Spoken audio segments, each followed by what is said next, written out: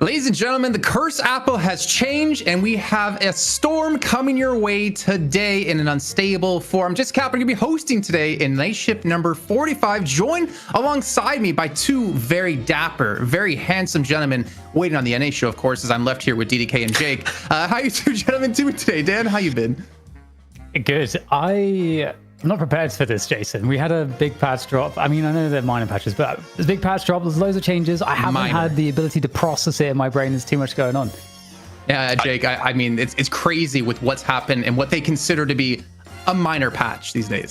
I mean, this is the nature of Deadlock, right? It's an alpha game, but I'm a really big fan of this patch, and I played just a few games, right, yesterday and, a little bit today as far as just getting my feet in the water and getting a sense of the new patch. And I think it's a lot of fun. I mean, the community, I think, has been asking for a long time for like an extra objective, and splitting what was the urn into effectively two different objectives now, I think kind of accomplishes that. There's a lot to do on the map. There's a lot of complications for players and teams to be able to react to in the match. And for me, it's a ton of fun. And summoning the Men in Black troopers is pretty awesome when you're able to win the Unstable Rift. I'm sure we'll see a lot of that, teams trying to play around those moments in matches today. Yeah, I think it's going to be chaos. It's going to be unstable for all these teams as well, having very limited time to play on the new patch. But before we do break down all the notes, of course, let's kind of remind you guys out there who might be joining us for the very first time. First of all, welcome on what we are here on the Deadlock Night Shift. We choose the best of the best from each region going head to head, and we eventually end up in a money match where the winner from last week returns back into the show, already slotted through for that chance in the best of three to win the big bucks. And this week, we got some new names. Well, one new name joining us here. We have Abrahams, who have recently won the R1 tourney over Buffenjoyers 3-2, taking on not necessarily a new team, but a new team in name and a new team here on the night shift of Oblivion, Dan. Yeah, who the hell are these people? We're going to have to go on a journey of discovery. We're so used to seeing the same names. I don't even know what to make of this. It's going to be a lot of fun, though, because it is a treat to get new names, new brands into the EU section of the show. So I'm looking forward to it. And then Jake, on the other hand of this show, coming up later on after we're done with EU, we did have an NA qualifier match with Burger Clock taking down Get Candy, which honestly, I don't know if we can zoom into that logo, but I'm kind of already digging it because it looks like a dog with a lollipop. And boy, I am tired of seeing cat emojis everywhere. But NA is going to be a run back from last week, Jake.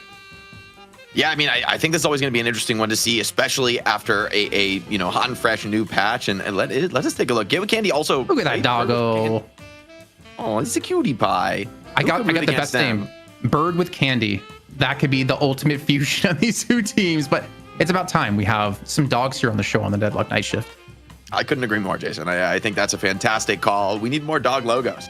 That's a call out straight up to the teams right now. We need more cute puppers on this show. Our quotient is very low right now. And, poor Dan here in the middle, I think the only one that has cats between us three here on the show. But before we move into this patch notes, which are coming around the corner, we got to once again thank all of you out there who have been supporting us since day one or since today or even last week. It doesn't matter who you are. We appreciate all the support. We got to check in with our Patreons once again. Our big $250 night shift board members with Affix, Incredible Mouse, Skinna, Tetsio, and Miss. But of course, every week we like to point out an individual out there. And it doesn't matter what tier you're in of support, and who do you have, Dan, to go with? King Slime, because I feel like Slime gets a bad rep, and so it's time for your spotlight. The King of the Slime. Okay, who do you got, Jake? I am going to go with BZ Prism. It just catches my eye. I kind of dig the name. But seriously, to everybody who's out here supporting, whether on Patreon, Twitch, YouTube, just watching the show, telling your friends about it, it makes a difference. And we were here week in, week out. Have we crossed a year, guys? I mean, I feel like we're really getting there. We're on 45, so we're not quite there if we do it once a week, Jake. It's pretty close. I mean, we skipped a couple weeks for Christmas and New Year's. Like we're true. Really That's on the cusp of it. So that is a very good point.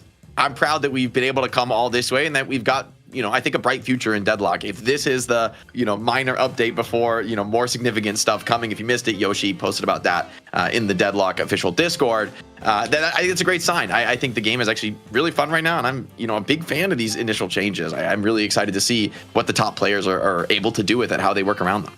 Yeah, I think things are going to be quite messy today, as we'll actually take a look at those patch notes now and catch you guys up on what you might have missed being released just yesterday. And starting off with the King of the Hill. So if you guys remember in a previous iteration, the previous iteration of the urn, you would deposit it in a position that would cause a King of the Hill battle to activate. But those two objectives have now been pulled apart from each other and act completely different. So no longer King of the Hill. It's going to be called Unstable Rift. And Jake, I mean, having some experience into it here already, it's going to be, I think, messy, at least for the first week, for teams to get acclimated to this. Yeah, I think one attribute that is pretty interesting to see them experiment with is the variable start time of the event. I think you could see this as like more randomness in the game, but I actually think there's because of that in-world only effect, it actually makes a really powerful reward for teams who are ahead and pressuring the map. Like sitting back, playing your own walkers, playing defensively now is more and more punished because you don't have the information as early about, where the rift's actually going to be, when it's going to pop. So if you're keeping all your lanes pushed, I think for, the last patch, it was definitely possible to kind of, hold the bunker down and play the comeback soul game and play the walkers. And, it's difficult for the opponent to progress the game. I think the Unstable Rift is really going to change that now. It's going to feel a lot worse to be sitting on the defensive. Teams are going to be more motivated to be out on the map, control the area and see what's going on. Also, it just starts a pretty powerful push wave because when you win the Unstable Rift fight, if you win it, you summon basically super troopers, men in black, to come push down a lane for you. And those can be incredibly powerful. I mean, if you fight with those troopers, they can take base guardians, I think, way early than was realistically possible before. Big shout out to really quickly here, Dan Korsaka with the 10 gifted here dropped in the chat. But I do have to actually wonder, Dan, thinking about these new super troopers, the men in black troopers we got, is there any sort of rim interaction we could see making them even stronger for a push? Yeah, that's exactly what the first thing I was gonna say is that I do wonder like what teams have been doing with respect to that, because it does seem like very powerful, and I could absolutely see if you drafting a comp towards a push-based style where you really maximize the advantage that those troopers get if you add the rem buffs or the little helpers, in addition to any other heroes in your composition that are really good at like pushing them and just playing off the tempo. So it is interesting. Will the game emphasize more of a macro style element? I'm really curious how the game's going to change, and also how much priority actually ends up being put on the urns, because obviously it's a solo objective. The rift is going to be significantly more important. So it's going to be really fun to see how it plays out as we get to see a little preview right here. Silver standing there, just looking to claim the rift, and there are the new troopers. They're very big and kind of scary, to be honest. These guys are tough, man. They are tough. Like, watch them take this guardian. Like these things are kind of beasts. I'm not gonna lie, solo a guardian at 5 minutes. That's interesting. Looking at the portal as well, it kind of makes me wonder, is there a world we see the King of the Hill type event actually be, you have to enter the portal and you get transported somewhere and you have to fight in that area, so then you're taken off the map and that allows teams to push against you if you want to actually go for contest or something like that. I don't know, there's so many ideas that they can come up with and so many things they could do, and yeah, that guardian, it's out of here, and those minions haven't taken too much damage. That's great. And this is like 6 minutes in where the resists are still like decent on the guardian, so with no assistance. I mean, it's kind of wild. Yeah, so it definitely should have a profound impact in terms of actually forcing the game forward from the early game. Watch, they'll take walkers. I mean, this is something where I think it's interesting. In the past, I really feel like hard sieging walkers is just a bad play, like almost always. Even if you're pretty far ahead, unless the other team is dead or distracted or busy elsewhere on the map, you can't really just siege a walker because it's so powerful defensively. But I think this new objective could actually change that. We could see teams like intentionally taking fights on enemy walkers, trying to leverage these creep advantages. I think that's going to be kind of a new type of battle taking place in Deadlock. That's a scary thing, man. And the fact is, like, that was only like what, four, I think it was 5 of them spawned. If you get it as a comeback, depending on how far behind you are, you could get 12 of these. And I can see a world where the game ends from 12 just pushing because you keep the team active somewhere else on the map. But there's a lot of other changes that have happened as well. The urn in particular, if we can stop here, it has changed drastically, Jake. And I think it's something we have to talk about. Yeah, so basically the urn is now a much more viable solo objective. I think the most important change is that the enemy team no longer sees you on the minimap when you're holding the urn. And maybe the second most important change is that you're no longer disarmed or silenced. So essentially, you're just stronger than normal with the urn, right? You get like the movement buffs and such. And so you're quite strong. The only real weakness you have is that you can't parry while you're holding the urn, so people can, snatch it off your hands with a melee. But I think there's going to be a lot more sort of risky, solo urn dunks gone for, because it's a lot more viable now. The enemy doesn't necessarily know where you're coming from. But of course, no longer being able to be manually dropped is huge. So the person you choose to pick up the urn is essentially committing to either finishing it or just holding it until it completely expires, which is still now completely viable. It doesn't hurt you anymore to hold. So I think this is actually going to be a lot more interesting and dynamic. It's not so much of a team objective anymore, although maybe, hey, in competitive play, maybe teams will try to do it as a unit, but it's worth so much fewer souls. It's plausible. You trade urn, you take a sinner or two. It's kind of an even trade. So I just think it's going to be a lot more interesting to see people kind of make more solo plays. In Deadlock, I think maybe there was a little bit of a lack of that in competitive play, with everything feeling like it needs to be a huge team fight, other than the occasional split push. So I think urn's going to be a lot of fun. I think we'll see people going for more like crazy dunks, trying to just like do the fastest possible speed run. I've been seeing a lot of that on the Deadlock subreddit recently, people doing like insane speed runs to try and dunk the urn. And I think that actually may have a place in the game, and characters like Celeste and Viscous who can really, fly in from maximum range. And you can just pick it up as haste, just go invis, just run it and cap it whilst you're invis the whole way. It's kind of crazy. I do wonder, is there a world we do see Doorman get even more highly prioed, because you could have someone pick it up, force yourself to drop it, so then your carry can pick it up and turn it in. So you can funnel more souls to that carry in particular, or think of ways you can do that to make sure they get more and more ahead. I mean, I can imagine OCs out there thinking, I can get even further ahead now. Yeah, the fact that the souls go to the person who dunked it, unless an ally secures the souls, which splits them 50-50, but still, it's much more focused injection of souls. It's worth less overall, but to the person who dunks it, it's worth significantly more in general, right? It's a bigger boost for them. So I think it'll be it kind of opens the door. Do you want to feed it to the carry, or just let the carry farm and have this be an objective that the supports or the frontliners can kind of contest over, depending on the state of the game? Yeah, let's maybe head down the patch notes a little bit here and get towards maybe some of the hero-specific ones. I mean, obviously, I guess there's a lot of items as well we could go over. I completely forgot about that. If there's anything particular you want to talk about?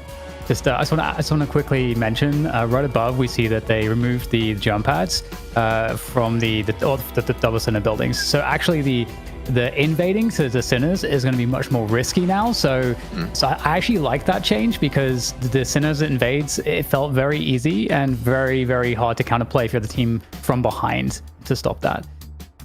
Just wanted to mention that. No, I think that's good. I also think the dash jump change is pretty interesting. Like the vertical impulse is like a small change, but it has felt, at least for me, that it's a lot more fluid to dash jump around the map. There's a lot of sort of like mid-height ledges that you can now more comfortably clear and transition into a slide. It's a small thing. I mean, really more of like you're probably not going to notice it in a spectator environment, but they've also, in general, reduced overall health, I believe, from per boon. So generally should like lower the time to kill a little bit. Obviously, that's like a really key stat in in a game like Deadlock. So they're not going to do anything too crazy. I don't think 5% is going to be massive, but it's enough to say, hey, maybe those kills that would have been on the edge before maybe now feel more possible. Maybe making comebacks feel more realistic to pick off those enemy carries. Yeah, and actually at the very top of the patch notes, there was something there I wanted to mention too. If we can, I just want to make production scroll. No, I'm just kidding. I'm kidding. I just want to make you work for it, because I see you going up and down constantly. Let's get into some of the hero changes in particular, because there has been quite big tweaks to a specific kind of hero. I'm looking towards Billy, for instance, since we've seen a rise of Billy in the last week or two. He's been I would say like slightly nerfed, especially when it comes to health, if I'm not mistaken. I think he had like health reduction. Yeah, everything kind of got. Or maybe I misread it. I mean, he's part of the global health reduction, right? So. I was just gonna say, like, T3 Rising Ram was, I think, really the only buff that he got, but otherwise everything was kind of brought down, which kind of, honestly, kind of feels like it makes sense. I was playing a lot of Billy over the last couple of weeks, and honestly, he's been unbelievably powerful, and so I'm not too surprised that he's getting kind of pulled in line. I actually still feel like Billy's gonna be very good. I think it's gonna. I do wonder if there's gonna be any more focus on a bit more kind of spirit leaning builds to kind of maximize the Rising Ram, but usually you'd get Rising Ram pretty quickly. To level 3, so yeah, it might change some priorities and how Billy gets kind of built and so on, but I think he will lose a little bit of prio today, and there's other reasons we're going to go through as we look at the rest of the list. What else, Jake? What else you see when it comes to the heroes and the changes that really stand out to you? That could be, I'd say, like meta changing for us here on the night shift. So that's for the most part, the changes do actually feel pretty small to me. Like, I don't think anything is really massive. I mean, Celeste getting a couple damage bonuses and you know, a little bit of utility here and there is going to be nice. Doorman getting a small doorway nerf. Like, I don't know that, at least from my read of the patch, I didn't notice anything that was radically different. By the way, Chrisana, what the hell? Another 20 gifted. Thank you so much for that. That's huge for us here. But yeah, you can see some of the changes. I feel like these are all in that same nice little small to medium category, and they all feel like they make sense. I mean, characters that we really weren't seeing much of, getting a little bit of love, those that were being played, you know, all the time, getting kind of taken down. GT losing permanent spirit scaling is gonna, I mean, that's gonna hurt. I think that's really a key part of the character's success. Holiday definitely got taken down a pretty significant notch in terms of the raw damage from the powder keg, which I actually think is the right way to do this change. Like, it still gives you the utility, it's still good at setting up lassos, and it's still going to be, you know, more consistent than it was prior to the recent changes. But the raw damage from just barreling somebody 4 or 5 times, okay, that's been taken down a little notch, which makes sense to me. I think one thing to bear in mind in the context of all these changes is that let's say like Celeste, for example, you know, with some of the damage bonuses, the overall health pools have come down for everybody. So that kind of makes some of these more burst type heroes a bit more powerful. Like, we'll see Vindicta got some slight buffs as well. Drifter also got some slight buffs. You know, bursty heroes, I think, are going to get a lot of value from this patch. Mina included. Mina's already, I actually think Mina's in a pretty good place. But I think Mina, with some of the buffs that we see here, and again, improving some of the damage, I think is going to make Mina also more attractive. I'm kind of expecting to see a bit more Celeste, a bit more Mina. The shift changes are the ones I'm most interested to see what you guys think. I do think that T3 Sanguine is actually, that's a massive buff. The range on the bats, because remember that range is applied every time you proc the bats, which I believe is still 3 times at tier 3. So you have like a pretty bonkers escape now on Mina. I mean, this was, I think, the ability that was kind of checking her power, getting, you know, came in really strong, got nerfed pretty heavily. And now, I mean, that's the kind of change that makes you think maybe max bats, this hero is going to be really hard to catch.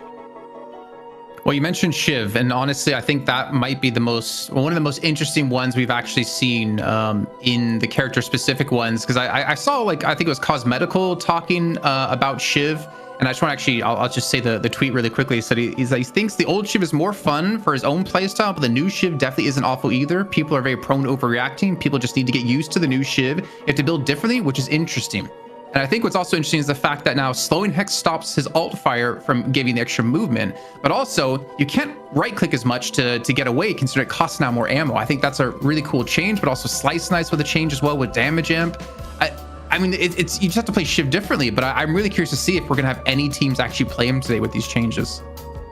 I do think the Killing Blow changes are a pretty, well, maybe they're a big win to like the older playstyle of Shiv where you're really playing around Killing Blow. I think last patch people were mostly using Killing Blow to escape, right? Or like it felt like that, at least as much as they were actually going for kills, but the range had been taken down pretty significantly to maybe make this a little bit more, especially with, you max this out, I mean, the execute threshold is kind of insane for cleaning up, you know, relatively low HP tanks.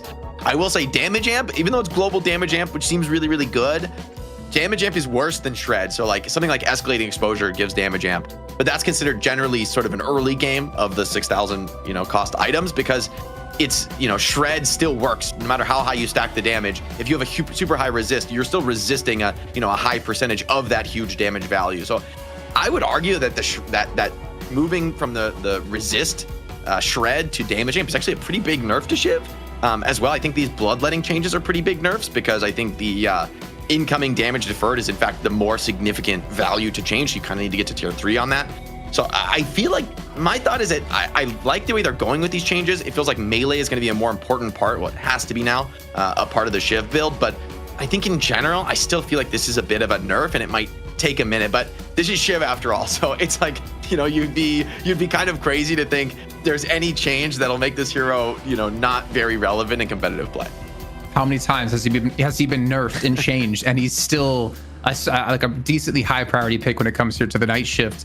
Dan, do you have any thoughts on Shiv, or do you want to move on to another hero? No, yeah, I'm just very interested in how people will interpret it with the builds. I have a suspicion that Shiv is like kind of like you're alluding to, that Shiv is still going to be very good. Again, maybe you do some of the build priority a little bit different. I think the fact that you can chain killing blows right from the beginning right now is really nice. And you get max rage from it as well. So you're getting onto that damage amp. If you get one kill with it, you immediately become very, very threatening. So super curious what the pros will make of it. Yeah, excited. And it's also funny here, we're going to see Pocket catch some extra nerfs because why not? I will say the Pocket gun damage was a little wild, honestly. Even when you had pretty minimal investment into it, he had a really sick amount of gun damage. But I mean, a little reduction on the flying cloak CD. I don't think this really changes much for Pocket. In the end, you're picking this hero for Affliction. I think Rem getting some pretty interesting changes, losing some spirit resist on the little helpers definitely hurts. Feels like for a lot, like that's a big reason why you pick this hero, is to get that extra resist. But of course, at tier 3, those resists could be kind of crazy. Yeah, and you're seeing we're going to have one less helper overall, if I'm reading that correctly, as well as our lovely production is pointing that one out. I mean, the thing is, Rem, I think he had a pretty subpar win rate in Night Shift the last weeks, even though we saw the change to tag along. You could heal every single person on your team with the missing health. That wasn't enough to like really bump him up when it came to the win rate. But maybe one more hero when it comes to win rate that I wanted to mention was actually Warden towards the bottom, because it's one of those heroes that honestly, we only see really Zergy playing. And it did have a nerf to the overall bullet damage per boon by a pretty, I would say, significant amount. And I think I heard Zergy say on a stream earlier on that, yeah, it does hurt Warden quite a bit. I'm not sure if we're going to actually see him play something like that today when we get into our money match. But I find it interesting that they're still trying to like pull Warden back a little bit. Basically, I want to say off of Zergy's performance. It does feel now like they really want to bring back Spirit Warden, or at least, inject a little bit of that spirit into the build. I think, for the last, few months of play, people have been building Warden almost exclusively pure gun, like maybe zero spirit items. Maybe they buy like just the 4.8k spike with some efficient gun, effectively items that do gun damage, like Surge of Power or Bullet Resist Shredder. But it seems like the last patch, people started building Merc Mag and started building some, around the ultimate at times. It feels like they kind of want to keep pushing in that direction while kind of keeping him in that hybrid identity. So I think that'll be interesting to see. But that raw bullet damage reduction, I honestly think that might kind of take Warden out of viability, at least for the moment, or teams will pick him and really try to play for like an ulti-centric build that doesn't care so much about the gun damage. Still, anytime you lose base gun damage, that really hurts. That really hurts on any hero that wants to get farm and wants to use their gun really at all. Another quick things, a couple quick things I'll mention as well, Viscous above, is that I think Viscous got kind of like a nice change to kind of bring him a bit more in line, just a slight nerf to splatter, but also, just making the goo ball a little bit better. I think I like these changes because I kind of like where Viscous was, but yeah, the splatter was really the problem. And then the other thing I wanted to draw attention to is Vindicta. I think Vindicta could be a lot more playable now again, just with the context of there being lower health pools across the board. That should in theory make Vindicta, who's a snowbally character that would put like massive burst damage, potentially also more viable again. Because I don't think she was bad before, but it's just it's harder to play in the pro scene at least. And I mean, she does feel like she's has a very niche role though, and it still seems to be leaning towards support more so than a carry. But maybe the changes are enough to make that, I mean, not necessarily like a carry, but more of a carry than she previously was. I think a lot of these heroes that like in general on Vindicta, you want to end the game early. I think that's fair to say. It's not a hero that does well in the ultra late game. Like once people start buying Phantom Strikes, you just feed. Like it doesn't really matter how much damage you have on the character. With the damage scaling from the snipe, you just get Phantom Struck and jumped on, and you just don't really have tools that answer that in the late game. You're just not tanky enough to be able to actually bring that bullet damage into a really contested fight. but I think in general, the Rift and the Troopers it spawns are going to make playing for early game, playing for tempo, and trying to win in like 20, 25 minutes, it feels maybe more viable. I think that's going to be the change that all of these, hero changes need to be looked at through the lens of is like, how well do you do in the Rift fight? And how well do you actually play around those Troopers if you do win? Can you take big objectives? Can you get an early shrine? Because if that's possible, taking a shrine earlier than it was before, that changes everything, right? Shrines. Oh, no. Look what you're doing to production, man.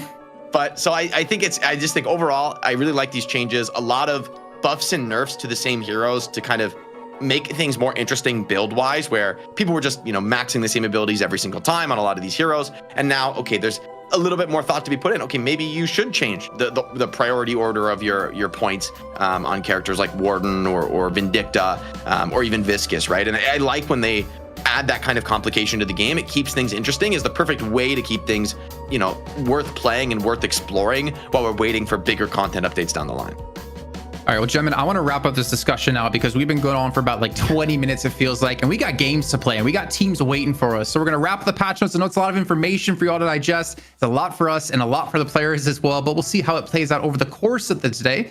But to remind you what's coming up, we got Abraham's taking on Oblivion, and we'll go into the Abraham's roster to give you guys an idea if you missed out on who is playing on this team off the back of a major high, winning R1 tourney over the team that they always seem to never be able to beat, of Buff Enjoyers, in a 3-2 affair. This team, I think they're coming in this week here for blood, Dan. Yeah, totally. I love that Abraham's managed to get that scalp. I think that is a big confidence booster because I do feel like, Buff Enjoyers were starting to get that psychological edge on every team in the region, but that should certainly break anything like that. But yeah, Sanya Sniper together, Saint, Taz, Ozo, Empty Dreams, just a star-studded roster back to front. And I'm super excited to see what they do with this patch, because I would actually say that any new changes, I just feel like the better team at adjusting more quickly these days is going to be Buff Enjoyers, and Abraham's usually, I feel like, are a little bit slower. So that's what I'm going to be looking at today is, what's their read? Are they behind? Are they ahead of the game? We'll see. I think it's this very team, difficult. Yeah. They've always been solid, and once you get one win, it kind of changes everything, right? You know that you can surmount the opposition, and these chaotic patch changes. I do think Abraham's, I feel like their calling card as a team has been that they are fantastic in these like big heavy numbers team fights. I feel like they're kind of the best team in the world when it comes to the mid boss. I feel like they somehow always come away with rejuves, even when it seems completely impossible. And so I think for a team like this to be able to like push those big team fights early, win around those Rift Troopers and turn those into like game ending or game deciding pushes, I think that plays really well to their style, and I want to see maybe this team more than any other how they approach the current patch. Well, their opponents, let's take a look at their roster. It's going to be Oblivion, and I saw a lot of people in chat asking, who's even on the team? Who are these guys? Well, they did play in the R1 tourney that happened just this last week, and they did unfortunately not make it past the group stage where they went 1-4. But you're going to recognize a couple of the names here. For instance, Colt, Bandwise, Bobby, and there's a couple of new names. And if you guys didn't catch the R1 tourney event, Balaclava played wearing a balaclava on stream on his camera. So it was actually really funny to see. But I mean, this team, they've had experience against Abraham's. I would say like new and up and coming. They've had people play on the highest levels or highest echelons here over in EU. But Dan, I think this is going to be definitely a true test for them here on the DLNS stage. Yeah, I mean, as Jake was alluding to, Abraham's are so good. Just overall as a team.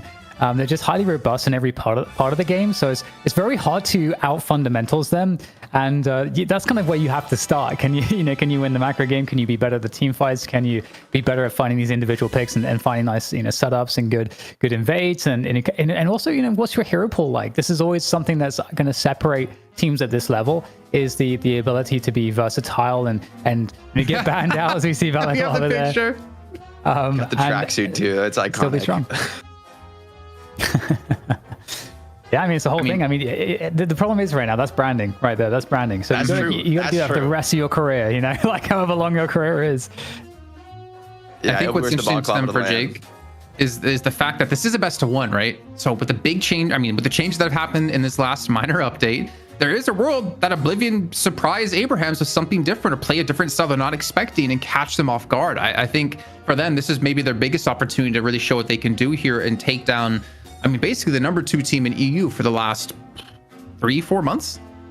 Yeah, and it's a tough time to be able to roll the challenger match here because, of course, Abraham's, getting that win recently. Maybe they look like the #1 team. Maybe they're here to really take the entire title. So Oblivion have their work cut out for them in terms of challenging them here in this best-of-1 challenger match for EU. But also when we see a new team come in like this, I'm just excited to see, what new players that we haven't seen before can show a good performance, can get me interested in, what does this player bring to the table. So yes, it's a really unlucky draw to be going up against Abrahams while they seem so strong, and they are certainly the underdogs in this series. But I still want to see what they can show us. And EU is a region that still continues to deliver newer and better talent as time goes on. So I don't think that's going to change anytime soon. And I'll definitely keep my eyes open to see who on this Oblivion squad really looks to stand the test of time.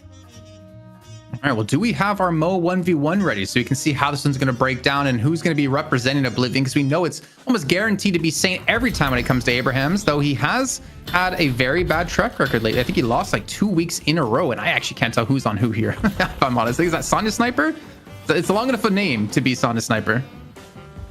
Is it Taz? Am I crazy? Or I see there's a couple characters on blue. It's like, this is the challenge of the moment. Oh, I see Halfex.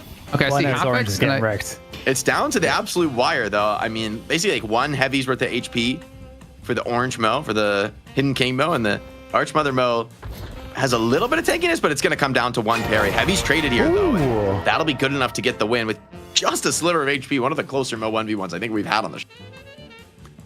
So that means that a team will have choice of one of the teams or second. We don't know which team. The other one lost. That's what we can say for sure.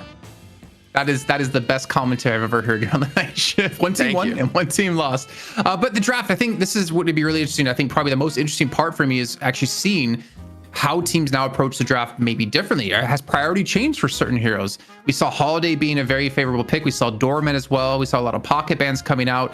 I do wonder, and maybe you have some insights, gentlemen, on who we might be see actually as proud as a first pick, or we just see the same of what we've been having this last couple of weeks. Oblivion still get rid of the Holiday. They have first pick, so maybe they don't think Holiday is worthy of the first pick themselves.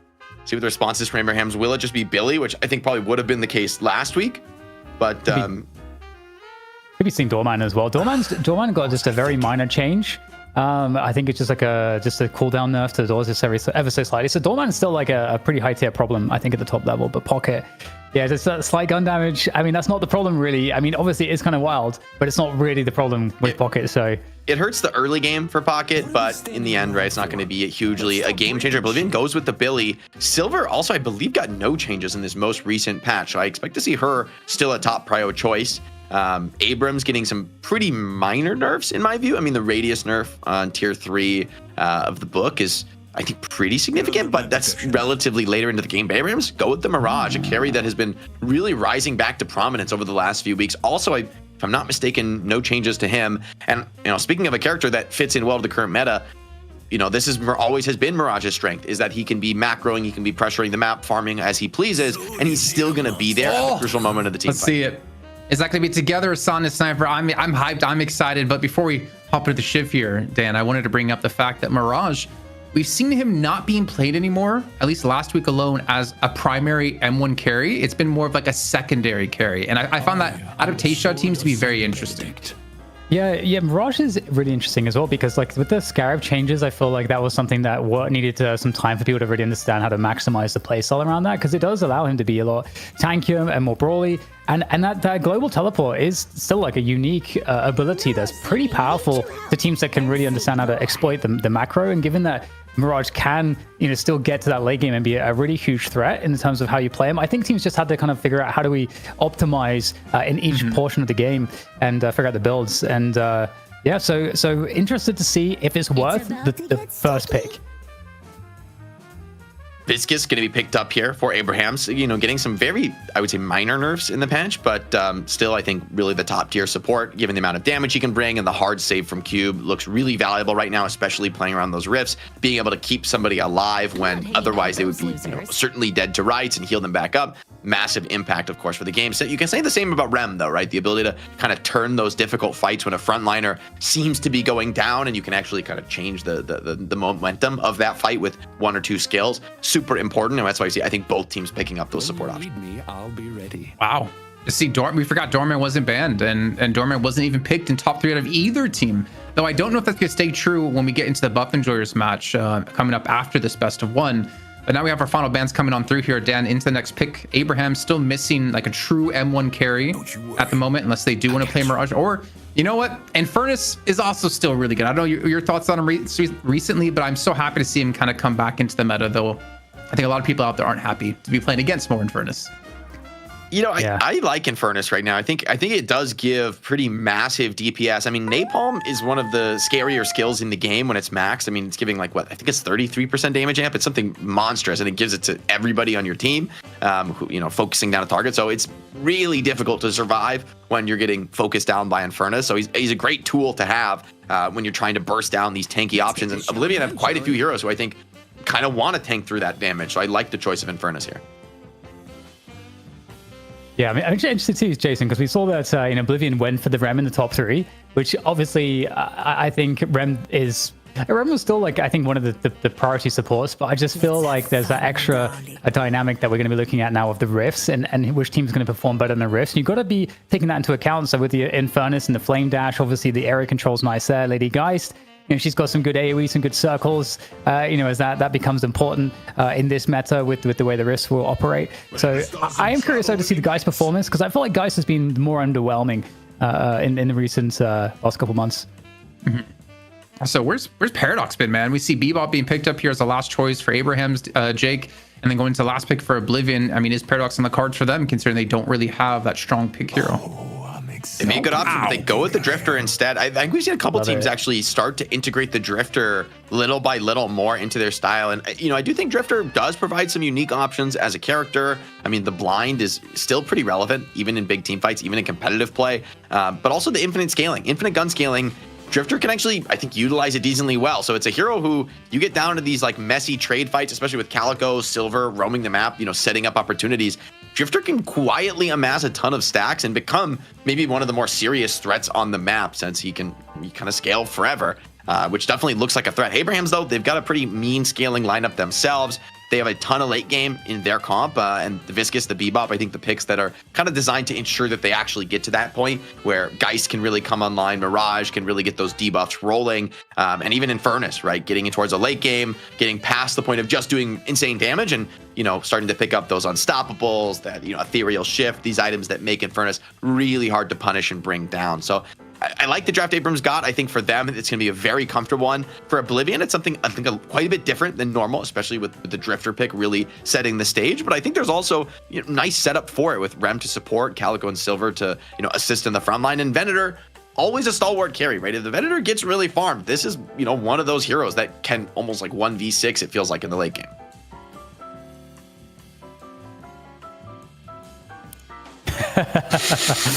Are you waiting for me, Jason? I am. I'm waiting for you to give your thoughts. Yeah, I'm enjoying the fact that we're going to get Drifter, because it does. I've seen some Drifters on this patch, and it has seemed to be the case that these buffs have certainly helped out quite a lot. I think just the fact that you can kind of, because before the even with the Rens, it just takes kind of a while for that to come off, and then for you to be able to do something afterwards. And so just having the small changes there, I think, does allow Drifter to get more damage out. And then also obviously having some extra bonuses just around all of the abilities, especially like you can get active after the cast summon the ultimate as well a bit more quickly. Like all of these things I think add up, and especially because the game is going to be perhaps a bit more macro centric, you might be able to get more catches on heroes than before. Whereas before maybe there would be a bit, a bit more, a bit higher of a or harder of a task to catch isolated players. So I think it could be a meta where Drifter could actually make sense. I guess we'll have to find out. But I don't know with Abrahams if I feel like there's any easy targets,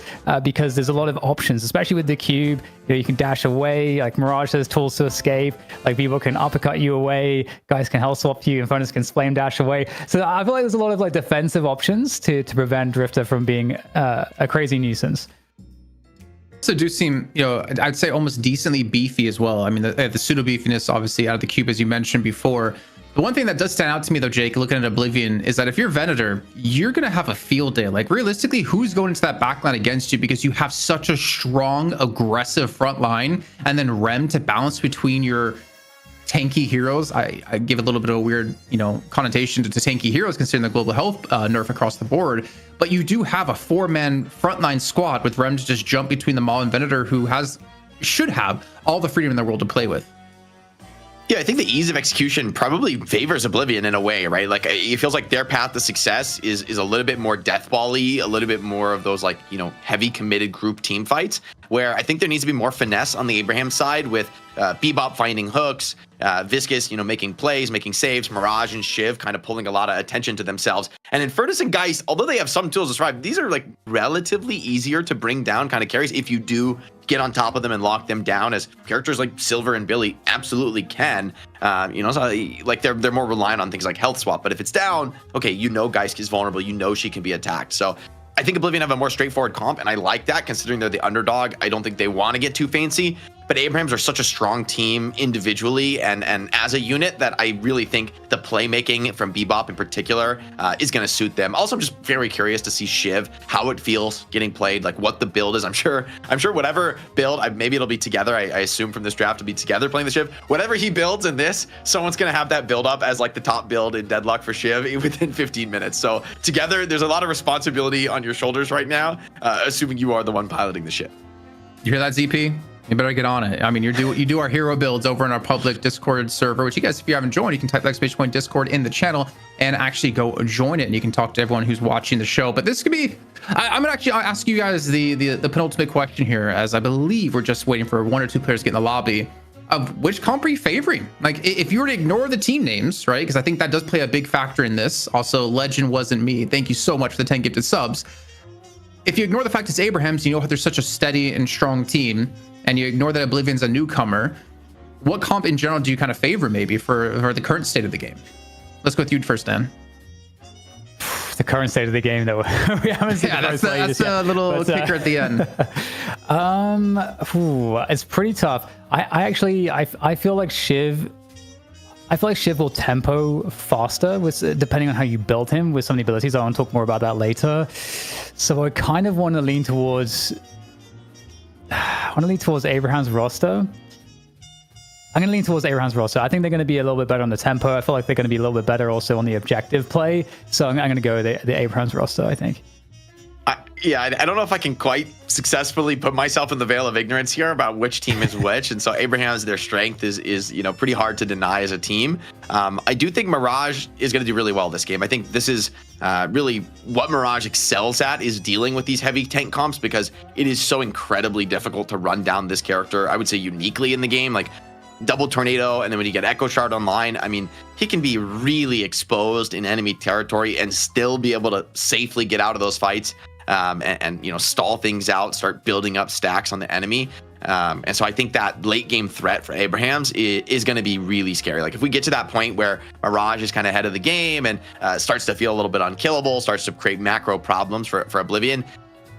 If Drifter and Calico have crazy games and they're huge, like they're so threatening individually that it's really scary to split push, then I think Oblivion can get away with this. But I think if Abraham's just kind of hold the game relatively even, they're going to be able to put a ton of macro pressure on with some of these heavier carry lineups. And Bebop, I tend to really like Bebop at high level play. I think it just gives so much threat, so much comeback potential. The ulti is pretty fantastic for the Rift fights because you can use it from so far away. So I do kind of lean towards Abraham's, but that's also quite a bit of bias coming from the fact that I think they're such strong favorites in this matchup. Does this really mean I'm the only Oblivion believer out there? And let me know in chat. I didn't actually see the predictions, but I'm pretty confident in saying they're all leaning towards Abraham's. We're going to kick off our first match tonight. It's our challenger match, where Buff and Joes are waiting to play against the victor in a best of 3. Let's see who that's going to be with DDK and Jake. Yes, this is going to be a fun one, Jake. I think I actually feel like there's a world where Shiv might be better, but it just depends on how you're looking at it. In terms of, because as you say, he loses that shred, which is really, really, really powerful, especially in the later game team fights when everyone's got a lot of spirit and so on and so forth. But I think that, there's some of the changes to the ult where you can just chain the ult off of the first point once you're able to, assassinate somebody. The way the thresholds have changed when you leveled it up.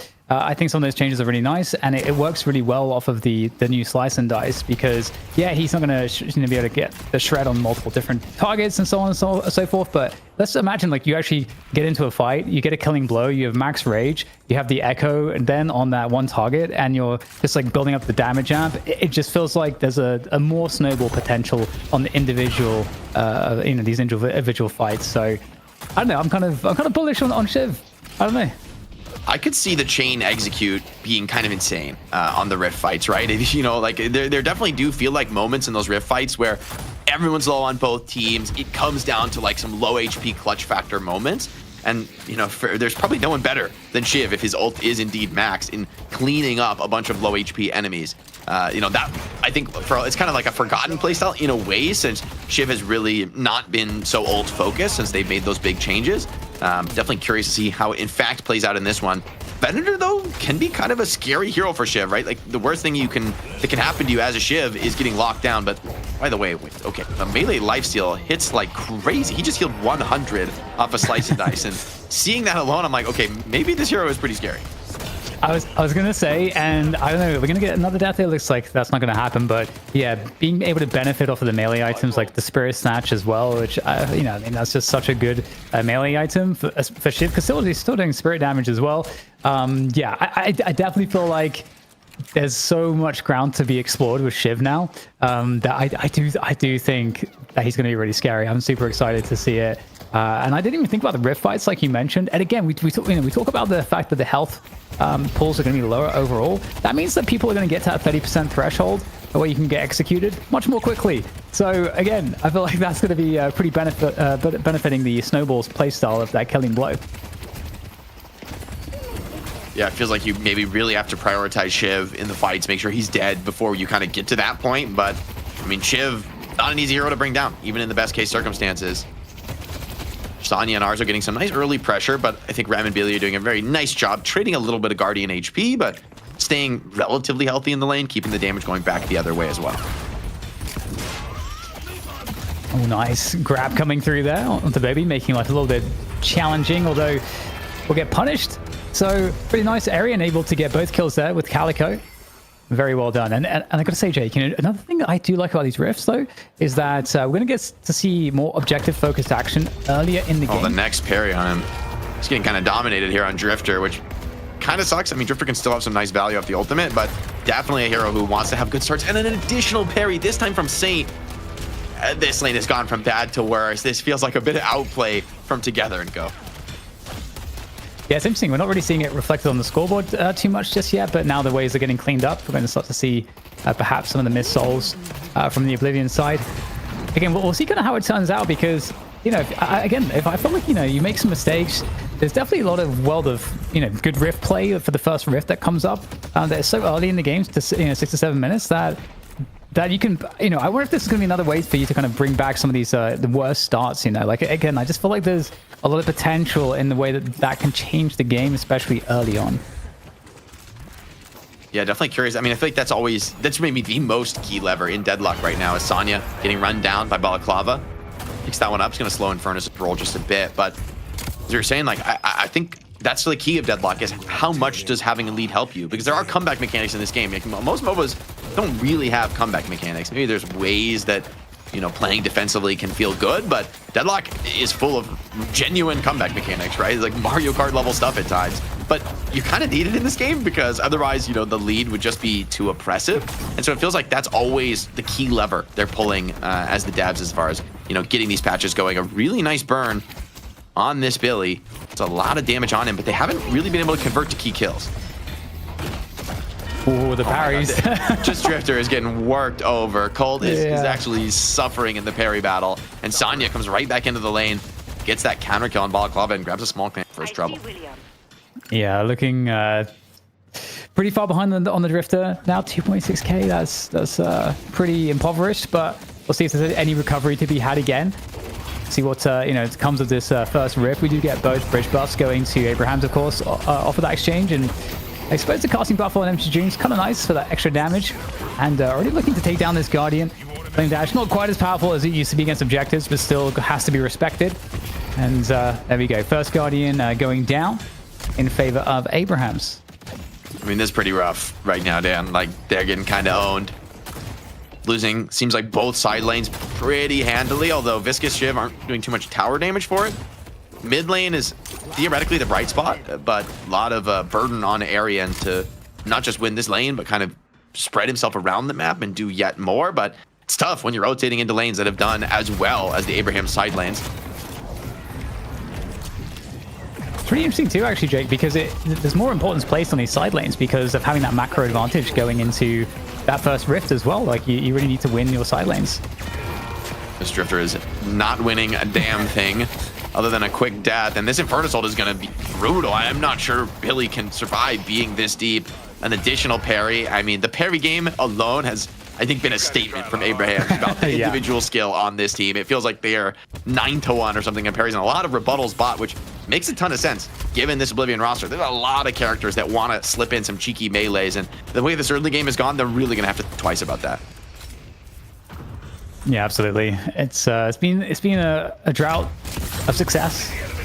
Worst kind of drought, I suppose, in a game like this. We'll see if there's anything to be done here, but really nice uppercut there. Just doing that extra damage, barely escaping on Silver. She's in trouble, though, ticking out. The Scarab on the last tick, it seems like, finishes off Bobby. And, I mean, this is turned into a bloodbath. I gotta keep it so for real. Right now, the game is, like, dangerously out of control. Taz picks up Headhunter. There's just so much pressure on the map right now. There's really no relief for it. Yeah, definitely problems as we get more and more aggression. It's just only beginning here, Abrahams, as they start to heat up. But everybody, how many kills do they have? The fact that we're like 7.5 minutes in, we've got 3 players on fire right now, a 5-kill streak for Sanya Sniper. That's not cool, man. We're gonna get a pause here, a little moment for Oblivion to contemplate their position in this game, which is not good, Dan. It's just extraordinarily not good. Game crash for Billy, but I think this tower crash is what's coming next. I think this T1's going to go down, and the early game has been nothing short of a sweep here for Abraham. Yeah, this is pretty rough. I don't know if we can see the kills, but there were so many kills exchanged in favor of Abrahams for the most part in the early game. I mean, I feel like we've seen at the top level a cooling down. Obviously, we don't know necessarily how this meta is going to play out just yet. We have to get the data, but I feel like there was a kind of a cooling down. I don't know. Do you agree, Jake, that we were starting to see less kills? At least, like, if you put the barometer with Abrahams versus Buff and Joyce, for example.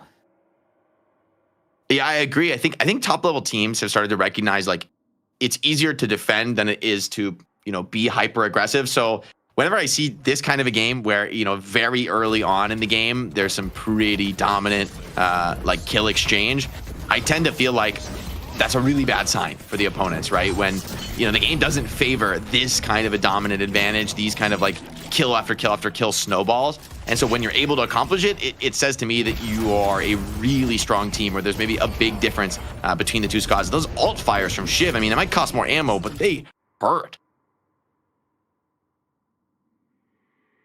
Yeah, I love it. And you love a pause during a Bebop Hyper Beam. Makes the game feel like a little bit closer to Dragon Ball Z. All these beams everywhere. It should be the case that the Hyper Beam can, like, connect with the other beam and then just, like, create explosions. No? The Hyper Beam creates explosions? No, like, connects to the other beam, like the beam from the tower, from the Guardian. Oh yeah, like Ghostbusters, man. Don't cross the streams. I mean, I don't know that the Bebop ult needs to be more threatening. I feel like that ult in general is pretty nasty, especially in the early game, where it feels like one of the highest sources of single target DPS in the game. It might genuinely be that, at least, like, right when the ultimates come online. Hopefully Oblivion is able to get Billy band-wise back into the match here, and looks like he is reconnecting, so we should be able to get underway shortly here, Dan. Yeah, totally. Yeah, and I have to say, with Bebop, I think, we went away from these earlier, like, faster tempo style Bebops where you get the ults online quickly, because there was an era where we would have, like, these majestic leap Bebops where you just, like, save all your points, like, like your Vindicta is just pumping everything into the ult as soon as you can. Where with Bebop, you get an insane damage output by doing that, but getting the uppercut, getting the the hook and the bomb online is just like more priority in the gun focused bebop meta, which I feel like has persisted for a very long time at the top level. And it's super fascinating because I feel like, whenever I've played matchmaking, people have always just been building spirit in matchmaking. And the pros, they've generally gone with a gun build. It's just kind of interesting. I think the thing is the spirit build is so much easier to execute. So at top level play, I think the gun is theoretically better. By the way, back into the game. Right off the pause, and Furnace is like dancing for his life, but oh wait, what a hook. Okay, hold on, maybe they're able to get a counter kill on Venator. Bomb's ticking on him, couple Mirage stacks, and Mirage is going so deep for this kill. It might even be punishing this. The Drifter Darkness starting to hurt, but it's been an absolute slog. Eventually this tower seems to be vulnerable to a kill, but actually no, it's going to turn into a lot of counter kills if Oblivion can run these down. Yeah, still 2 players on fire, but that's something, 6k deficit. There's more ways to recover it, but something else to mention is that the objectives do give less in this new patch. Like everything gives a little bit less in terms of souls, so this is more of an advantage from Abraham's in terms of souls. That's just like legit. We've been getting more hero kills than you, and you're not going to be able to equalize this as easily. Furnace getting a lot of early farmers, rush the green spike. So once he gets this Headhunter online, the Headhunter is not only going to heal pretty significantly since it offers a percentage-based heal, but this Furnace is going to be really tough to bring down. You can see he was already topping the hero damage we saw on the pause screen for his team. Mid Guardian, not long for this world. Mirage will pick that one up. Maybe went a little bit deep on the last dive, but this hero still a huge problem right now in the game. And really, I mean, that's not when we expect Mirage to be so strong, right? Like on release, he was so dominant on the lane, but now we usually think about him more in the late game, but I guess I'll have to wait for that as he does go down to the REM sleep. So just easy cleanup here for Abraham's available as we get the mid pressure from Oblivion. Taz will take down Colts. We did get an objective going the way of Oblivion at the very least, but lots of punishes coming on through again in the form of kills here, and the snowball potential is going to be kind of scary. Also, 11k souls. Everybody pretty healthy here. Gets a bit of farming of souls here as well from Saint, able to take down players pretty deep in enemy territory here. I mean, they're getting styled right now. Abraham's having fun with this. They are so deep in enemy territory. In any other team, I think this would be a crazy move, but the kills just keep coming. Taz keeps finding hook after hook. Feels like he can't miss those.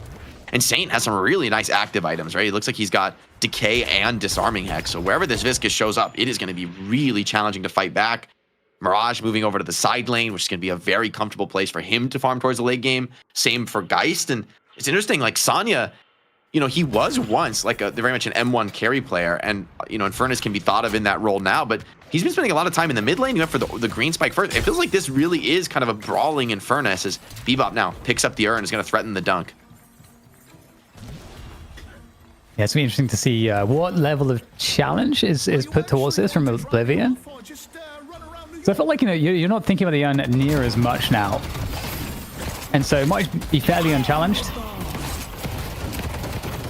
Really getting like 25 melees in on the Geist. I almost can't believe it, but Cube comes in, gets the save. And with this vitality buff, Calico's going for the kill, but I'm a little bit scared about it. If he's able to get that heal off the wave, it'll be a big deal. Maybe if the ult connects, though, that should just barely be enough damage. The heal's still coming through for Geist, turning this into a brawl, but it feels like Calico, with this cold snap coming off cooldown, cold front rather, coming off cooldown, it's going to feel a pretty nice kill to find this early in the game, especially considering the comeback souls that Oblivion are working with here. And there we go, Rift coming online as well. Is that on the right side? So it is. Yes.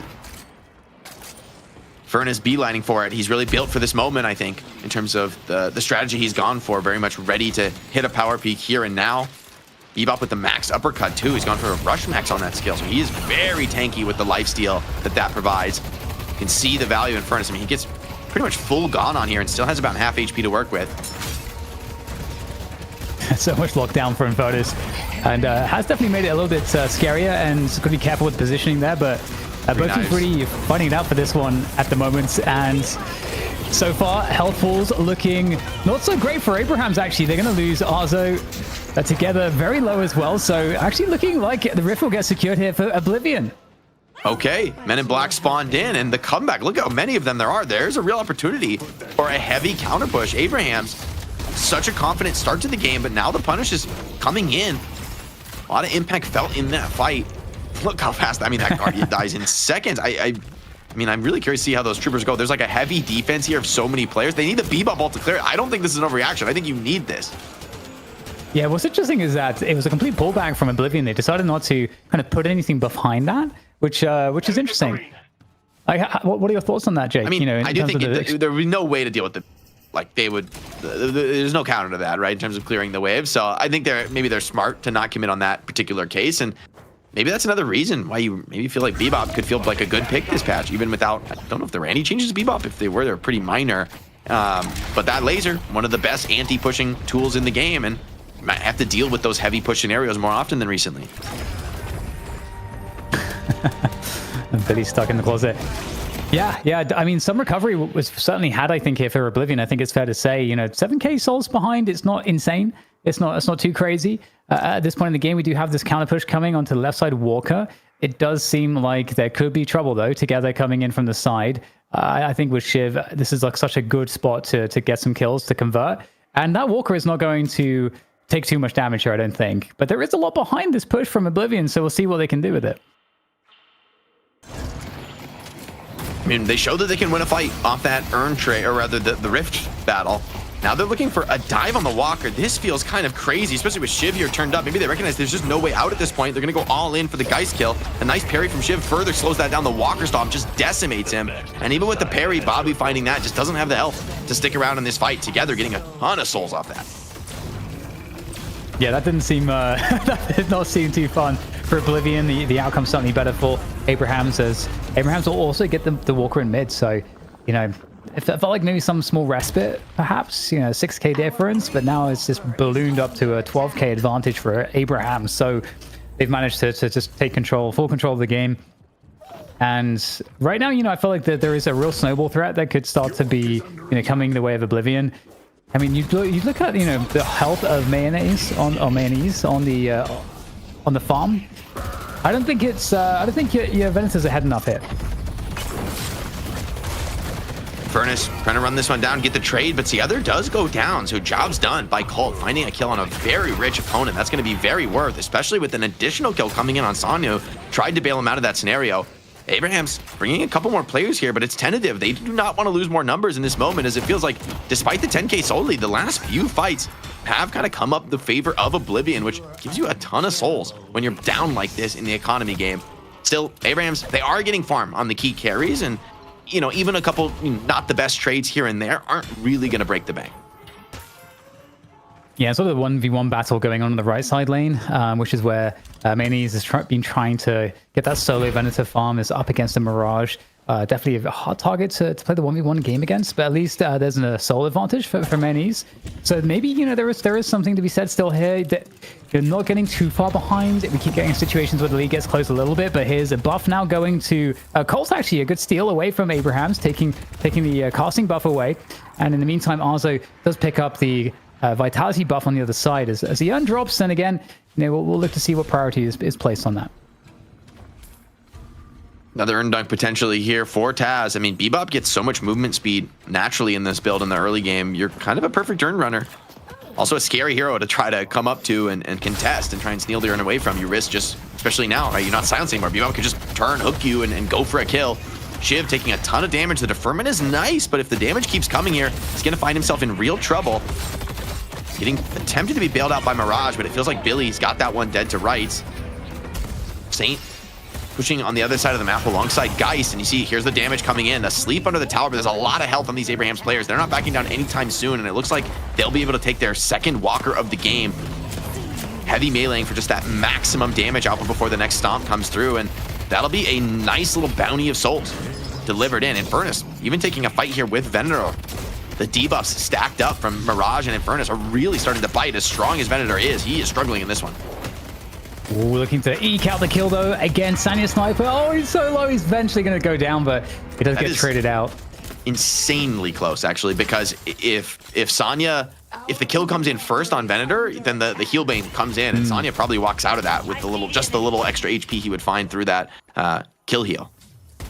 The problem now is that mid boss is a prize that is becoming ever more doable off the back of some of these fights that Abrahams have been routinely winning and coming out the better of it. And that's going to be something that's going to be perhaps impossible for Oblivion to deal with, if they lose the mid boss, given how far behind they are right now. So really curious how this is going to play out, where the next rift goes, because of course the first rift was actually won by Oblivion, and that went a long way in helping them to slow the bleeding down. But for now, they're really much on the back foot. And we talked about how important it is to really be winning all the lanes, so that when the rift does open up, that you are able to have more advantage in getting to it. Gank coming in here, attempted on to Together. It's been definitely the whipping boy of the opposition here, coming in, making plays, but the blind means that even Saint can't really find much of this. Needs to get hooked out by his own Bebop just to stay alive. And Oblivion smell blood in the water. They want to look for more, push for more kills here. Abraham's still healthy, though. I'd be a little bit scared about a turn if I were Oblivion. Silver comes in deep, but the cube saves disarm as well. This Lycan has to run for the hills, but gets hooked under tower and uppercut right into the stomp. Silver going a little bit too deep, still putting down an impressive amount of damage, but feels like a lost cause trying to fight under the walker in a 2v1. Yeah, perfect timing on the stomp.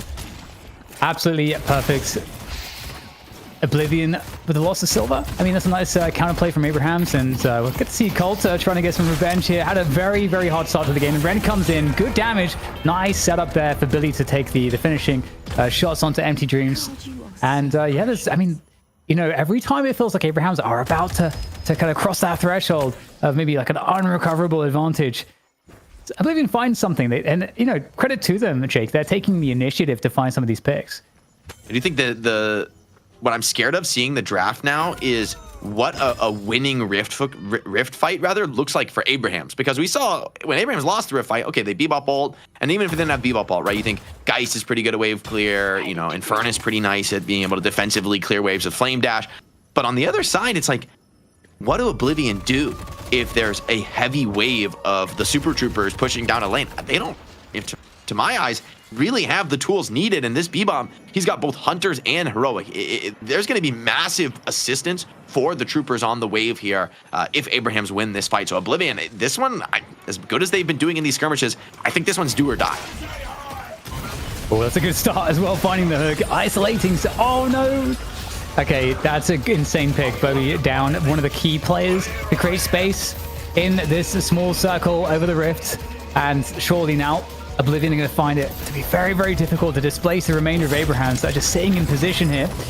The bugle comes out, but a lot of focus damage on this one.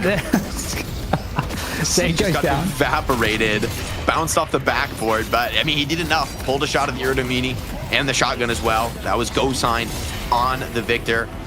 These executes now starting to come in. First one found on Balaclava. Billy looks to be next. Has the chain, which is honestly just denying the killing blow for the moment, letting him get a little bit more damage in, but eventually is going to be finished off. And that'll be the rift fight going the way of Abrahams. Taz, crucially, still alive with all those auras he's built. And I think there's a genuine case for Abrahams pushing base Guardians right now. Okay, so now we can see the dust settle a little bit, and we can look at the soul difference and this. I mean, it's not crazy, Jake. They're going to go mid-boss. They're going to go mid-boss while the Troopers take base. The Troopers will take Shrine easily if you don't defend. And so there's a huge problem right now for Oblivion, and they're coming off the respawn with very little time to make a decision. Grabbing the urn seems like a pretty small consolation, given everything else that's happening. All 3 Rejuve crystals easily claimed. The balloon, or rather the lead starting to balloon now for Abrahams as the what are we calling them? The Rift Troopers. Do we have? I mean, you're calling them Men in Black. I kind of like. Yeah, that. I mean, I think I don't know that they have a name. I think that maybe Rift Troopers is the right terminology.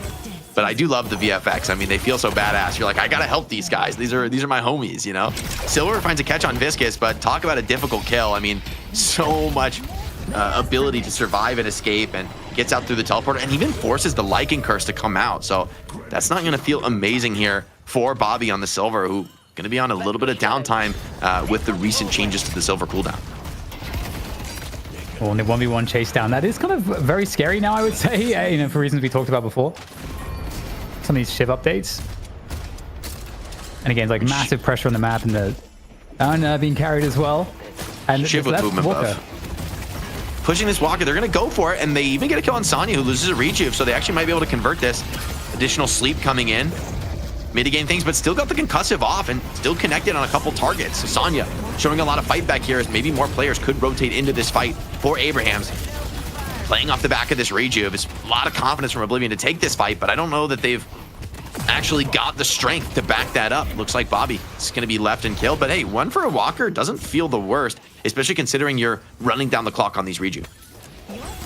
Yeah, and Rejuve actually got a change as well. I don't think we actually mentioned that. Rejuve is, instead of 4 minutes duration, it's now 3 minutes. So that puts more pressure on the Rejuve carriers, not to just like farm the map and have like the perfect amount of time to do everything. Now you can have to pick and choose a little bit more, and that does help the team that's behind a bit. So I really like that Rejuve change. I do think Geist, though, getting the Spellslinger, this is when I feel like she's online now. I mean, the character has pretty massive bullet damage, but then getting the attack speed and the reload speed from Spellslinger massively moves the needle. And now these base guardians looking to be under pressure. Taz able to threaten hooks, has the double aura to assist the push. I mean, these base guardians are going to go on pretty quick, especially considering the damage Geist can bring and the rest of Abraham's alongside. They may even look for a fight here. Still got a couple rejuves and maybe 30 seconds remaining. They could force a shrine here, and you have to fight into the rejuves if you want to contest it. Oh, what nice a catch. hook. Love to see it, and that might just result in a kill here. No, Isolated. not the Venator. Oh my, okay, Taz is doing dirty things to the opponents here.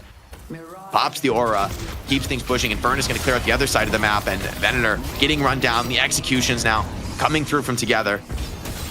And then an additional, okay, Taz is actually cheating, man. He's hitting every single hook. This is insane, and honestly, I think the game's just over from that spree of kills out of Abraham's. They should get at least both shrines here, if not an additional patron drop. And this early in the game, that feels unrecoverable to me. Yeah, totally. Everything is going to drop in the base. Yeah, I don't think they're sticking around beyond the patron drop, but I completely agree. They can definitely do that if they want to. Unless they want to try to play it safe. Everyone is starting to respawn. You know, Bobby's going to be back in the action here. And I mean, to be honest, for Oblivion, they might want to try to just force kills to happen inside the base at this point. So it might be just like do or die. The road sleep will come in the nap time, see if it can find any value here.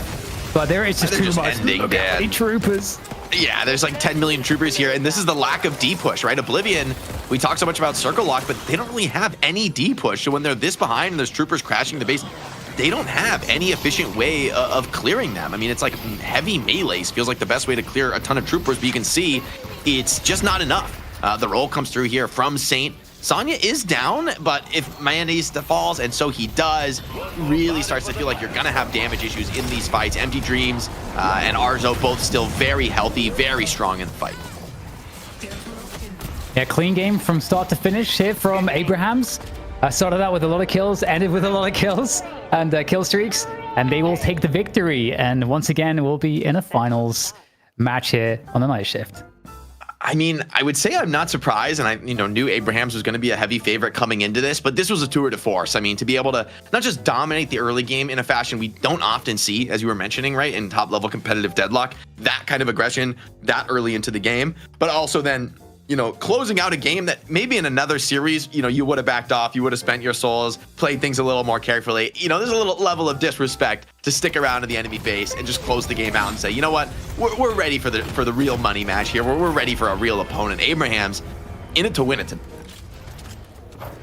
I kind of want to run that one back. I feel like Cole didn't really get a chance to play this game, especially off the get-go, get initially picked off and parried quite a few times after, though I will give him credit. He did catch up a bit when it came to souls, but not nearly enough here. And it honestly felt like, gentlemen, Abrahams were on fire pretty much the entire time with multiple players. I mean, we did have the one Sybil Rift taken by Oblivion, and as we saw, Task with that Hyper Beam was pretty much enough to eliminate every single one of those troopers, those super troopers, the Rift troopers, whatever you want to call them.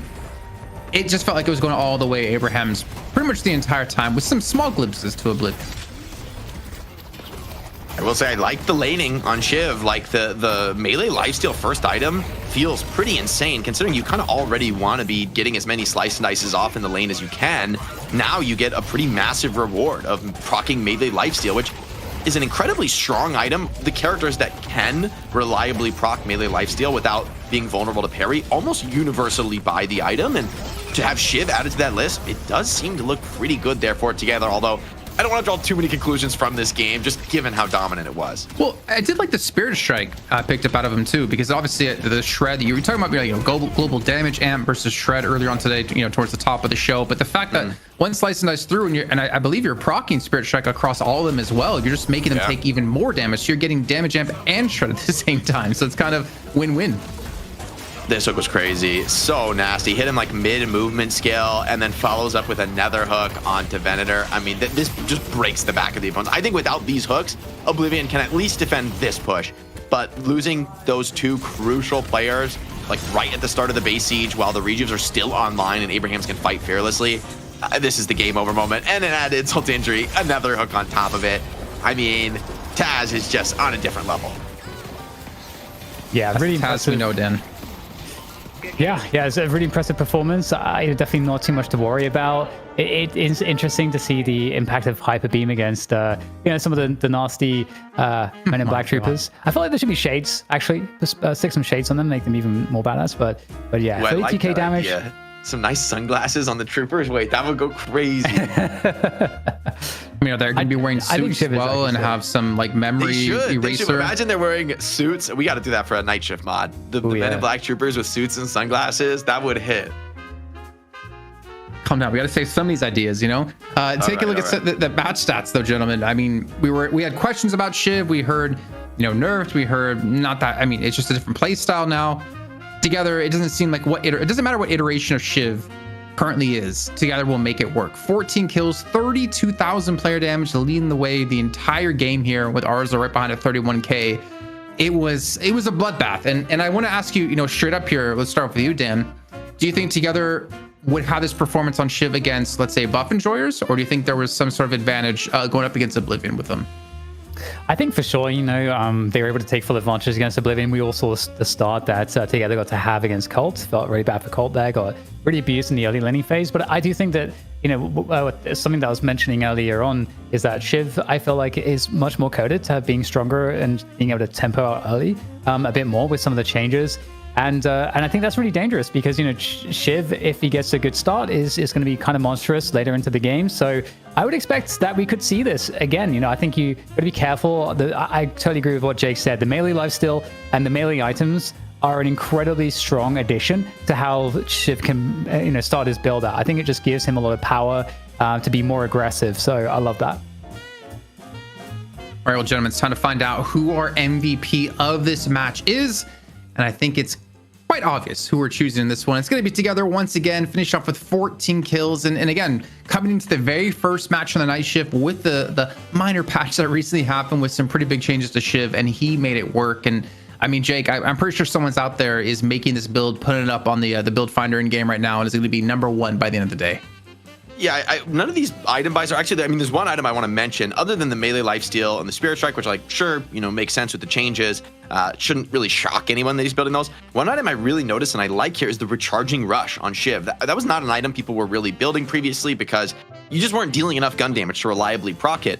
But now that alt fire does such more burst damage, being able to hit that burst damage threshold to get an extra knife charge maybe is a lot more realistic now, which is huge for Shiv because sustaining the knife charges over time is, I think, crucial to this character's late game damage output. So I think Together has put together something pretty nice here, and I'm excited to see more from it. Definitely picking MVP was tough this game, considering especially Taz, I mean, just put on a show to close things out. But Together was here start to finish, right? In basically every single fight, not just dominating the lane, but continuing to snowball throughout and being a key threat. We also saw those repeated executes really come to fruition in terms of their significance, especially around those rift fights. So Together, always a stalwart on Shiv, always a player that I think a lot of folks are going to look to when it comes to understanding this character. I think we're going to continue to probably see him today as well here, Dan. And I mean, yeah, obviously you're saying a very solid performance. I mean, the thing is, it wasn't like, you know, Together just got to walk through the entire team. He had a very strong start at the beginning with him and Saint, the Viscous lane and Shiv. They got early parries, they got early snowball. And more importantly, I feel like that's something that's unsung in a lot of these games, is taking an early snowball like that and just running the entire lobby with it. And that's exactly what Together's shown to be able to do in the past and shown to be able to do here.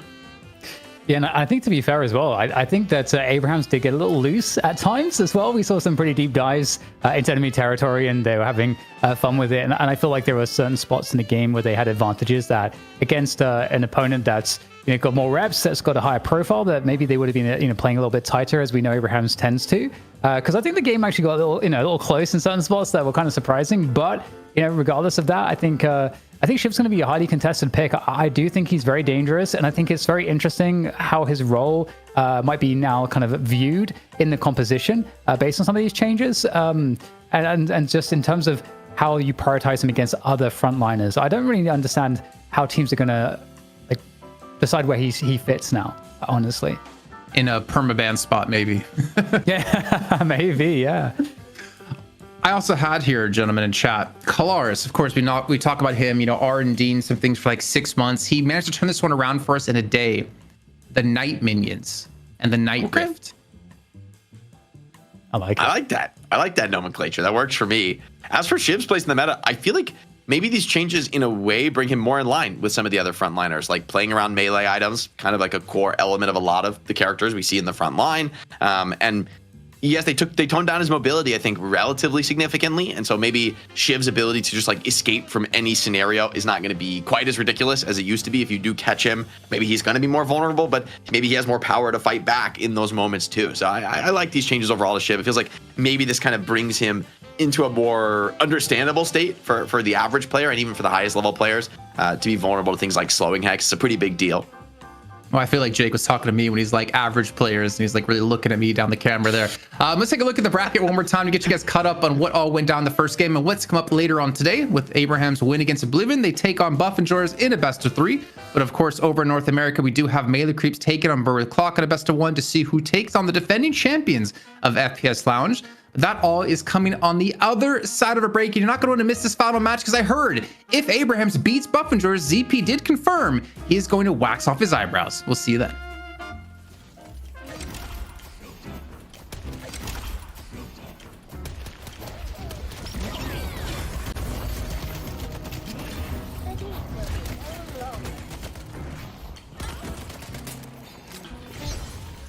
I'll be stacking bodies all night.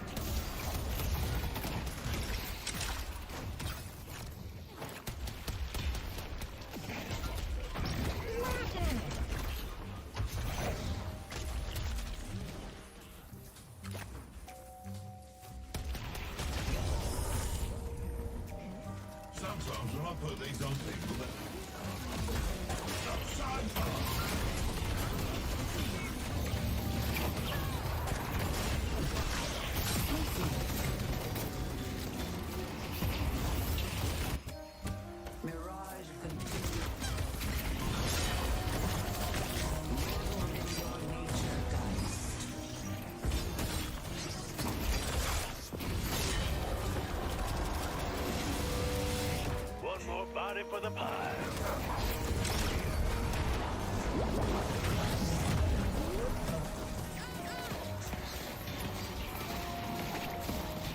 Good game.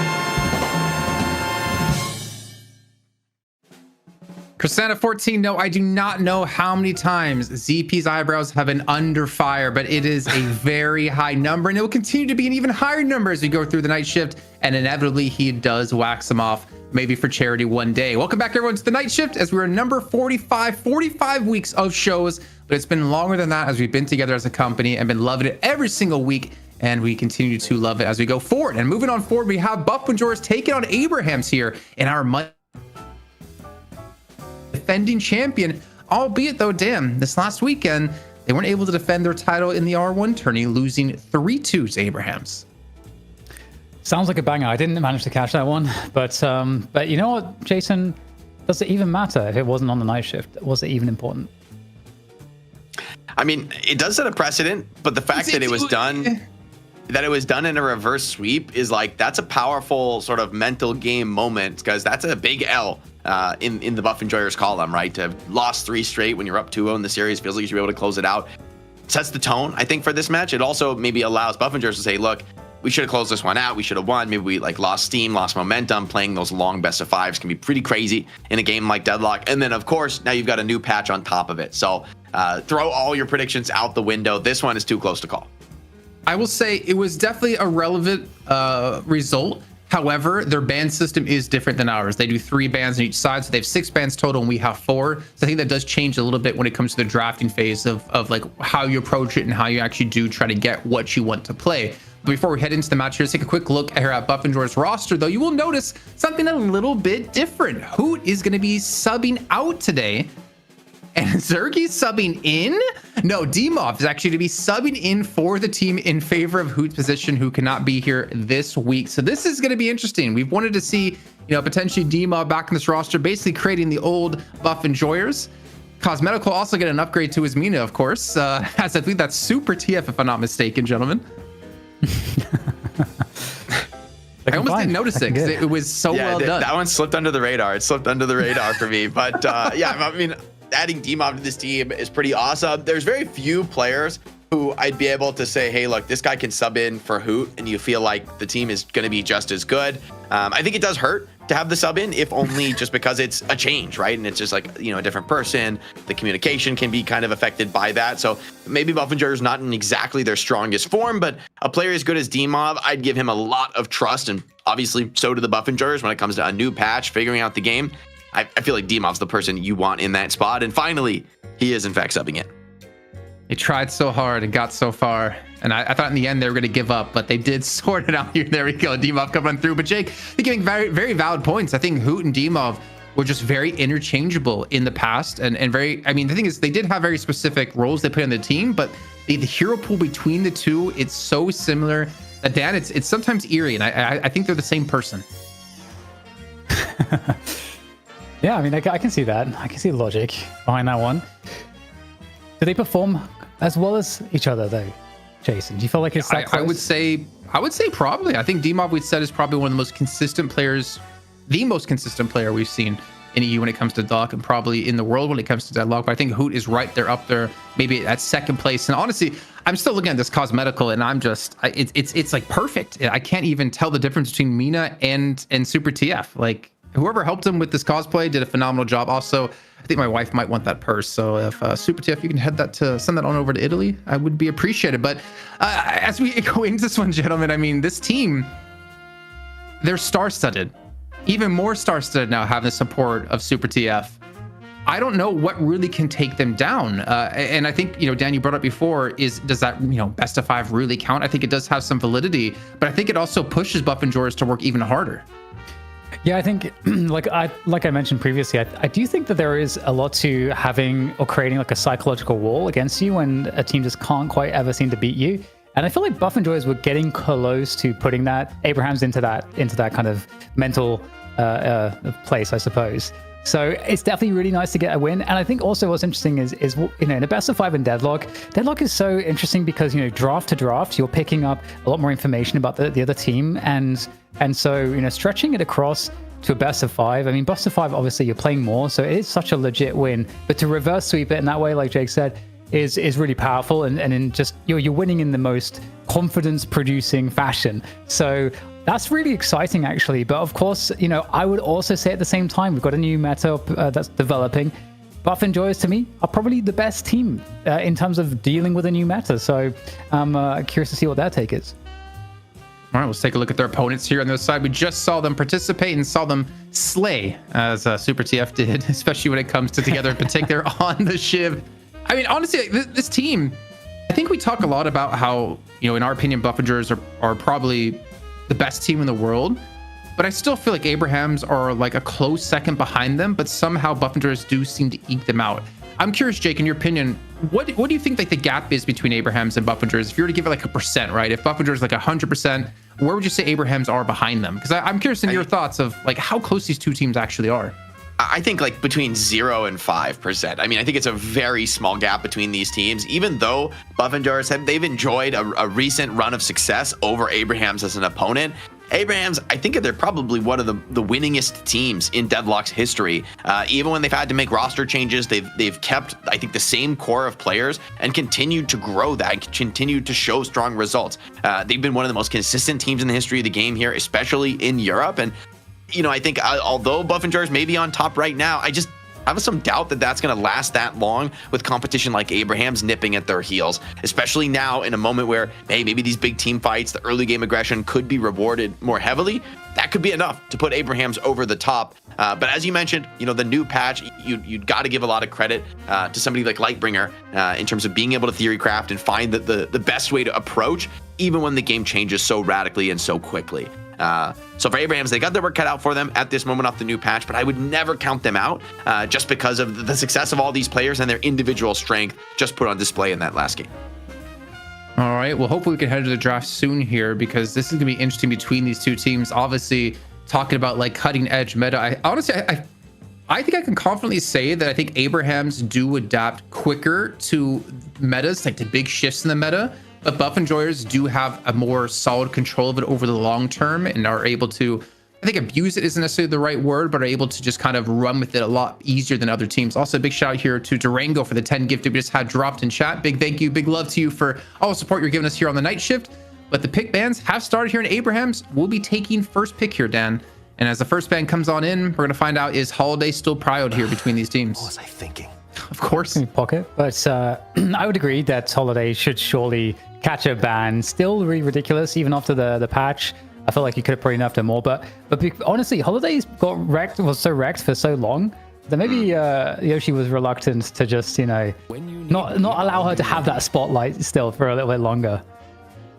I think this might be a hot take, considering I think a lot of people look at Holiday and they think it's like very easy to do the barrel spam, so the character should be heavily nerfed. But I do think Holiday in general, her overall kit is actually pretty high skill, and so she kind of suffers from a problem of, you know, you're so good if you have insane movement and really good aim to hit the lassos consistently, you can be so powerful, and yet, you know, in any lower level of play where people just are going to be missing their barrels, their movement isn't that good with the jump pads, you know, they're missing lassos, then Holiday can feel like really terrible and really weak. So I think she's kind of challenging to balance, but Abraham's let her go past the first pick, so clearly she's not that problematic if she's going, you know, deeper into the draft in this one. Yeah, and we're actually getting the same first picks, Jason, as last time. I mean, in Mirage and Billy in Europe, looks like these are still like very, very highly sought after.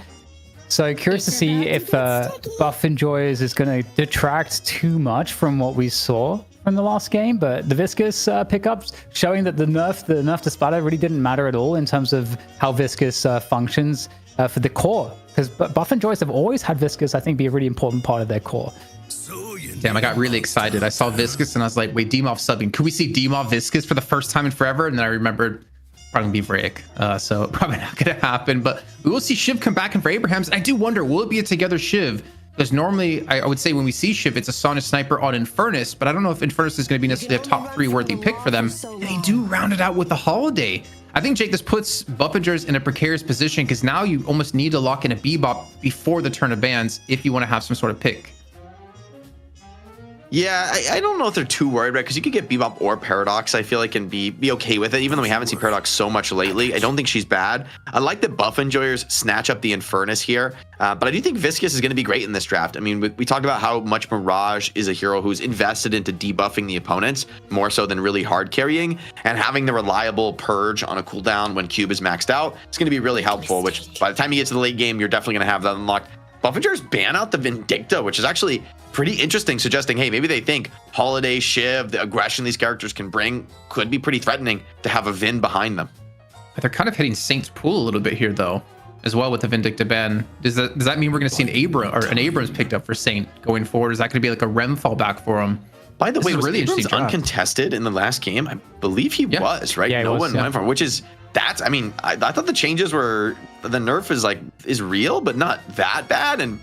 But he was a top tier pick before, like pretty reliably being in almost every game. Maybe looking to get ignored once again, although you might be right. Maybe that's the perfect final pick for somebody like Saint on Abraham. Well, will Abrahams pick up Rem? I'd really wonder if teams are going to be prioritizing Rem any more than previous, but no, there's a Bebop, a steal of Bebop, actually. So that kind of forces Buff Enjoyers to pick up a Paradox if they want to go for the pick. Which maybe they won't. Demos played Paradox, if I'm not mistaken. So it's in his wheelhouse, though I'm expecting Infernus to probably be on Zergy. He's been playing a lot of Infernus lately over on his stream. And then maybe Demov on the Geist, but there's the Rem coming for Saint. So yeah, I think this is like one of the first times, Dan, we've actually seen teams focus on Saint's hero pool a bit here to force him on something else, though he's still an exceptional Rem player. I would still put him up as probably one of the best in the world as well. My bow is yours. And GT, despite some of the nerfs coming in, Buffingers think, hey, we can still make it work. We can still push the tempo. And they do have a lot of spirit nuking, but I think if Rem gets those little helpers maxed out, I'm curious if that's a direction that he'll want to go this game, because there's a lot of incoming spirit damage from Viscous, Infernus, and GT that could be mitigated. Finish with Mina. So adding on to the spirit damage, but I think Mina has been buffed pretty. I do. Wait, was that Mina picked again? Did we see Mina picked again? I think that last pick was wrong. I don't know if production can fix that. Didn't really expect the Thanos to come on in here in the face. Oh my God. Oh, we need more people cosplaying, because then we just fill all 12 of these slots with cosplays. Every single hero in Deadlock we get a cosplay image for. That give me like a Tim the Tatman Shiv or something. Like I'm all down for that. Give me like a Shroud. I want the Tim the Tatman in a green morph suit Viscous. That I feel like I need that in my life. He is big enough. He is big enough, so that does work out. But yeah, so we have Wraith as the final pick coming in for Abrahams here, Dan. Interesting pick lineup for them. I mean, they have 2 picks and a lot of damage to back it up with. Yeah, Wraith is interesting because Wraith has, I think, lost perceived value, I think, over time. I don't think that people were picking Wraith quite as much. I think, again, it's kind of weird because Wraith was unpicked for so long, and then we saw Zergy starting to pick it, OC starting to make it look really good, and then it just started to be a little less popular again. But yeah, Venator's banned, and you don't have too many M1 options. Warden, got hit by some of the nerfs as well. Maybe Warden would have otherwise been something Abrahams would have looked towards here, but it's going to be Wraith. So I guess it's not bad. I think Wraith actually kind of fits well in this game. I mean, I don't think she's necessarily the strongest hero at the moment, but both GT and Mina should be really vulnerable to getting telekinesis and locked down for a few seconds. Like, neither has the HP to tank through that for any length of time, and both are vulnerable to like the hard stuns and control that deny you from popping movement abilities just after. So I actually like Wraith finding as the final pick here. I think this could be pretty strong this game, though the cube save could kind of be the counter to that when Viscous is in the fights. Big thank you to Solomon here for his 11-month resub. Our producer, who's clearly having a little bit too easy of a time here on the show, that he can resub in the middle of a draft phase. But again, I mean, coming into this one again, I'm just gonna ask you the hard-hitting question, right? Because we haven't really seen Mina that often lately, and we've seen some buffs in this last minor patch. Cosmetical, we've seen be a phenomenal Mina. But the thing is, there's Greytown and there's Mina being picked here, so I don't know which way I'm leaning towards of who's going to be on who necessarily. There's a lot of like choices and decisions to be made here. Like Obi-Kim, who's Obi-Kim going to be playing? I mean, I guess I don't know. It's not going to be Viscous. That's going to be Rig, right? I'm honestly like torn on who's on who here. Yeah, I mean, Obi-Kim, I think you're right. It probably has the most interesting question asked. But I mean, there's just a lot of cores on the Buff and Jar side. You could argue that 5 of their 6 heroes are like farm heavy, damage dealing cores, and it really is just the Viscous to kind of enable them. Where on the opposite side, you could see like Holiday, Rem, and Bebop kind of all a little bit in the enabler role. So definitely different philosophies on the game right now being showcased. But Buff Enjoyers, we'll see if their read ends up being right as the defending champs in this one. Well, gentlemen, I have seen who is on who, and I'm not going to spoil it for you. I'm going to let us throw it into game here to kick things off in the first match of this best of 3 between Buff Enjoyers and Abrahams. Dan and Jake, take it away. It's kind of interesting, Jake. I was looking at the lineup of Buff Enjoyers, and it feels very heavy on spirit damage, like very like spirit lopsided.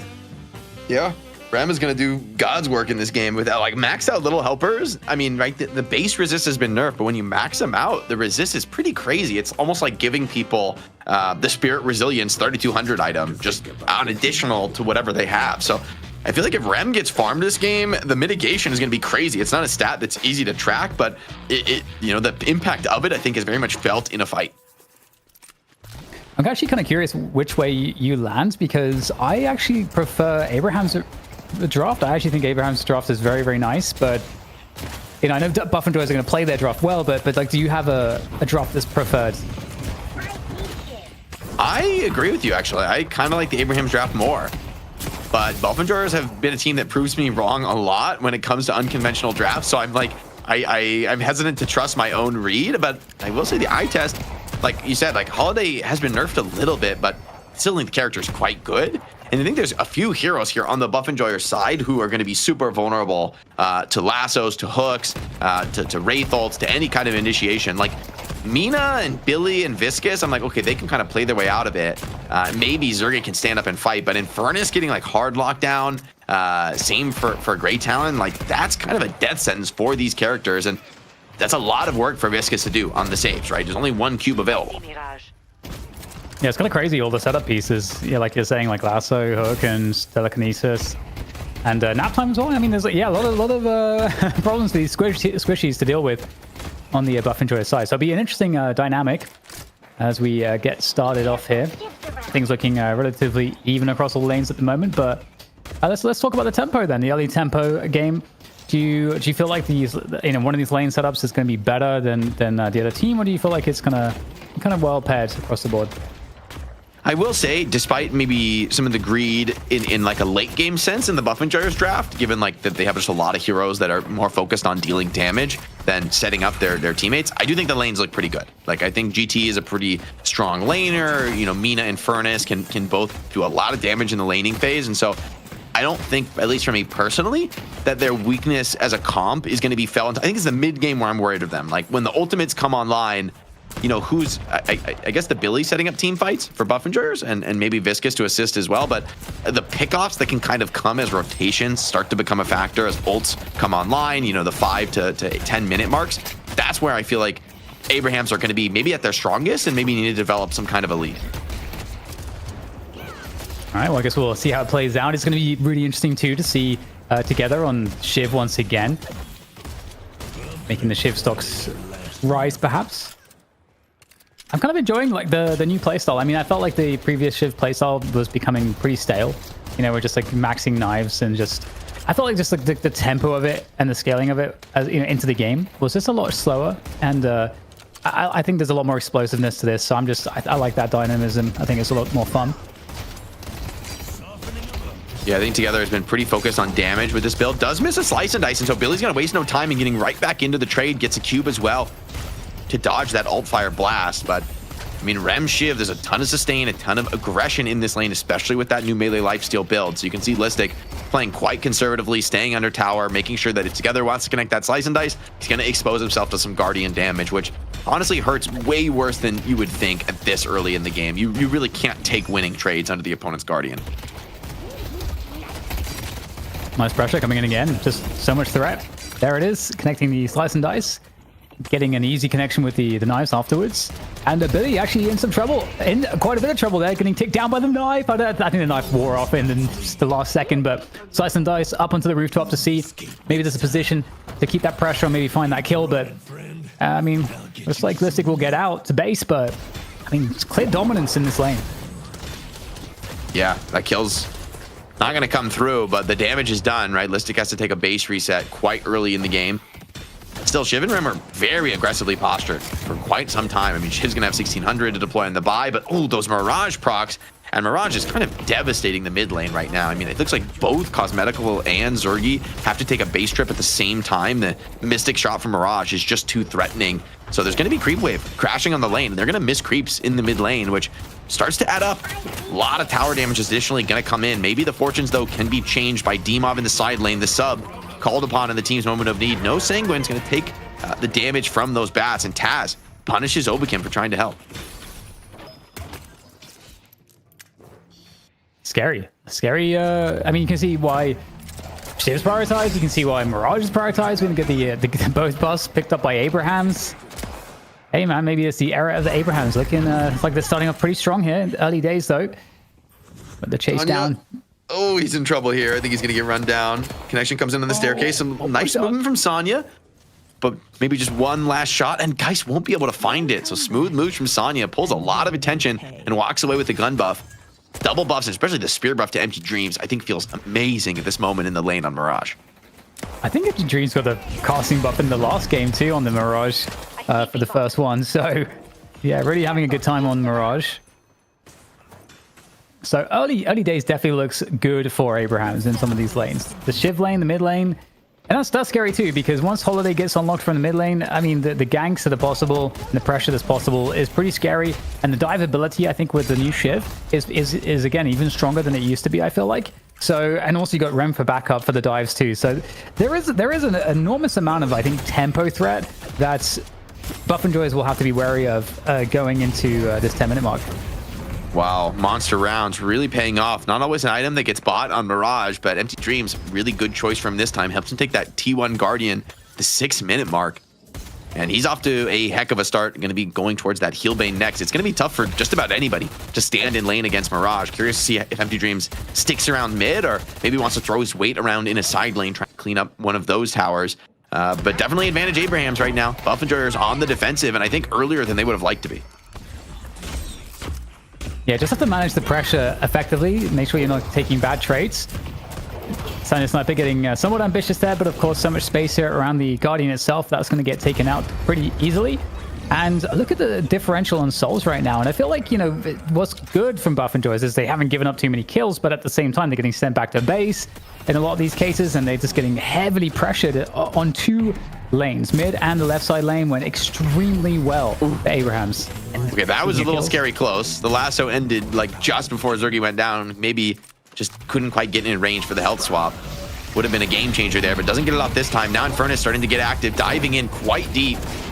Wants to get a punish onto Taz, who's looking aggressively for the hooks, but Mirage is here, assisting with the Wraith. I think there's just too much power. Oblivion bites off more than he can chew and is going to get run down. Another kill for Empty Dreams, who's just absolutely max HP, full resources, 30 seconds to Sinner spawning. And this kind of a lead this early means even the Sinners are going to be in serious jeopardy here.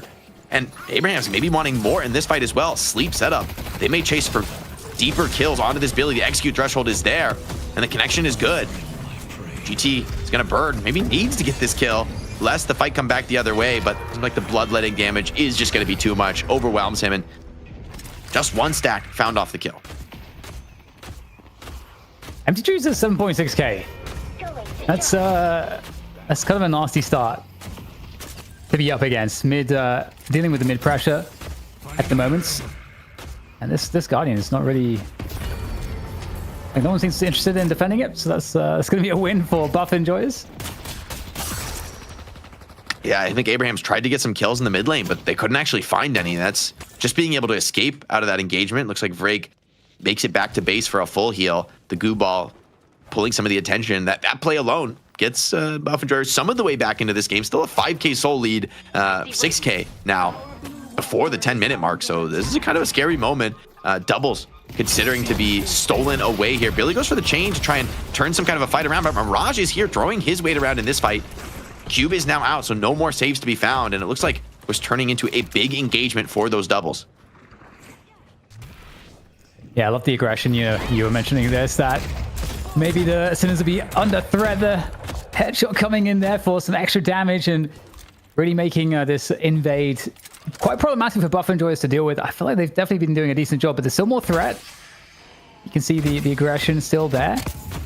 You've got Arzo looking for that Sinners, and they're going to get it. So Abraham's, you know, really looking to take full advantage, but trying to, you know, walk the tightrope at the same time, not overextend. Empty Dreams really deep in enemy territory. There's 4 Buff Enjoyers players here, and yeah, he's going to head home now, but has done a lot with his presence here on Mirage, like pulling 4 players to clear doubles. I mean, it's such a big reward when you're able to cash it in, but to have to bring 4 players to do so, it mitigates some of the economy gain you do find as Abraham's able to split, farm jungle camps elsewhere on the map, do things a little bit more efficiently. Seems like buffs this time are going to go 1-to-1, see what each team rolls. Billy would love a gunner of vitality. He's going to get a movement, which is not a bad thing, but 100 seconds to chain gang, it's maybe hard for him to really leverage that. There we go. Getting aggressive. That tornado to open things up, and I don't think there's an escape here for Zergy. Ooh, gets caught. That's a nasty bag to drop. What was that, 561? That's a definitely a decent amount at this time of the game. And more kills to be had as well. Urn gets collected as well. And man, I mean, it started with the left and right middle lane dominance from Abrahams, and they just really are not letting go. The pressure continues, and they're taking full advantage of the strength, especially from Empty Dreams, who is so far ahead of Mirage, which I feel like is unusual to see this far ahead of a Mirage at this time in the game. Yeah, uncontested dunk now. It's going to be some extra cash in the pocket for Taz. Quite nice for Bebop in the early game. Holiday also getting pretty comfortable from a farm perspective, but I think you're right. I mean, Empty Dreams is putting on ridiculous pressure. Even has Shiv assisting here. Potential rundown being found. It will be connected onto Listic. Procs come in. Mirage is just going to keep putting pressure on this tower. Doesn't want to stick around for the finish. That's not realistic at this moment, but it's very dangerous. Anyone who comes here to the lane just takes a losing trade, especially with the vitality buff. Mirage is really happy to trade those HP. Jake, I really feel like you have to ban Mirage in the next game. I just don't think that you can allow this to happen. I think the performance from Empty Dreams in the early laning phase. I mean, this is the thing about Mirage, like the Scarab play. If you're really good at, you know, just how you play that laning phase, you're very hard to deal with, and you can get a much more stable, you know, just healing output, and just whilst you're also putting on the damage pretty immensely. And Empty Dreams is seemingly quite consistent on this. So it does seem to be a real threat. There's a reason why they're picking it first in the first slot, both games. By the way, we've not talked about Arzo at all this game, which I think as a Wraith is exactly what you want. He's just been quietly farming up a Storm, has taken the soul lead away from Empty Dreams now, and is maybe ready to be a key impact player as gets early cap time on this objective.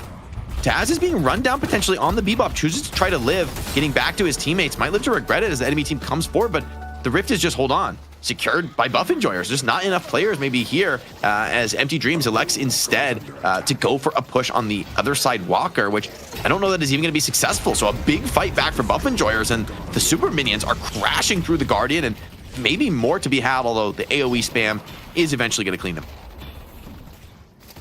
Man, they're bigger than Shiv.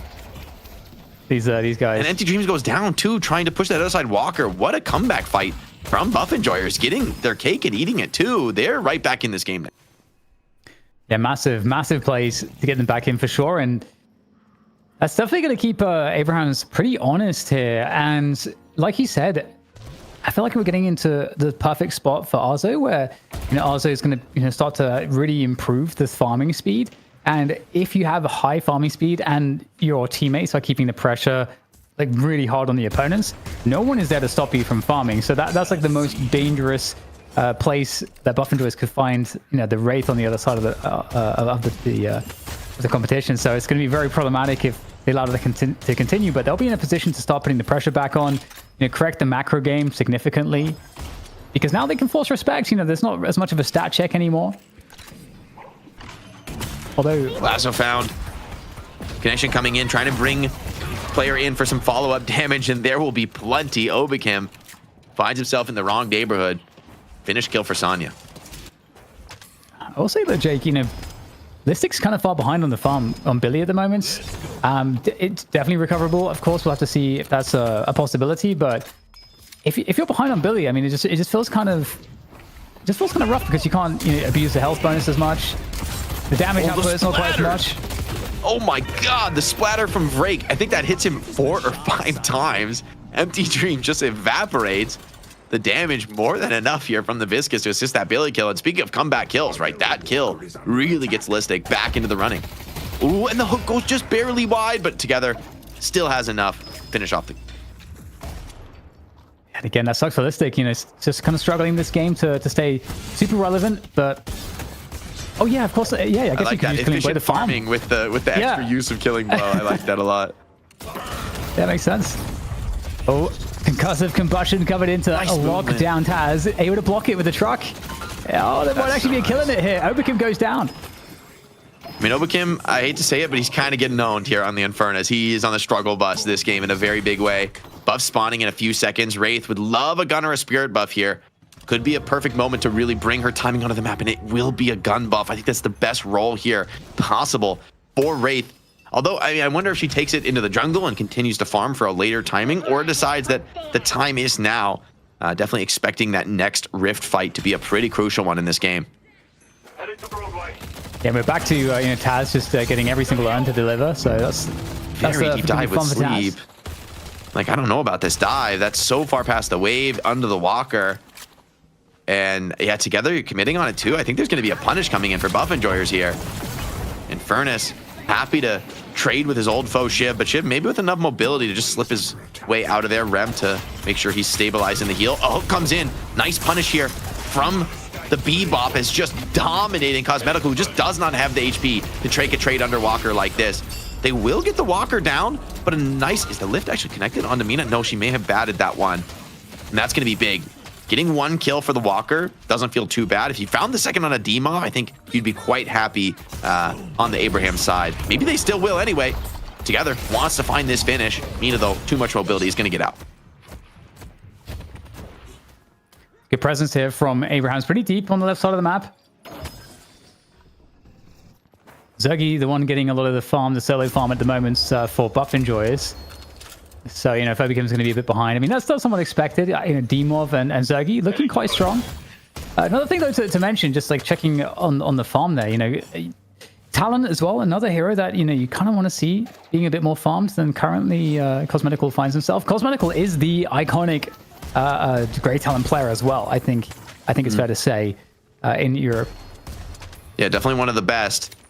But it's the nature of this comp, right? They're just who's starting the fights. It's felt like it's Billy and Infernus, which, well, isn't not terrible. Infernus has been struggling in this game too. I mean, the economy doesn't show it. I think Oblivion has done pretty well, but you can see it in the build, right? He's got a lot of utility, a lot of tankiness, because in this game, I think Infernus is going to be expected to be one of the first into the fight. Doesn't always feel good. If you can get the concussive combustion off, I think it does work pretty well, but if you just get insta-bursted or caught by lasso, you know, you're just not going to be able to get that spell off. Another hook found, this time on to Cosmetical. The counterspell blocks a lot, but a second follow-up hook needs a rescue beam to survive, but that may just not be enough. Even the Cube, but he's in such contested territory. Even Wraith now being involved in the fight. Arzo bringing this gun buff into the engagement. Oblivion responds in kind though, and the roll through comes back in. Drake wants another bite at the apple, another chance to maybe get a counter kill, but instead he'll have to give his life away for it. Arzo still healthy, but the fight continues on now. Billy coming in with the re-engage. Wraith maybe thinks better of being in here, but a bad blink doesn't take him around the corner as he wanted to go. The resources running low, and this is turning into quite the trade. Ton of lives lost on both teams. After all said and done, though, you do still have Zergy farming away on that right side lane, trying to contest the Walker. It's going to be up against the Mirage. Another catch here from Billy, but I mean, it's hard to pin down Sanya's Sniper on the Holiday with the jump pad movement. But still, looking to cause problems here. Another catch there using the Rising Ram to try to disrupt the Shiv play together. Not quite as mobile as the previous Shiv, the Shiv of old, and will get taken down. And so looking quite good actually here from Buff Enjoyers on the re-engage. And Listic, I think really starting to find some of that value on Billy that's you know, we come to expect. Both teams battered, but a ton of ultimates had to come out for Buff Enjoyers to keep that fight rolling. Now a trade comes in. Lady Geist getting into the action. Oblivion does disconnect, so there will be a pause. But on the other side of this, this one's going to be tough for Buff Enjoyers. They don't really have the ultimates to take this fight. It's just Zergy who has the health swap, but he's already low, so that feels like the health swap just kind of gets him back up to normal. Abrahams, they have a real moment of strength here, considering the economy, ultimate economy on the other side. If they can win this Rift fight, there could be a chance to maybe clean up a Walker. Yeah, it does look not like the best start for Buff Enjoyers around here. It's just like you're saying, Zergy's not in a good position to find a swap. It seems very dangerous to proceed. And I mean, teammates are coming in though. We will have you know, Vrake has a rescue beam, Cube. I would assume that the cooldowns are ready on both of those. So Zergy, you know, should be fine, but it does feel a little bit sketchy. We'll see how quickly Abrahams can get themselves across to this side of the map, because it does seem like numbers advantage wise, you know, Buff Enjoyers are probably in a better position just on the numbers. You know, Mirage already here in the fights, and just Wraith is isolated over the left side. So, you know, I think one thing that would be interesting is Arzo going to push all the way to the Walker whilst this fight begins? I think that's a key question. Like I think that's exactly what Arzo's thinking about right now. If you immediately get on the zip, I think you do make it to this fight in time to have real impact. But you also don't have telekinesis. I kind of like the idea of Arzo just forcing a split push down the other side of the map, getting a guaranteed Walker out of the fight, or forcing a response out of Buff Enjoyers. The thing I'm really worried about for Buff Enjoyers, I think they might lose both the Sidewalker and this Rift fight. Even a 5v6, if together can spawn in time to get in the engagement, I think the ultimates alone will be enough for Abrahams to overwhelm. Like Billy and Mina, great talent. These are characters that really want the ultimate, especially in this draft where they're kind of hurting for some frontline and some setup. That Billy ult is a massive difference maker, right? It's the difference between locking down Mirage or Shiv and staying on top of them, finishing them off in a few seconds, versus them lasting, you know, a minute or two in the team fight and dealing massive damage, massive sustain, which is really the calling card of those heroes, especially with Rem behind. How do you feel about the game state overall? I mean, right now, I mean, like Buff Enjoyers are only, I think, able to keep it this close because they were able to secure the first Rift. I think that felt somewhat surprising, but that actually really brought them back into a really good spot where previous to that, they were getting just heavily out-pressured. So are we seeing a turnaround for Buff Enjoyers where they can, you know, finally take the advantage of momentum? Like, how do you feel like they're scaling into the game now that we're close to the 20-minute mark?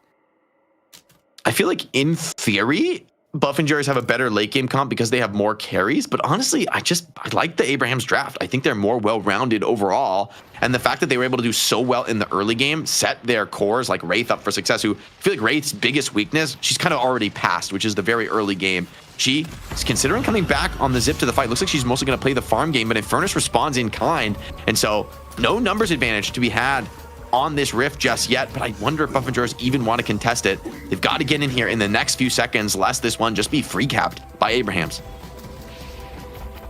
Interesting choice here. Buff Enjoys looking for the perfect moment to dive on into to try to contest this. And in they go. A cube is utilized, so that save, the key save has been burned early on here in this fight. Down. It's a good catch to get. And now Sanya Sniper's getting very, very low here, getting forced away from the circle. And it looks pretty good here for Abrahams. They've got all these frontliners. They've got so much sustain. They're able to just command the space, and they're going to be able to win out the rift. Beautiful stuff. And I guess that's kind of where you're seeing that weakness you were kind of mentioning, Jake, in terms of how Buff and Joyce don't have a comp that's as well-rounded and has that tankiness, that sustain in the front line. I mean, just without ults, right? They're not really able to have impact. Mina going down early into the fight, I believe, off a hook from Taz. Empty Dreams, though, hold on, does get traded. So Oblivion and Vrake working together to punish, but the men in black, man, if you don't have heroes here to defend, they crush through that Walker, and that leaves the rest of Abrahams to go for an uncontested mid-boss grab. D-Mob's around, but they just don't really have the tools to contest these rejuves. And all three, it's going to go fully clean to Abrahams, a spirit buff to Wraith, who's got the Ricochet queued up. I mean, everything is set here for Abraham to just go absolutely parabolic when it comes to the farm advantage. Buff Enjoyers are honestly on the ropes. Like, this could be, you know, game, set, and, well, not set and match yet, but this could be game one going against them if they don't turn the tide in the next few minutes. Yeah, it does feel like one of those spots where, you know, you have everything set up for you. You just have to make, like, and you know what the decisions are. Like, the decisions and how you play the advantage are pretty straightforward. You just have to execute, and if you can just follow through, you're completely fine. And in that respect, Buff and Joyce are the ones that have to come up with some kind of crazy play, or if not crazy, just something that catches Abrahams off guard, something quirky. And speaking of which, you know, he'll try to lock down Mirage, but really one of the hardest heroes to lock down with the tornadoes available. Yeah, I mean, with Counterspell and Dispel Magic still available, you're a long way from that kill.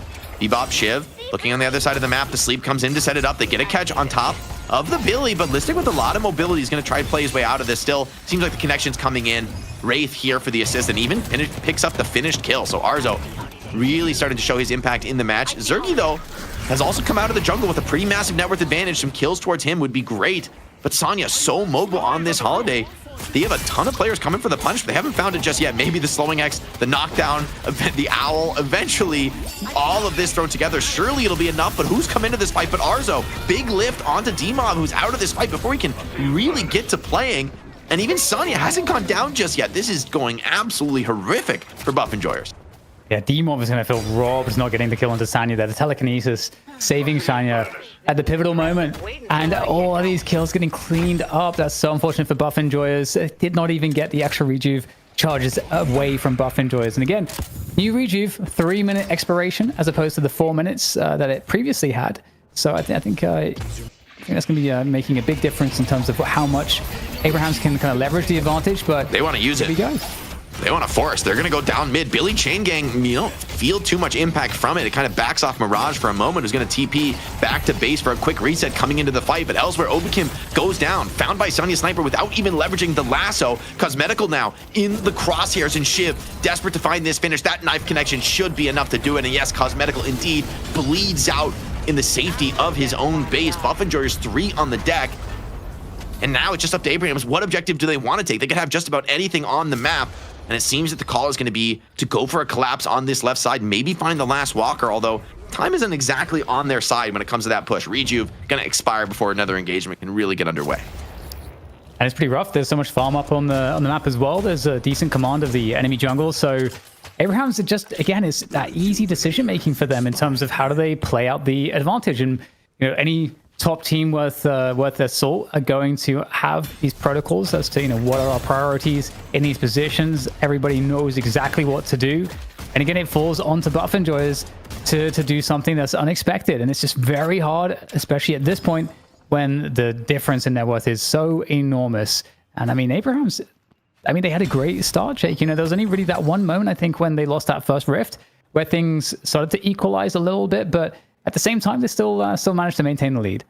Rem, meanwhile, has been robbing Buff Enjoyers blind in the jungle, has probably more buffs than the entirety of Buff Enjoyers, maybe just about equal. I will refuse to actually do that math on stream, but Arzo is able to just clear. There's so many back camps for Wraith to just chomp through. And with Ricochet, with Merc Mag, those camps go down so quick. Arzo is going to hit a crazy spike. I mean, his souls now are, 30K, but I wouldn't be surprised if he's on 40 and, whatever. I think what's the new max boons is like 46 now. He's going to be there sooner rather than later. And Wraith is one of those heroes when she hits that like fully maxed out build, there's very few characters in the game that can do it as quickly and as aggressively as she can. And then we've already seen like just the impact from the kit is very real in this game. Like both Demov, Cosmetical, arguably anybody on Buff and Yours except maybe Lady Geist is going to be really hurting if Wraith sets her sights on you.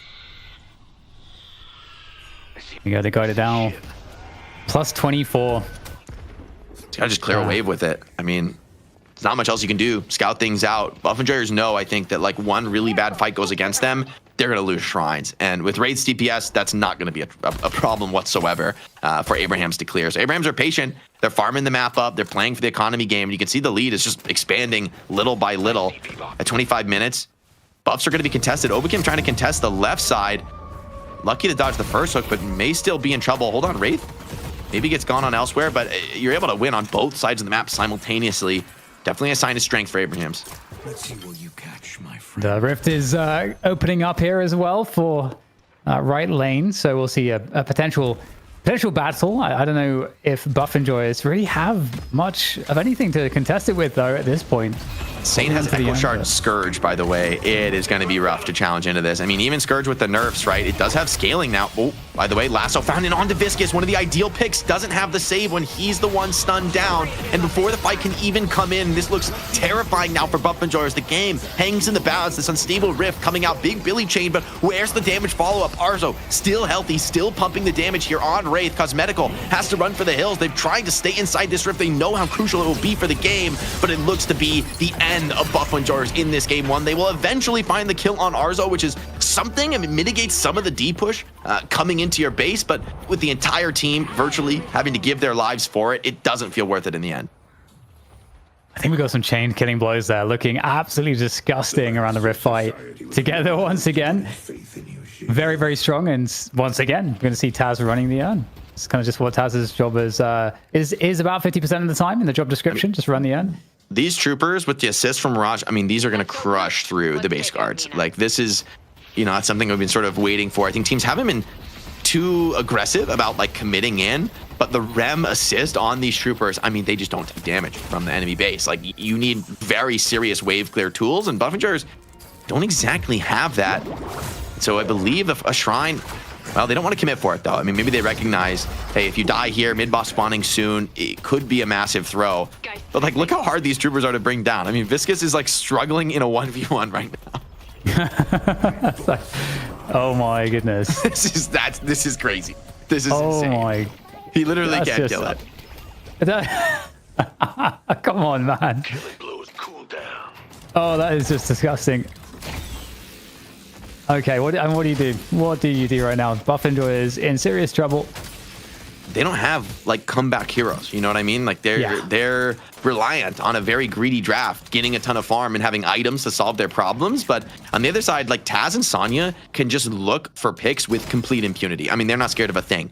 They just keep taking chances, keep taking opportunities, and given their success rate as far as hitting these key lockdown skills, I don't feel great about the opposition. Heroic picked up double aura for Bebop, so really focused on the team enabling with this build for Taz, but he does some pretty serious gun damage on his own right. Yeah, soul difference. It's a mountain. It is a mountain. All right, well, he has Boundless Spirit. That's egregious. And are they just gonna flip mid? This is kind of a wild move. I mean, this is textbook Abrahams. It's a big risk considering all the ultimates in play, but Abrahams, there's a good call. Buff Enjoyers are very far back in their base. I don't know that they're going to get here in time. It'll be a mad dash to try and contest these regions. It's already dropping, going down quick. Buff Enjoyers, I just don't think they're going to be here in time. Scourge placed on Jib. It's going to start last hitting these rejuves. Finds two of them. For now, Demov in the pit trying to contest the third, but it still goes the way of Abrahams. And so too go the kills. Buff Enjoyers routed, just running now, trying desperately to keep a couple survivors on the map. But Dan, this could very well be it. Yeah. The strength right now is overwhelming from Abrahams. There should be no reason to not just finish the game right here. Oh no! Teleport forwards into telekinesis. Goodbye. Goodbye, Viscous. Just holding his hands up. He's like, please, no, please. Yeah, rescue beaming himself just to delay the inevitable. But yeah, GG to go next, called by Oblivion. And I think he's been feeling it this game, honestly. He has been taking serious L's on Infernus in this one. I mean, it has been the struggle bus for him. Yeah, the draft, just, that's something that needs to be solved. I think that there was a really big problem for buff enjoyers to go for this type of a comp, but also not to have the early laning power to contest what we saw from Abrahams. They won mid lane really hard. They won I think right or left lane really hard as well. They won 2 lanes really hard. And the key one was the fact that Empty Dreams got off to an insanely fast start. And that was also the lane that I think it was like a 6-minute mid. Is Arzo killing them in base right now? We need the Arzo cam. He's farming them inside the throne. Absolute stat padding going on from Wraith. You love to see it. Finally blinks out. Has been damaged to half HP by being in the enemy base for 30 seconds. It seems normal. It's a heinously farmed Wraith in game 1 as Abraham's, crashed through the opposition. Like, there were moments that the game was close, but really it never felt like Buff Enjoyers ever had the lead. I mean, it was just a question of how far behind are they for the entirety of this game 1. Behind was definitely where they seemed to be at the entire game, as we saw in the Soul Graph as well. And D-Mob might be a great player, but doesn't seem to be fitting the same kind of role that Hoot would be within Buff Enjoyers, being more supporting, more enabling for his team. But Abraham's, man, I said before, for me, they're the team that adapts quickest to the meta and finds out what's strong. But Buff Enjoyers are the team that creates a lasting legacy, winning in those metas. And I'm not too surprised to see this victory. Abraham's looking very strong indeed here across the board. And I don't even know who necessarily point out in particular when it comes to it. I mean, I have to talk about Saint, an absolute menace. I know ZP would be mauling right now if he had to cast this and see Rem with, 79 golden statue buffs so early on in the game. But everyone was doing work. The hooks, the lassos, it was crazy to see. And once again, the Mirage. I think we've seen some big growth in priority across the board now in EU, and might actually just be worthy of a first pick here. What do you think, DK?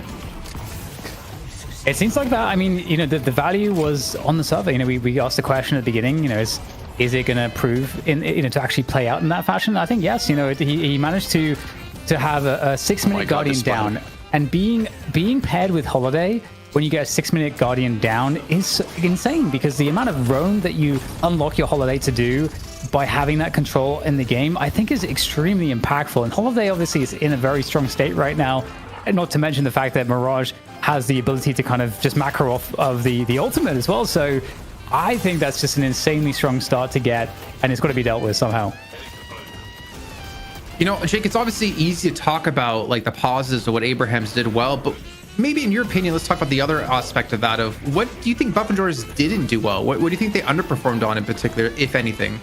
I really just don't like the draft. I think this is just too greedy from them. Like, they have so much carry potential in the late game, but the playmaking gap between these two teams is enormous. I mean, it's a canyon. Like, who is supposed to really start the fight? It's like Illy, but no, there's no like individual pick threat on this team comp. I mean, Obikim on Infernus, maybe they pick some of these picks as like deny choices, trying to like keep the draft from Abraham's getting too out of control. But I think they've like honestly just overcooked it, right? Like going for too many carries, not enough playmaking, and then even when there were moments where the game kind of got close, it was just like eventually Abraham's find more picks, whether it's Sonya or Taz. They have so much threat that the team fights just don't feel winnable for Buff Enjoyers. And I think, given that, especially calling GG, not even really taking the final fight, I don't even blame them for it. I don't think there's any chance for them to win that engagement. Like, the game is done, but I think Buff Enjoyers probably felt it themselves. They're like, okay, we screwed up in a major way. And this is a good little, good to know, a little stat pad spot for Wraith.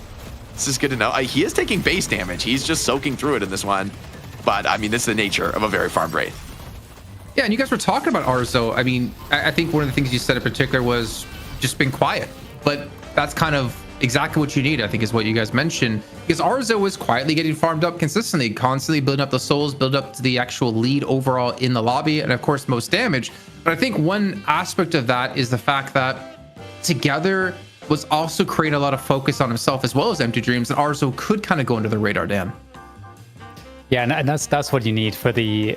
I mean, if you look at this roster, it's really cool because there's a lot of tempo and pick and playmaking and macro, because and then the damage there from Mirage with that macro from the ult as well. It's just so nice because you can create so much pressure and be very, very, very annoying and just continually force the opponents to react to what you're doing if the game's going well, which is exactly what happened. And that is, in fact, of course, going to leave Arzo just in the spot where there's no one pressuring him because the other team has to consistently react to what the rest of the draft is doing for Abraham. So just great draft, and I think they played it out perfectly. 42-10 though, Jake. That is ridiculous looking at the scoreline. But as you guys are talking about the playmakers of TaS, Asana Sniper, I mean, there was no playmaker for Buffenjoy. It's just that kill line isn't too crazy. But if you were to maybe change one thing on Buffenjoy's lineup, the draft that they ended up going for, would it be including Paradox? And if so, or if not, who would you replace then? Like, what hero would you take out and put in? I feel like the Infernus, maybe it's not a bad hero, but it really felt like the Infernus is a hero who wants to be enabled, right? Who wants someone to be setting up those pick kills where he can swing it with a napalm and add all the damage in to ensure the kill comes through, or counter initiate with like a really big concussive combustion once the fight gets going. But in this game, I felt like he had to kind of go first a lot of the time. He goes for a super tanky build to try to enable that play style. But at the end of the day, the outplays are just too consistent from Abraham's. And I think they were just able to leverage their individual skill more. I also think seeing together in this game, it was like, okay, this is the scary threat of Shiv, right? These like chain executes played around the Rift fight is kind of exactly what we were worried about. Okay, these repeat executes, when that skill has some points into it, are just devastating. He's finding kill after kill. He's basically completely full HP, and he's got a very farmed Saint like riding along with him, scourging him, decaying his targets, and like the two of them together looked really terrifying. Like, that is not a combo you want to be going against, I think, right now. Yeah, that is a very scary combo, and it feels like it's been a long time since we've seen the chain killing blows out of a Shiv. I don't remember how long ago that was, but it feels like forever ago. But Abraham's, I mean, off the high of winning the R1 tourney just this last weekend, come into this one on the night shift, win their challenger match very convincingly, win the first match of this best of three very convincingly. My question to you two gentlemen before we head to a break is this looking like a 2-0 in your eyes, or do you think Buffenjoys are going to do the reverse sweep themselves here, Dan? Yeah, I think Abraham's look very good. They look very confident. But I do agree with Jake. You know, the draft was... the word that came to mind was appalling. I feel like that's kind of a strong word, but I do think that the problem is solvable in the draft. I could put it that way.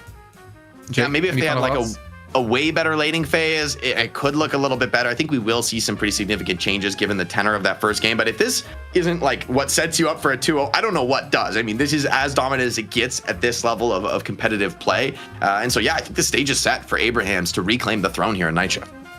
Okay, well, Buffenjoys need to bounce back with a better draft. That's going to be on the other side of this break while we get into our second match of this best of three.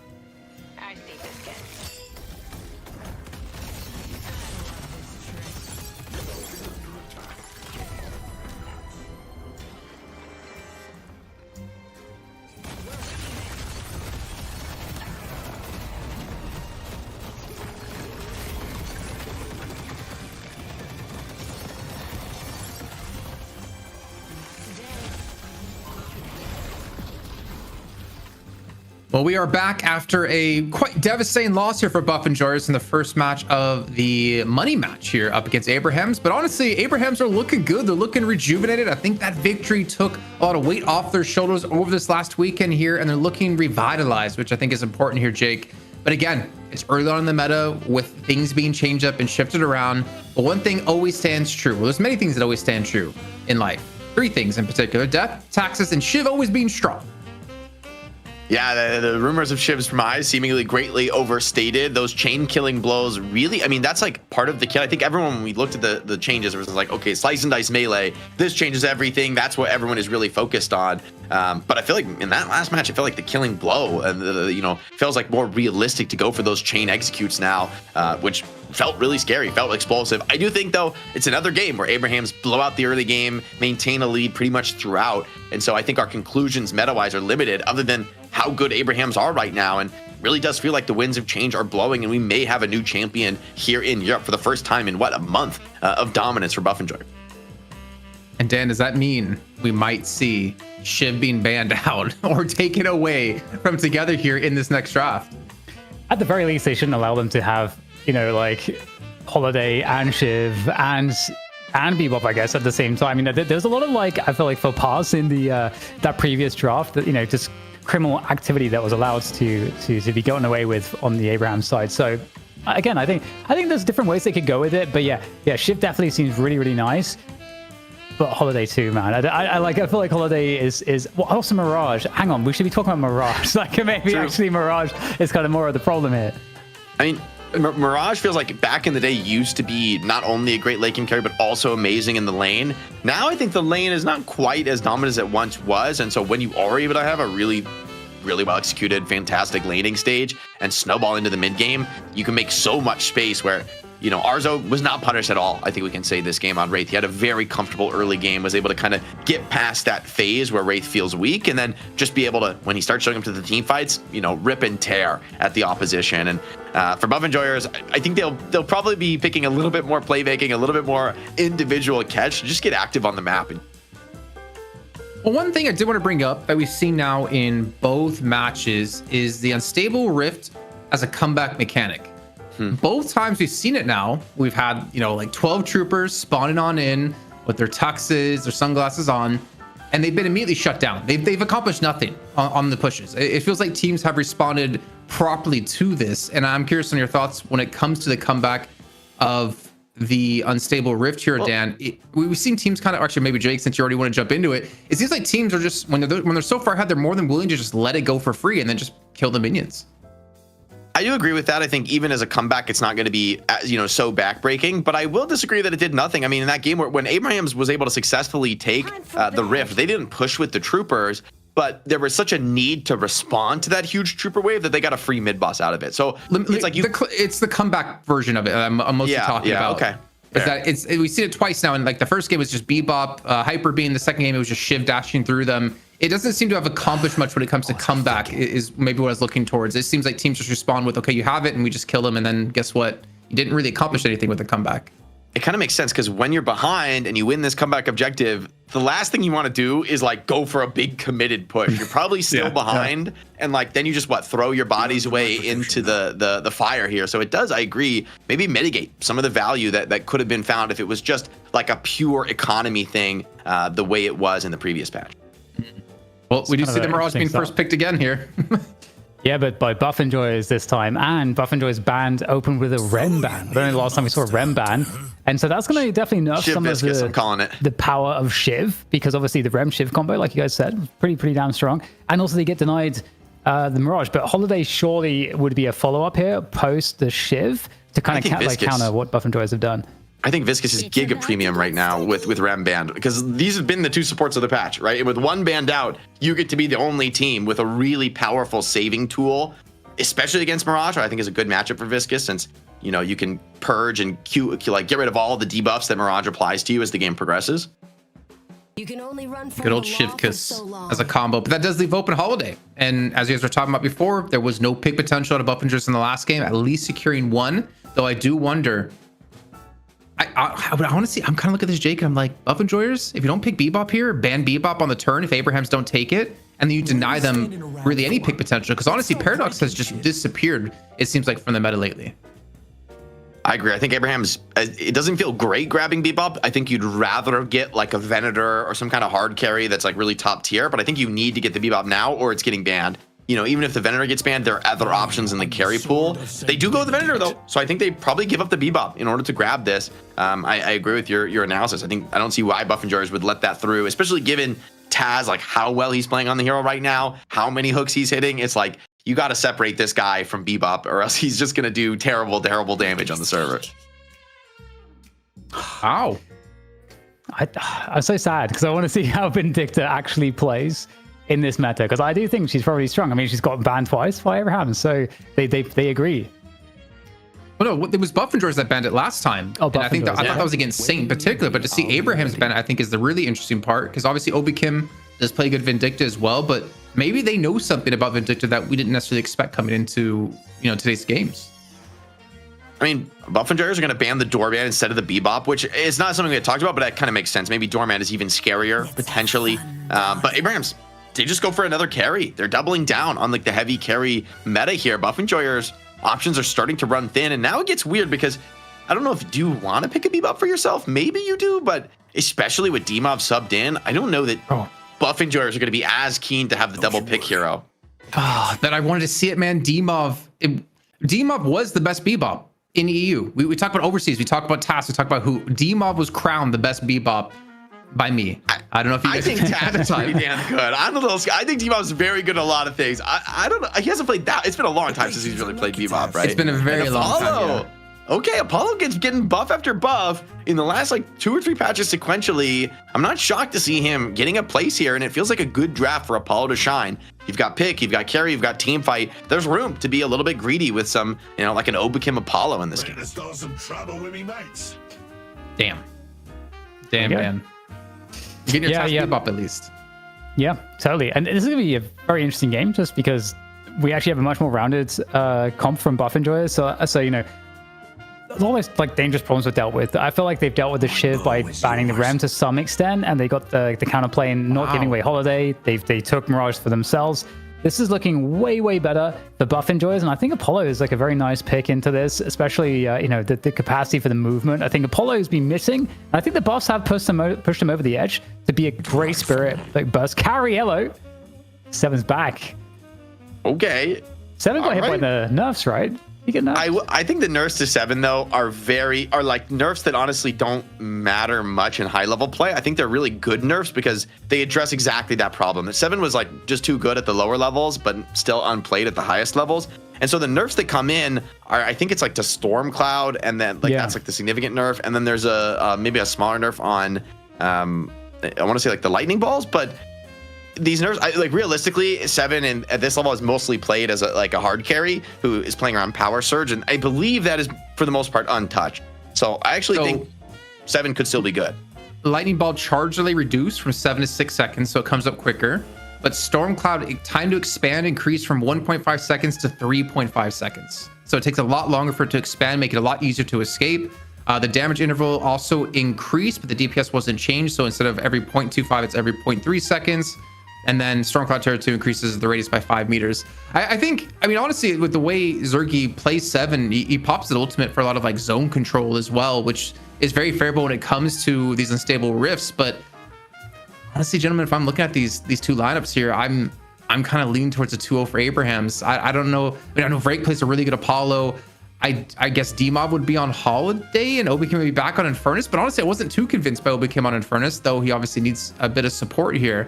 But can the Mirage game of being like 3-28 over a few weeks period in our previous night shifts, is he going to become unstoppable now? I mean, he's been undefeated so far today.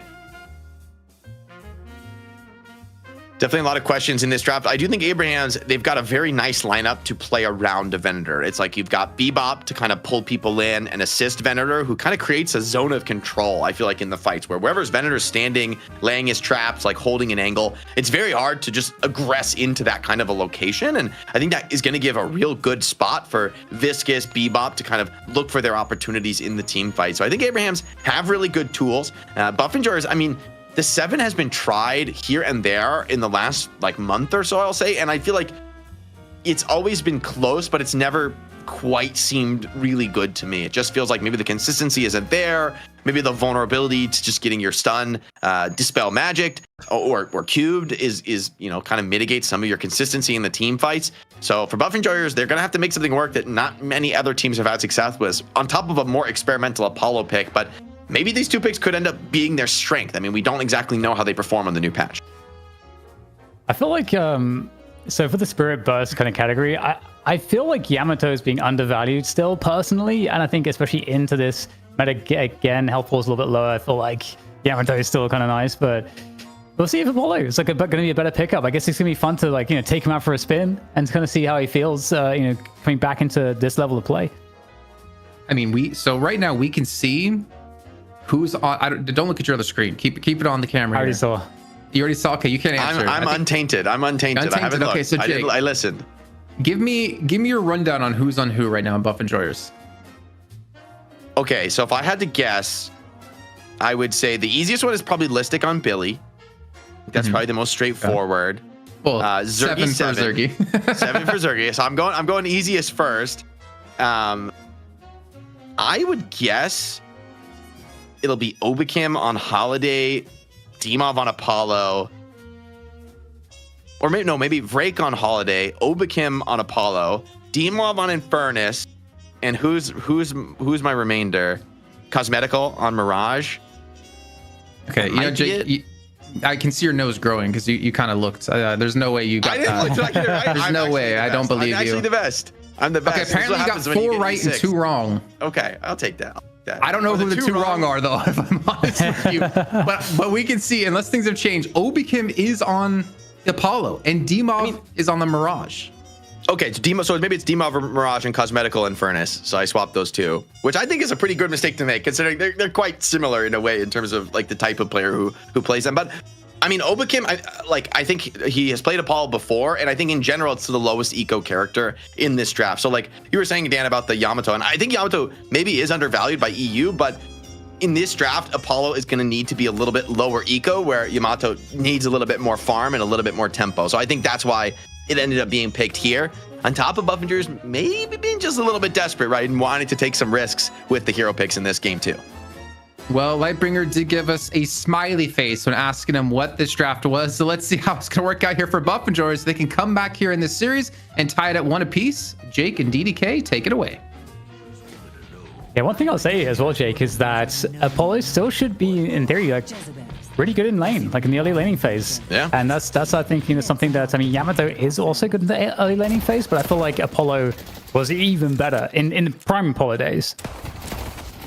Yeah. I think people have also gotten really good at dealing with disengaging Sigil, but I do think the spirit scaling on Flawless Advance is going to be really nice for Apollo in the mid game, where the heals you get from that like keep you in the fight quite a bit better and enable you to really stay alive and keep those trades rolling. Like when you do win a fight, you're going to be leaving it with more HP to like go to the next kind of a gank. So, I see why the buffs, they do add up over time. And there's been, I think, 2 or 3 straight patches of like moderate Apollo buffs. He took that like one huge nerf that really put him on his heels in a competitive perspective. To see, of course, how it plays out in this one. And in the end of the day, right, you look at Abraham's draft, you're like, Together's on Shiv, Saints on Viscous, Taz on Bebop. You really like the odds of the playmakers. Interestingly, it'll be Sonya on the Venator, which I feel like Sonya has kind of transitioned away from the heavy carry role for this squad, right? He really has been playing, I think, more of these playmakers, more of these like spirit nuker style heroes. And so it's interesting to see him back on the carry role, which is where we got to know him as a player like months and months ago, as like a Wraith player, as a Warden player. It kind of makes sense, you got Arzo playing Geist, and you talked about having more of a greedy, I suppose, team, in the sense that you got a Geist and a Venator, both 2 heroes that you're looking to be those M1 carries and need more farm. And so that inherently does slow down the gameplay of Abraham's, I would say. And in terms of like the tempo, do you feel like that does allow Buff Enjoyers to have the edge there? Should we be expecting Buff Enjoyers to largely be the team taking more initiative in the first like 10 minutes? Yeah, definitely possibility is Together gets absolutely boxed out of this lane. I mean, the Infernus is beaming. Cosmetical has had a couple really nice ignites on him, and to send the opponent back to base that early is nice. It is going to funnel a lot of souls towards Arzo, which he won't be too mad at. Small camp, though, traded and won. Looks like both teams kind of won the other side small camp in the side lane, so still, I would say, pretty even, although both teams winning the aggressive side of the side lane. I think it's another thing about Viscous that's so annoying, is that Viscous is actually insane in the early game. It's like poke is so good. And looking to get a gut shot there to completion. Is the kill coming forward, looking for the die, straight under the tower we go. And for the second bounce from the splatter will do it. Lovely stuff there, taking out Oblivion. Yeah, and I mean, we talk about how good Apollo is in lane, but this is a tough one to battle against. Venator, so threatening to get up in close range against, since he can just shotgun you into a wall and absolutely blow any kind of a trade out of the water. And then Viscous, right? We talk about being one of the better poking heroes. I personally quite like playing Viscous into Apollo lane because he wants to be so aggressive and like walking up to sigil you, but you have so many tools to disrupt that on Viscous, whether you're just kind of kiting back and raining damage in, or actually getting aggressive and trying to punish when Apollo has those skills on cooldown. Now, box runs, of course, so efficient. Everybody's like already in position to clear these high-density box locations, especially in the mid lane, where both Taz and Empty Dreams are getting some nice economy off the back of it. I do wonder if the boxes, if that will ever change at all in terms of the whole like Deadlock development. I know some people are fans of the boxes, some people not so, so much. I'm an enormous box fan. I feel like boxes are I hope they never really like hurt them, because it's like a beautiful way to make movement like directly rewarded. Your mobility, you're able to get things. Speaking of movement, by the way, he's going to need some serious help.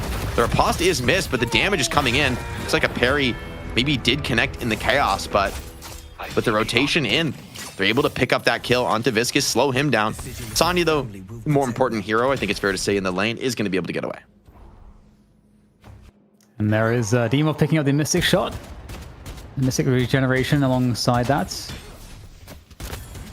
He's to dominate this middle lane at the moment. So far, it looks like the lanes have been relatively even. But this, we saw the power of the Mirage Holiday lane in the previous game. The Buff Enjoys get to play it this time. We'll see if they can be as successful.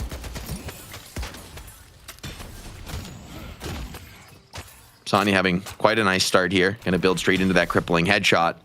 And this hero is one of the most difficult to trade into on the laning phase. Once they made that crippling work on neutrals, it's such a powerful farming tool. And I mean, you have a kind of a perfect tool to kind of keep that debuff applied. Lady Geist, nice movement from her, is going to slip far enough away with that stunt. She doesn't take too much counter damage. Cosmetical kind of covers the retreat with a flame dash. There's a deep dive on Sonya, but he is healthy and right into the trap. Goes the Apollo. The Cube delays things for now, but will it actually be enough to escape? Listic, another rotation into the side lane very early in the game for ability to get active like this, but once again, it pays off. So Buffingers showing us a much more competitive early game in game 2. Yeah, just got massively punished for that dive, and look at the tower damage just coming off the back of that, just trying to get any edge, and this middle tier camp is really nice to find. And Billy is like so good at farming these types of camps this time in the game, and looking to go for a counter punish though. And the chain gang comes through, and he try to delay things, but you're not getting out of this one. There comes the hook, and soon just trying to. Knows he's gonna die, but maybe I can put like a couple more licks onto the towers, but yeah, pretty big extension from Listic there. Yeah, he's definitely been getting a lot out of those rotations. Very important. The task can kind of slow his roll, but the mid Guardian does take quite a bit of pressure forward, and with this Demov's Mirage sitting on a tornado, he is not going to be a very realistic kill, even if you hook him. Able to build pretty aggressively into a heal bane, and it's going to be tough for anybody to stay in this mid lane. Even Empty Dreams with a Spirit buff, right? That's going to be nice to kind of slow down the push, but it does feel like that tower is headed for destruction if there isn't a big rotation towards the mid lane. It's going to be interesting in this game how much space Zergi's going to get to play with to get the farm rolling. Obviously, Zergi has been phenomenally effective on Buff Enjoys over the last few weeks, and so he's always a key player to look at. Taz shuts down Demob. Looks like Demob's maybe trying to get a little cheeky, steal a camp away. A little too early, gets punished. That's going to be the Headhunter picked up for Demob. Players low across the board, though, in this fight with Infernus. Keeps wanting to find these burn connections off the 7 stuns, but the movement has just been a little too clean here from Together and Arzo, just bunkering down. But 7 and Infernus are both insane heroes for pushing down early towers and pressuring early waves, and it seems like this Geist just can't keep up with the wave clear as this tower seems to be on its last legs here. Yeah, everyone's going to lose that right side tower too. Both Sonya Sniper and Saint got pushed back to base on the right side of the map, and that's painful. You know, this is not a great start, I think, for your Venator. They've been doing a good job, I think, in terms of limiting the damage, but yeah, Sanya on that Venator. Again, we talked about Zergi being a key player on the M1 role for Buff Enjoys, and Sonya Sniper is sitting opposite the table as the player to be the countermeasure. Zergi into the farm game, and this is really why you pick 7. I will say he had quite a good lane. Like, this is pretty much the dream lane for a 7. He's got 5.3k. He's going to be building towards Cultist Sack next. Infernus Cosmetical is going to be happy to get into a little bit more action in the mid lane, but keep an eye on that Zergi soul count. I think this is one of those games where he could go real hyper carry mode. Nice little bebop laser from Giga range. Even dodges the lasso with some cheeky movement behind tower, and that's going to be able to get a punish kill onto Vrake. Wonderful positioning from Taz. Experience really being shown there on the bebop to cast the laser in that position. Yeah, trying to turn the ties in the mid lane. Very nice counter, or rather the riposte comes in to try to stay alive a little bit longer. The lunge is extremely annoying to deal with, but you're stuck in the hallway against the gut shot. There's not much you can do against that. So perfect encounter for Sonya Sniper to take full advantage. And Abraham's starting to get the pickoffs. He started with the Hyper Beam, but decided to snowball this a little bit. But though, as I say that, Demov able to come in with a counter kill to keep that priority here on mid going the way of Buff Enjoys. Yeah, Demob's dominance in the mid lane Definitely an asset here to buff enjoyers, buying a lot of time for other players to get some more comfortable farm, especially that Zergy 7. But some counter kills going back the other way. Taz starting to activate and building into his own headhunter. So Bebop is going to be able to maybe move the needle anywhere he shows up into the team fights. If Demon is able to contest Sinners like this, though, it definitely speaks to his strength in the game. But the threat from Taz is just too great. He has to back off for now.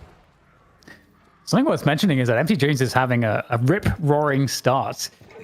7.5k, and that was quite, contrary to the performance and the start that we saw from Cosmetical in the last game on Talon.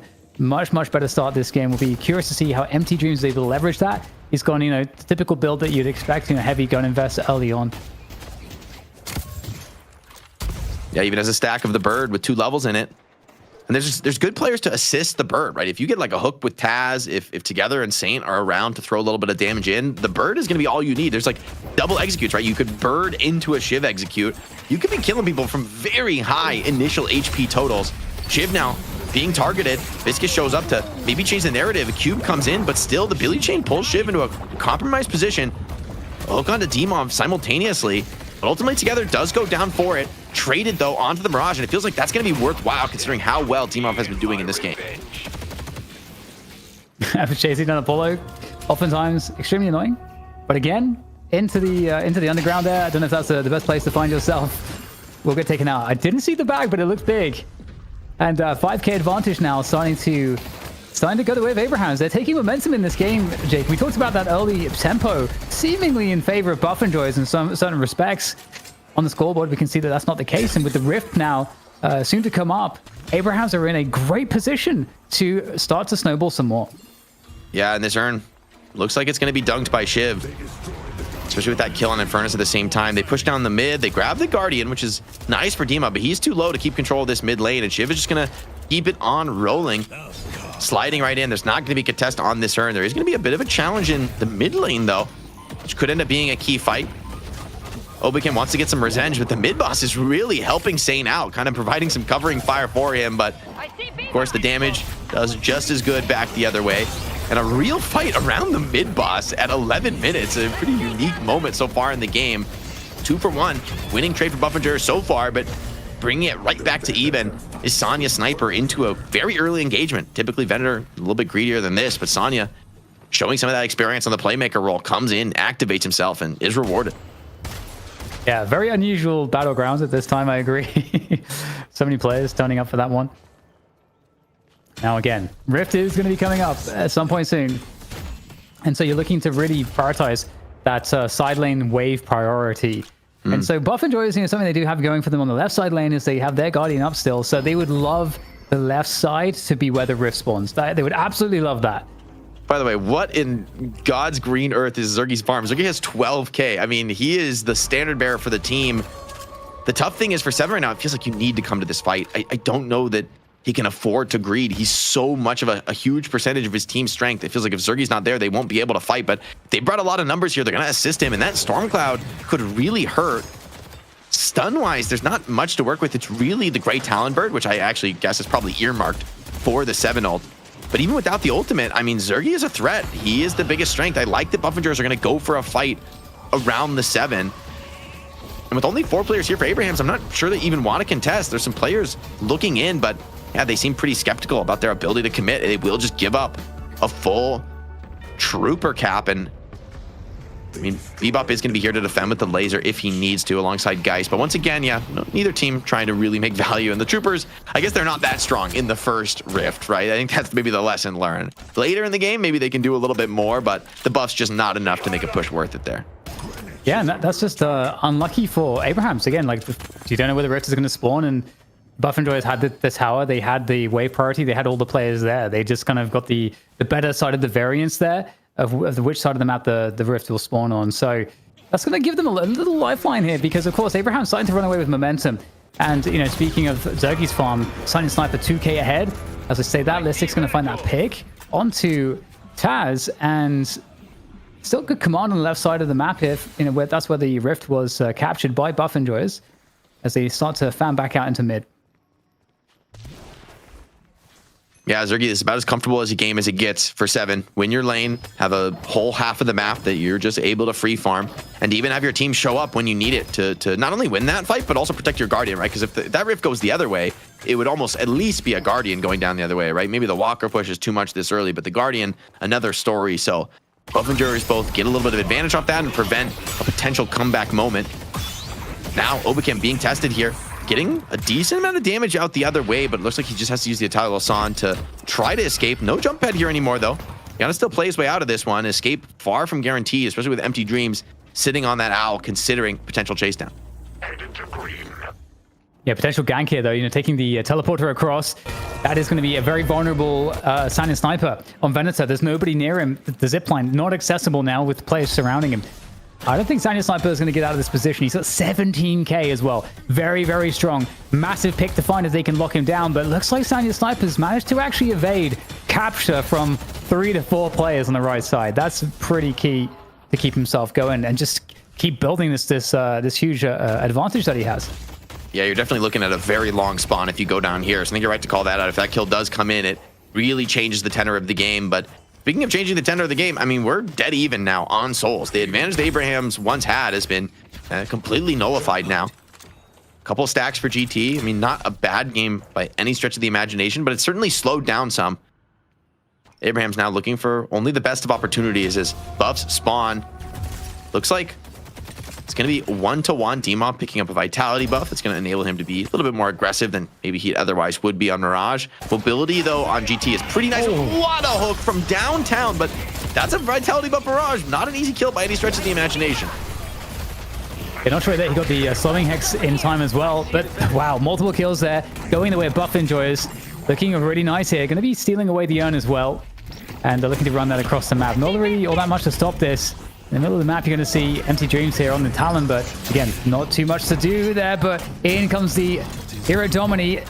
Big value from that at this stage of the game here with the farm that is had, but just can't quite find the engagement to lock those players down. And it's going to be Buff Enjoyers escaping, not taking any deaths there. And that would have been really critical for Sanion Sniper, given all that was just lost, to get at least a kill there. Yeah, I would have loved to find something. Instead gets Jack Deadly. Urn, I believe, dunked by Buff and Jars in the chaos. And that hurts.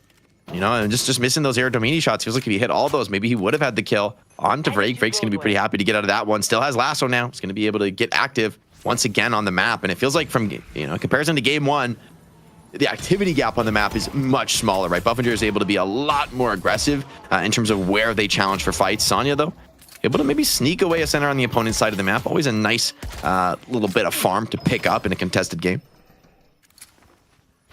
Yeah, pretty huge. Counterspell the next item there that Sanion Sniper has queued up. Looking to dodge those lassos, the concussive combustion, etc.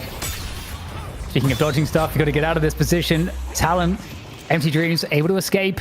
Looking to get back into the fight now. Teammates there to maybe take the brunt of the damage. But speaking of which, Taz is going to get decimated there in the front line. And Buffinjoy is controlling space again. Big numbers coming in, though. It seems like Abrahams, they want another bite at this. They want to maybe punish some of these players. Mid boxes, pretty significant amount of economy to claim. Cosmetical gets into the fight, but gets absolutely bashed into the wall. Deleted by the trap. Well played from Sonya Sniper. Shuts down the Infernus before the concussive can come down. And the Owl finds the finish onto D-Mob, picking up a 5 streak for Empty Dreams, adding another stack into the cap. So Taz does go down, but maybe Buffingers not ready for the massive response out of Abrahams. They brought everyone to that engagement. The killing blow movement, all there. That's actually so wild. But hey, you know, I guess there's no points in it. Let's speed up. I mean, you might as well pop the second use right after you pick up a kill. It's like, you know, gone. And if you don't use it, and also I think you need to use it to start the cooldown actually rolling against. There's an incentive to throw it out. I'm not 100% sure that's how it works, but it seems to be that way. People are holding on to the additional uses of killing blow. Good point.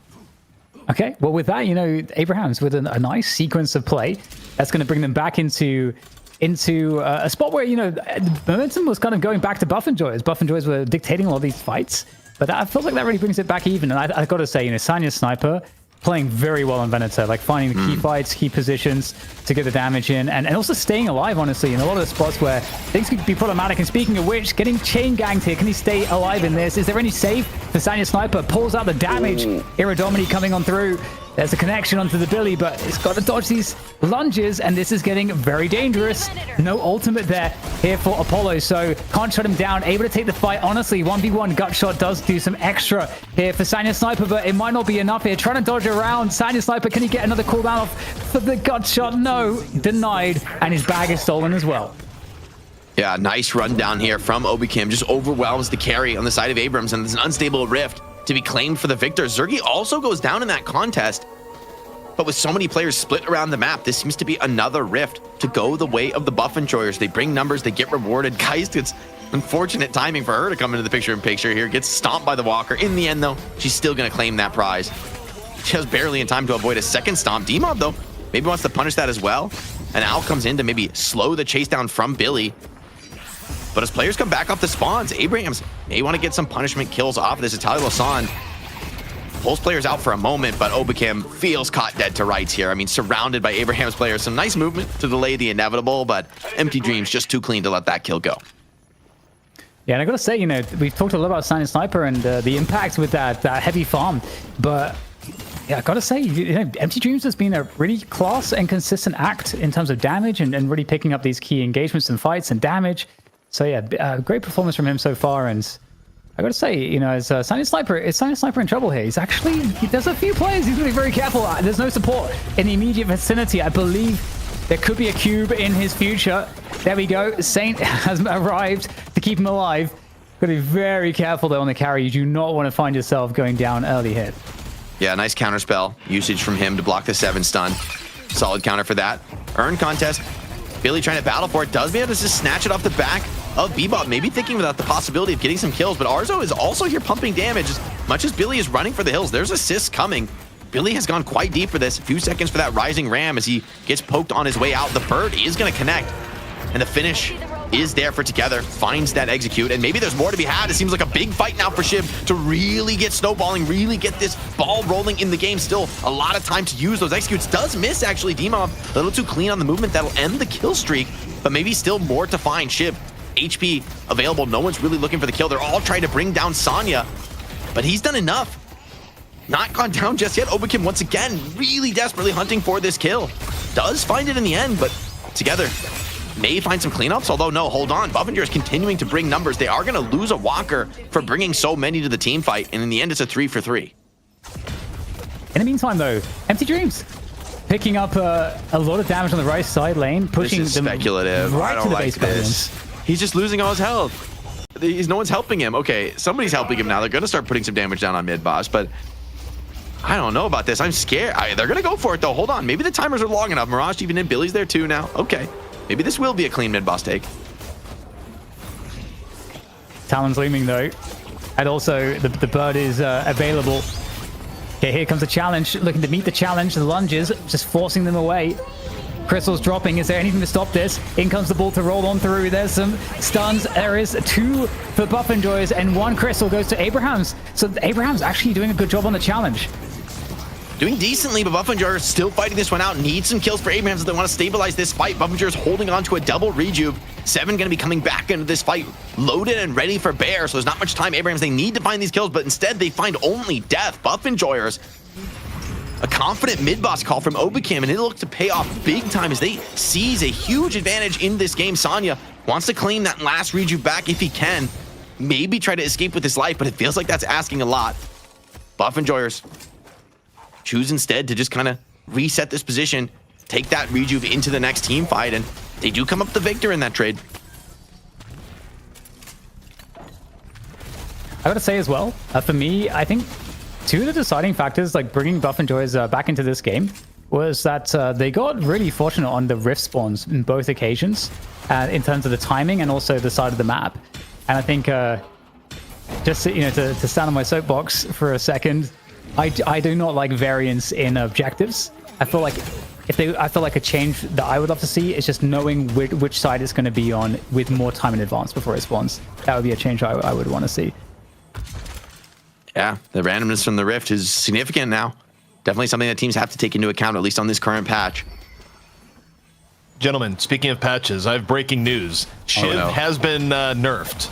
Okay. The mid-tournament patch just came out, reverted. There we go. We got production is on it. This is peak esports, guys. This is peak esports. Okay, so we're seeing some... wait, are these nerfs? Okay. So they just basically got rid of the melee on Slice and Dice. It's not that bad of a change, though. They slightly nerfed the killing blow threshold. This is, I think, a very minor change. The biggest change is, okay, no more global amp. Instead, we're back to the spirit damage and spirit shred on the Slice and Dice. So maybe these gun Shiv builds are going to be short-lived. Interesting. Okay. Well, I guess this is the last time we'll see short-lived this. Shivs. Yeah. Gets run down under his own walker. I think together really is going to be surprised that they were able to successfully get that kill. Will the punishes come in? Right now the chase is going towards Vrake on the Holiday, but this is a very tough customer to catch. Unstoppable, keeping this Stormcloud up through the knockdown, securing a walker take, and just nobody can challenge Zergy with this ultimate maxed out. Unstoppable comes to an end. Zergy's going to back out for now. Looks like that rejuve is starting to run out. Instead, they're going to look for a kill on the Venator in the side lane, but this is Venator's dream position, right? Holding down a corner in a small room is not the place you want to challenge him.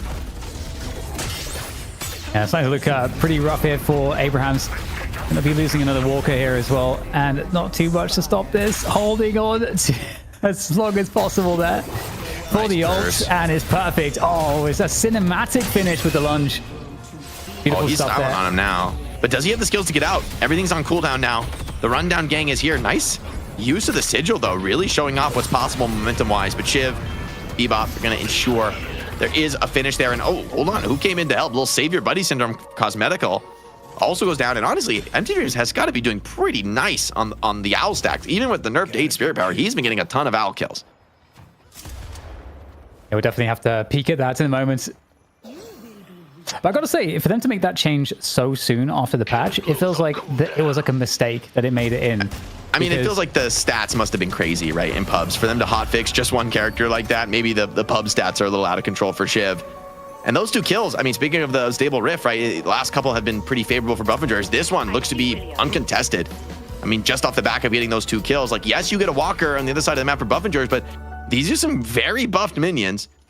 There's no walker on this side of the map to take, and so I wonder what Abrahams choose to do with this lane push advantage. GT's hanging around, so is Shiv, so they might actually look to try to assist these minions. It does feel kind of worse because, like you say, you know, you kind of have to put resources behind clearing this, and that's going to give the team that has the troopers. And again, Billy able to freely heavy melee troopers. Yeah, maybe nothing is quite strong enough to deal with. Another earn dunk, by the way. This one, I believe, goes into Zergy's bank account, who is just getting filthy rich right now. 35K for the 7. Yeah, so whoever is, you know, assisting you getting the souls at the end with you does get a bit of a split. Okay, so interesting though, because the top 3 players that have the most farm, it's so interesting actually, because the top 3 players that have the most farm are the exact ones you would want for Abraham. So that all makes sense. Yeah, they're definitely splitting the resources more. 7 is going to be asked to do quite the hyper carry job in this game. And he's gone for a more diversified build, like even buying the bullet resilience, which is maybe makes sense this game with, you know, so much bullet damage coming in from Venator and Geist and even Bebop. Decent amount of gun damage in his build here. But not an item we often see picked up on 7. So I think Zergy recognizes he needs to be tanky in this game. If he gets focus fired and killed out of the fight, almost any sacrifice would be worth it for Abrahams. When you put all your souls into one person, it needs to pay off, right? He needs to have a high impact team fights. A lot of cash to spend, right? I'm curious what the next buy is. It's going to be Leech. So, okay, this 7 is going to be very tanky and very able to take long sustained engagements, not reliant on big cooldowns like Infuser, and instead really playing for that hybrid damage. Okay, well, the map is very pushed here. Every lane, huge priority for buff enjoyers. You got Abraham's playing close to the base. Just a 10k difference and an advantage, marginal in terms of the stats at this time of the game. So we'll have to see exactly what the plan is for Abrahams to burst out of this prison that they kind of find themselves in. And with mid-boss spawning soon, the next team fight is going to be pretty impactful. Yeah, mid-boss could be decisive in this game if either team is able to come away with a big win. Hooks attempted in mid, Taz, always a threat. Siphon, the buy for Sonya. It's going to be a nice one for maybe making the 7 feel a little bit more killable. And in the end, no matter how much resilience and resist you buy on 7, if you get caught in the wrong place by Venator and Geist, much less Shiv, you're going to be in real trouble. Oh, Taz goes for a hook, instead finds a lasso. Back the other way. The cube and the rescue beam, though, are very nice. Taz still healthy enough to maybe keep this fight going. Concussive doesn't connect to anybody. Cosmetical trying to go for a big chase down into the basement. They're going very deep. There's not going to be a safe retreat out of this fight. Zergy, though, doesn't seem to have any intention of backing down, is committing fully to this fight. Along with the rest of the team, Al coming in. He'd love to be able to find Cosmetical for a finish here, but it's not going to be necessarily easy to do so. So he instead waits for a better target. Oh, it is Cosmetical. Beautiful. Does get found out. Amazing awareness. It's great patience there. Key kill to get, but again, mid boss is up right now. They're fighting underneath the Walker here. Buff Enjoy is looking to take the fight. Hyper carry Zergy is uncontested and looking to finish the fight in style there. Going into the cloud form, Storm Cloud, as he just now reigns over the Walker, and they'll be able to pick that one up as well. Again, mid boss is up. Just Together and also that remain for Abrahams at the moment, and there's just nothing that they can really do in this position. They're somewhat helpless to just watch. They're just fighting. They're even though they're down numbers, they're fighting. They're scaring back actually above Enjoyers with just 2. I mean, the strength of Geist very real. At this point of the game, 33k souls. She's been quietly farming up a Storm, kind of a same story as last game. Maybe not as explosive as the Wraith, but again, good mid-boss push right now. I don't know that this is contestable with Sonya out of the fight for 50 seconds. That long spawn really hurts, even without Infernus or Mirage. I mean, Zergy's still alive, and I don't know if anyone's strong enough on the Abraham side to challenge the 7 in the mid-boss pit.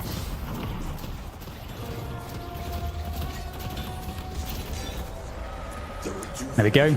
Crystal's dropping down, and only 3 players up here for Abrahams. They're going to go for it, do what they can. Any steals would be valuable, and they get none. And they're going to get wiped here in this position. There's no way out at this point. Yeah, good Italo-san from Oblivion. Curses on 2, and they're going to get all the cleanup. Shiv does get a parry, but it's not going to make much difference in the end. Zergy on fire now and has just skyrocketed in soul. Some of those kills, right? He's at 45. He's going to hit the full build here on 7 pretty shortly. Ern is snagged by Vrake, and this one should be a pretty easy dunk considering how scared Abrahams have to play right now.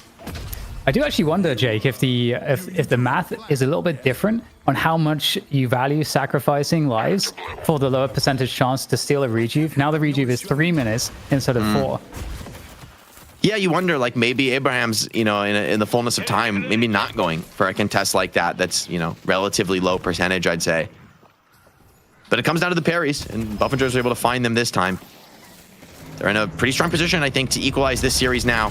Send us to a decisive game 3, maybe what the fans are going to be hoping for, given the pedigree of both of these squads. And for Buffingers, it feels like they've righted the ship, right? This is, you know, from here on out, right? It's very clear that there's a extremely different tenor in this game, in large part due to, I think, Vrake and Obakam have been so active this game, so ready to get into the fights. They've been able to punish Taz, although Taz, hold on, a very deep hook. Is that Zergy pulled deep instead? Buffingers have to double down, bringing everyone to this fight. You cannot give up a kill onto that 7. He forced the team fight, but under some uncertain circumstances. No one on Abrahams is going down just yet. Taz maybe in trouble. A 3-man Italo-san, but 1 rejuve has been claimed. Taz goes down for it. The rest of Abrahams, though, still relatively healthy. I think this is a comfortable team fight for them thus far. Buffingers would love to be able to claim a shrine at this point. And maybe just back out. I mean, Abraham's still healthy on 5 players. I'm a little scared for Buffingers to stick around. They still have 2 rejuves, though, so maybe they want to make some value out of those. Insane damage put down by Zergy. As the assault continues, the shrine now getting focused by Buff Enjoyers, but still 2 rejuves. They feel, I think, more than comfortable to maintain this attack, and that bird just bounces off of Buff Enjoyers at this point. And there we go, looking for a patron drop now. Out comes the Storm Cloud from Zergy, raining above everybody in the base. You can't fight underneath this. Oh, nice Spirit Snare. So well played from Empty Dreams. The curse cancels. Zergy's ult activated by the charge shot there out of the air. And that'll be enough to maybe get it back up. But Zergy says, hey, maybe I want to continue fighting this. Playing around the leech after all. He's not very cooldown reliant. Happy to bring the spiritual overflow to bear in the fight. And this looks to be a bloodbath. Abrahams felt a little desperate trying to get some counter kills here. And Zergy sniffed that out post haste, just laying down the damage with this surge of power. Devastates the opposition. And this looks to be game. Buffingers cleaning up. Abraham's not able to mount a resistance. Kind of desperate, stepping out of the base, trying to get some sort of a chase down kill and a good call from Zergy finishes game 2 in favor of Buff Enjoyers, setting us to that game 3. And it was hard fought. There were moments where it felt like Abrahams had the lead, but it feels like the objective gameplay so much stronger for Buff Enjoyers in this game 2. They felt completely different than what we saw in that opener. Who out there said this was gonna be a 2-0? Surely it wasn't me. I didn't say that. I said it was going to 3, right, guys? That's what I had. I mean, game 1 was grim, guys. I feel like if you're hopeful after game 1, you're a true fan, and maybe the true fans are rewarded now. I never doubted them a single moment. Lightbringer as well. I mean, we knew what was up as we asked him what the hell's going on with who's playing what, but man, like Zergy popped off, showing what 7 can do, showing what a late game 7 can do, and showing the OG hero who was an M1 carry, a hard carry, way back in the days of the early stages of Deadlock, back when like on 4 lane and even somewhat when it came to 3 lane, how strong a 7 can be. I was surprised though. Empty Dreams ended up getting some decent stacks. I think he had like 6 stacks, so that was like 48 spell power coming, or sorry, spell power, spirit power coming on through, but obviously not enough in the end, and together just really couldn't be as dominant as a force as they needed him to be in this game. But if you were to, call one standout player besides maybe Zergy, because that's really easy, the obvious one here, Dan, who would you give it to on Buff Enjoyer's side? Oof, who would I give it to? Okay, so probably I want to say Oblivion, honestly, actually, because I felt like the Apollo play was really great, and I think especially some of the chase downs on Sign and Sniper, I think were pretty impactful at the times that they happened, and those are one-on-ones that Oblivion was winning, and I think that kind of slows Sign and Sniper down just enough to really allow the team to just not have to worry about that threat, because Sign and Sniper was doing an excellent job, not just keeping up but staying ahead in most cases in the early to mid. I mean, Sonya was on a pretty decent kill streak for a majority of the game as well, and he was, decently far ahead of Zergy. But then again, Zergy just kept farming up, trying to keep on par with him time and time again here. But the switch up that we're seeing out of Buff Enjoyers, Jake, I got to pick your brain about this a little bit, because this is not really fully the lineup that we expect, not necessarily in terms of who is on the team, but more about who's playing who here. I mean, Cosmetical, and first isn't really a hero that you would think would be true to his style and true to the impact he can have in the games with Buff Enjoyers.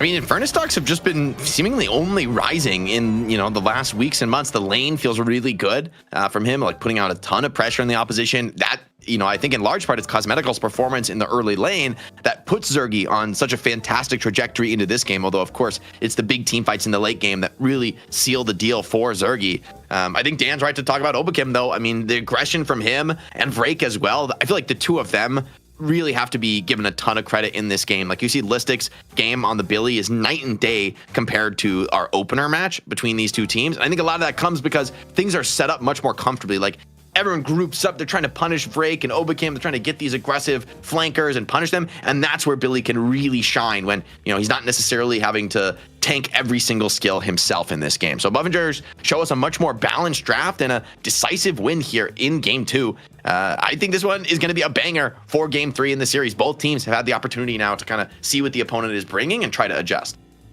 I'm getting a little bit worried though, Dan. Mirage continuing to be undefeated today. I mean, it's a pretty easy shot in the dark here. Do you think he's going to be first picked going into game 3? You know what? I mean, probably. I think it's really interesting though, because right now in Deadlock, there's a lot of like first bans and first pick, like in that category, like first ban, first pick. There's actually quite a lot of different heroes right now. So what's cool about that is it does give you flexibility in scenarios like this to kind of mix things up. So we could see it for sure. I mean, I feel like I sound like a broken record, but I mean, Mirage was just doing terrible when teams were trying to play him as an M1 hard carry hero, like the main carry hero for your team. But honestly, Jake, like, was like 2 weeks ago, or maybe 2 weeks ago, everyone just started playing Mirage as like that secondary support, and it started to work out. And we've seen a complete change in the success of Mirage. And I think that's also what's so cool about Deadlock is you might see a hero that might look dead, but if you play him a different style, play him maybe a slightly different build, it can still excel and cause these dubs that have been coming through for him.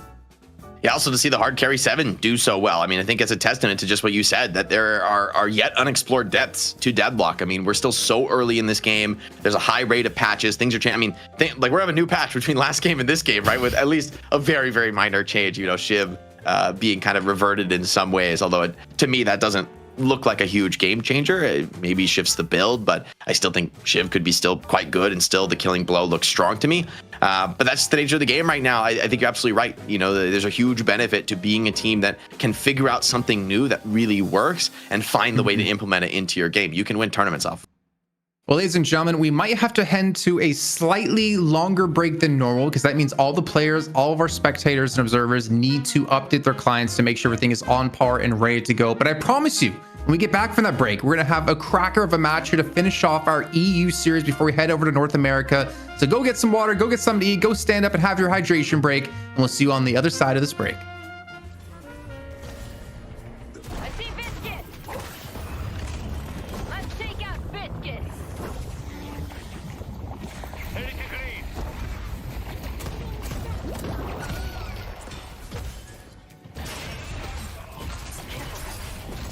I see the robot.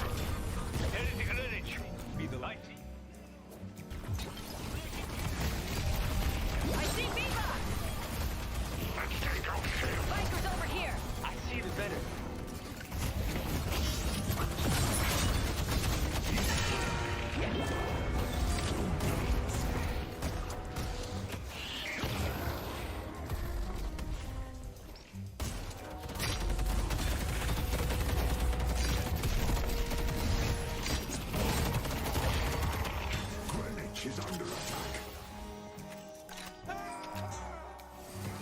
I see the Venator.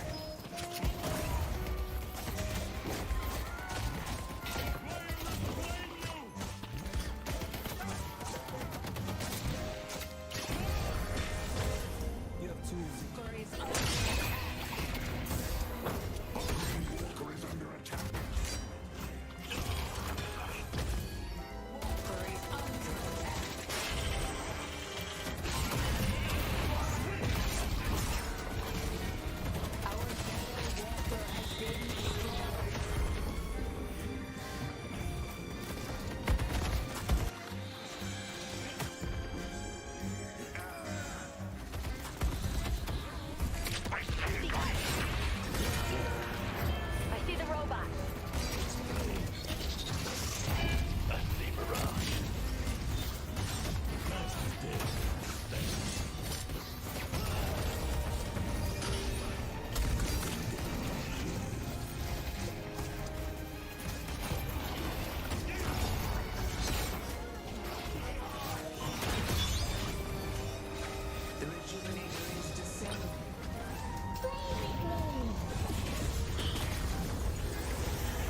I see Viva.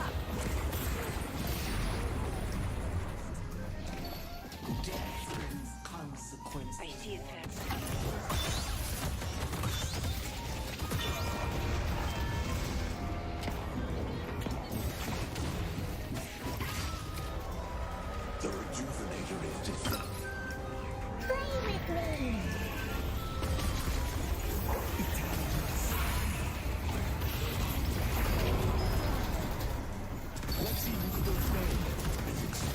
I see his head.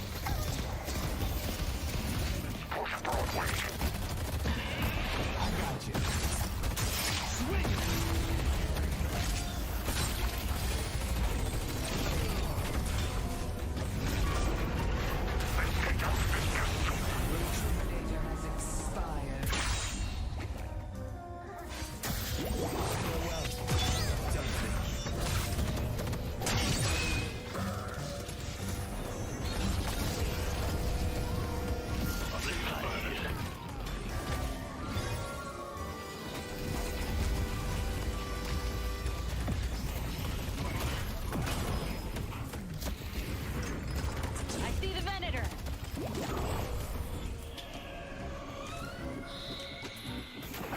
I see Mirage.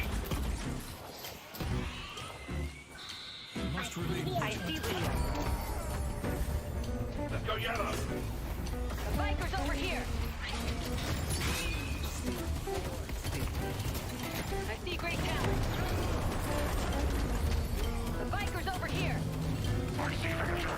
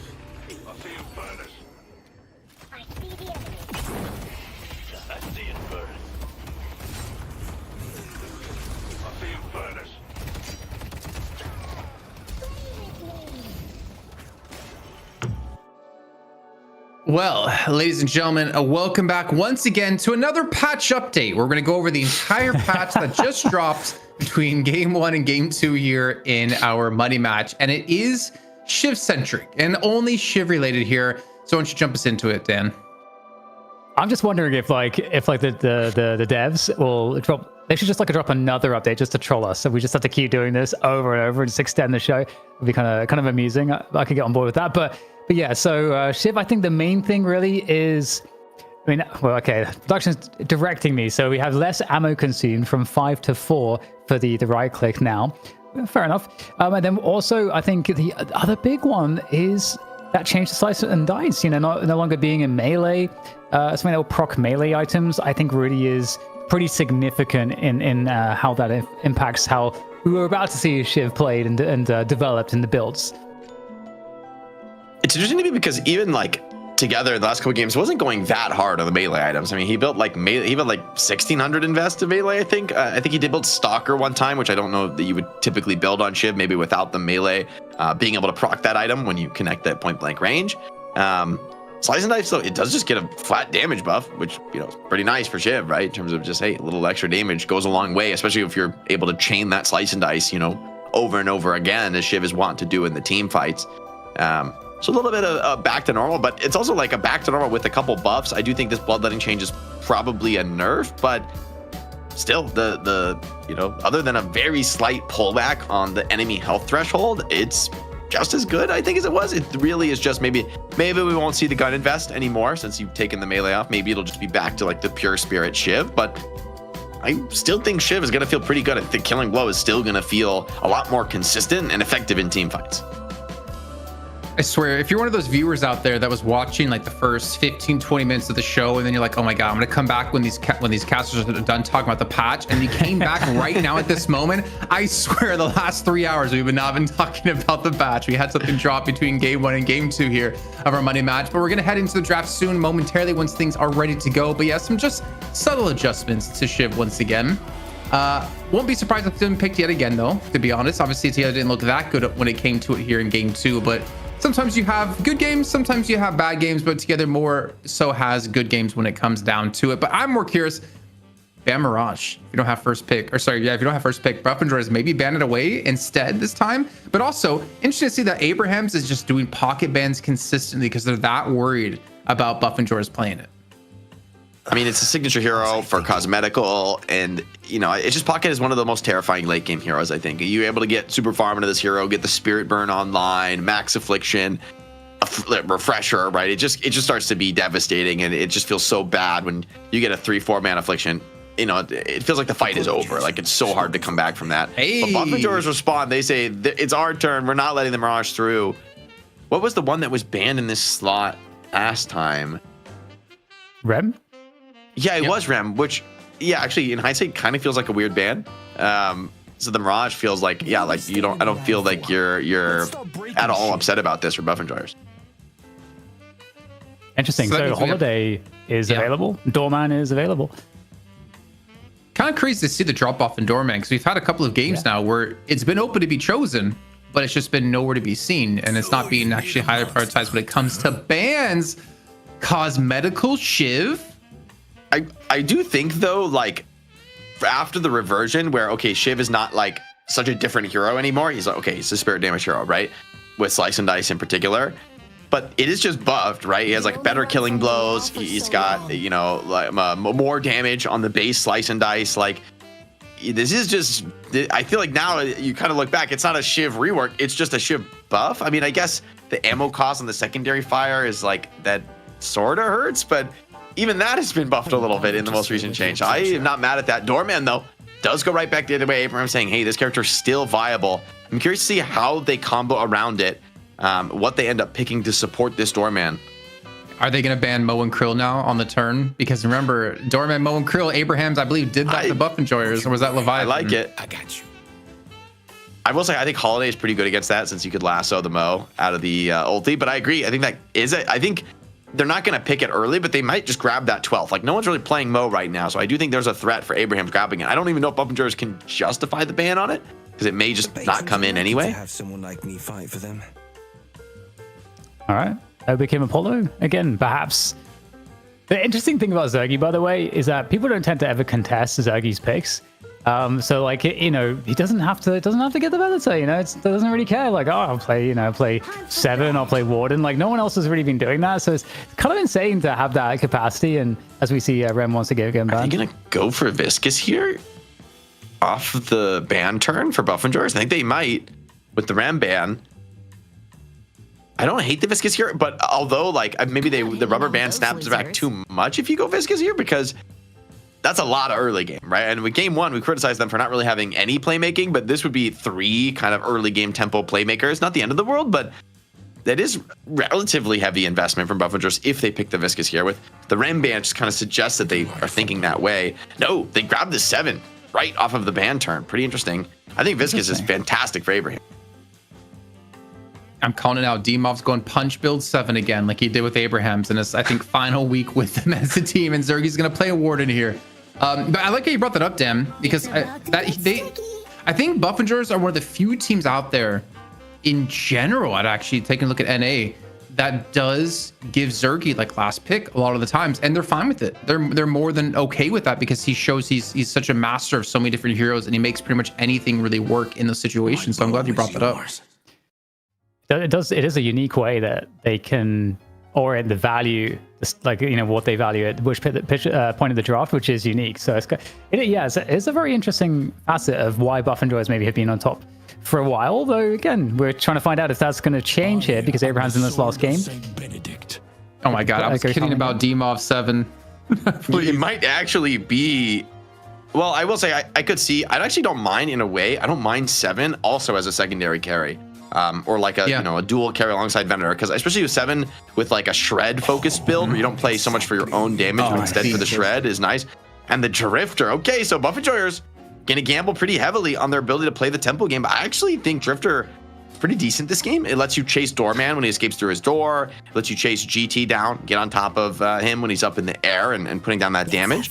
Also, when Darkness, it's pretty hard for Viscous to get the cube save as he might normally want to.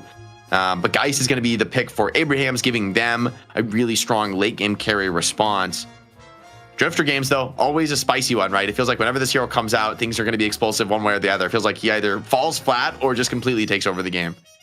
Well, I mean, if Listic dies like 5 times in the first 6 minutes, then Buffingers are going to win the game. That's typically how it goes with him on Drifter. Thinking back to Colt earlier on, he definitely fulfilled that quota early in the game, but they didn't get the victory in that one. But very interesting. 7 Venator. We don't know who's going to be on who necessarily. But as you brought up, Jake, I mean, if you look at Mirage again, like a secondary M1 hero, 7, I love what you said. Shred build on 7 can do some serious work for this team, which is very bursty, very high damage. You want to get those kills extremely quickly. I think you might be onto something here. Especially the Spirit Shred, right, on the max power surge. And then, of course, the Spirit Shred coming back on the Slice and Dice. That's like 2 unique forms of Spirit Shred that are only available to Buffingers. And so you start buying a few items on top of that and like adding more Shred to the package. And pretty soon, even these like tankier heroes on Abraham's are going to be going down very quick. So I think Abraham's, luckily they have a ton of damage on their side. So I don't think they need to necessarily kind of focus too hard on building tanky. They just play for the cube and for the most part play to just kill the opponent. And that's where I think Doorman is going to be particularly important for Abraham's. Like we've seen Doorman be a hero that can have a relatively middling economy and still top damage the server, just doing ridiculous damage with the call bell. So we'll have to see if that ends up playing this way in game 3. Mr. Dan, what's your thoughts on the topic brought up about Drifter ultimate being used to counter the save out of Viscous? I think that's an interesting topic that I never really thought about before. Yeah, I do think it's. I think there's a lot of interesting applications to it because it's pretty unique. Because I don't think we have anyone else that kind of limits your vision in any way that's comparable. So yeah, and I think even Geist, like a Geist swap, for example, might be like difficult to like plan and figure out like your positioning for. And because when you're trying to swap people, you're really trying to you need that awareness that you get from your vision. So I think also birding people. There's definitely a lot of applications. I think to the blind. I think of course the Viscous saves is got to certainly be one of the big ones because reliably drifting, you're gonna be jumping people, you're gonna be popping that ult, and at that point that person is isolated. And in addition to that, obviously Drifter's going to get all the bonuses from the solitary kill or the solitary status from the darkness as well. So it's going to be able to chase people down. So I don't know. I'm actually a big believer in Drifter right now. All right, well, ladies and gentlemen, we're heading into now the final match in EU before we kick things off in North America. Will it be Abrahams able to overcome Buff Enjoyers and take the title back for themselves for the first time in an extremely long time? Or will Buff Enjoyers hold on strong? Let's find out with our casters of DDK and Jake. Yeah, I think. Oh, Go ahead. okay. I will take your politeness and I will run with it. I actually think that Buff Enjoyers are going to do the Buff Enjoyers thing. Even though Abraham's just won, obviously, in a best of 5. I kind of feel like this is like a typical like Buff Enjoyers series where like maybe you think there's weakness, you see a little bit of a funny draft, and they actually just smash it. That's my feeling. What about you? Oof, I think this one is going to be a bellwether game. I do think Buff Enjoyers, I always favor the team that has won more recently. Like the momentum in the series is certainly in the favor of Buff Enjoyers, but these two teams are so experienced against one another, you might discount the mental game between them. Like neither team, I don't think, is going to be flustered in this kind of a game. It's going to come down to their individual performances. But it's Buff Enjoyers with a couple of unconventional choices in terms of the hero picks, right? I think especially the Drifter, Feast or Famine. I think you are right to say, though, maybe the hero is a little underrated. I think people who, as teams get better and better at really leveraging the unique attributes that he brings to bear, maybe he can have a place, in the higher level metagame, especially if he's able to do well in the lane, which often I feel like is a bit of a struggle for Drifter at this level. I think people are just so aware of the tempo that he plays on and how to punish him. Yeah, and I think, we've seen so far today Drifter in lanes that were kind of hard to succeed in. So we can have a look and see where Listic is playing the Drifter. It is interesting, actually. Listic has been been playing a lot of Drifter and Billy on the in matchmaking. You can see those are the two heroes he's been playing a lot when you open up the scoreboard for EU. So kind of interesting. So Listic is someone that if we're gonna see very good Drifter play, my bets will on Listic to be the person to show it to us.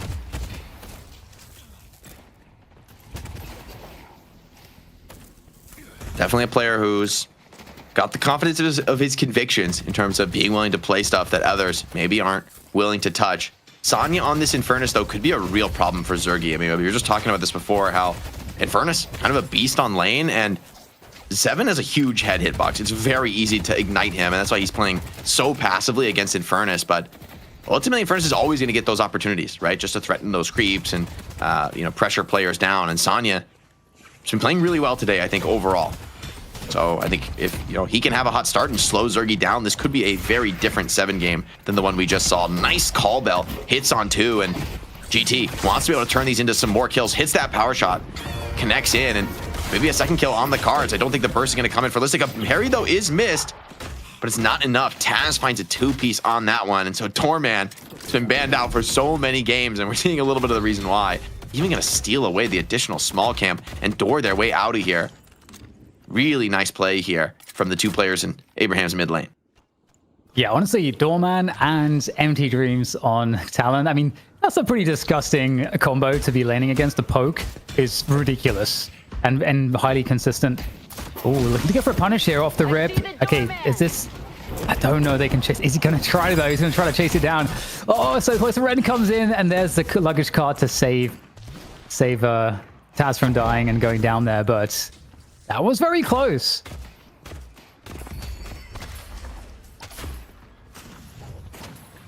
Getting those heals off. Nice for Empty Dreams. Stabilizes after a couple kills in the lane. Drifter trying to get some counters. Spirit Snare doesn't come down just in time. Sending arrows. GT wants to get some damage traded back. Ballistic kind of gets out with getting the full load of cooldowns bursted onto GT. Making that kill seem possible, but with the deficit existing already in the mid lane, seeming a little scary for Drifter, right? We talk about, okay, this hero can be Feast or Famine. The ultimate is nice, but you want to be more than a walking ultimate, right? You want to be able to be a threat and hunt down those individual kills, get some stacks going, and maybe snowball the game. But this mid lane keeps going the way it has been. It doesn't seem to be the case here. Stalker's Mark misses this time. Yeah, it's just hell to play against two heroes that have such strong and consistent poke damage. It's very, very challenging, and just puts the pressure on the rest of your team on the side lanes to do a good job. And speaking of which, Oblivion did a great job in the previous game. Took the chase down Sanya Sniper. Just get him pretty low. I don't know that there's any finish to be had here, but they're forcing some respect.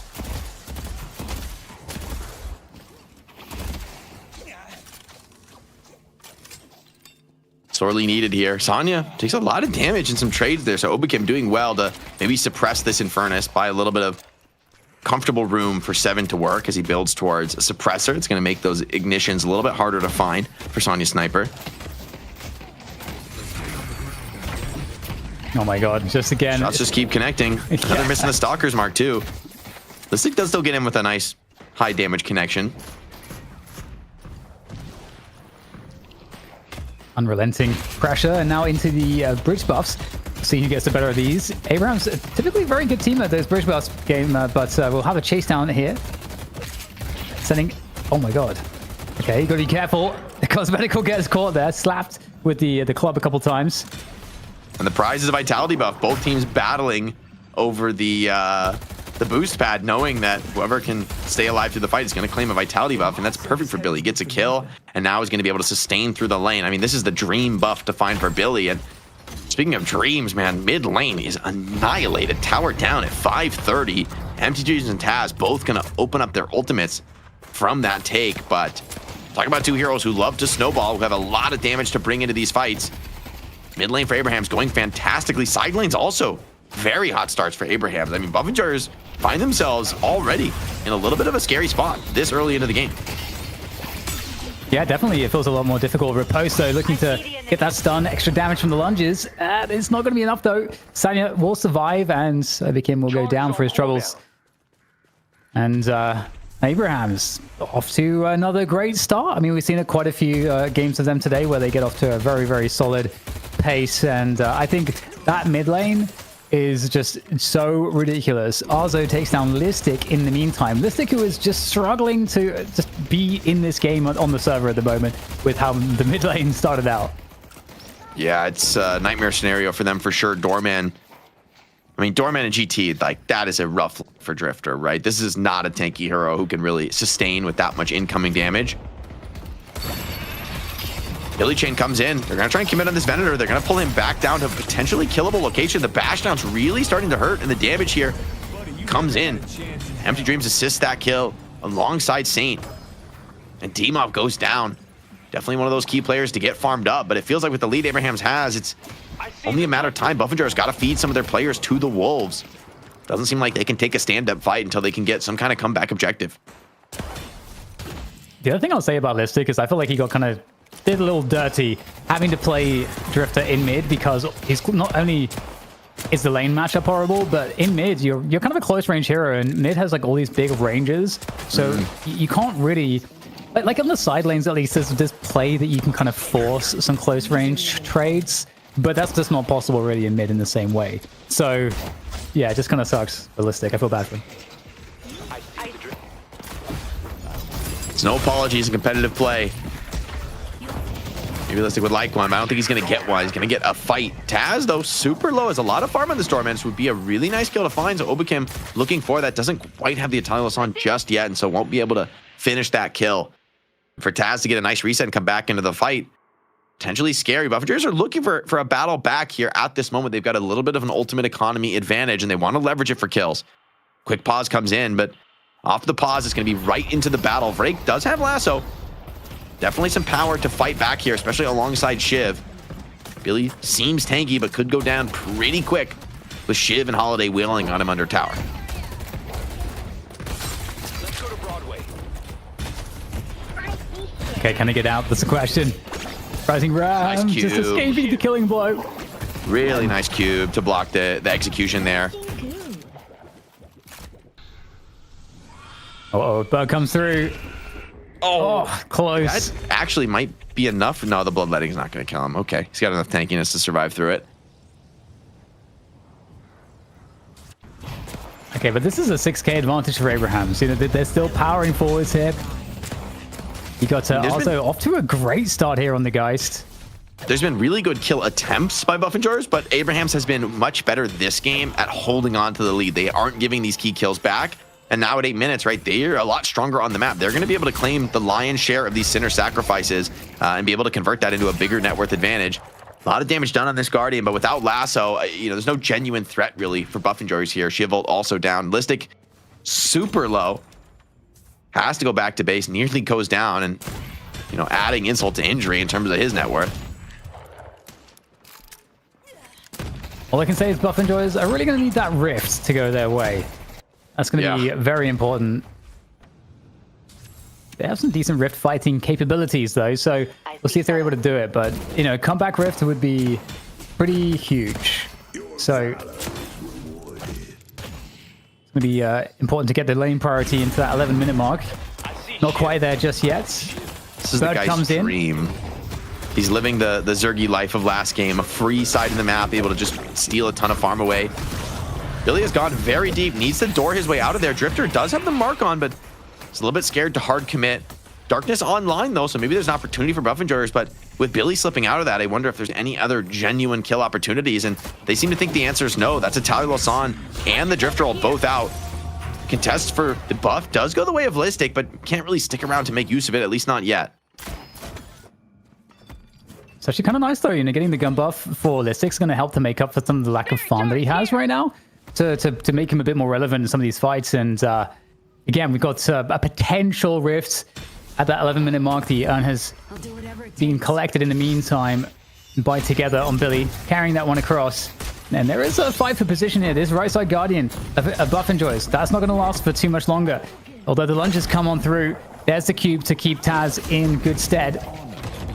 An ideal cube, but okay, he does door his way out, and the repulse for Apollo is nice, but he's going to get locked down under the tower, and Taz gonna slip away. I don't know if there's going to be follow-up. Listic trying to pad in for a potential chase down there, but the rest of the team supports. Oblivion is in super deep. They're trying to grab a punish on him. He has enough mobility to maybe slip away for now, but I don't know if you can say the same for Vrake. Okay, he does pad away, but the bird is good and slips around the corner just in time. What a find for Empty Dreams.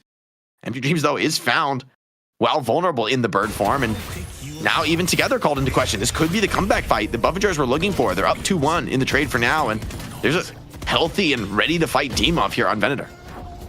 Yeah, fantastic play. And again, Rift is potentially something that could spawn in this lane momentarily, and it is in full control by Buff Enjoyers. That would be the RNG gods definitely smiling down upon Buff Enjoyers if that happens. Oh, lockdown onto Cosmetical. That's at least something coming back into the hands of Abrahams after that exchange, but yeah, that big lead that Abrahams were enjoying, it's all but evaporated.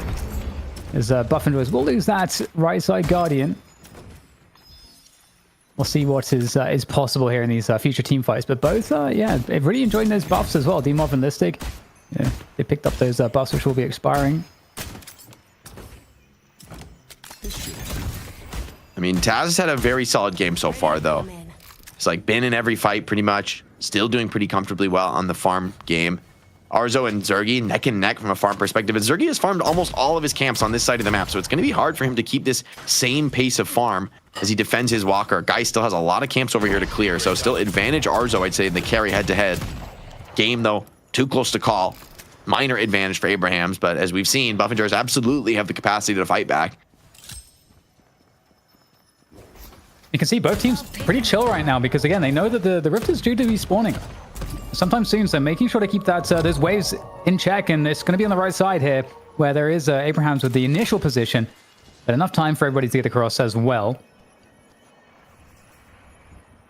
See if Zergy or Arzo wants to come participate in this one. I think either player, either carry could kind of come in and make the difference. Big fight coming in. Looks like they're trying to get a gank off on Saint early. He has just bought a knockdown, so has a lot of chase threat as he lives for now. And ooh, even Listic comes in looking really desperate for this early kill. The roll is out from Saint. Is he going to survive through this? Oblivion maybe wants to find the finish, knows there's an incredibly low Viscous, but he's going to get locked up into the doorman ult. Big cap from Buff Enjoyers, but Abrahams make it in time to contest. Do they actually have the manpower to win this engagement? Maybe so, as Arzo has come into this engagement. Zergy's going to be able to clean up a walker likely on the other side of the map, but if the urn is the prize, it might be well worth it. Even that, though, far from certain. Buff Enjoyers fighting incredibly well, despite Zergy not being in this fight. It may still go their way, which would be a massive edge for them. Arzo doing what he can to make sure that doesn't happen, but his teammates dropping by his ears. Geist uses the swap now. This is her moment. She needs to find some kills to keep this fight in contest. She's the one player remaining for Abrahams in this zone, and this level of numerical disadvantage is very hard to respond to. Yeah, and there's more help coming though. Billy back into the fight here together, getting in just in the nick of time. Chain Gang comes through as well to try to equalize the situation. Oh, the parry is fantastic from Obikim. Just delaying things long enough there. Obikim will go down. And my goodness, Arzo survived through all of that. And the timing could not have been better from together. I will say, you hold the rift to a draw, which is fantastic for Abrahams, because it looked like maybe you were going to lose that too. But Zergy clears a walker and doesn't come to that fight. And so he catapults ahead now in the soul values up to 17K. He's going to be leading the game. And he's kind of shades of game 2, right? Getting that crazy snowball on 7, accelerating the farm more and more. And Abrahams are damaged across the board. They don't have full resource. They don't have full health. It's going to be potentially hard for them to defend this mid Guardian. 3 slowing hexes, by the way, just bought by Abrahams. Okay, they're really investing right now in shutting down Obikim and Cosmetical in particular. Maybe also Listic, wanting to prevent him from teleporting after those stalker marks. Yeah, definitely nice to really kind of guarantee that you get some of these kills, which really makes a difference. And see, kind of well collected there to help with some of those problems. Zergy with a lot of buys there. Neon being carried across. It's in the hands of Demov on the Venator for buff enjoyers. It feels like whoever picks up the urn just dunks it, like inevitably. It feels like there's no ability to contest the urn now because you don't know where the other guy is and they're able to just throw it in so easily. Nice counterspell, blocks the power shot, mitigates that damage taken on Obikim. Okay, Sanya Sniper's here. He's looking for this, and they do also have Saint. They're looking to actually really go for the ambush here. And in this version of Deadlock, you don't know how many people will be with the urn. It's actually quite a posse here behind Demov. They're ready to help support the drop in, and it's going to be pretty successful. Obikim in mid. It's going to be the trade. Does counterspell. The follow-up damage has one last chance, but yeah, eventually just doesn't have the HP. Finished by a bullet to the head from the doorman. And a lot of those this game from Taz. Double buff on the field for Buffingers, and they're strong ones, right? Cosmetical with the vitality buff, Zergy with Spirit. They're pretty strong right now. I think there's definitely a moment of weakness here for Abrahams. Nonetheless, they've been able to hold on to this mid Guardian. It's providing them a nice presence on the map. Powerful position from which to keep this game in contest, but it does just feel like Buffingers are slowly starting to eke their way back into this game and maybe have even taken an advantage now, Dan. It is really interesting, because Arzo has done a great job for Abrahams, catching up indeed, staying relevant. Demov on Venator and Zergy on 7, both looking very dangerous on those M1s though. But in the meantime, we do have the engagement taken onto this mid Guardian of Abrahams here. Buff Enjoy is trying to find the value. Is there any disruption here? Looking to turn the fight, and that's a great bird. Finish off Cosmetical, start to eat away at that front line. That knockdown's gonna bite. Geist even runs down that kill, and they even hold the mid Guardian. So the missed lasso from Break ends up costing effectively 2 players their lives. Buffingers wanted to make a really decisive play to take the mid Guardian, but Abrahams were more than ready to receive them, had a ton of players. They saw that play coming, and they're going to be rewarded for it. Escalating by from Zergy, though. He's like marching inexorably toward that ultra late game 7. Arzo going to be a real challenge for him as we get towards the late game. That amount of shred, right? You can have that spirit resilience, but there is so much shred in this game. The spirit scaling is going to be kind of crazy for Buff Enjoyers in this one.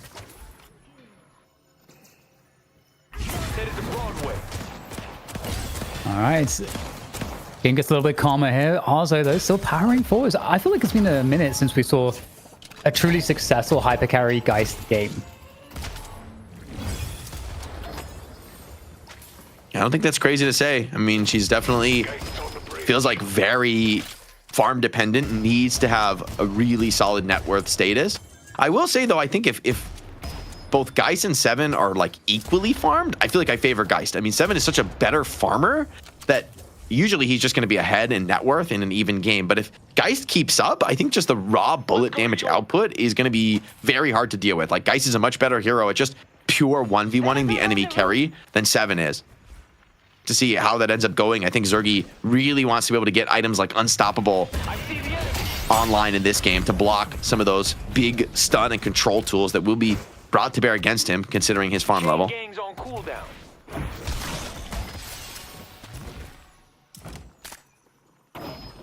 All right, both teams are pretty quiet right now. Most of the farm on the map is gone.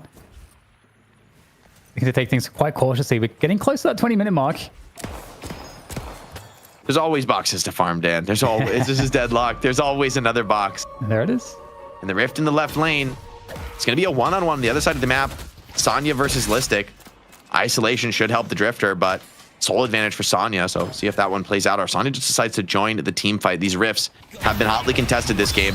Every ultimate available here on the map. Oblivion goes in very early, very aggressive, and there are a ton of Abraham's players here to punish, but it's actually Billy who seems to potentially be going down first, but no, Oblivion drops before the curse can come in. Demov had to go very deep for that Iradomini to finish the kill. There's a lot of damage across the board. Viscous getting run down. Cosmetical finds that execution. There will be a punish here on the other side of the map. A walker to go down, but winning this fight, getting these super troopers, this is going to be mid-boss from Buff Enjoyers. They're going to send the troopers down that lane. It has to be responded to by Abrahams, and then essentially a free opportunity to go for the mid-boss. There might be. I feel like Abrahams can definitely do a challenge here. They've got players respawning. If they can just create a long enough fight, there might be real legs to this challenge. See what they can make happen here. They also have Doorman. Does have the Baroness available here. There's the Eternal Night, though. That's going to really disrupt their ability. It's cooking them so hard, but some all three. Why are you kidding me? Abrahams, they just do it every single time, playing off the door in the pit. Taz doing everything, and the Unstopped 7 ult is pretty. It looks nice, but what does it really accomplish at the end of the day? Abrahams evaded almost entirely, utilizing that Doorman door, and even 7 now. Caught dead to rights, the Owl screaming on its way in to finish this kill. Sonya get the job done himself on the Infernus. That is an insane result to that fight. It looks so well set up. Arzo not even able to come, was still off the respawn, but Abrahams almost in that moment reassert their advantage in the game. They walk away with not just 2 rejuves, but an opportunity to clear a lot of the map, mid-walker included.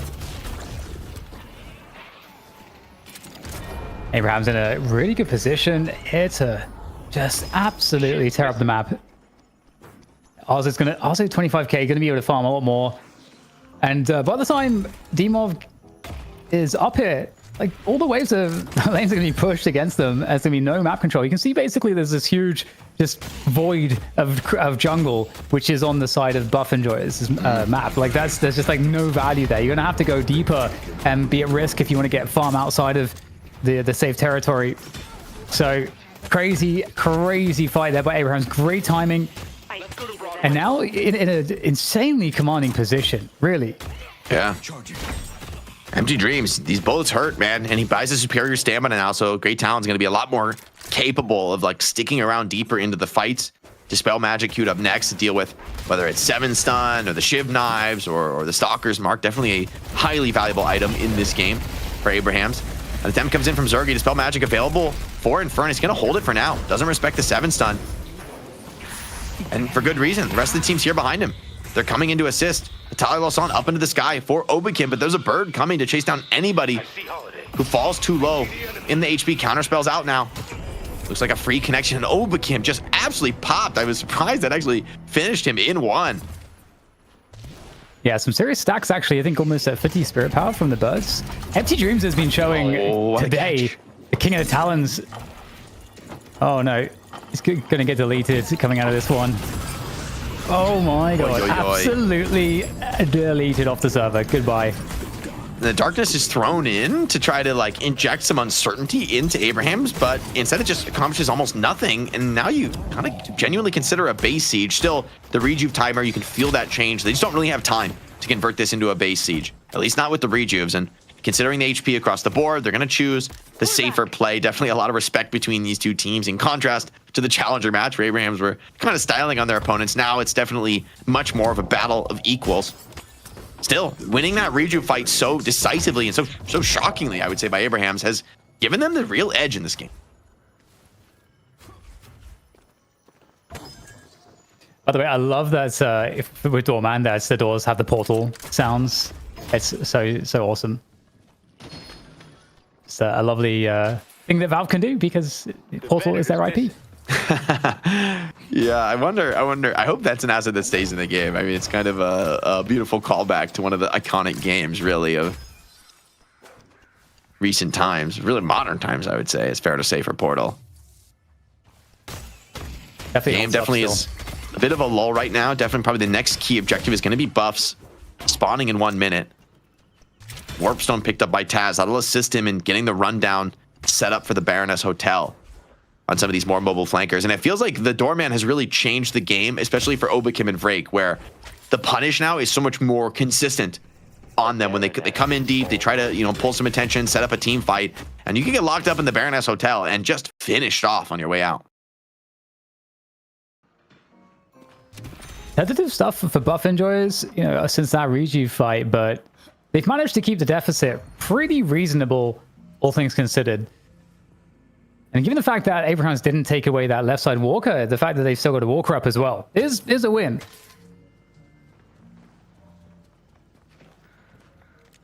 Drifter. Lasso's fully maxed out here for Vrake. Comeback kills. Definitely what the doctor ordered.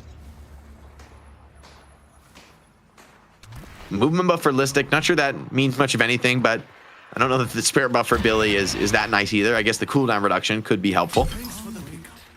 Urn's getting pretty valuable, though. That's 2,400 souls on this Urn. I mean, that's more farm than you get just about anywhere else on the map, and the stage is set for Together to just beeline it straight to the drop-off, and this is going to be kind of a test for Buff and George is, do you have the confidence to come out on the map and stop it? It really does feel like Urn now, if you get the pickup, you're like 90% going to get the dunk off of it, so maybe teams got to be really aware of giving those pickups up, considering it's just quite the soul bank donation to the team that secures it. 7 is going to deny a good portion of these, but still, for the most part, they go the way it together. Yeah, just keeping things very, very tentative. You know, the mid-boss not too far away. You definitely don't want to give away any picks here. You've got to be very, very careful about when you decide to invest into a team fight. And here we go. We got a chase down. And the birds are insane. Empty Dreams has been so good on Talon all day. I mean, he's getting like overstacked now on GT. He's getting like pre-patch spirit. Like that was, I think, 1,000+ damage on the execute. Now a chain gang connects onto Cosmetical. They want to add more onto this kill streak. Billy, though, takes some big shots back the other way. Has to think better about this chase down. Does get lassoed, but crazy heals come through, and the parries, the cube on top to ensure the safety. Billy's going to be back up and healthy in this fight. Saint working overtime on Viscous to keep the team stable. A Stormcloud thrown out from Zergy, trying to just zone players away, but Abraham's working around it, still picking off players on the extremities. Nobody's looking at Zergy. The damage, yes, it's real, but where's the follow-up? Where are the kills? They do not seem to be coming here for Buff and Gyres, and Zergy has to maybe float back over the roof and just try to stay alive. This is really, really a dangerous place. Rift is coming up as well on the right side of the map. Oh my god, and like 4 players on your team are actually dead. There's no way to respond to this. It's free, right? And I mean, this is where Rifts get scary, right? Those scaling troopers are going to be a huge threat. I will say on Abraham's, downside for them is they are all so low. Even Sonya capping this really wants a base reset in the near future here. He does have that spiritual overflow by ready, which things start to get scary. I mean, this item gives an insane amount of spirit lifesteal, rate of fire, really everything that Furnace could ask for. Attempt here being made to try and kill GT, who just barely slips away. He needs the assist from both supports, both Taz and Saint, coming together to ensure he stays alive. He's going to respond with the bird. Execution feels very realistic here. Splits the wickets nicely, gets a good connection, and will grab a stack, and it's another kill onto the Vendor, who just cannot seem to stay alive in this fight. Can't say the same about Arzo, still sitting on that health swap, confidently charging forward and gets the finish onto Cosmetical as well. Buffingers starting to feel the limit in this game. The Super Troopers putting some serious work in on the base Guardians. I know that Cosmetical has an insane great talent, but I kind of feel like Empty Dreams is just too insane. Like the amount of bird kills this game has been unreal, totally unreal. And right now, Sanya Sniper, very, very powerful, has picked up that huge item. Escalating is next. This is a very dangerous time for Buff and Joys right now, because all the way is crashing against them. No map control. And mid-boss is just totally doable right now. Oblivion, though, doing nicely to kind of dance around that fight. It does take the Italo Asan for him to get out of trouble, which means that ability is not going to be available to contest this mid boss. There's some reasonably damaged players on the side of Abrahams, but crucially, Arzo and Together, the frontliners for this team, still healthy, still alive. Taz makes some big hits on Doorman, though, and there is definitely a case to be made for Buffingers. It feels like they have to contest this. The curse trap on the pit so valuable, but with that unstop coming in, they're going to go for the contest. The Infernal Assault hits on many. The Great Talent Bird comes in. Zergi's already out of this fight. One of the most farmed members here on Buffingers. Not going to be able to contribute, and Abraham's making hay out of it. Rejuves all off the deck, but in the end, the fight seems to go the way of Abraham. Still a lot of stragglers on the Buffingers side. Crucially, Cosmetical still has that execute if he wants to commit down into this fight, but he could be risking the game to do so. Yeah, it's certainly looking quite sketchy now, there's no doubt. Buff Enjoyers, they've got nothing left. Oblivion break, routed, and right now, everything that needed to be done for Abrahams to secure this game surely has been done. They could probably use a base reset. They've got plenty of time if they want to go for it, but we're going to get a quick look here on the side of the screen at that hero damage, and it's just no surprise that Empty Dreams has been just pumping damage. It's kind of crazy. These shrines are going down. Minimum one, but I suspect both. Even without the regives, it's just Drake stands alone trying to make a defense. Not without even lasso. There's just nothing Holiday can do in this spot other than throw a few wayward barrels. In this case, even provides the jump pad to get Arzo into the next siege push a little bit quicker. And if Abrahams can get out of this fight, just getting both shrines and a walker simultaneously, getting out with their lives, this game starts to feel really hopeless here for Buff Enjoyers. Taz even sticking around. May be able to grab this walker, but even if he can't, it just doesn't seem to matter for me. Damage is done, and the door range is crazy. I mean, he's back on his own safe camps here. Kind of unbelievable when you think about it, that the left walker is still alive for Buff Enjoyers. They've lost both shrines, but hey, that walker is still standing. Boundless Buy is going to hurt like bad here for Doorman. I'm interested he doesn't go Spirit Burn. It's actually Saint who's going to pick up that item. Spirit Burn on Viscous. When you start to scale into it, it is insane. It's so easy to proc from very long range, and it's a very real problem, especially for some of these more sustain-oriented heroes like Zergi with his lifesteal, Cosmetical on Shiv that want to kind of tank through things. The Spirit Burn, when that hits, man, you don't need much more to finish off a kill. And Boundless, he's got plus 80. We need to actually tab check the Great Talent Spirit count when he buys Boundless. This is going to be monstrous. I mean, this hero has like the most ridiculous spirit numbers you can get in the game. What's Boundless is bought, get that plus %. It does work on the permanent stacks. Plus 80, 10 bird so it's kills. Plus 80 plus, what is Boundless? What's the percentage it gives you? Is it 15? The crazy thing is, before this patch, he would have had plus 100. It's so crazy. Yeah, right? Plus 100. That might be like a record. I don't know if you've seen that. So plus 15%. If we mouse over the whatchamacallit, the spirit bar in the bottom left, we'll be able to see his raw spirit power number. Pure dopamine. Charging.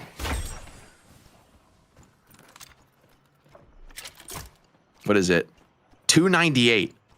And that's, he hasn't even maxed out yet. He's got this gun investment. Like the next couple buys that get him towards those final spirit power investments, I think he's going to be hitting like maybe close to 400 if this game even goes late enough for him to get to full build. And oh no, oh, D-Mob caught again by the bird, and it feels like the stack's coming in. Is the damage there in time? Oh, he's an but the kills assassin. come in. And this looks so rough. Sonya is down though, and Zergi Stormclouding zones a lot of players back. It's the best fight we've seen in a while here. 4v4 on the field, and the rest of Buffingers are still healthy, so they're getting something, a little bite out of this one. Yeah, Zergi creating opportunities, zoning players away, but they've taken refuge in these corridors. Able to be safe from the storm cloud, and it's still very problematic here. Buff Enjoys 3 players down. Together, kind of low here, but playing behind his teammates pretty effectively. And the chase down, the damage output is just too savage. Right there, Great Talon is dishing it out and has been all game. Empty Dreams with such a phenomenal performance here as the first patron is finally dropped. Yeah, I mean, he has been working overtime on the GT. It feels so hard to catch with the assists from Saint and Taz to keep him alive. And then it feels like every single owl that comes out for the last few minutes has just been a guaranteed kill. I mean, with this level of spirit power, I think that owl is hitting for, 1,500 spirit damage. I mean, that is devastating for the opponent. We were talking about the shred, the spirit threat from Buff Enjoyers, but so far this game, it's really been Abrahams who's been the huge threat in that regard. They're also about to claim seemingly a rift. I think the contest is coming for Buff Enjoyers. They recognize maybe this is not something they can afford to give up at this moment, especially with GT not in this fight, has to throw the bird in, and Buff Enjoyers with the comeback resist are going to be able to get the rift and a powerful comeback dunk. So mitigating potentially a game-threatening push. MG Dream's also going very deep, but the backdoor protection's still on for this Walker. If you get a counter kill on him here, it would be incredibly valuable. There's no support to be seen, and Shiv is assisting on this rundown. This should be an easy kill now.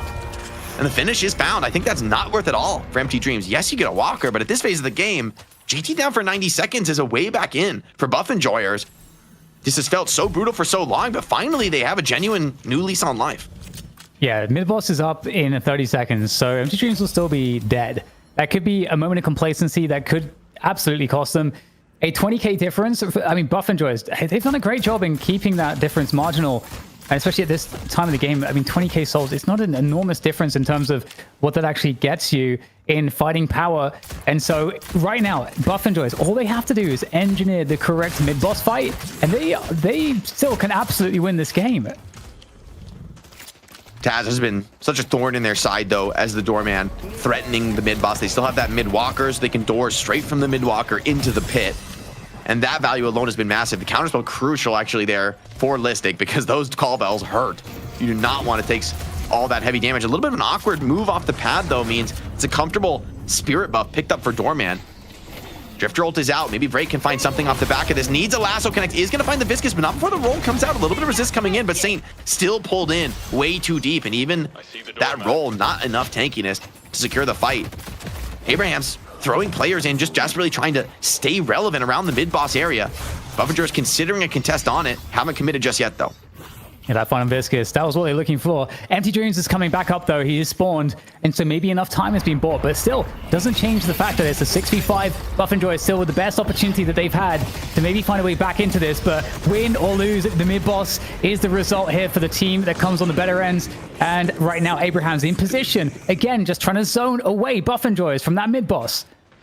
Zimov locked up in the Baroness. I think he's going to be okay as he comes out of it, still in comfortably safe territory. Here comes the Scourge. Shiv going to be committing heavily all in here. Can the connection come through? It is good. Cosmetical goes down. Sanya finding more kills in this fight. Flame Dash so challenging for players to fight through. Dimov and Sergey just too low to come into the engagement, and the base crashing against them. The downside of losing those shrines really being felt in this fight. The carries have to go back. They cannot stick around. Maybe they can clear this in time to come back, but it doesn't look like it. Once the rest of the team comes in, this mid-boss drops fast. Yeah, it was maybe the best chance gone now for Buff Enjoyers. Fresh rejuves for 3 players. And I mean, the patron was already dropped here, so just one good push is all that's necessary. One successful siege. Oh, is it not? I see the enemy. This is gonna get awkward. He's getting CC'd so brutally, and here comes GT to maybe finish things off. The counterspell is out. It's just not even close to enough. What a find from Taz.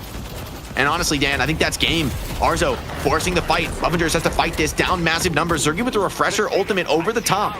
Maybe able to claim a couple of these rejuves away. Incredible defensive utility from the ridiculous AoE on this 7 ult. Is seriously slowing the push for Abrahams, but they have a lot of time to work with. Oh, and he's caught too. He's dropped to the low ground. Can't even get any more value out of the fight, and that will be it, man. All she wrote. Abrahams, what a battle from them. Some ridiculous rejuve contests off the back of the Taz Doorman to come back in this fight and win over Buff Enjoyers, reclaiming the throne for the first time in over a month. Abrahams back on top of Europe. Buff Enjoyers have to retreat, lick their wounds, and come back as a challenger next week. Definitely didn't feel easy, though, necessarily for Abrahams, even in that game alone. I mean, game 1, yeah, I mean, let's be honest, that was super easy for them, but obviously we saw Buff Enjoyers fight back in map 2. And in game 3 here, off the back of Empty Dreams Great Talent, I have to say, man, was that ridiculous amount of stacks, plus 80 on his bird alone.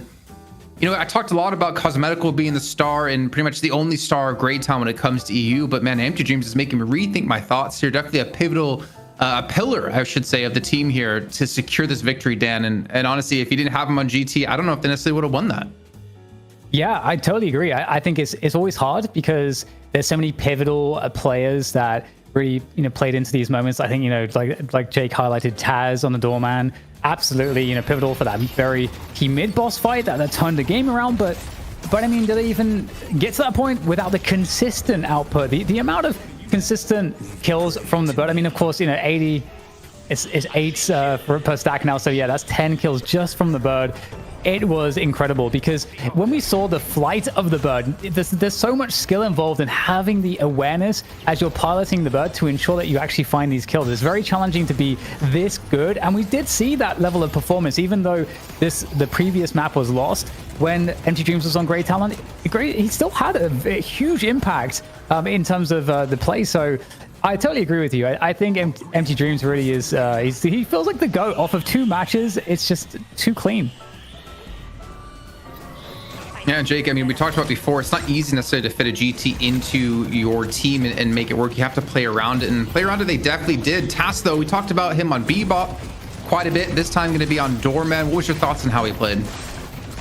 I mean, the Doorman, I feel like it maybe got deprioritized in the drafts in these games, like only coming through in game 3 and kind of I think it was banned out in the second phase once or maybe twice. And, you know, it started to feel from Taz, like especially that fight they're able to win where Zergy has unstopped 7. Yep. It feels like you should never be able to win into that when he has that kind of a lead. And yet they come away from that first Reju fight with all 3 crystals, despite having a terrible position to enter into this. So for me, Doorman looks as good as ever, and maybe teams need to kind of bring him back to the first ban status. Taz heavily punishes the opponents in this one. Yeah, and I think that was obviously a big turning point for them too, to kind of solidify the lead that they had, because Buffingers had every opportunity to lock that one down, but just fell too far behind. But one more player and one more hero in particular I want to talk about here is kind of the Geist. And I know, Dan, you were talking about it quite a bit, needing a lot of farm. I want to get your take on how you feel like Arzo performed here on the Geist, because he finished off with 53,000 souls, so farming was definitely there. I know Jake talked about when it comes to like a Geist versus a 7 in a head-to-head match. Yeah, 7 can farm faster, but it's still going to favor the Geist. Yeah, I think Abraham's, you know, they managed to create all this space. I think it was another one of those cases of silent Geist. You know, there weren't very many moments when you're like, oh wow, Geist is kind of in the mix doing a lot of damage, except there was one really, really key moment where you had the guys on Arzo and together just like fighting and surviving around the rift. That wasn't actually a rift that was favorable for Abraham's initially, but because of the ability to just stay alive for so long, the buying time for together to die and come back into the fight at the nick of time, they managed to secure that rift, and that was pretty pivotal as well.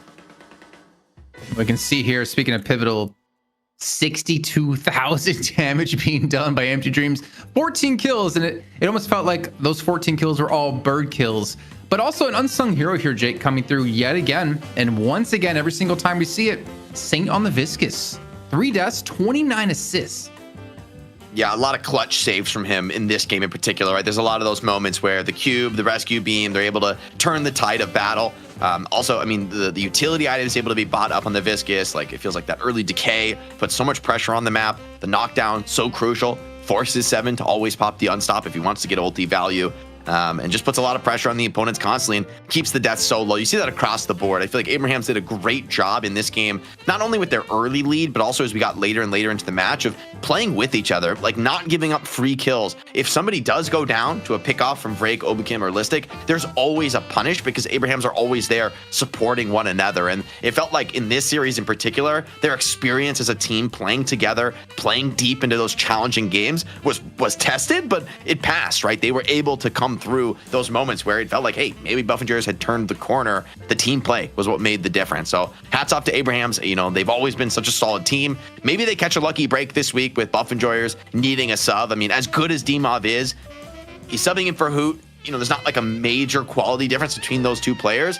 And anytime you have a sub, it's always going to kind of mess with the team chemistry. So Abrahams win this week, but it's by the skin of their teeth. It's 2-1 in the series where, despite the kill score, Game 3 really could have gone the other way with just a couple of team fights having a different result. I think if you ask them with how many weeks in a row they've lost to Buff and Joyous, they're going to take it. I mean, R1 tournament over the weekend, into win here in the night shift, back-to-back wins, really solidifying that they're the number 2, now number 1 team in EU, and are always a team that has come close to beating Buff and Joyous in the past. But it is time for us, gentlemen, to figure out who our MVP of that game is going to be. I saw some people in chat saying, I wonder who our MVP is going to be, in a very sarcastic way. And I think it's kind of obvious who we think it's going to be, right, gentlemen? I mean, there were like Empty Dreams on that Game 3, right, with the great talent. That makes a very, very solid case. It's one of the best GT performances we've seen, I think, all month. However, I think across the board, there's a lot of really solid performances from Abrahams this game. So I don't think it's quite as easy as people make it out to be, but we'll have to see what production ended up going with. Yeah, I'm not really sure who they ended up going with. I see a couple of names as we post in this one, and we'll just let them surprise us with it. But Dan, who would you give your MVP to if you had the choice, ignoring production? Yeah, I mean, it is really challenging because, I mean, of course, like Together was on pace. You know, we had like the crazy shift moments. But when it came down to it, obviously, you know, in terms of like the game-winning performance, and you have to pick one person, I feel like it kind of has to be Empty Dreams. I think we've already talked about him quite a lot, but just the performance was so extremely impactful. And getting all those executions, having all that presence with the bird was extremely powerful. And again, like everybody did a great work on the entire team. But Empty Dreams, I feel like it's his day today. Oh, It's Arzo. It's okay. We can have our individual MVPs, and I don't think you're wrong saying Empty Dreams either. I think there was 2 MVP-worthy title contenders here with Arzo and Empty Dreams. I'd even throw a third into the mix. I think Taz had a fantastic day. I mean, I think game 3, I would argue that the Doorman, just some of those key plays around mid, maybe had more individual sort of like game impact than anyone else. But I think Arzo, for me, was the most stable. Like when I see a carry performance this stable where completely rock solid on the Wraith, delivers a beatdown in game 1 that, I mean, really puts Buff Enjoyers on their heels. And then again in game 3, I think it is this fight actually, right? He's the one man holding it down, and I think in like a 1v4 for quite some time until Together can get back in on the Billy. Like if this fight goes the other way, you know, if at any moment really Arzo had dropped the ball and lost some of the momentum in the carry roll, we would have seen a very different result. But instead, he's constantly bullying the opposition. And this game 3 stability on Geist was the standard bearer, the one to kind of keep the game in a stable, winnable position, even while Buff Enjoyers were hitting their timings and having these big fights with the 7 ult. A lot of credit has to be given. Geist is like, people joke as Geist is like the boringest hero in Deadlock, which I kind of agree with. But in this level of play, you want someone who's completely rock solid on the carry roll. You're going to give them this much resource, this much space to farm. They need to deliver. They need to never go down in a bad death. And Arzo did exactly that today. You know what, Jake? I'm going to be even crazier. I'm going to say there's a 4th MVP. I'm going to say it's Saint on the Rem, on the Viscous. Fair. But there's not going to be a 5th and 6th Together. Insomnia, I'm sorry. No MVP performance out of you guys. But yeah, I mean, the thing is, that is kind of the strength of this team. Just like Buff Enjoyers, there are individuals who can step up at any given point and really become an MVP for the team and put on the MVP performance they need to secure their own victories. But let's take a look quickly at the brackets, because we are done with EU, but we're not done with the show. We still have North America to come up next year, and it is a rematch across the board, at least for now. We'll see if things are going to change up in the finals match, with Melee Creeps taking on Bird with Clock here in our challenger match, who had to go through Get Candy with that awesome little pupper holding a lollipop. And then, of course, the winner of this one's going to go up against FPS Lounge. We need more dog logos we were discussing before here early on in the show. But before we do head to a break, before we do get things ready for North America, we do have a new Patreon supporter at the $100 tier, Korsaka, who I saw in chat saying, I wonder who the MVP is going to be. Coming in big with the $100 support. Again, for all of you out there, whether it is the $250, $100, or even $5, or even if you can't support us via money here on Patreon, we appreciate all the support you guys give us week in and week out, as it really helps us. What doesn't help us do? I mean, obviously helps us put on the show, but it really like reinvigorates us to see how many people enjoy seeing the show put on every week, and how much the players enjoy having your support as well. So again, big thank you to all of you, and of course, Korsaka here for getting that $100 night shift executive position. But that is going to round out our EU portion of the show. We do have North America to come up next, but of course, before we can get into North America, we do have to head to a break, but we're coming back fresh. We're coming back looking good, and probably one of us with a crazy looking shirt. It's going to be Uber and ZP to bring you those games, and we'll see you all on the other side of this break.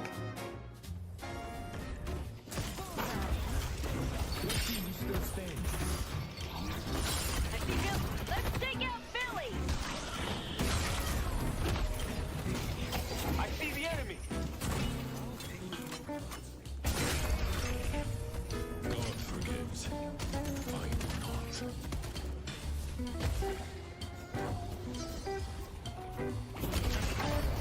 The holiday.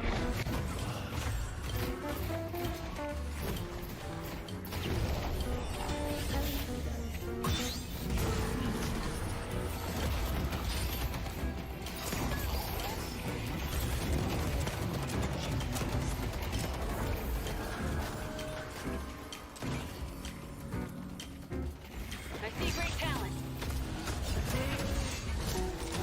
Let's push blue!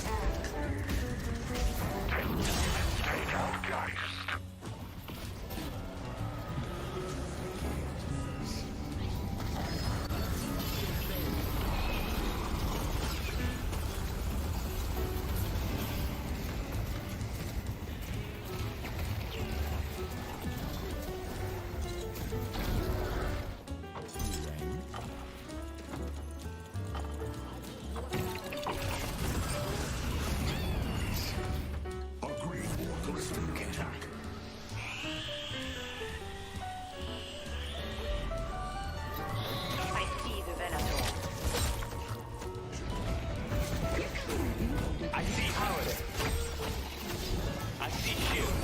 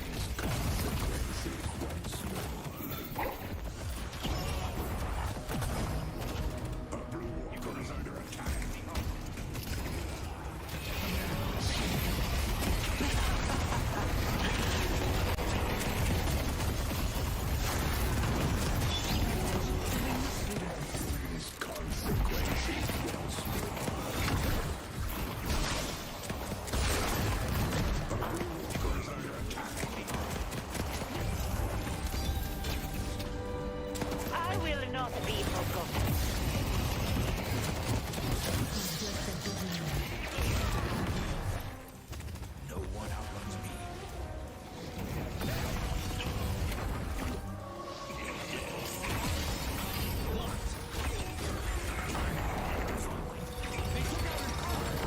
They will all fall. I have enough arrows for all of you.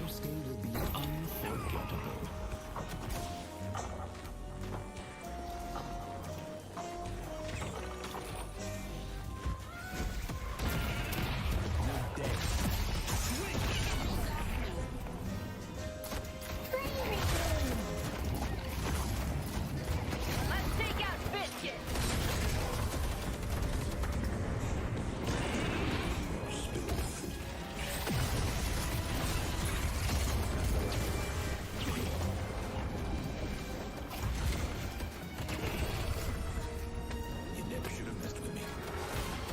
I see him burning.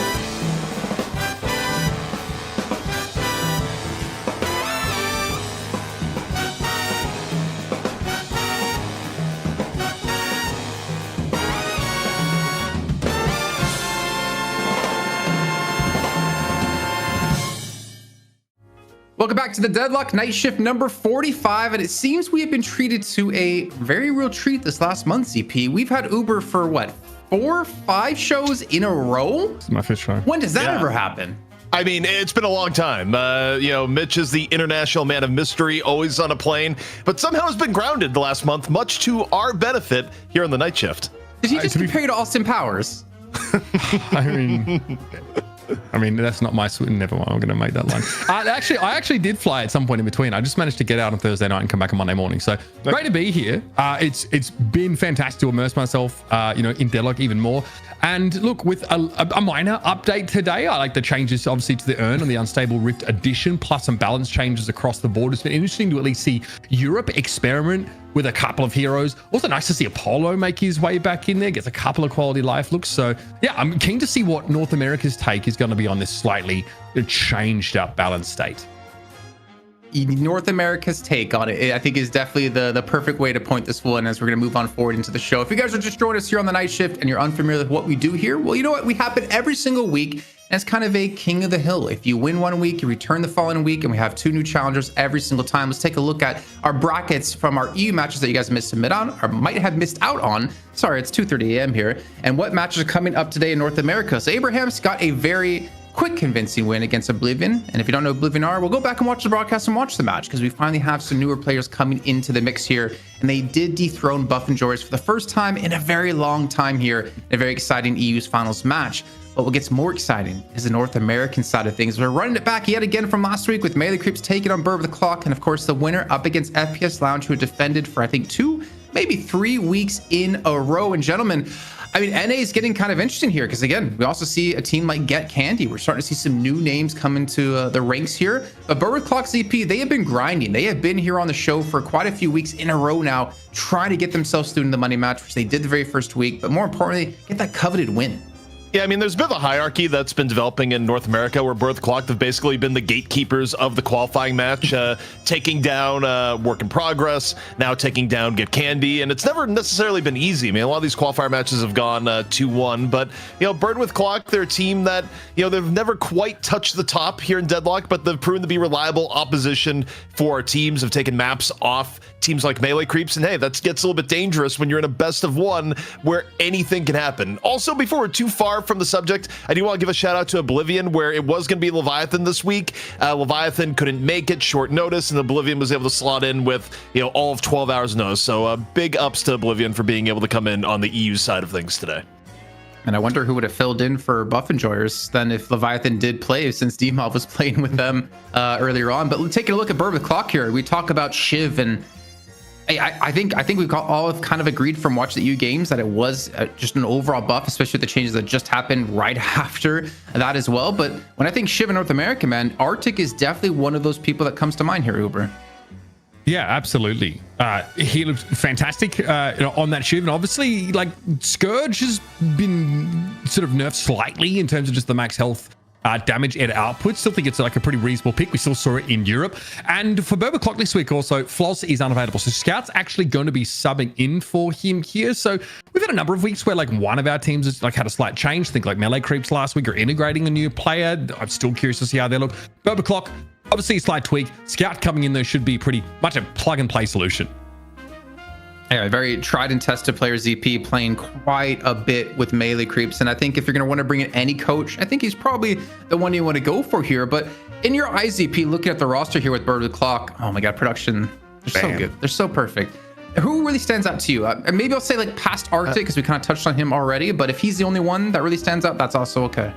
Honestly, the player I'm looking forward to seeing, if he's able to play it in the same way he was in the qualifiers, is that we are in a meta where you can play Holiday again. And Matt, if you think back to when we saw Matt explode onto the scene within NA, the first few showings within Night Shift, it was Matt coming in on Holidays. So the fact that Matt's able to play Holiday again is super cool. Bit of a blast from the past, and also a pretty impactful hero when you look at how Bird with Clock was able to take down Get Candy in map 3 during the qualifiers. So, to me, I think you got to keep your eyes on Matt, who's still been one of the more explosive playmakers within the North American scene. Yep. And all right, let's go ahead. Sorry, Scout was also playing M1 carry in these qualifier games. So looks like he was going to step into just that, like trying to, secure the Venator and try and farm up and have a big impact. He had a great game at the end of that best of 3, Jason. So I'm not really worried about Bird with Clock's potential. Obviously, their opponent certainly, is going to give anyone cause for concern. But in terms of this team and just sort of how they're tracking, I think they're going to be fine. It's just a minor issue of melee creeps waiting for them. And damn, Mina got a facelift. Am I right? Damn, she's looking demure and mindful out there. That's all I'm saying. I didn't know Super had so much cake, is what I'm saying. Right? What's going on back there, bro? Please, bro's hitting them cheeky squats, bro. Sleeper deal? Hello? Speaking of roster updates, I had a suspicion that something different was going to be going on with melee creeps. And no, I'm not talking about the super cosplay. Vinyl, the way they described Vinyl last week was as a bit of a trial. And I did not get an updated roster for melee creeps. But now on going to the main source, John, who I can rely on to actually give me updates when no one else will, Vinyl is out and Lord NM is in. That's right, Ido and Lord NM on the same team, at least for this week, is what we're going to be dealing with here today.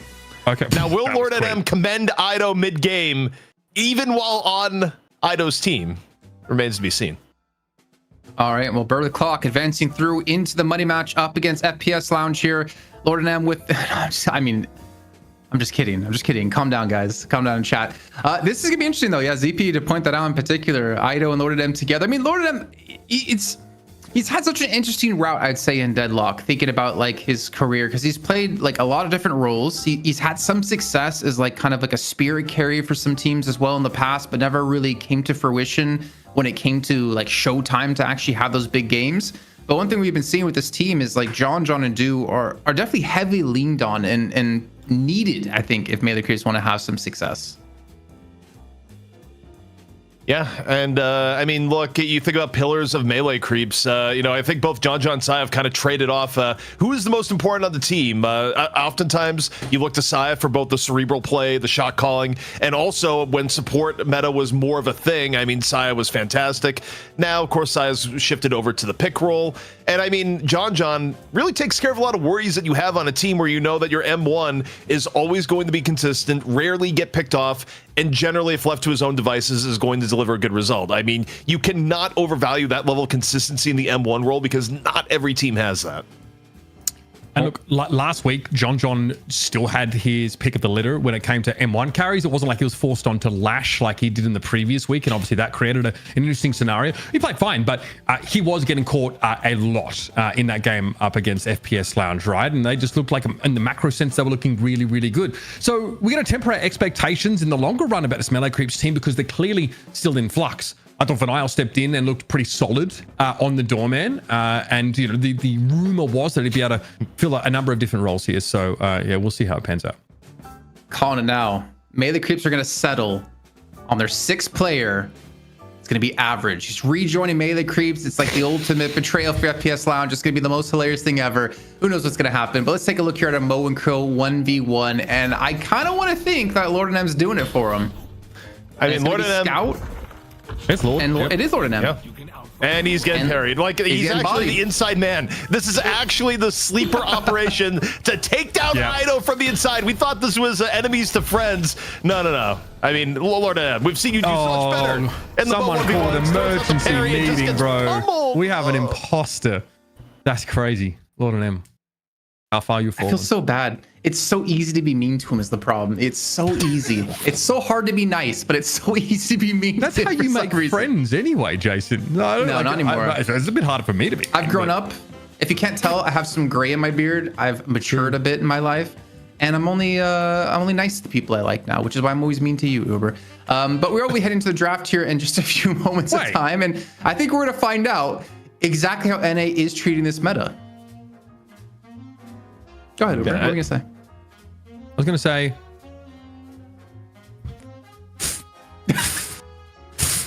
He's looking for the bleep sound on his. I can't reach it. You, bro. You absolutely. Oh, I'm sorry. Are your guns too big to reach that far? Your deltoids, your front delt, a little too. Yeah, that's what I thought. Well. As the soundboard gets absolutely abused, some things aren't changing, which is Pocket still being a priority ban post-patch and Doorman, where obviously after a major balance patch, a lot of things can change, but in this instance for NA, at least the opening gambit is going to be relatively the same. I think things to look at are, for example, is Silver going to get played? I have to look back at the qualifiers, but I'm not even sure Silver was. So, I mean, you're not talking about just one werewolf being killed this week. I mean, 2 werewolves got killed if you count Silver and a certain gotcha game out there. That's all I'm saying. I mean, look, Mirage is obviously... normally that would appeal to me. So you need a monster. Yeah, Shiv going to be the pickup here. So obviously Mirage is still pretty much the go-to. Echo Shard Mirage is very disruptive. He can still sort of later on work into some of those gun items that make him quite a nuisance over the longer fights here. Shiv is still doing his thing, man. Even with the patch, which I believe is current, right? It just, changed how Slice and Dice operates. He's still going to be solid.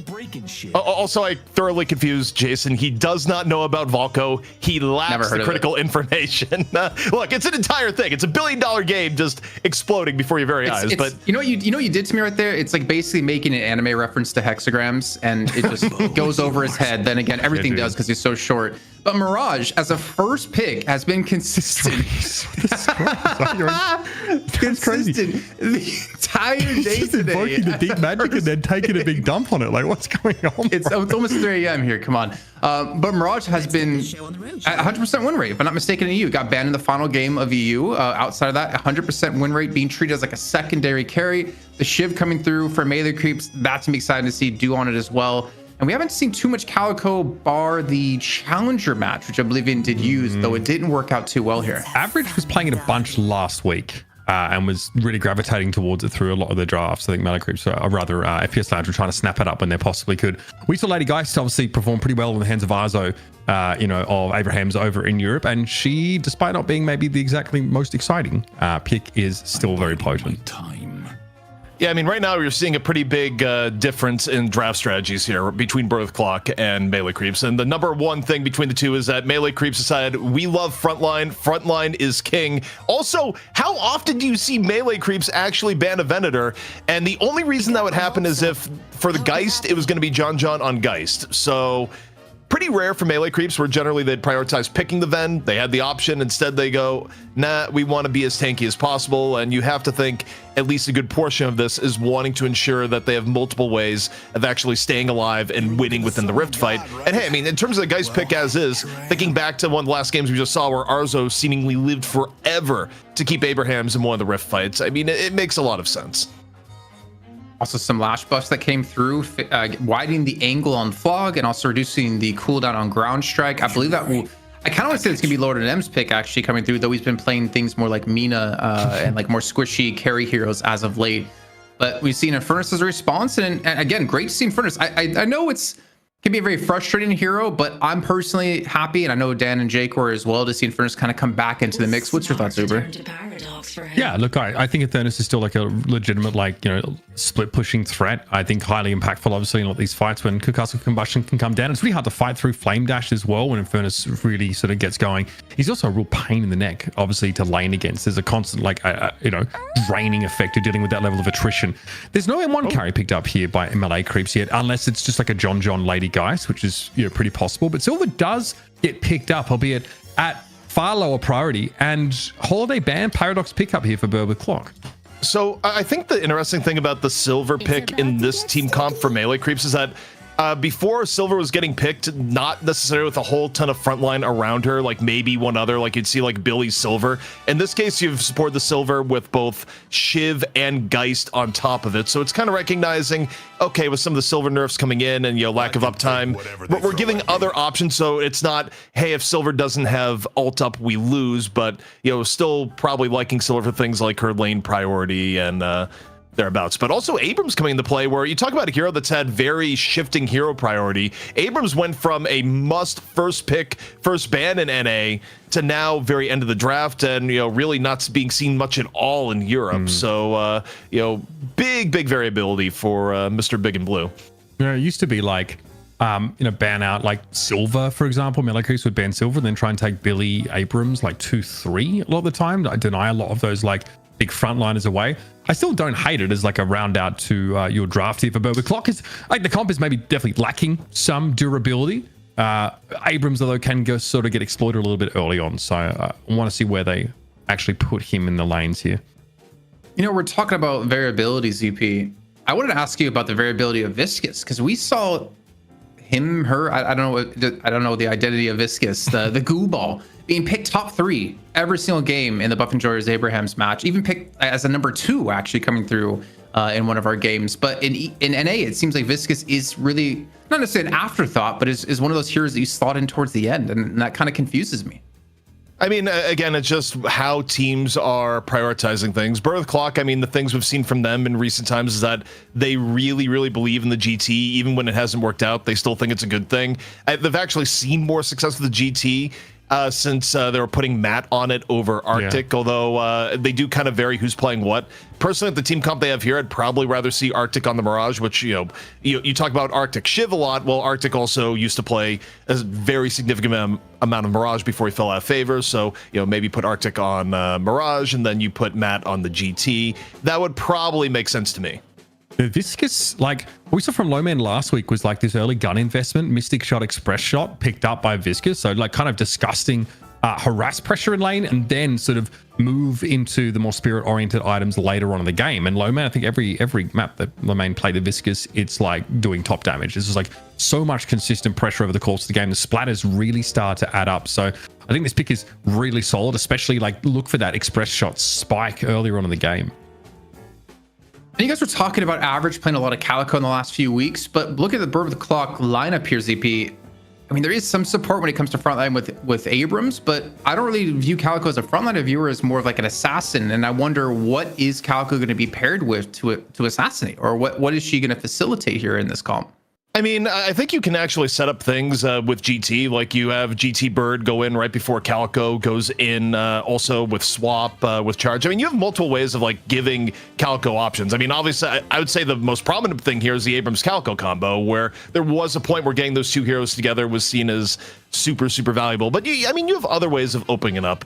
Also, I'm just thinking about who's going to be playing what here, and I actually think it may be Arctic on the GT after all here, and then Matt on the Paradox, because Matt was playing a lot of pick for Bird with Clock in recent times, and including Holiday in the final match. So if that stays true, then that may be the case. But also it's NA, hero pools like tend to be a little bit in flux, so there are a few other combinations that may come into play.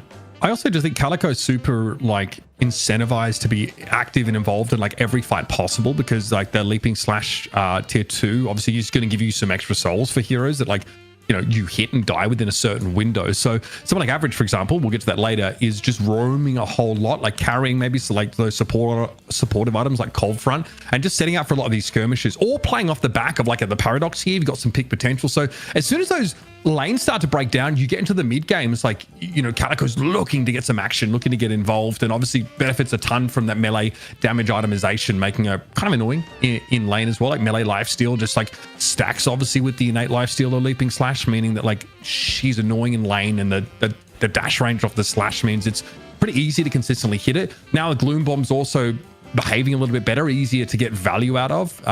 She seems like she's in a pretty good spot. Well, we do have you two here for a second while we're waiting on one player just to get ready into the lobby. I wanted to actually ask your thoughts about the unstable rift that we have in the game now, because we obviously have to talk a lot about it at the top of the show. That and the urn kind of being separated and split into two different objectives. So let's start off with you, ZP. Having another objective in the game, what's your take, and what's your take on how the rift is playing out? I mean, I think for its first iteration, at least hitting the public, it feels pretty positive right now. The one thing that I'm looking at, and I'm not sure if it's a good or a bad thing, is that I feel like it's getting used pretty heavily to set up mid-boss, because you continually put people in the situation of, okay, do you clear the men in black, or do you go contest mid-boss? And oftentimes, like, the damage that the Rift Troopers will do unannounced is going to be, like, way too severe if you let go. Also, before you send us away, Jason, I just gotta say, I looked at the draft history. It is definitely gonna be Matt on GT, because they ran GT Mirage before, and they said, no, it's still gonna be Matt on GT. Send you away? Did production not inform me? This is gonna be a TriCast today. Oh, let's do it. I love that. We write games now. PogChamp, dude. It happens. I'm never letting you go, ZP. I'm not like Rose on top of the door with Jack. I'm never letting you go. Jason was so enamored by his time with Riot Games that he's decided to like bring this part of it in. I think that's great, Jason. Yes, you do definitely. your bit. Okay, I'm out of here. You said Riot Games. I'm gone, just like I was for League of Legends. Uber and ZP, take it away. Unceremoniously, might I add. I also think, unstable FVP on that ZP on that topic is kind of nice, even for teams that are behind, because it's maybe like considered a lower prio objective for teams that are ahead, but you get extra troopers that spawn up when you're behind, and maybe relieve some of the macro pressure you're often under, especially if your opponent has like rejuve or something like that. So there's a lot of merit in that, and obviously also the player that wants to get the souls and boons funneled towards them becoming like the de facto earn carrier now. Kind of changes, I think, how that behaves here, where it's more selfish, right? Yeah, I mean, the selfish earn is actually, I think, one of the more ingenious changes, because I think one of the problems you had for earn, especially in pubs, was, oh, I have to do the earn as a team. Like, I have to give up my own farm to, like, run the earn. This feels bad. Even with the bonus, like, it still felt bad. Now it's just the objective where, oh, you get the benefit if you're the one running the earn. So you have more of a latent incentive there, and also just the earn being a dunk again just feels good. I feel like they never should have gone away from that to begin with, and seeing it kind of return more in that form is really cool to me. I think any reason also to get your M1 carry or whoever it's going to be just out of that side lane, at least for some grass touching, is probably decent as well, right? And look, you're not revealed anymore, so it's like it's harder to strip the earn from you as well. You need a melee hit. A little bit of a back and forth here. Parry attempt there by Lord NM, as Scout is going to be alongside the Paradox in this lane. So it's going to be Gibbs.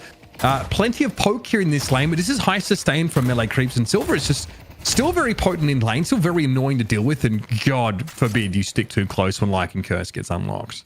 I just wish we had the Rivals Unite lane, and it was actually the Lord NM Idol lane both together. Like, forget the how and why on hero composition. Just, go for that as Lord NM. A little bit of a rough spot. There's a ton of damage to take there, yeah. I'm hoping for a bit more purchase off those shots, but it hasn't skilled into bowler, obviously, as you don't do that until later. So maybe a lineup here with Fishcake would have been a bit more effective, but it was a bit of a solo endeavor that cost him about 400 points of health.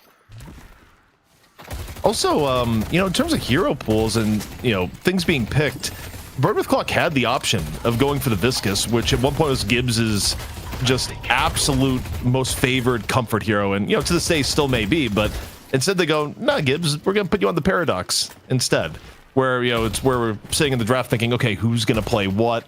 Because this is kind of interesting, because, historically it would have been Matt on the Paradox, but you already had the GT pick for Matt. And he was like, hey, throw Gibbs onto it. So, Bird with Clock throwing a bit of a curveball into this one. Time for day we get to see the Sire Viscous as well, normally on some different looks there. Yeah, Lord NM just lingering too long here. Oh, the parry though, potentially a setup here. Flame Dash to get on away. Lord NM is actually affected by that, and so we'll get a little crispy. Gibbs very, very low as well. Now pretty close back and forth, but Gibbs is the one that gets picked off, and cleverly Lord NM just hides away. Lord NM, it said max efficiency is getting down the, about 1 HP without dying. That was about where Lord NM was with that parry. I mean, the miracle parry ends up saving, and meanwhile, Scout goes a little bit fishing for a parry, and instead, it's not going to be Fish Cake that bites. Yeah. Sorry, don't let the name deceive you. This guy is tough to bait in there. So back into the lane, of course, is Gibbs. Good signs here for melee creeps early. And Lord NM more than happy to limit test as much as possible by the looks of things. And find a nice little pickup here. Sort of across the map, we've got the Shiv Lash on this far left side for melee creeps, and that will be going up against the Mirage look here. It's already getting a little bit frothy now. Dust Devil's being used. I can see a little bit of pushback here from Arctic. Funny enough on the roster stuff, and we kind of say this every time there's a sub, but it's not just a substitution in reality. It is 100% a trial. Even if the teams and players haven't designated as such, Melee Creeps takes back the throne.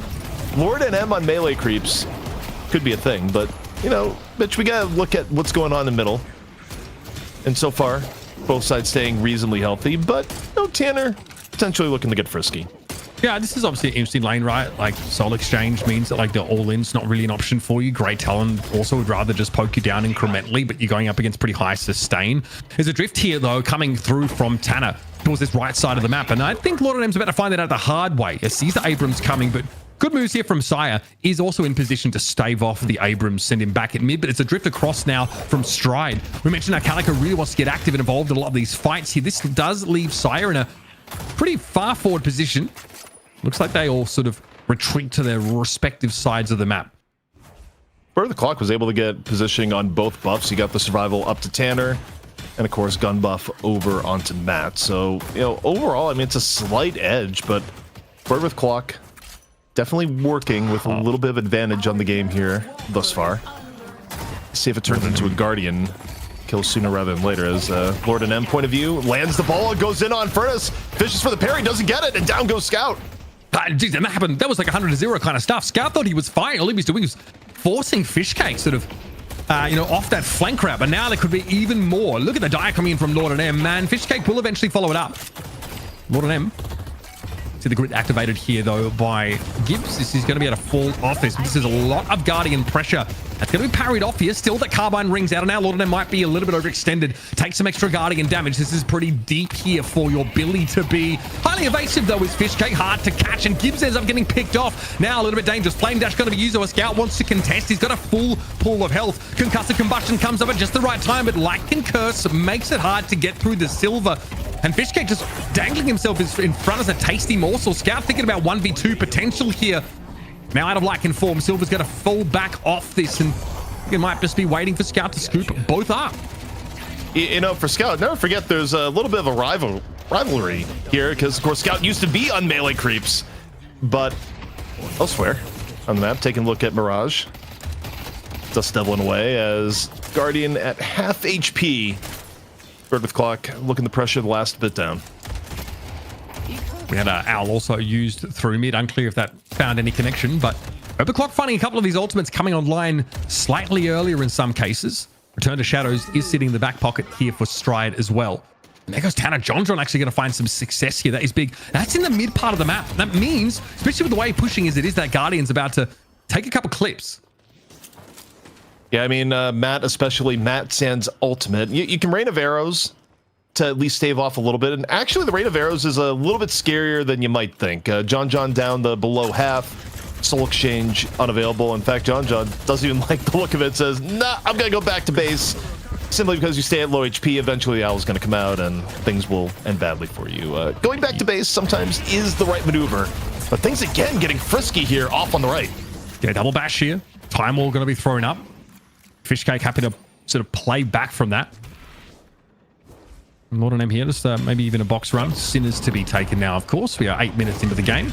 Have them spawning up. Saya going to get caught with a shoulder charge here. Nice little parry off, though. He's willing to fight. Throw some gun damage in now. There's going to be Abrams down to half. Gooball to get Saya out of there. He was very low, in fairness. And John also got chunked on down.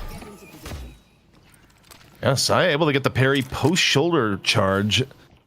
And I wonder if there's anything impacting debuff duration there, because usually you don't see that happen in maybe one of the weird edge cases, but John just gets run down by Stride. Yeah, and an extra bag of souls for that elimination there as well. It would have been actually if he had T2, but not quite yet. Still, the idea, or what we want to see from Calico is there. That Stride coming a long way across the map in order to chase that elimination down. That Ava form is a huge boom when it comes to that speed boost. Parry here, okay, we have a paradoxical swap here. Lord and M goes straight back through the wall, now afflicted by the Flame Dash. Hard to come back from that one. Melee creeps here. Losing out on a couple of these incremental exchanges. And now you're going to be looking potentially for a dive. Yeah, a lot of pressure being put down now. Good hour connection as well. How is Fishcake going to bounce back from this? That's going to be a +8 for Matt. +8 for Matt, and also staying true to the hero, Scout, catching on fire, having a very good lane as Infernus, being enabled by the paradoxical swap. I mean, you talk about kill combos early into the game. Swap and the Flame Dash actually deceptively lethal at this point. So Scout making good use of it as Stride again all over the place, able to deep dive on the Saya as the right lane swarming with Bird with Clock members. However, you got the re-engage from Fishcake, find Scout, and a little bit more melee creeps as everyone's piling in, Mitch. Yeah, Stride unsure if he wants to get involved here, but there's no chain gang left. Fishcake used that to secure that at the previous elimination. Pressure straight into the Guardian. That is an easy pick off. And looks like Stride is happy enough with this, but if he gets pressed or if there's a proper fight, the Return to Shadows is there, but melee creeps decided enough is enough for them. They went to try and get what they came for. Guardian picked off. Now we're here on this left-hand side of the map. Now Dust Devil away as Arctic is very wary of John with a ultimate almost off cooldown. And the Ornn is spurning on in. Yeah, I mean, this is a fight that, gets a little bit dicey. I mean, calling in Scout for a bit of support. Soul Exchange isn't up yet. There's a window. Flame Dash going to come in. A little bit poke on both Saya and John alike. Elsewhere, though, taking a look at Arctic, the urn carrier. And, you know, it's not often in the past that you saw Mirage being the one to carry the urn, but now you got all the incentive in the world to go for the quick dunk. Elsewhere. Yeah. Where's Especially because the urn bounty, like, degrades over time. So, ooh, okay, nice little Al connection here on towards Saya. No one else really here, though. At least on the high ground. Saya mindful, of course, of the lane crawling with people. That is a Guardian take on this left-hand side of the map. Watch out for Arctic.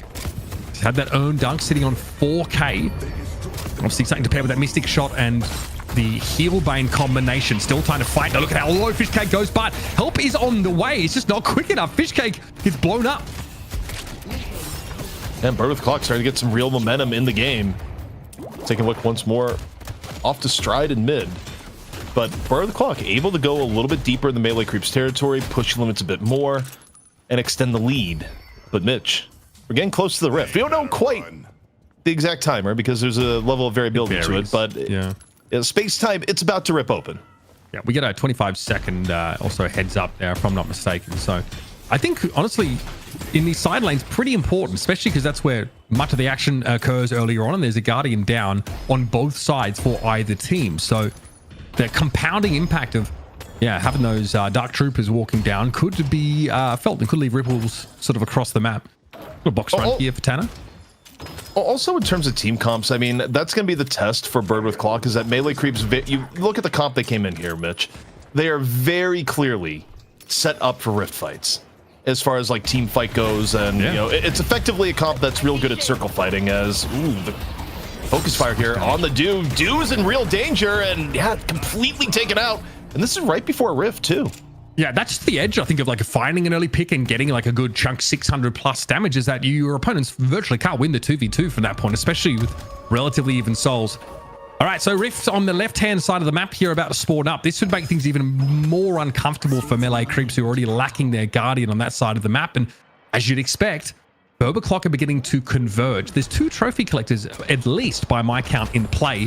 Obviously heavily benefiting Stride, who wants to be in the thick of things almost at all times. And I think we now see what is happening here. It'll dash up on the high ground. Gloom bombs do collect, but you got to be wary of this Siphon. Very, very low Stride, having to back away. Now return to Shadows being used. It's a nice little chunk of healing. Get you back into the fray. Rift now being fought over. The chase is on. Another good Gloom bomb connection means that Lady Geist is not going to be able to extricate herself. It's a trade, though. Arctic does go down. Still, the numbers certainly favor Berber Clock in this locale. And it does look melee creeps are willing to fight for this. Yeah, I mean, melee creeps made the decision that they wanted to send Dew and Lord NM to the right and just go for right Walker. I don't think they're necessarily guaranteed to get it, though. They got it down the half here so far. We'll see if Birth Clock is able to defend or not. It is looking more likely than not that they get it, and good pressure. Maybe it turns into a Walker trade. We'll see. Okay, Matt gets the kill off that, yeah. Right, Hell not able to clear nearly enough. Waller's going to knock Scout sideward. Here comes John back into the fight with a vengeance, might add. Scout with no concussive combustion has to dash on out of there. We'll have to call it quits in this fight. But I don't think John has remotely the same idea. Draining Gibbs down. We'll have to settle for almost picking Scout off, at least driving him off. But that is a Walker pickup. Bonafide USDA grade prime Walker take for melee creeps. Yeah, it works out, and it doesn't end up being a trade, even giving up the Rift Troopers, and it's a little bit unexpected with the comp that melee creeps have. I think on paper you would have expected melee creeps to just hard fight for Rift, but I think they looked at the situation, said, okay, we're a bit behind, and we just feel more comfortable going for the trade. It wasn't the cleanest trade, and there was a chance it could have been defended, but in this case it wasn't, so I think decision-making wise it pans out for melee creeps, but now look Nido. Death Slam, good to go on this mid-exchange as Lord NM just gets run over, Mitch. Yeah, I mean, Ido just looks on. He's sitting on a Death Slam, but doesn't feel like he's actually in any position to do anything about it. So, taking a back seat there for a time was the Lash. Allowing for Berwick Clock to really derive quite a significant soul lead at this stage in the game. Melee Creeps have always been good for getting themselves into the money match, but things are in flux for this team.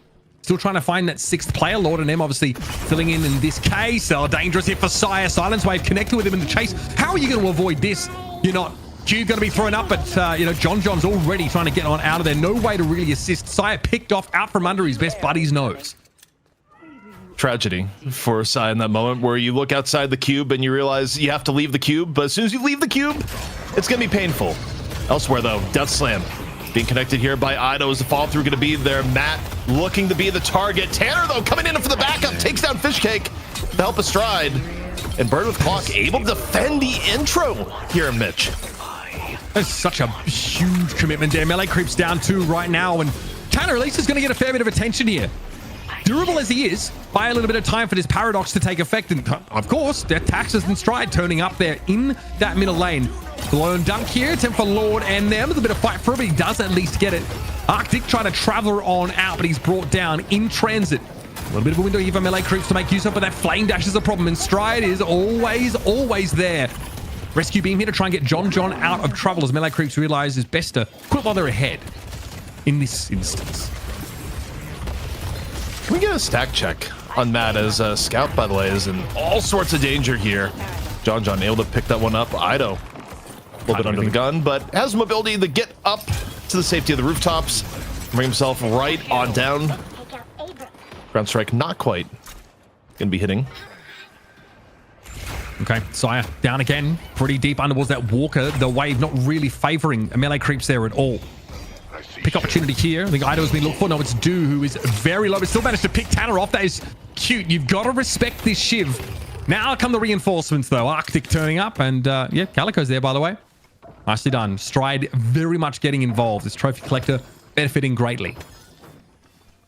This game is kind of interesting, where I do feel like there's a bit of a hidden timer on Bird with Clock. It's not the hardest early game versus late game comparison, but I do think Melee creeps get stronger the longer this game goes on. So even though Bird with Clock has had a pretty good start here so far, you're up to plus 32 on GT, 17 minutes in, which is respectable. It's not the highest we've seen, but it's certainly not the lowest. It's a median level GT. If you're not able to secure a bigger advantage, I do think the late game could get a little bit dicey, especially as both Shiv and Geist start getting more online, as Billy gets to more late game power. You know, Bird Clock, they're gonna have to be very cautious about how they go about some of these engagements. For context, Boundless Spirit gives you 30 spirit power. So in terms of like the soul value of those stacks, it is pretty significant. Lord M going down, not ideal here. Okay, Chain Gang, an issue here. Nicely done. Counterspelled off by Matt, who now stays at a very safe distance and can put pressure down on Ido, who's not going to be able to get away. Nicely done.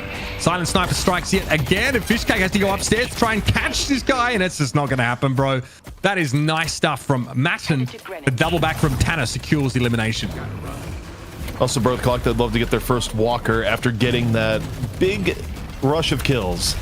And of course, too many people are down for Melee creeps to actually do anything about the right side, so their flex slot is going to be unlocked. And honestly, for the amount of KD difference that we've had over the last 5 minutes, the fact that this is within about 13k 14k right now is almost shocking.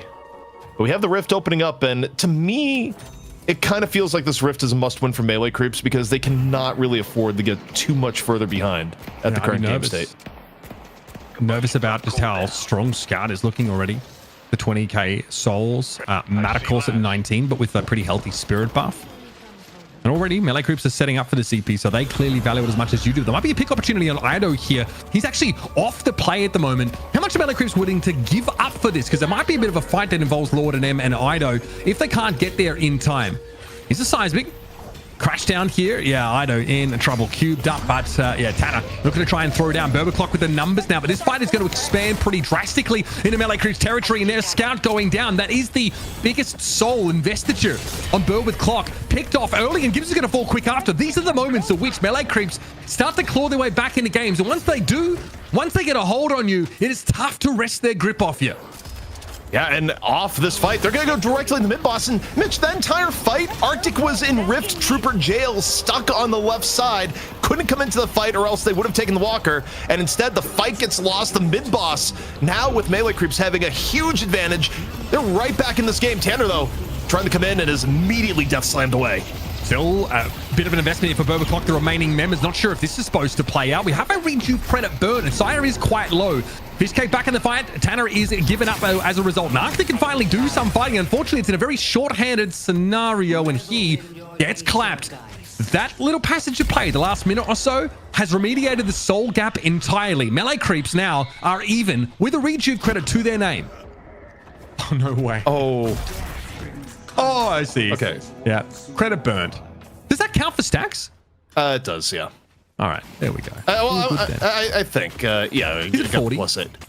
I don't play a ton of GT, but things like when we were talking about anything that gives stacks like Glass Cannon, it does count in both ways, by the way. You lose a stack when you die with Rejuve Crystal too, so, yeah. you know. Well, that is a 40 spirit here for Matt. Respectable. Could be much scarier, obviously, when it was the full amount prior. But still, his great talent is cruising, looking pretty good. Burbaclock don't need to be careful. You talk about a timer on this composition, potentially. Melee creeps obviously are only going to get more durable, harder to break. Itemization, I think, is going to play into this heavily. Burbaclock are super mobile, very skirmish heavy, and so far been able to like generate a ton of picks, but they get drawn into like a large scale, like 6-on-6. I don't think that's where they want to be. Also, John just got the biggest power spike any Geist is going to get as far as gun damage into the mid game, where yeah, Spellslinger just gets picked up. So John is a real problem. Also getting a massive infusion of income with some of the previous fights, and you know what? NA doing its best EU impression as we get the pause, to the point where NA has been pausing so much recently, they may be taking the title of Pause Kings from EU.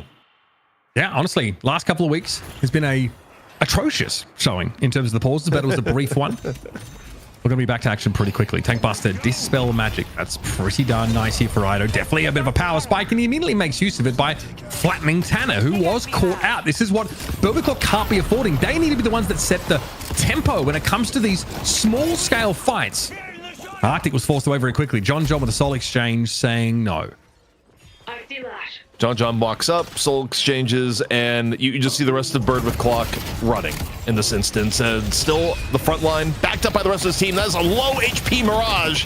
Arctic desperately trying to stay alive. Lands a Scarab, but it's not nearly enough. Ido on the finish. The fight continuing. John under a little bit more pressure here. No soul exchange to be had. Needs to rely on Sai for the save. The healing is just stupid off that cube. John already back to 1800 there. Concerned they might get caught out, but now the window for Burbaclock to actually found something there has expired. There's a fight here occurring under this mid-side walker. Burbaclock are under extreme pressure. They're going to lose stride, and maybe even more than that. Lycan Curse active. Lord of them trying to get something of value here. Will eventually get brought down, but it is a walker picked up. A couple of kills traded back over, though, as at least Stu's able to deal with Gibbs, and the chase is going to be pretty hard to deny. There's Matt exploding in front of the base Guardians. Bit of a charge towards the end, but once more, Saya. Bit of a save. I mean, arguably do have gone out either way, but this is kind of the problem that I was a little bit worried for with Bird with Clock comp-wise, is that you're starting to get more things online from melee creeps, where Shiv is a real problem. John is a massive problem.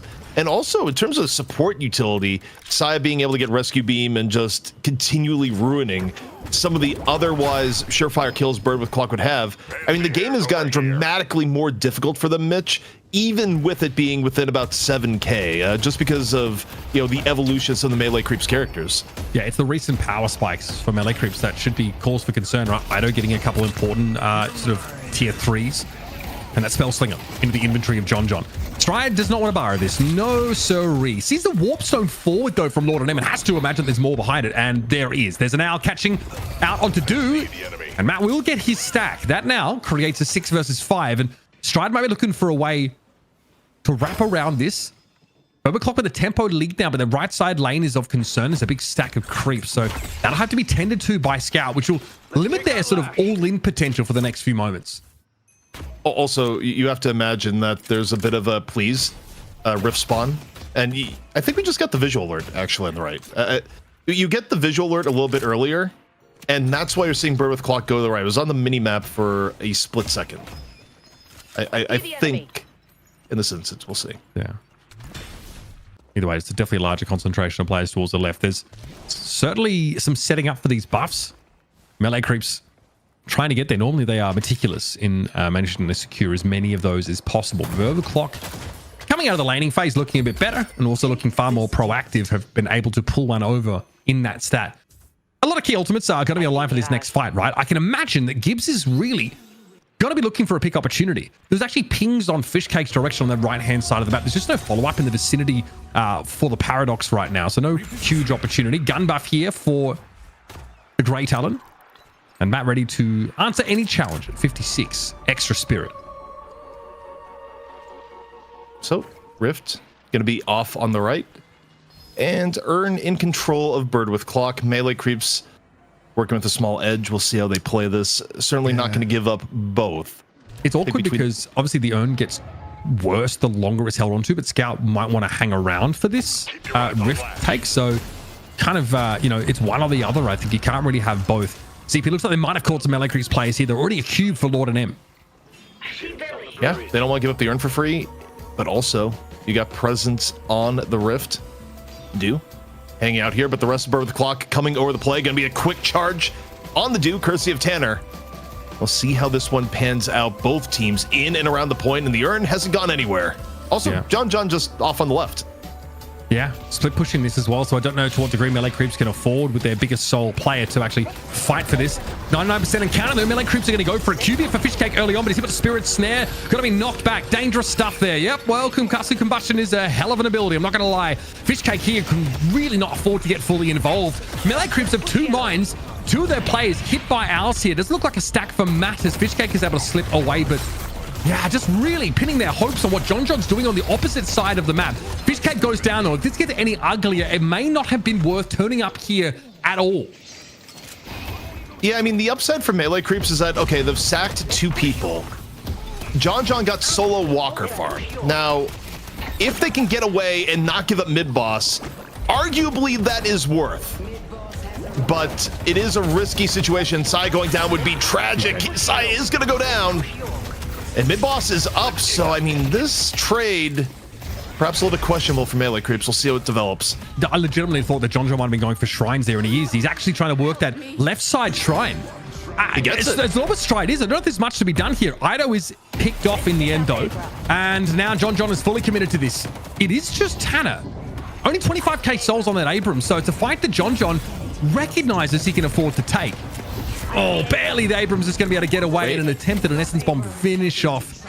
It's not going to give him any joy. Still, though, he'll go for the other shrine instead. What is this insane split push attempt that we're seeing? Melee Creeps, so down to 3 players. At some point, John, you imagine is going to be dealt with. He's trying to go for this shrine, trying to ignore everybody else.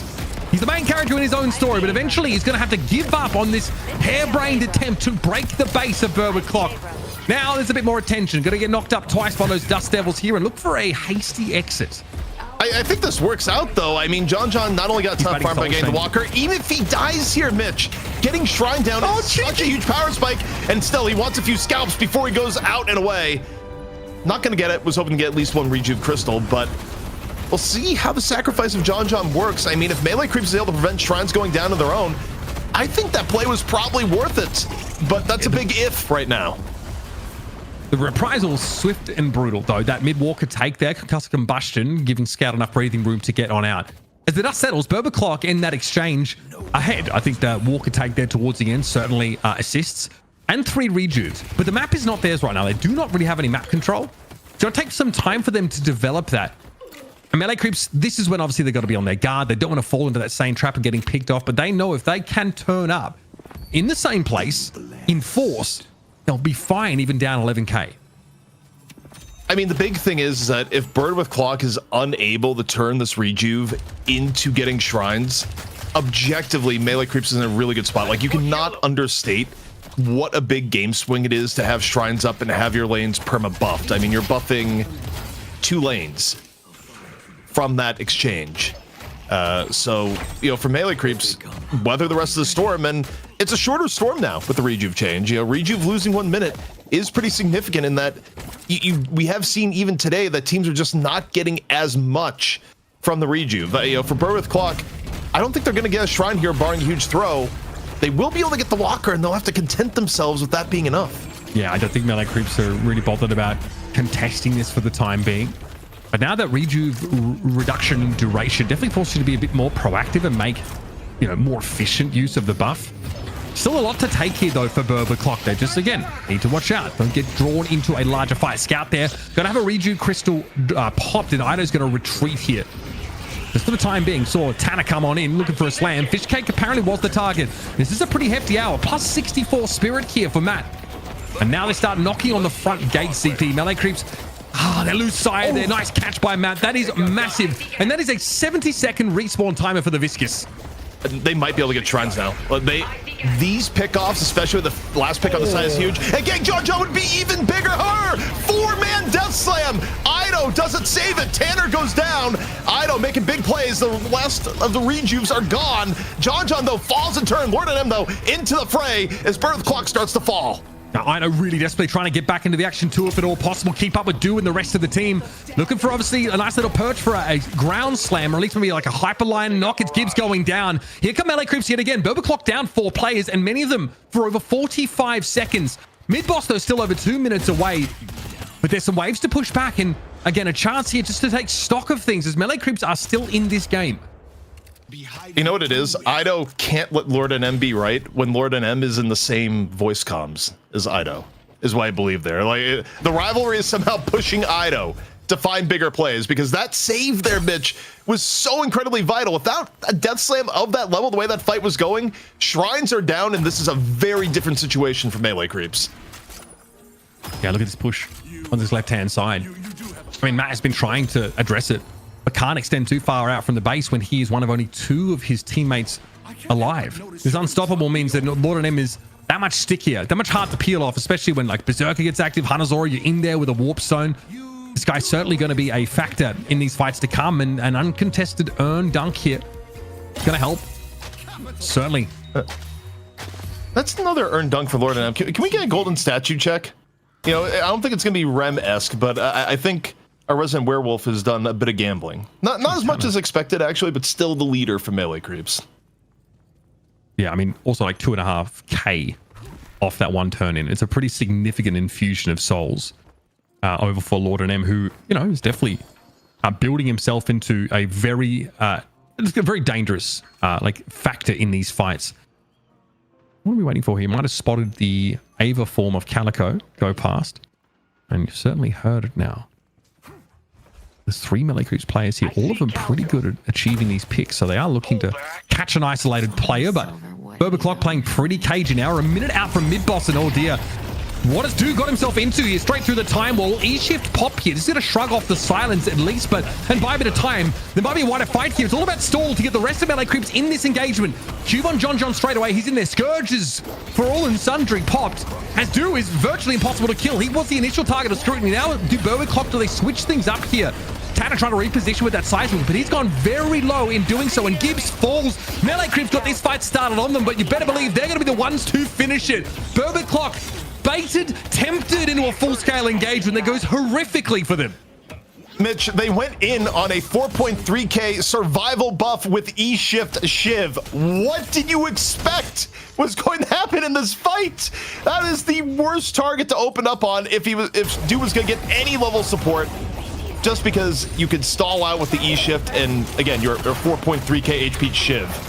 Absolutely, I think, unreal blunder by Birth Clock to go in for that engage, and Melee Creeps have the appropriate response. They're going to get the other shrine that John left untouched.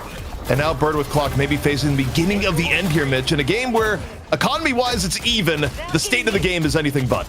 No, that was huge. I can see Berber Clock's is sort of maybe just being anxious, looking to try and get a pick, especially because we were like a minute out from mid-boss, right? So if you can find a favorable just numbers situation, you go get Rejuve, you're in pretty darn good shape. And maybe the clock you alluded to was something that is ticking in the back of Bird with Clock's mind. They knew that they really had to put an end to Melee Creeps as early as they could, but now that one failed gambit against the tankiest player on Melee Creeps has meant they've lost it all. Shrines are gone, mid-boss is gone, and the chance to fight in the money match also may have just vaporized.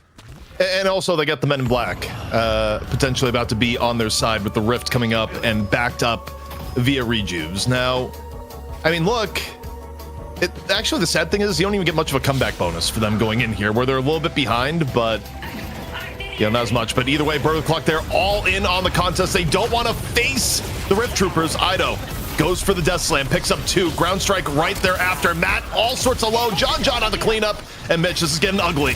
It's just great pressure. I mean, you've got Latch. You are going to be causing headaches for the Grey Talon in general. It's just such a trivial issue to try and Death Slam them and to throw them in. And this is where melee creeps really shine.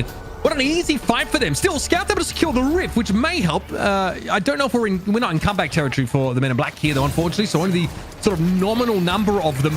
Couple rejuve buffs do get popped here, but melee creeps don't care. It's about momentum, and they have all of it right now. They have the wind in their sails. That brig is absolutely hurtling. And there's some free buffs to snatch up while they're at it. Yeah, and they still have 1 rejuve crystal left for Do, John, Ido, and Fishcake. 1 of the 4 to use. Lord and M and Saya both having theirs eaten up in the last fight, but gun buff is up, and does Scout get caught here? That's menacing amounts of blue in around Scout, who simply wants to get back to base. The last one remaining on the team. He's done. There's no way he's getting out of this one, surely. Flame dash away.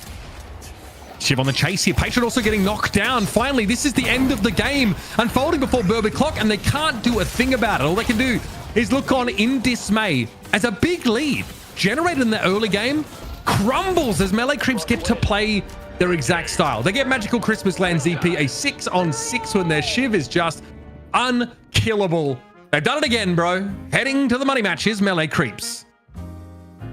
I honestly don't know where to start here, gentlemen, when it came to that match, but it ended up just being all about John and Doo. I don't know how the hell they're not able to kill Shiv in middle with the swap opening things up with the vitality buff and then just the raw power and raw aura Doo had. Is able to buy time for the teammates to get on in and save things. Speaking of saving things, man, like Doo had some great plays, but Ido as well, stopping that base siege from coming on through with the big slam onto the rejuved up bird with clock. This game, honestly, I would say ZP pretty much had everything. Back and forth, constant fighting. It was a bloodbath. Yeah, I mean, this game was a win for back and forth Deadlock. Not so much a win for Bird with Clock, where I think looking back at it, they'll feel this one got away from them. And look, it comes down to the fact that team fight engagement wise, I think they ended up making a few poor decisions, especially playing around the Shiv. Also, as far as Shiv's viability, just think how it's, maybe 24 hours ago that a good chunk of the community was saying, oh man, Shiv might be dead. Turns out he was better than ever and had to be reined back in.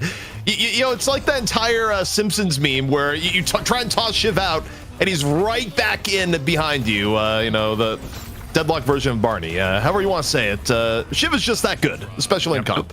I like I said, a good chunk of the community thought he was dead, but I'm pretty sure a good chunk of the community isn't top 100 players, and they're just on a whole nother level by themselves here, Uber. Yeah, and again, Doo gets very fed throughout the course of the game. Let's not make any mistake. But also, like you say, you don't know how they didn't kill him. I mean, bro has so many resistances and, is highly resilient to burst damage, right? So by definition, Shiv is not the kind of hero that you can burst down. Also, like, let's not forget, you get plus 40 spirit resist off the Scourge activation. So already, like, that in and of itself is like making you very strong. Fort is amazing. He's just, really difficult to bring down. And Burber Clock, you can see, like, they've got this Paradox comp. They're certainly going to be looking for picks. Calico's roaming the map, building up that trophy collector, getting extra souls. Scout is also, like, very active. This is all good signs. They've got a great skirmish comp, one that roams, finds great picks, but boy howdy. At some point, and especially with the addition of the Unstable Rift, there are more local objectives to fight around. And all of a sudden, melee creeps finally get a setup where they can, they can wombo you, they can death slam you. They've got the lash against the Grey Talon. It's an easy catch. Lord and M dives on in there. And Sire is the perfect answer. I really think this Viscous pick is so instrumental here, guys, because being able to cube a target that would be picked off and have E-shift after the fact and resistances means that you don't really get to get value out of Paradox. I really feel like Gibbs falls off later in the game once his counter spells, this cube gets active. It's just too much to fight through. I mean, it's such a shame, though, not because melee creeps won, but because Matt kind of got overshadowed by having the loss served up to them. He had 14 kills, 63,000 player damage done, and had a hell of a lot of stacks. I know you're saying, early in the game, ZP, around 17 minutes, he was sitting around plus 40 around there, around the 40 mark. Saying you're just kind of like a mid-level Grey Talon, but I feel like Matt had a lot of great birds later on and got just massive stacks stacked up for himself. I mean, just look at how far ahead he was in damage as well compared to his team, and not to mention some of the snipes he was hitting in some ridiculous angles. Yeah, I mean, to clarify, I was just talking about the current stack level there, where, at that point, that was like the median level of stacks at that point in the game, because we've seen as high as like plus 80 at that point, and we've seen as low as a whopping plus 0. But, I mean, Matt's actual neutral gameplay was not dependent on the amount of stacks, and look, really did have a very, very good game. Also, broader picture here, an idea came to me here, and we will execute it if both players are down for it. Should Melee Creeps win the final here today, we're going to do the first ever dual interview and get Lord NM and Ido in at the same time, purely for the entertainment value of the viewer. That's what we're going to do. Something to look forward to end of day should Melee Creeps retake the throne. But, throwing it out there. I've never wanted to root for a team more than I do right now, and it's for FPS Lounge. I don't want to see Lord NM's face. Go ahead, Uber. I was just saying, let's not forget as well that insane split push there from John, where he dove into the base just to like throw himself at those shrines, and it ended up getting, getting one of them on that left-hand side. That also opens up the game so much. It all of a sudden means that, one or more players, from Clock are tied to that left lane constantly. Like they can no longer actually enact their game plan, or at least it's harder to sort of find these isolated players. It feels like Melee Creeps, like just on the macro level, get a huge lead there, like kind of suicidally throwing John at those shrines. And it kind of stopped their pressure too, right? Because Tanner had to go back, Matt had to go back. I think there was Arctic had to go back as well, just to deal with him in particular. They did get the mid walker in the end, but it did stop their push and their aggression onto the base of Melee Creeps. But gentlemen, it's time to find out who our MVP is going to be. And ZP, who did you think deserved it? I mean, look, overall impact-wise in the game, had to be Dew. And there were really good options here. I mean, you could talk about Sai for the saves. You could talk about John for the play that got down the shrines and just living long enough to make that a huge thorn in the Bird with Clock side. But look, where a lot of key plays came down was Dew being able to live and survive on the Shiv. And yeah, I mean, call it the player, call it the hero, mix of both. Either way, Shiv was the dominant force in this game, and overall, Bird Clock didn't have an answer. Even when they tried to bring 4 or 5 people to attack Dew, it still didn't work, and it takes kind of both the player and the hero to make it happen, and you know what? Shiv is just that good right now. I mean, and like, I think the build, like, tells it all. It's pretty common to sort of see this, right? But like that radiant regeneration, like getting picked up earlier on, all really means that like this guy's constantly ticking up in health. He has survival buff on him as well, and like you don't have any options for like sort of picking him up. Like you obviously really need to limit that like regen and health if at all possible. Like if you don't invest an outsized number of resources into getting rid of the Shiv, you're in trouble. And you don't even have the option of ignoring him until later in the fights, because he is highly relevant. Is vomiting damage, especially with full range bars. So like he's a really difficult hero, I think, for a lot of teams to deal with. And there aren't many teams that can limit the impact of a fed Shiv at this level, at any level. I mean, it's hard enough killing a fed John on Geist, who can just swap the HP and get healthy again, but not to mention a Shiv on top of that, who can act almost solely as a frontline as well. But you know what? Melee Creeps, they need to take their title back here as they take on FPS Lounge in our finals, and they're going to need the energy. They're going to need the momentum being created by Dew and John in particular. But that match can't kick off until we head to a break. So we're going to do so. Go get your hydration break on, and we'll be back here with our money match. It's late. Give me a break. I see the enemy.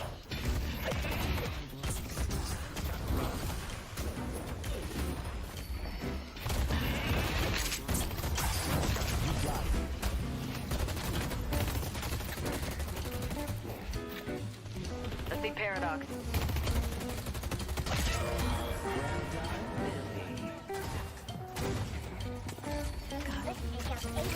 see Thanos.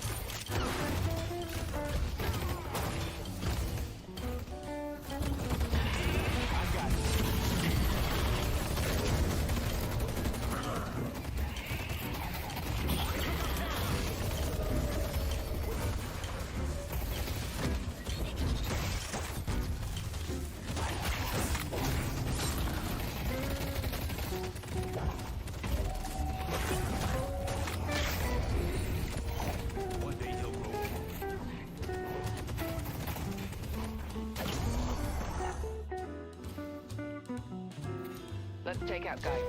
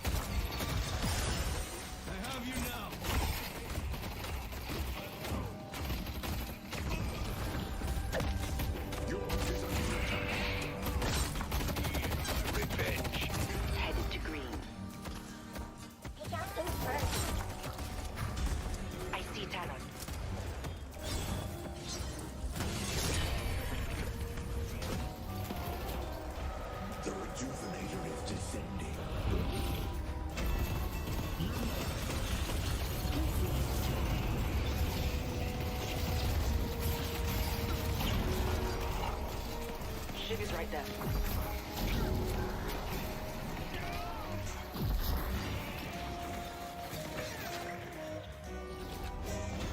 Abrams is over here. I see Abrams. I see Mirage. Calico. I see Mirage.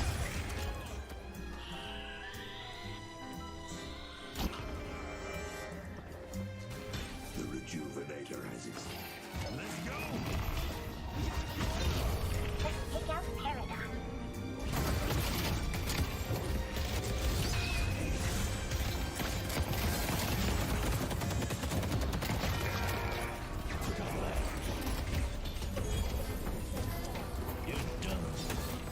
Let's push through.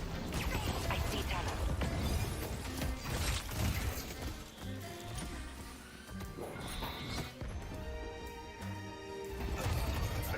Let's push door.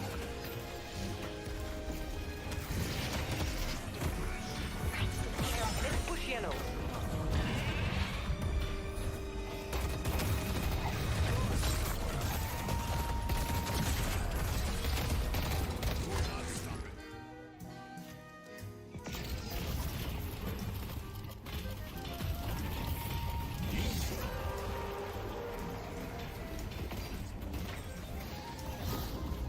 I'll find my prey.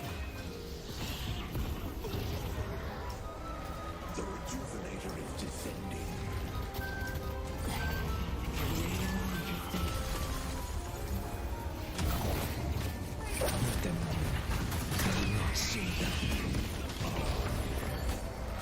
The rejuvenator is descending.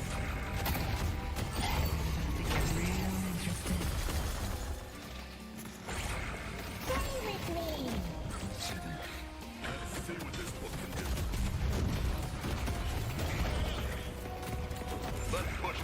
Let's push Broadway.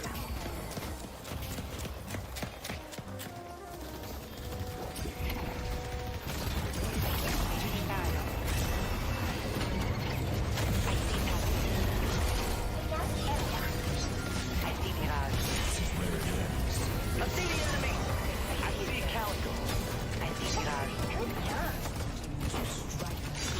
Good job. I see Infernus. I see Mirage.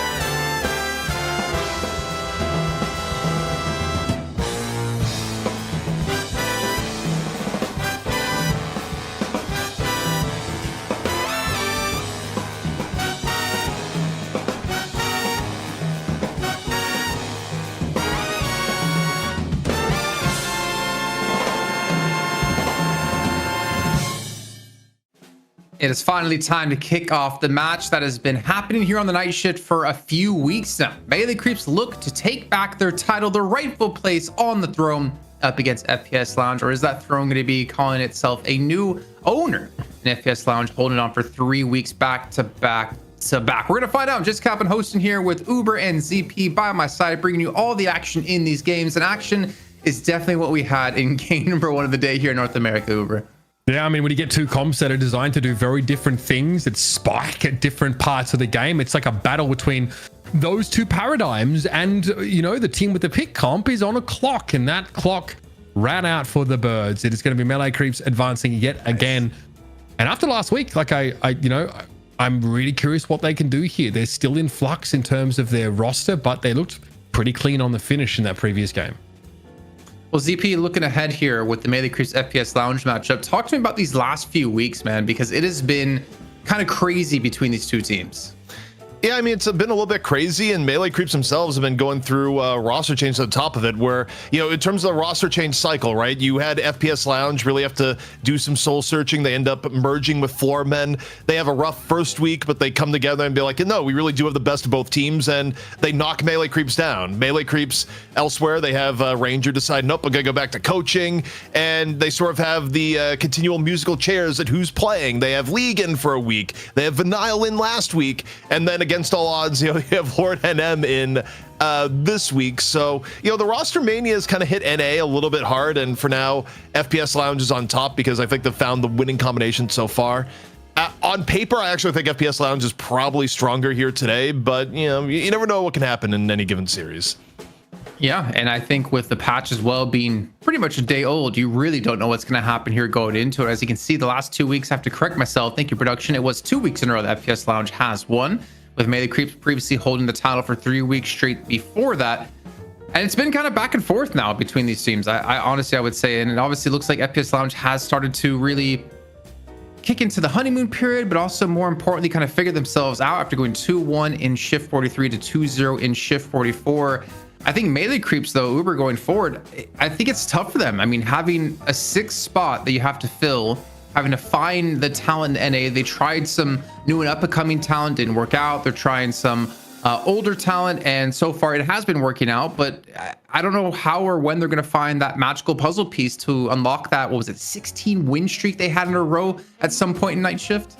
Yeah, look, I think the region is sort of growing up around them. I would suggest that we have departed that era pretty solidly. And, like we talked about Melee Creeps that were internally trialing players, right? Vinyl was sort of one of those. But I think when you've got a team that's so well established and is so used to winning and getting results, it can be hard to sort of fit in. And it could also be hard for them to find the right fit. I think Lord and M, in terms of today's purposes, has looked really solid, but I'm sure, they're probably still looking for a way to properly round out this squad. ZP's implying that if they win here today, Lord and M would be returning to being a permanent fixture. I don't think that is the case, but where are the talented players to fill this roster out? We're not going to know this week, and I'm sure their search is really going to shape the future of North American Deadlock. What I'll say directly, Mitch, is that overall in Deadlock history, the one thing that teams value more than anything else is winning. You win with a roster and you go, this was pretty good. We've even seen times in EU where a player comes in for a sub and then magically, oh, you won this week as a sub? Oh, I guess you're just main roster now. Not that you necessarily replace the player that you were subbing in for, but the weakest link on a team is evaluated and promptly ejected. It's just kind of how it works because, the one thing teams value above all else, it's winning. And, for Lord NM, while on paper it's subbing here today, should Melee Creeps win, there will be a discussion I don't know, maybe we make this thing more permanent, but a long way to go to actually get there because FPS Lounge is quite good. And, Melee Creeps, obviously they haven't played with this edition of the roster very long. I don't know why. Again, I just feel like I want to be mean to Lord and them, but imagine you win Night Shift here and then you still get replaced and they bring you as well as a 6th. That'd be the ultimate slap in the face. But I think, Lord and them, I think he's due some good energy coming his way at some point. He's been around for a very long time, played in some pretty good teams, and is looking to make his breakthrough moment here within the Melee Crews. But it's going to be tough here against their opponents. We'll take a look at their roster. If you guys haven't remembered or haven't seen FPS Lounge before, it's a very, very tough team across the board. A star-studded lineup. Honestly, I would almost compare them to the current buff enjoyers in the sense that Poppers is kind of the newest player on the team technically, but you have all this old guard around him, and Leffa and Low Main and Average and Xeno and DMB. Uber, this team is very good. Yeah, it's stacked.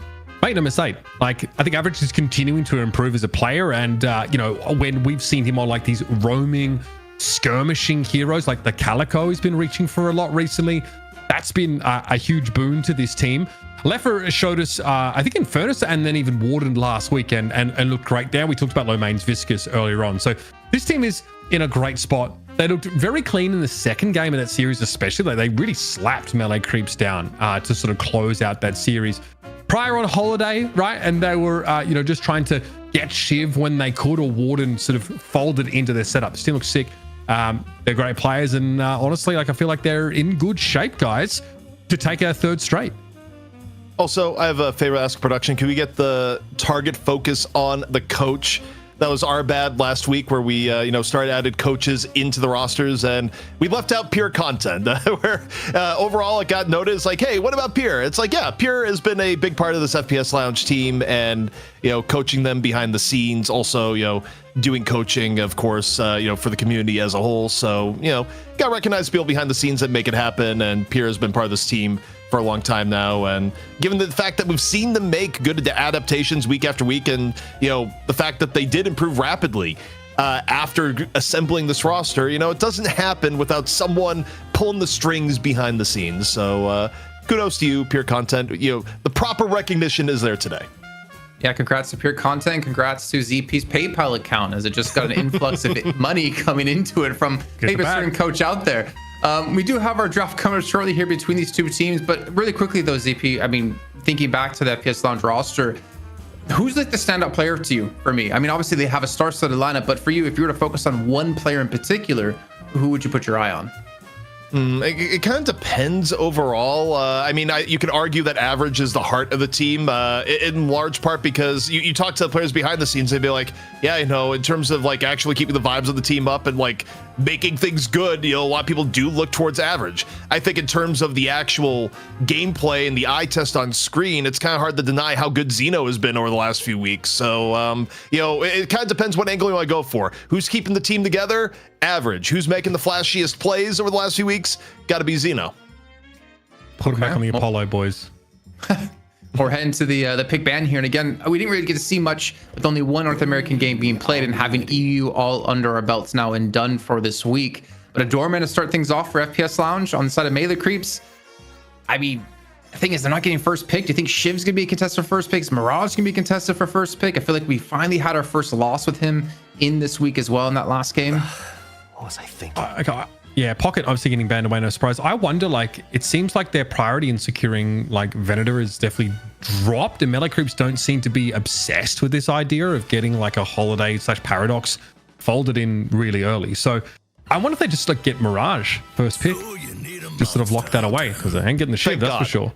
Thank God. I was sitting here saying, like, please don't do anything other than pick the Shiv. Shiv is 3-1 on the day today, and the games that Shiv has won, Shiv has looked like an actual monster. He's led into the voice line, so I think Shiv is 100% first pick worthy, and arguably, I think for melee creeps, if you're second pick, not banning the Shiv and letting it go through first might be a mistake with what we've seen here today. Like, I don't know if teams have actually adapted the Shiv's current level of power. Now, obviously, you're going to get 2 premium picks in turn for melee creeps. Number 1 is going to be Mirage. We'll see what number 2 is going to be. And it's going to be Billy. So, I mean, they're getting a reasonable bounty here, but the Shiv has been hard to beat so far today. I really wonder what's going on internally when they talk about Shiv. And they're just, it's like from It's Always Sunny, Charlie, which is like 1,000 different boards around the room trying to come up with, and now I'm referencing something ZP doesn't know about, trying to figure out, okay, what can we finally do to Shiv that will put him in a good state? And they are trying everything they possibly can, but he just seems to always come out stronger every single time, or at least it's still extremely viable. He went from S tier to S tier, back to S tier, and he doesn't seem to be moving. Okay, so Ven goes, this is about where you'd expect it to in this sort of 3-4 slot here, but that means for melee creeps, like, do they try and like secure the Geist alongside this, right? I don't know if we need to see the Bebop return either in John or Sire's hands. It looks like they're in agreement here. This does mean that like Holiday is floating around into this next round of bans, and you can try for the Paradox here, but we've just really not seen that find nearly as much success these days. Melee creeps are also like fronting up for another like all-in fight around a local objective kind of composition, and yeah, Leffers Infernus is off the table this time. Yeah. It's kind of interesting here. You may have been able to make the argument of like, go ahead and ban Holiday, but she did get hit a little bit in the last patch. And I think off the eye testing, Infernus actually has been more of the threat. FPS Lounge, though, kind of looking at the last game, deciding, nah, we don't really want you to stack as many frontliners. They took away the Shiv and they banned the Silvers. So, melee creeps, if they want to be super tanky, at most, you're looking towards something like maybe pick up at Abrams for Saya at this point, but is he going to be on the Viscous? Yeah, he is. So the Abrams may be off the window. We'll see. I mean, they still have the hero pool depth to play it. I mean, you could still put Ido on it if you wanted to get that. It just kind of depends on how much they value having a super tanky front line versus how much of it was a crime of opportunity in the last game. Ido Lash seems like it might be in the works, especially given this comp. This is looking really similar, by the way, to Melee Creeps' previous composition, just without the Mirage in the mix. But, I think Ido Lash could be quite strong here. Obviously, decent shout against the Grey Talon now. That's going to be followed up with the Paradox. And so, has the Holiday Prior really dropped that much since, her barrels got slightly nerfed? What is the thinking here? The interesting thing with the barrels is that the barrels, I mean, I think they're a little bit better velocity-wise in the pre-buff state, but a lot of in a way, she kind of went back to pre-buff Holiday in a lot of ways. Her scaling is now only 0.1 better than what it was pre-patch. And, the barrels aren't as fast. So in a way, Holiday kind of got a little bit reverted. Didn't stop her from being high priority in EU, though. But final pick comes out from Melee Creeps and is actually going to be the Abrams. So they still want something that's heavily tanky. But I think the one thing of note here is that you don't usually see both Ivy and Viscous picked at the same time. That is going to be the case here. And I mean, you talk about a comp that's going to have all sorts of survivability. I mean, Ivy, Viscous, and then the rest tanky, plus a Mirage who's hard to pin down. Look, guys, this last pick 7 is pretty decent here. FPS Lounge have got a really good roaming comp, right? They're very good at securing those picks, but now they've also supplemented that with someone who performs really well fighting over rifts and fighting in these team fight oriented scenarios. It's also a very straightforward, pickup. Maybe if it's going to be someone like Leffa who just wants to sit and farm for extended periods of time. So I like this shift, at least in focus, or at least FPS Lounge are trying to spread what their team comp is effective is doing, because Melee Creeps are extremely tanky. They are really hard to blow up. They didn't get the Shiv, in fairness, but this is still a solid comp. I wonder how this early game looks for them, though. I'm going to be wondering about coming out of lane on top and dealing with the first 5 to 8 minutes after those sort of Guardians start to fall.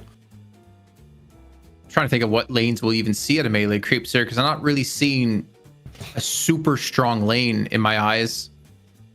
For some reason, Abrams Ivy kind of comes to mind, because obviously the charge into a stone form, also Dust Devil into charge. I mean, you're really kind of banking on Abrams and Billy to be the key factors in your lanes to alleviate some of the pressure, but obviously apply some of this pressure and potentially look for these early kills, which I think both teams, I think FPS Lounge are definitely to be looking for here. Well, overall, I think the Melee Creeps team actually arguably, depending on how some of this pans out, the laning is going to be better in some lanes for sure. I mean, probably why you grab the Mirage is for the early good laning. And you have Viscous that, instantly upgrades whatever lane Viscous is in.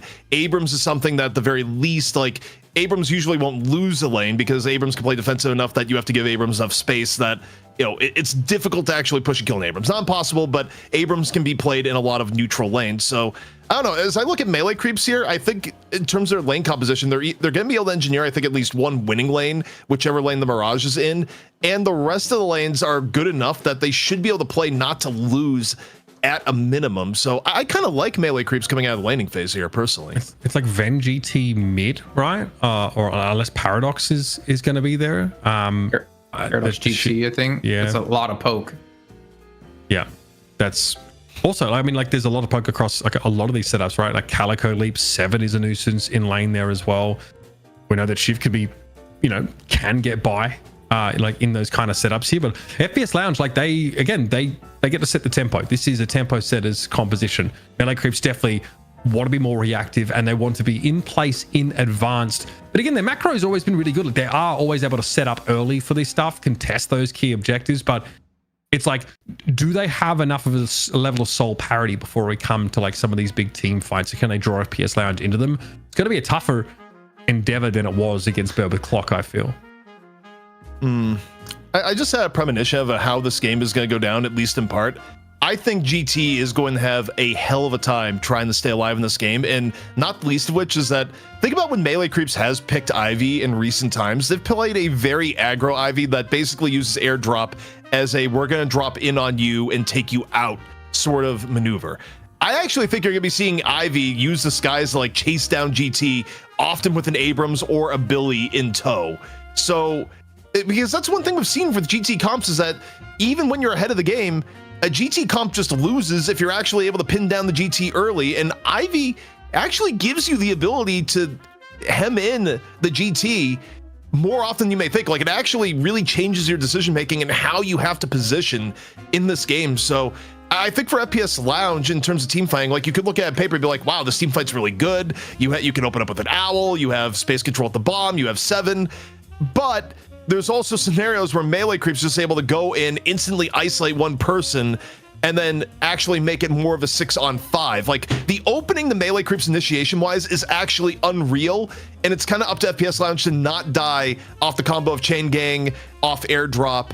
And if they can survive those two things, they probably win the overall team fight. But I think, the engagement for these team fights is going to be absolutely crucial in deciding who actually wins the fight. Yeah, how are you going to burst these guys through cube and like airdrop plus like that Kudzu Covenant? Like, it's going to be tricky. I think the Paradox play here has to be world class from FPS Lounge. So like, and they need to snowball those like successful engagements over and over again, because no one here on melee creeps is particularly easy to pick off. And also, if they can stall that, we're going to have a situation like we had from do in the previous game where everyone piles in, airdrop gets them there, Mirage is going to travel on in, and then all of a sudden you've got more in your hands than you bargained for. I think FPS Lounge comes far. I wouldn't even look at it as like an amazing team fighting setup here. I think they're really good, like with macro pressure and like punishing poor positioning. But even with the 7, like, I wouldn't want to get into a 6v6 too early if I was these guys.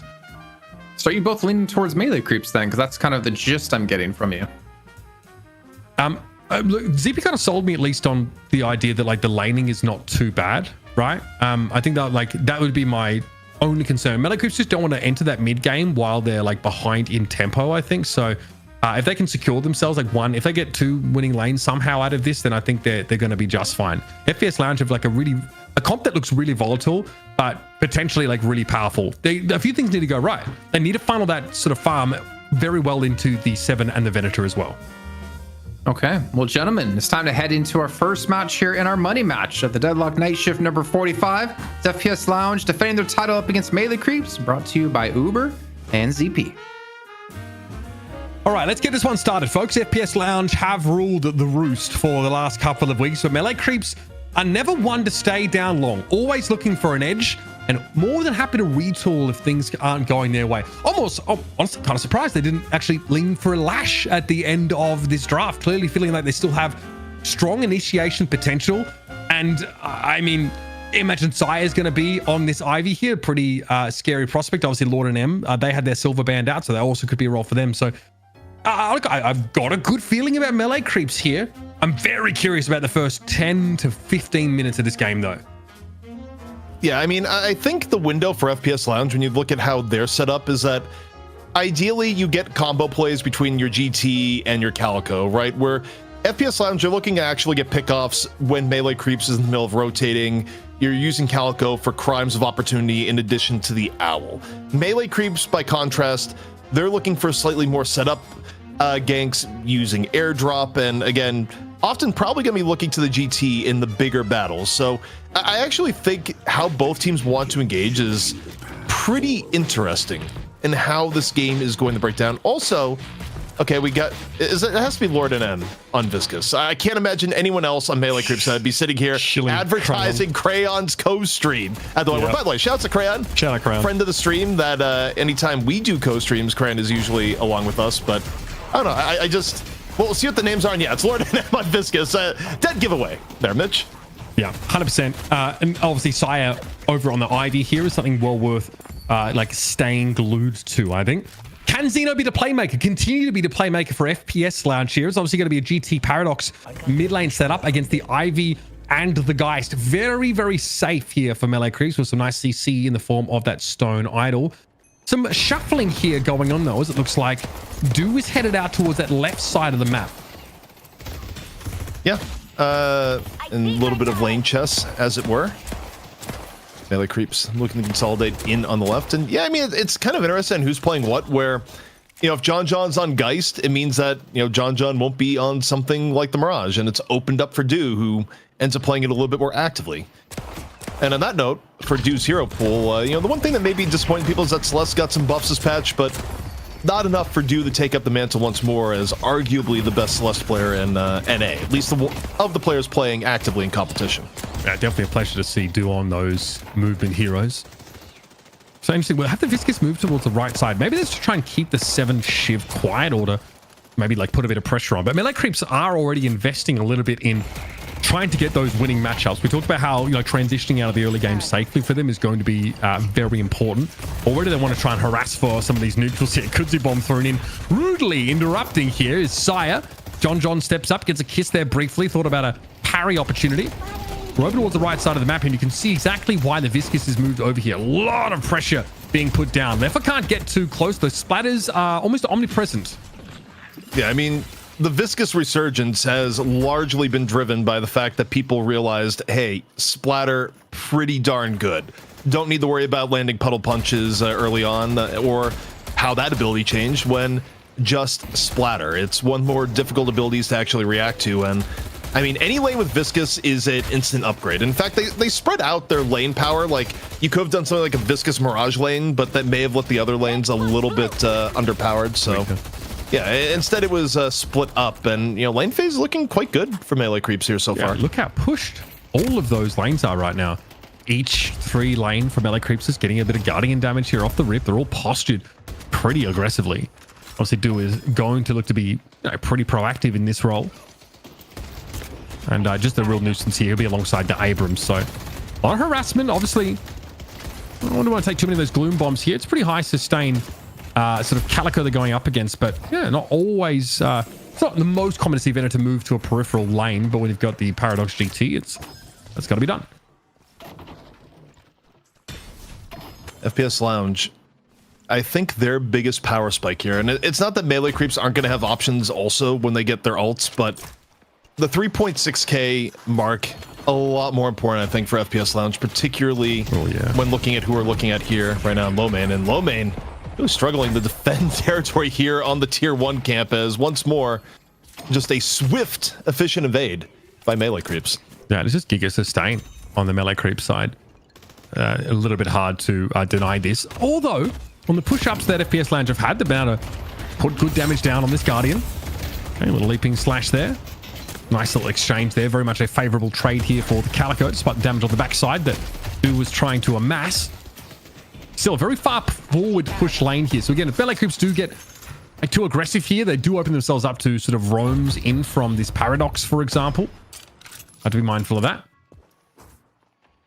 Yeah, the game state changes pretty dramatically once most of FPS Lounge is at 3.6. But, you know, melee creeps trying to eke out a bit of an advantage before then. And again, you kind of look at the lane state here. Left is actually in a world of hurt, nearly about to go down elsewhere on the map. He's been struggling. Yeah, just constantly getting shoved back. This pressure from the Viscous Billy is really mounting. He's been having to play from the tops of the buildings just to try and shove these waves back on out. Been uncomfortable, to say the least. A lot of poke damage here being felt by Ido, but he's certainly got the kind of body to sustain through it. Dust Devil away instantly there for Do. You could kind of see the writing on the wall. Trying to trade back favorably here, but it certainly looked challenging. Poppers is just biding his time here for a moment. Both butts went to melee creeps, by the way. Gun buff for John. Nice little pickup. Yeah, you don't hate it, especially early on. Saya, meanwhile, going to be grabbing the spirit for even more deadly Kudzu.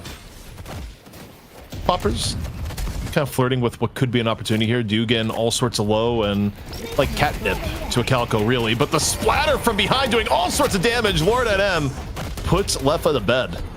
Yeah, it's dangerous though, I think, for Average. Stuck with a knife there, but Average, yeah, exposing himself there to Lord and M again, who after splatter once more finds a big pick off. Yeah, this Viscous Billy lane is brutal. It's a pain point for FPS Lounge at this early stage of the game, and that Guardian is going bye-bye pretty darn fast. Lord and M here has to make use of the goo ball. Will be stunned up though. It's not enough though to account for his remaining health. A little bit of cheeky mechanics here, and he is somehow able to slip away. That's nuts. But yeah, he keeps some of the momentum from Goo Ball even mid-stun in that moment, and just barely enough, though. Has to be careful on the zip. There are, like, angles where you could hyperline someone from afar. None of those angles are actually hit at this moment, so, you know, a very tortured escape from Lord NM, but an escape nonetheless. But as Lord NM is away, Fishcake's just getting dove off on the right, and I think Fishcake just is he gonna tick down or do you get away? Just gets cubed, I think, in the nick of time. May have had a knife in him. Big cube there. Fishcake obviously with chain gang ready, but too low for those resistances to really matter. Guarding going to be parried here, and Lord NM realizing in a 1v2, doesn't matter who it's against, it's going to be dangerous now. Stun impending.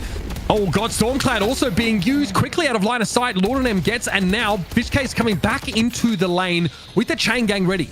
Lord NM though, oh, the owl from low main, all the way from downtown, sent from mid. Chain gang though allows Fishcake to pick up the kill on average. So it's a 1-for-1.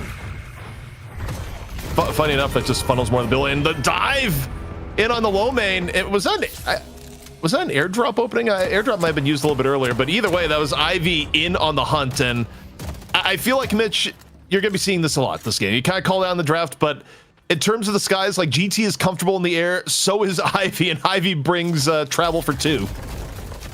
With the no owl available there, Lowman clearly considered a bit of an easy target. We talked about the volatility around that 3.6k mark. FPS Lounge having a lot of these very impactful ultimates, but you know, both the owl and the Stormcloud end up heralding like at least 1-for-1s for them. So not exactly the sort of blowout you're looking for once you hit those ultimates. Whereas like melee creeps, a lot of them at 3.6, it's just durability that they're going to be guaranteed, or in Doo's case, like a more mobility around the map. So not playmaking ultimates, so to speak, but still fairly important to turn the tide of an extended skirmish. Lane phase starting to come to a conclusion. Melee creeps not only holding their own, but getting a little bit ahead. But plenty of game left to go, and really, while most of the ults are drained right now, this is about the period of time where FPS Lounge can be at their most lethal and looking to set up kills early on here, pre-first urn, pre-first rift. But all that being said, time for a little bit of gambling, courtesy of Billy. And you talk about tech right there. Melees that hit both the creep and the slot machine at the same time. Anything to make this process a little bit quicker and get Billy back in lane where he wants to be. As the dust settles a little bit, you'll notice it's 2 Guardians taken down from FPS Lounge's side of the map here. So melee creeps, look, I mean, this early game definitely not nearly as rocky as some might have sort of postulated. Fishcake very healthy with that 7.2k. And honestly very happy, of course, to be in a lane with the Viscous, which certainly feels like it gives him a bit of a boost. Conversely, Lomain and DMB, not exactly recipients of large amount of souls at this early stage of the game, but DMB is being given a lot this left-hand side farm. So, you know, in a matter of time, you're going to blink and he's going to be topped right on up in terms of those souls. No problem at all. Sire looking pretty aggressive on that right side of the map there. Aware, of course, under the Walker, Leffer is just farming. I see Geist. What we need to look at here is that, well, FPS Lounge, you know, they're looking to set up things with Owl. I think Sai isn't going to wait very long when airdrop is up to look for a target. And again, it may just be the GT, but elsewhere, you get the swap. John, though, moving on to the Soul Exchange. Feeling reasonably good about the situation. Takes line of sight, but may not be feeling good about the Owl coming in from afar. That's one way to stop the swap. Yeah, that's obviously the best way to play around that soul exchange there. DMB does go down on the left-hand side of the map, though. It's an urn that spawned up there with 3 melee creeps players in the vicinity. Again, Lord NM is involved in a kill opportunity, and he goes low and still able to get out alive. Urn here, very well positioned to be snapped up by Ido. And he will, of course, want to try and make this happen as quickly as possible to guarantee the highest bounty. I really do love the new urn change here, where it's the ultimate solution to a mechanic where people are just like, I don't want to run the urn. Running the urn feels bad. Well, what if we give you all the benefits and make it turbo fast across the map? And it's like, yeah, kind of like that. It's real hard to stop the urn turn in. We'll see if there's an attempt here. And nope, Ido just going to get it. But you do have to cover the denies. Yeah, jumping up, of course. And again, it's a pretty significant amount of souls worth at any stage of the game. Of course, Ido going to start clear away some of these camps. Big push on this left-hand side. So, you know, DMB has been keeping Do pretty busy there, but both of those players, you know, are happy just to sit, kind of idly farm, especially the Mirage, who can be wherever he needs to in a pinch. And again, melee creeps get both buffs secured. And survival on Ido, where, you know, Ido already one of the more aggressive Abrams, sometimes to his detriment. Less likely to be to his detriment when he finds the GT! Just a quick hello and gets a fall through courtesy of Chain Gang. Yeah, that is huge. Takes the snare happily there, and FPS Lounge, you know, they're the ones that, like, you would hope to be more proactive, right? With the Paradox, they did at least early find a pick off, and, well, as I say, Xeno does clean up Lord and M. So already 2 picks off the back of the Paradox here on FPS Lounge's side, but this Billy and Abrams sort of squad is pretty durable, pretty hard to get through, and Fishcake is almost at 10k souls here, so in a very good position in terms of how that build is progressing. Spirit Strike rather added to the arsenal. I don't think he's going to be too bothered about this. There might still be a decent fight to be had, especially with Mirage waiting in the wings. Even though the last little bit has felt a little bit melee creep sided, you look at the overall game state and economy wise, it's about as even gets. And the Rift soon to be approaching. Here, Mitch. We're within the zone that the alert should be coming out any moment, and we'll see how melee creeps values it. Last time around for melee creeps, we saw they valued Walker instead, but we got Fighter brewing in a low HP Shiv. Yeah, Average just not in great shape at all. Perhaps he was the one that was called out. Lord and M again traded. Here's the Owl. Wasn't able to find an elimination though. Was doing Ido ultimately able to shrug that off. Iridomini's actually going to pop in the lane here by DMB. So you've got to give the Venator a wide berth for the time being, but after that, FPS Lounge don't really feel like there's really any reason to get too close now. This Rift should go in melee creep's favor. There's a drift across though. Look, both roamers are on their way across for FPS Lounge now. Off the zipline, Lord of Them is going to arrive. This big ultimate's in play. Here's the Seismic from Ido. He's going to go for it now. Quick setup dive in. Venator caught out. This is exactly who you're looking for. Nice shoulder charge follow up on the DMB, and there was a Dust Devil even involved there by Do. Now Ido's going to slip away. Cube is going to prolong the process and expose Average to the follow-up damage. He does eventually get bleed down on Ido. But each way you slice it, it's a 2-for-1 trade, and eventually FPS Lounge have to give this up. Feels like Xeno never really got there. Wasn't able to be of importance, and Saya with a supply drop, just going to make sure he has a commanding view of the situation. No contest here for FPS Lounge. Also, really high value cube by Lord NM there, where you might look at them and be like, oh, Ido still died, right? It dragged out the attention for a long period of time, what would have been a kill that was, about a second away. But deep dive now, going for John. No soul exchange on the table, and we'll see if John support gets their time. Not at all. John gonna fall. A quick dine and dash, courtesy of Poppers.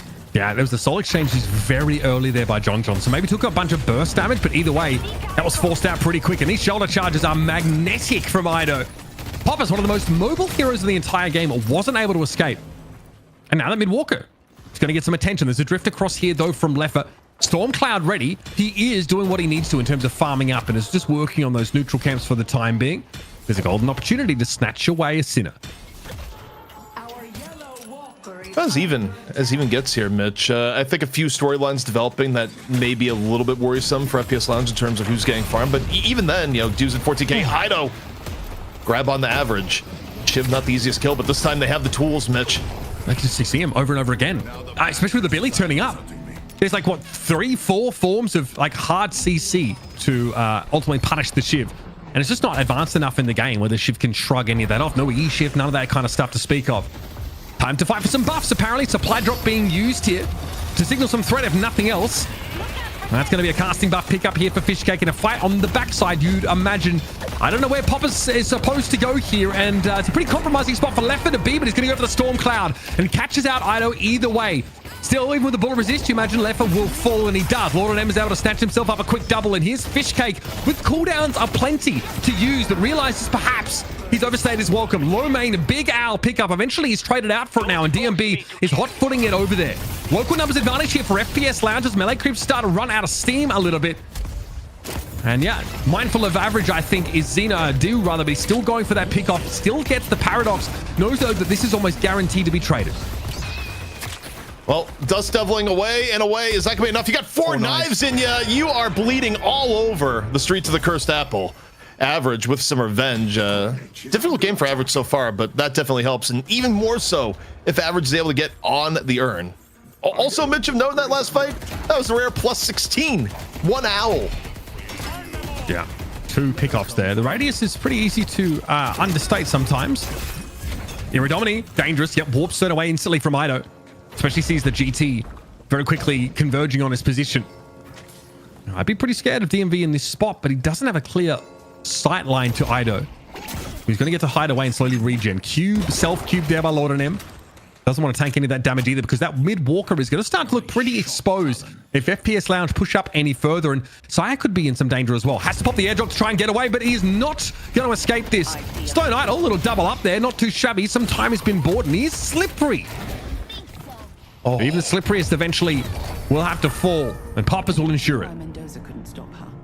Reading the parry towards the end, not enough to actually get out, but the instincts to just drop the parry there, still pretty darn strong. Elsewhere on the map, though, we got Walker Pressure coming on in, and Do being a force of nature here, teaming up with Fishcake.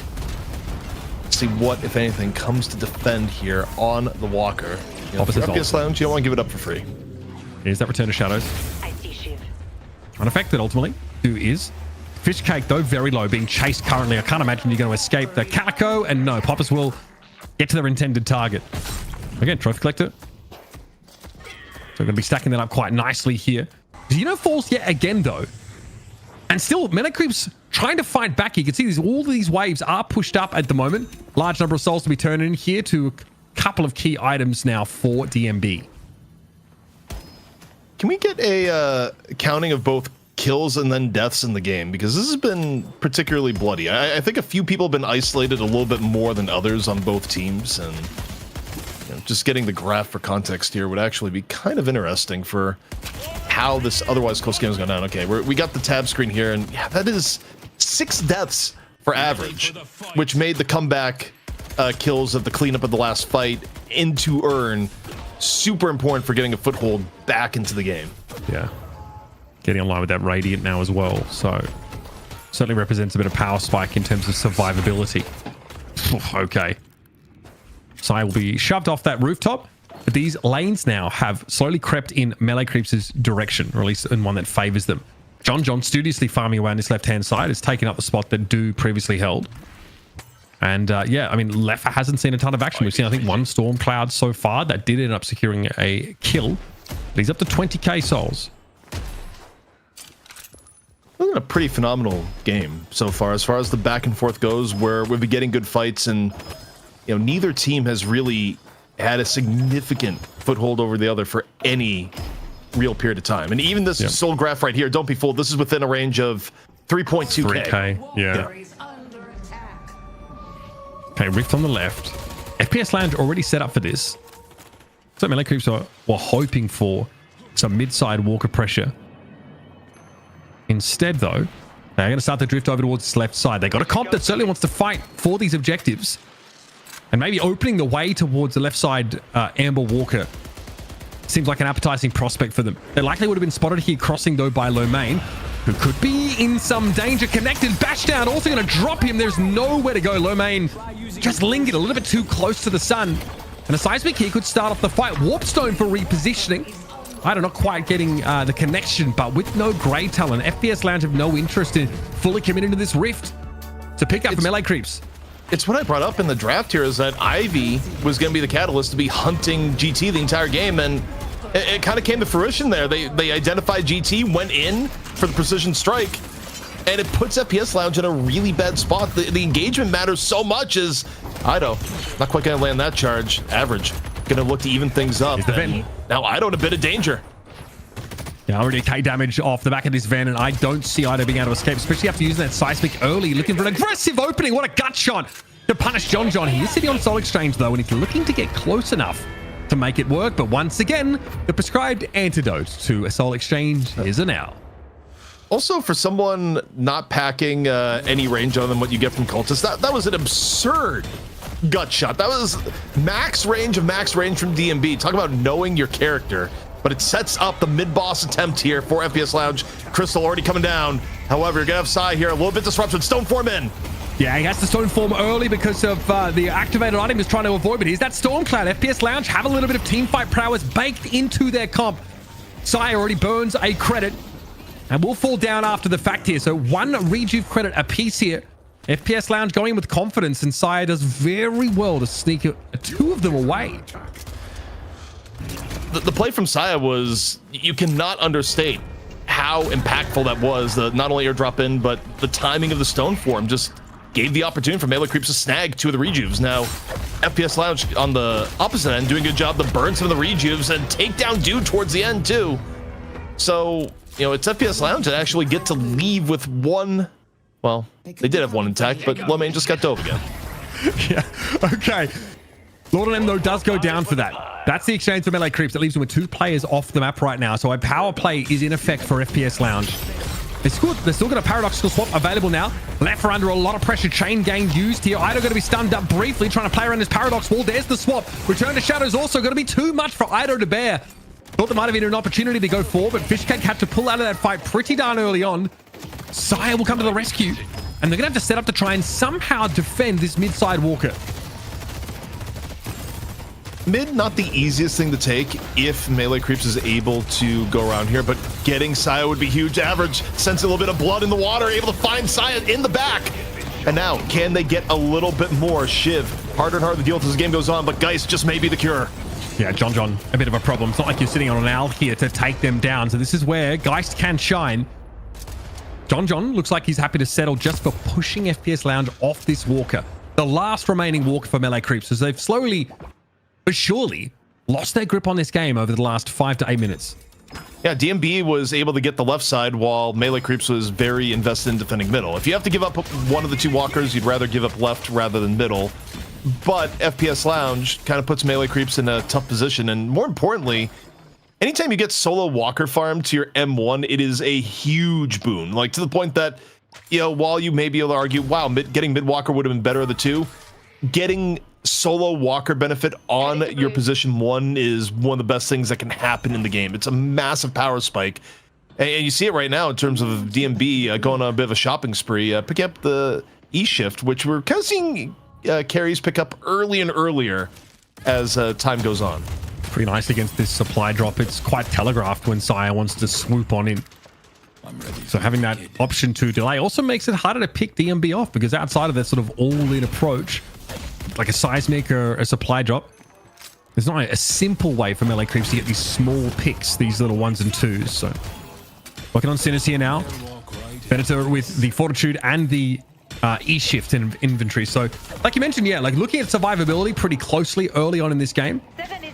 Lord and M cute himself there. So, oh, I don't know. I see why. Okay, Paradoxical Swap comes in Gooball form. Lord and M is not going to be allowed to escape. Unclear if there was a Owl Connect there. Ido was certainly impacted by it. Don't know if we had a +8 off that either way. Ido is bleeding on out here. Average, making him look like a stuck pig. Slowly but surely, the last few minutes have been rather negative for Melee Creeps, and you look at the lead here, nearly a 20k lead opening up for FPS Lounge. And, you know, I do wonder, in terms of map control, or FPS Lounge is getting a foothold, you know, what do the golden statues look like here? Because usually that is kind of your leading indicator of map control, and boy, oh boy, the map control looking a lot better for FPS Lounge, Mitch.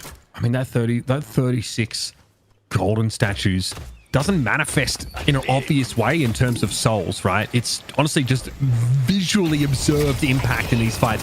Whoa, here's Lady Geist for you. Quick life train here on average. Not an easy target to go for, though, and that's why Melee Creeps aren't fully committing to it. Again, they don't want to do what Burger Clock did to them necessarily. Still, another catch on low main here. Wow, that is pretty nice. What a shoulder charge there. Lord and M going to steal the kill away, but still there's more fighting to be done, and that is a dirty slash. Return to Shadows here. It'd be nice to get some damage off the back of that, but still the life top-up is important. And again, Mirage is in the vicinity right now. Fishcake overwhelmed, though, completely. Stormcloud a problem as well for the Geist. John has to head for the hills. No easy soul exchange target there either. It's tough for Melee Creeps. If John can't be active in the fight, they're virtually down to 2 players here. Hoppers and Kosi a chance to eat up Lord and M, and he is feeding the masses. So we got kills going against Melee Creeps here. The consolation that they end up getting is the urn. Overall, in terms of the game state, they still end up even further behind on souls. And, you know, again, this is a little bit troubling for Melee Creeps, but, you know, really good testament to how FPS Lounge have been making just good use of their control around the map. They're about to pick up the walker on top of it. The lead continues to expand, and, you know, without a singular game-defining moment, Melee Creeps now find themselves very far behind, and FPS Lounge, what more can you say, Mitch? It's just been incredibly consistent rotations across the map and just overall picking better fights. And even from a lower soul total, like you might not feel too bad about this like pretty all-in comp that certainly fights well for its ground. But the fact that Leffer is as fed as he is and DMB is also in great shape, you don't even necessarily have like a quote-unquote better team fighting comp to hang your hat on right now. It's actually pretty rough out there. Average has massively recovered from a bit of a rocky early game to now where he's just not someone melee creeps can go after. We saw that earlier when John came in with a supply drop and they just had to sort of give up on going for that pick. They get themselves a rift here, and that's going to keep that push on the left-hand side, and it's going to keep melee creeps a little, or really FPS Lounge, excuse me, a little bit busy for a time. Maybe buy some breathing room. Yeah, and I mean, I think you talk about the average comeback. It's pretty unreal. I mean, I think average actually started out the game 0-6 and now is 7-6. Yeah. And also started out the game pretty broke. So laning phase was not a fun time for average. Post laning phase, team fighting, what a difference it makes. Let's go blue. My main here, 6 stacks. But again, with that boundless in inventory, it's got to a point now where he's going to be nuking people pretty quickly. Even though he himself has maybe not been able to benefit from getting most of the farm, you're still going to see him have a pretty big impact. Here's a mid-boss attempt, though. Melee creeps, they've got Chain Gang and Supply Drop to work with, so yeah, FPS Lounge, I like this idea. Try to catch them if they linger too close. They've got the comp to find isolated players, and they're going to go for it. Hammer and Tong, Sire flattened there. Nice little leap damage. Ido turning elsewhere. Perhaps the Mirage, who's dashing through with these Dust Devils constantly. Ido's extremely low, but Average is in trouble and eventually is brought down, not given a chance to get back in the fight. Supply Drop active now. The chase is on. Poppers was hoping to go after Do, but this is again blown up in their face. It's melee creeps who have the fight taken to them and seem satisfied with that. Gonna be tough here to deal with Ido. Sire to the rescue once more. Fishcase able to extricate himself at low life, and Poppers is found lingering on his own. Popper saw an illusion there. The illusion was actually being able to kill the Abrams, but it's not happening with the Ivy there as backup. Just enough disruption was done, and for melee creeps, they may be looking for a dive here. And oh, splatter into the tunnel is such high damage. That is the one place you do not want to get hit with the goo. Yeah. Bounces all around. But as we look here, DMB still trying to apply a little bit of pressure, but it is a number where he's outnumbered here, Mitch. Yes, very much so. 5-1 odds are not ones I'd be looking to take for. You might say the deck is stacked against you. E-shift even used there by DMB, but yeah, I think he emerged from that realizing there was nothing to do. So melee creeps, here they come. After falling behind pretty significantly, they now have these 3 rejuve credits and they have closed the soul lead. Extremely back and forth game, and all it takes is one good fight where FPS Lounge ran them down, not wanting to get caught inside the mid-boss pit in a straight 6 versus 6. They ended up opting into one anyway. You know what? Can we get a look at the soul graph again? Because this has been another one of those just massive comeback games. It's not even a sine wave, really, a little bit at the beginning, but it was a flood in favor of FPS Lounge, and all it took was effectively, 1.5 kind of messed up fights, and melee creeps, not only are they in the lead now, but you got 3 rejuve crystals left, still 2 minutes left to make it work, and they're going to invest part of this time to get double buffs. Yeah, and it is a sine wave. It looks more like resonance frequency, though. You know what I mean? Where it just gets wilder and wilder swings. As we get into this stage of the game, the volatility is certainly going to be there, but melee creeps have gotten through this mid game. They've got all the walkers down, so they've evened things up in that regard. Buffs are in their hands. They're going to get an urn turn in here, in theory. Obviously, do has the walk just across the map. Still can't, cheekily TP. But it's harder to wrest the urn away. You can't drop it anymore. But if you get meleeed, it will drop. You can't parry while you're holding onto it. So a couple of little things about it. If someone wants to take the urn off you, they want to spend a melee on doing so, they can. But the setup here is pretty darn good for FPS Lounge, and rather for melee creeps, and they do want to fight in numbers around this turn-in location if it comes to it. The one good part for FPS Lounge is that running out the rejuve is a lot easier now with it being down a minute, but hey, if you see an opportunity, you're going to go for it, and this may be the opportunity. Still, again, juggled repeatedly by Do. An Owl putting into it temporarily. 3-man Owl coming down in, and Leffa real low here, Mitch. Yeah, he went for a defensive Storm Cloud ZP. It looks like it's bought a little bit of time, but again, that pressure's still going to be felt now. Fishcake knocking at the door, cubed up. A bit of an awkward spot Okay, Cube going to be popped up here. Counterspell going to be active. Goo Ball in play for Lord Anemone. He's also running a little bit low. You've got to be careful not to overextend as melee creeps. Poppers did go down. You still have 1 rejuve credit left. You can afford to take some risks. And if you see DMB dangling himself under your nose like that, odds are you're going to take the opportunity. Now, though, Average, who's recovered from a weaker early game, sees some opportunities here to pick up some kills, but it's the Shrines that are suffering as a result. Average is going to turn around now, try and maybe fight this Billy, but Fishcake is down for it. The good part here for FPS Lounge is that if you're fighting Average, you're not over and finishing off the final shrine, although that still may be happening regardless. 1 shrine is down. The backup is here from Ido. Average wants no part of the double frontliner battle, but has no choice. John finishes off from afar. And FPS Lounge down 4. Melee creeps only 1. Last shrine surely about to fall here, Mitch. And we'll see what, if anything, this plus 48 Owl is going to be able to get. I mean, again, there's nothing to do here. Yeah, okay. Get a couple stuns, but it's only Leffer and Low Main that are alive, and Leffer doesn't have that refresher, so just the 1 Stormcloud we saw earlier on, it didn't even really seem to buy that much time. All shrines down. Melee creeps now in the lead, 21k souls. And they back away into an entirely blue map.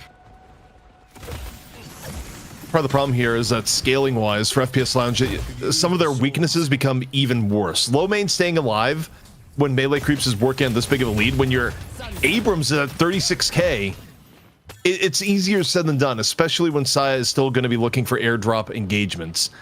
You know, you try and concoct the best team fight for FPS Lounge.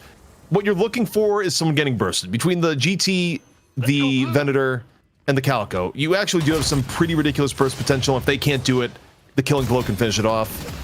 Or you're looking for just a really good Stormcloud somehow coming out from Leffa, you know, maybe aided by a swap at the beginning. So it's like, for FPS Lounge, even being down, they do have win conditions, and maybe this is one of them right here. The squad in on the Fishcake, nowhere to go.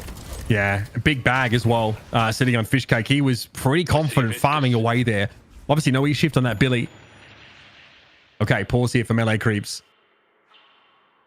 I wonder what that discussion was. His dog. Okay. His dog, of course. No one talking. Not a great sign by melee creeps, but hey, they're in good shape. Still losing Fishcake for a whole minute. That does represent a real window for FPS Lounge to go to work here. That was obviously at the cost of the swap. But Zeno, again, with less map to work with, sometimes ZP can be harder to find these picks, so FPS Lounge very happy to at least gotten one of them. Whether it amounts to much, though, remains to be seen. Lord of them gets that Boundless into the inventory. Ido with the Transcendent cooldown. The rift is opening, and FPS Lounge being behind, they certainly want a piece of it. Still, you know, some danger here for FPS Lounge where if they commit too much to an objective, melee creeps just could go for Patron. So this is, you know, they have to be a little bit judicious in how they allocate resources. As said, I mean, people are going for Average at the moment. Yep, supply drop. I think Average is in some trouble. Again, we're kind of entered the stat check territory as well, where even if Average is, you know, fundamentally hard to blow up, this is probably a little bit too much. I like this kiting, though. Bought a bit of time. Okay, bro, we are sliding the heck on out of there. Rift picked up by FPS Lounge here, but obviously Shrines are down, so Melee Creep's going to have push power elsewhere. He gets away, though, with his life. That is a huge boon. Losing Shiv at this point would be catastrophic. It's one of the people that cannot die really under any circumstance, at least not without getting a lot of resources out. But melee creeps, this side, now's the time to do mid boss, or at the very least make it scream. As I say that, it's just a quick retreat coming in from Fishcake. And for melee creeps, you know, you got 2 on the right. I just like mid boss is just not a place where FPS Lounge I got to be super excited about fighting. Sure, Stormcloud there is very good, right? But where does GT get the room to breathe? How are you bursting down any of these melee creeps players when they're all grouped up? And Sire's there as well to save people. Soul Exchange to stay alive. Yeah, it's going to be a big ask, especially with the threat of getting seismic. Maybe you sneak someone in there, try and steal, but I think if FPS Lounge lose one of their key players, like Average, as you mentioned earlier, this is not looking good for me. I also don't have the mechanism to like steal these retubes away either, like I got my big AoE stuns. Well, catch on the Venator. That's not good. FPS Lounge need to get DME on out of here, but the chase is certainly going to be quite sticky. Dust Devil's in pursuit. Sure, the charge a little wayward. but it does at least put a play between DMB and his base. Lord of Name is down. Chain Gang being used. There's a fight elsewhere. AVG is going to get caught out. Big melee hit, and that should do it. That's the Venator out of the game. However, the rest of FPS Lounge have sprung their trap in the meantime. Do highly isolated from the rest of his team. Doesn't really have the damage to cut through this Shiv survivability. Scourge is ticking. Big damage off that. Oh no! The Dust able to secure that elimination, and there goes Leffa. Picked up post Storm Cloud, might I add. The Jin's mark was all over Average's body there in about like 5 different places. That stack explodes, and for Shiv of all heroes to get annihilated like that, that is something else. But also, Mitch, we are witnessing a 55k Mirage. Kind of a pain to deal with. Rejuve Crystal coming on down. Melee Creeps looking to pick up another 3. Only a 10k economic difference between the teams, but you look at who has the economy. A 57k Mirage is dropping tactical nukes, something we just saw, and Melee Creeps potentially about to be in position to end the game. 3 Rejuves up, and yeah, we're getting damage onto the Patron right now. This build is so interesting, right? Obviously focusing on that spirit of the Transcendent here. No Ricochet, none of that kind of business. Obviously being able to make use of that Echo Shard to dash through a whole lot, and the Jin's marks are very, very scary. It's why the E-shift just to buy time until their detonation was so crucial in that previous fight. Patron knocked to the last stage. As Melee Creeps going to back up here and get an unstoppable for Fish Cake, and okay, even Sire's getting a Boundless. Scourge, this has been quite the shopping spree. Scourge still getting picked up over the course of the day, despite the recent nerf, where the nerf did hit it pretty hard. The scaling not really compensating for the nerf, but you know, I think people just realize, like, yeah, it doesn't need to be that strong for the item to still be worthwhile. Still, Rejuve, 2 minutes left to go. Melee Creeps would love to end this here and now. Only one more stage of the Patron. Can FPS Lounge hold on? Feels all but impossible here. Seismic, Scourge active as well. Stun on Average? AVG, whatever, he's down. Walk straight through the trap, not a care in the world. Leffa, no Storm Cloud available here. Defensively, it would have been great to have. That's not to be. Chain Gang here catching on to 4. And there's nowhere for Poppers to go, really, except his spawn. He slips back in there and stays alive, but Lone Main was picked off amidst all that. And now the rest of FPS Lounge are liable to get cleared out of this pit. No ornaments to hang their hats on whatsoever. Poppers eventually falls on his trip back out of spawn. And now we go to work here, folks. Melee Creeps get off to a great start with a fantastic team fighting setup that's able to weather that sort of mid-game flurry from FPS Lounge and secure the dub. Well fought. Had to have been one of the most entertaining games we've seen here in, well, I'm gonna just say a few weeks. Honestly, every single matchup between these two teams seems to just bring a cinema. But my lord, dude got so damn far ahead. But also at the same time, if I'm talking about him getting ahead, I feel like Average deserves a lot of credit. You're talking about before ZP, he had a tough start on that Shiv. You mentioned about like 0 and 6, was able to bounce back to be up to like 7 and 6. He was able to keep himself alive in this game, but unfortunately, dude just kept getting stronger and stronger to the point that he just wasn't able to be dealt with anymore, ZP. Yeah, I mean, the conversion of damage towards the end was ridiculous. A Jin's Mark stack like that, one of the only ways to kind of look at a Shiv and actually efficiently remove them with any sort of speed. And yeah, I mean, economy allocation was unreal for Melee Creeps, and I think it's the thing that saved them, because look, there was a point where FPS Lounge was nearly up 30k, and Melee Creeps, it was only through, you know, a handful of plays and rotations and, you know, some of the scrappiest of fights that they're able to get back in, because normally, you know, a team goes up 30k, you're usually not going to be able to make up that deficit. Yeah, especially with low main. I mean, he was putting up so many stacks early in this game, and obviously, as you guys were talking about before, Uber, the best way to deal with a soul exchange is just to not let her use it and just get the execute off with the bird. Yeah, and honestly, like, this is just such a good time for Ivy right now as well, because sneakily they did get buffed. Ivy now is like doing more healing with the Kudzu connection per boon by like a pretty significant amount. It's like a, I don't know, like 20% increase or so. And like, you get airdrop back quicker if you're using it on allies, which is kind of the go-to for Sire in you know, almost every case. So perfect for a plane laker like him. You know, 9 times out of 10 when this is a supply drop that's coming in, especially if it's John being thrown into the fight, it goes quite well. Look, Leffa, the Stormclouds are pretty good. We're sort of seeing some of them here, but Melee Creeps get into like a position where they're just being tickled by that ultimate for the most part. They are so tanky, and dudes build like a got to get a look at it. I don't see builds like that very often at all, right? Like such a heavy spirit investment. Normally, like you do get the Echo Shard and then still some gun investment there, but he was all about that spirit with that Boundless picked up when it was. Well, you mentioned, them kind of just ignoring love for the most part as you're just tickling away. But honestly, low main, as EP pointed out in the draft, he had the hardest of times after the early stages of the game to really be successful in these fights. I think you called it perfectly, ZP. The airdrops out of Saya just really punished him consistently and pretty much made him a non-existent threat. And this is the adaptation we've been seeing from teams now that GT has been meta for a decent amount of time. People have started to realize, wait, this hero is uniquely vulnerable to dive in a way that very few other heroes are.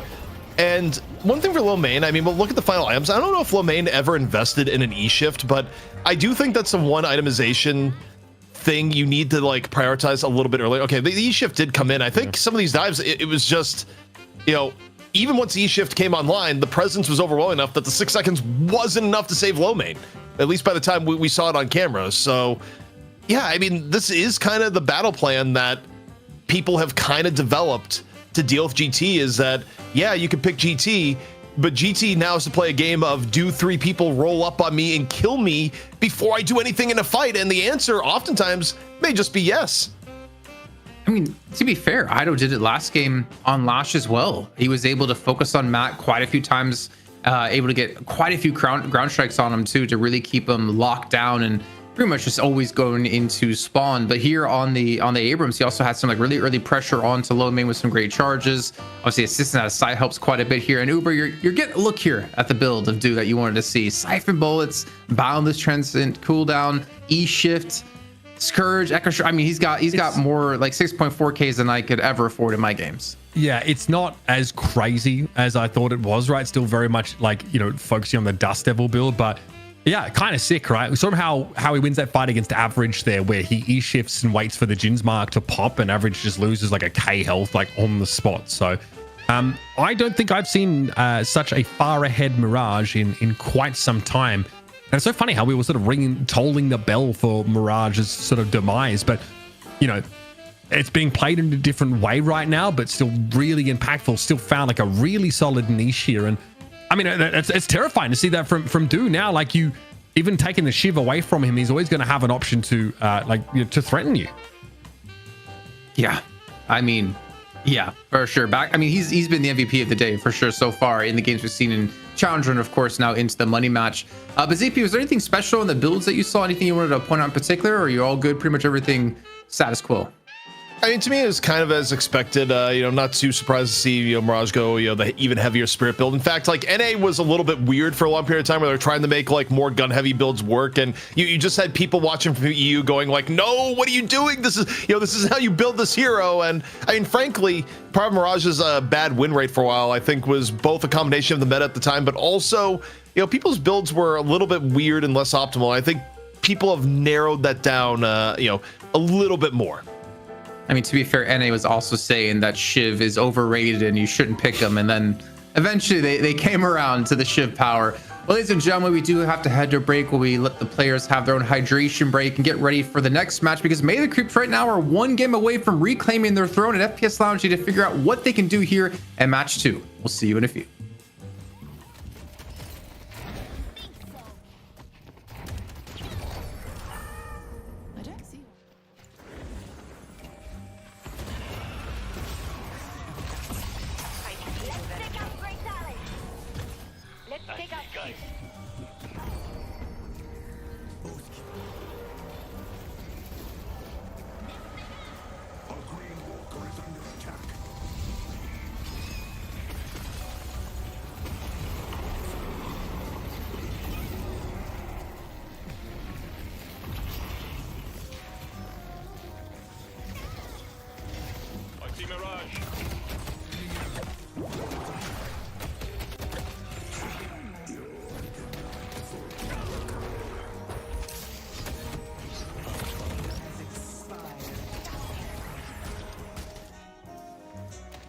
I see Mirage.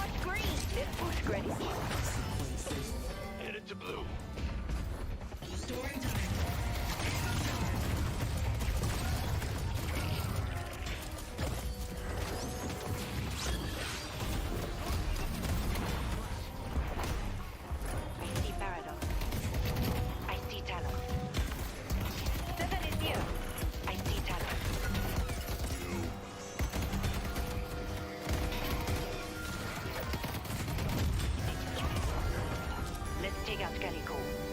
This is how it's done. Let's see who's still standing.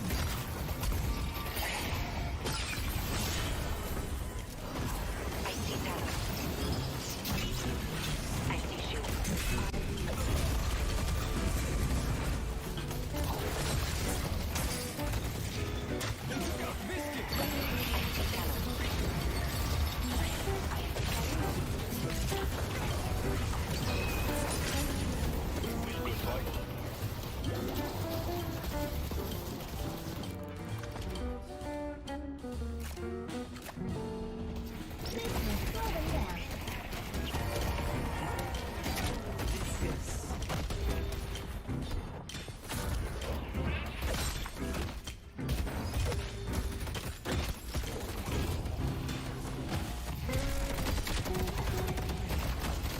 Our green water is under attack. It's viscous. Let's see who's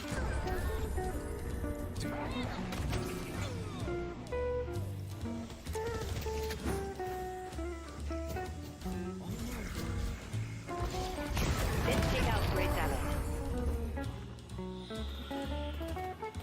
Let's dig out, guys.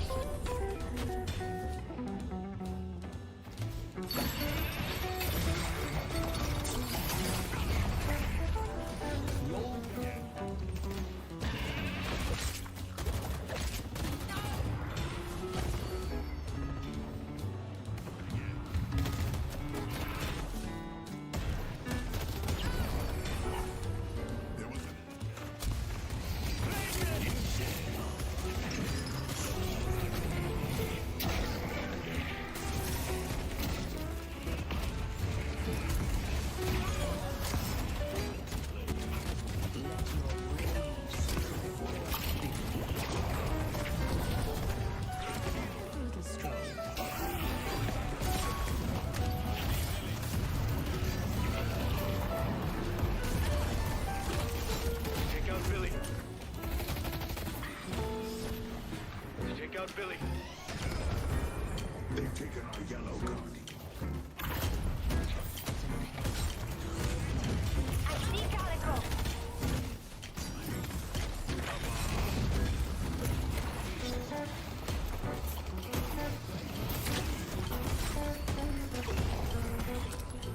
Now the still standing.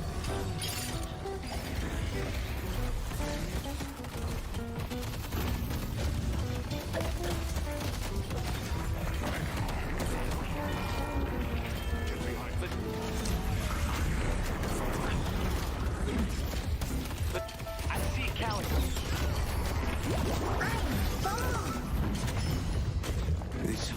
Take out Billy.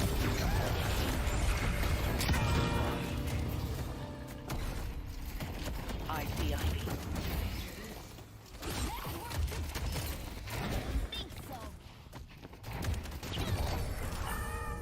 I don't see one. Well, this could be the final match of the night. It could be Melee Creeps reclaiming the title once again here. Jason Kaplan joined by Uber and ZPs. We're bringing you the tail end of the Deadlock Night Shift number 45. I can't believe, gentlemen, we got to talk with DDK and Jake about this, that we're almost a year into this. I believe our producer Solomon did tell us our first night shift was in August, early August. I can't remember the date off the top of my head, and we're just around the corner from that. Here's ZP. Yeah, I mean, it really sneaks up on you, but the numbers don't lie. 45 night shifts in the books after tonight, and 52 makes a year. Even in NA, we can do math along those lines. So, yeah, I mean, it's been a wonderful journey, and I mean, honestly, just have to thank both the players, the teams, and of course the viewers and all the support for allowing this to happen. I'd like to thank myself for doing 45 shows in a row. I think that's kind of crazy. Just want to say I fell into that fallacy before ZP because we did have weeks off and I completely forgot about those. So it's more like 50 or like 49 will be when we hit the I guess 49 is technically not right. It'll be like around 50, I think, when we hit the 1 year mark here on the show. But it's been a crazy ride, and it's only getting crazier as we continue to see these patches come through here with Deadlock. Not to mention some big stuff coming up, hopefully in the future, as we did see Yoshi tease about it. But Speaking of big stuff, man, this has been a exciting match here, an exciting series. We're only one game deep. I mean, ZP, we had a crazy back and forth. We had Average getting absolutely demolished at the beginning of the game. He had his rise back through, able to get like 7 kills and going a kill streak. And then Do has been unstoppable all night. I don't know what FPS Lounge can do to shut him down. Well, I mean, I think when it comes down to it, part of it certainly has to be looking at the draft, right? I think they actually had the right beat on the beginning of the draft. I think picking Shiv was the right call. Overall, draft-wise, the comp they went into may have been a little bit lacking in lane power, like giving up, some key things. But I guess it's a little bit difficult, right? Is that if you want to secure Shiv, you are going to be giving up something like the Mirage in turn. So you have to make trade-offs here. And, maybe part of it is that you have to kind of look and be like, okay, we are going to be a little bit weaker in the lane phase, but we've gotten the big cannon of the current patch. Personally, in terms of drafting, I actually think it may have been a mistake to even let the Shiv through in the first place from melee creeps where they were picking second, where that's the other thing to note here too. Going to this next draft, melee creeps preference was to pick second. FPS Lounge likely gonna flip the script and decide to take second themselves, as is the right of the team that just lost the map.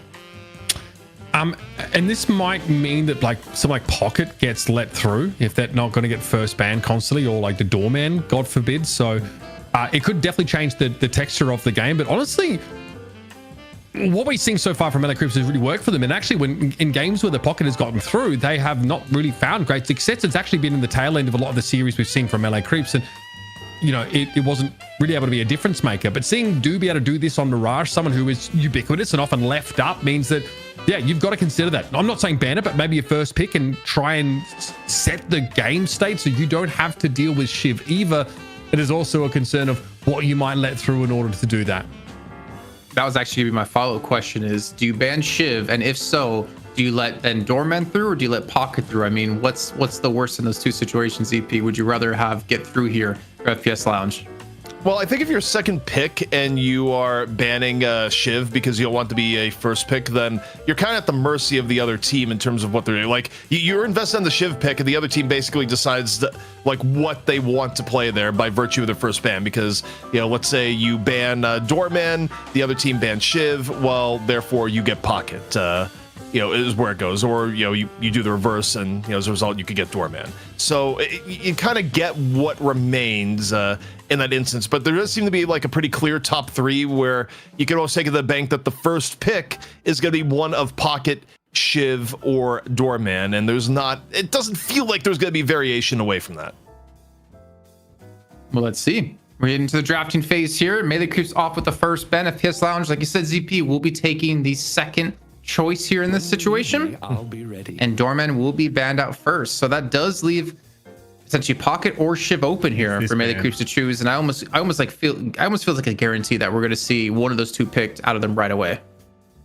Unless the Mirage prio is that high. Or you let them both That's get also, through. yeah. What was I thinking? Okay. So this does, yeah. Okay, so pretty similar bans to what we saw last time, but melee creeps have the option to take Shiv first, give up the Mirage, and I think they'd probably still be in decent shape here. It's also like a question, like, are you caring about John and all in this game? He's on the guys previously, is really solid, but as a part of that like 1-2 punch with the supply drop, he was pretty crucial. Mirage is just so prioritized here that that's still going first.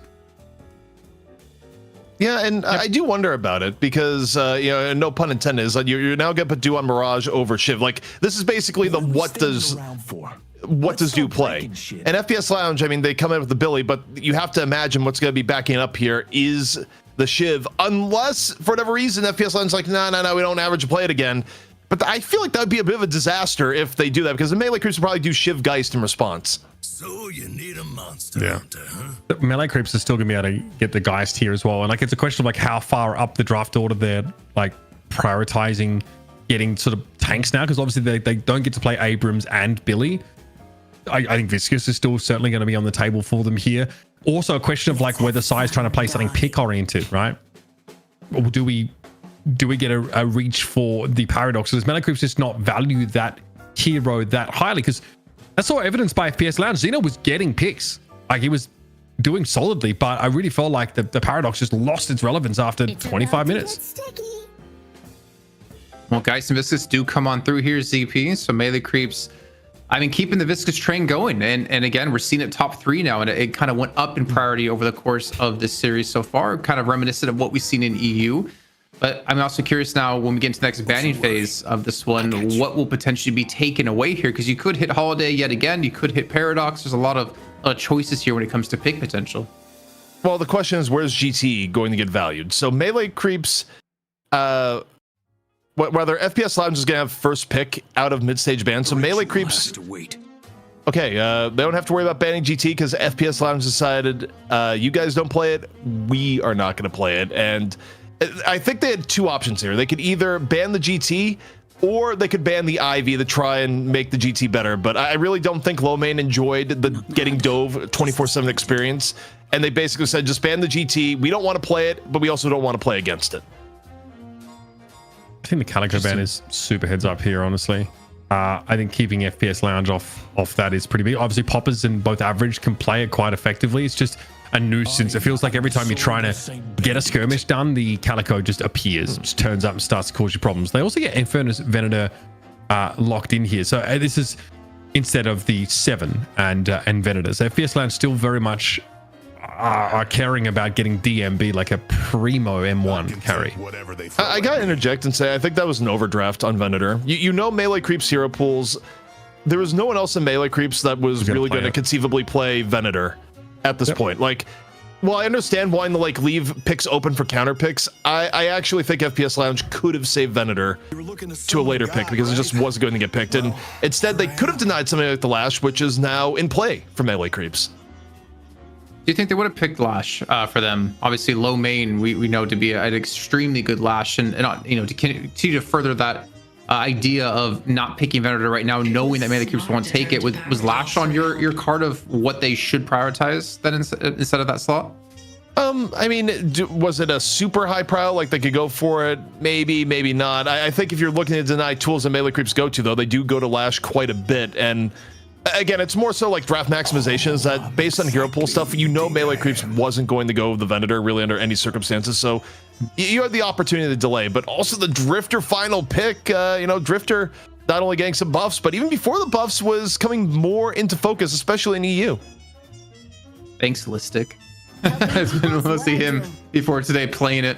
We do have Ivy's last pick, so sticking with the Ivy to work out as it did in the last game. Again, look at this lineup that they have. Very beefy frontline once again. You have all the protection in the world for Do over on the Mirage in the backside. You have John pumping damage when it comes to the guys. Then Ido, who's hit some great death slams already. And FPS Lounge, it just seems true to the identity from what we saw in the last game. Just very high damage, not necessarily super tanky, and they just want to get that early start.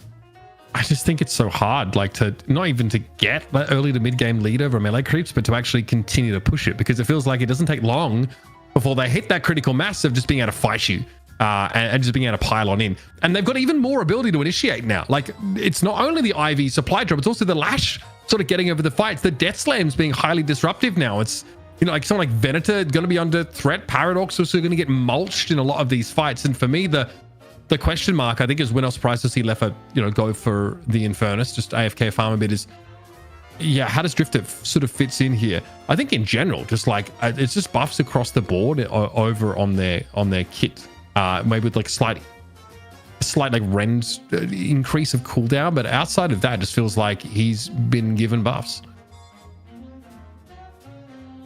Yeah, I mean, yeah. You can go on if you want to explore that idea. No. I'm more interested in your question. And my question. So we kind of theorized when it came to the EU portion of the show that using the Eternal Night is a good way to counter out like Viscous Cube, good way to counter out maybe the airdrops out of Ivy, or maybe the Death Slams out of Lash. But I want to hear your thoughts. Like realistically, how reliable is that of an ultimate to use to counter some of these abilities so you could lock in kills or prevent engages against you? I mean, I think almost like thinking about it specifically, maybe overthinking it. The fact is that anyone that gets hit by Eternal Fight is just going to fight less effectively. It's one of those ults I think is like deviously more effective than people give it credit for, because you're not seeing someone's HP bar go down. You're not seeing like immediate impact beyond, oh, the team isn't reacting like swiftly to it, but it really can save your team based on things that are going down. It can stop you, for example, Lash from getting a really big death slam. It can stop Geist from finding a target on swap at the right moment. And I mean, Drifter is, basically the king of looking for crimes of opportunity, and Eternal Knight kind of adds to some of the chaos that he brings into the battle, on top of, honestly, very deceptive mobility with what we're seeing people pull off with Mark nowadays, where, at first it's like, oh, Listic's on Drifter, this is a meme. It's like, wait a second, you're actually getting like really good chase down plays to a level that you're not expecting. It's particularly here, you think about heroes that are like slippery and hard to get a hold of here would be Mirage.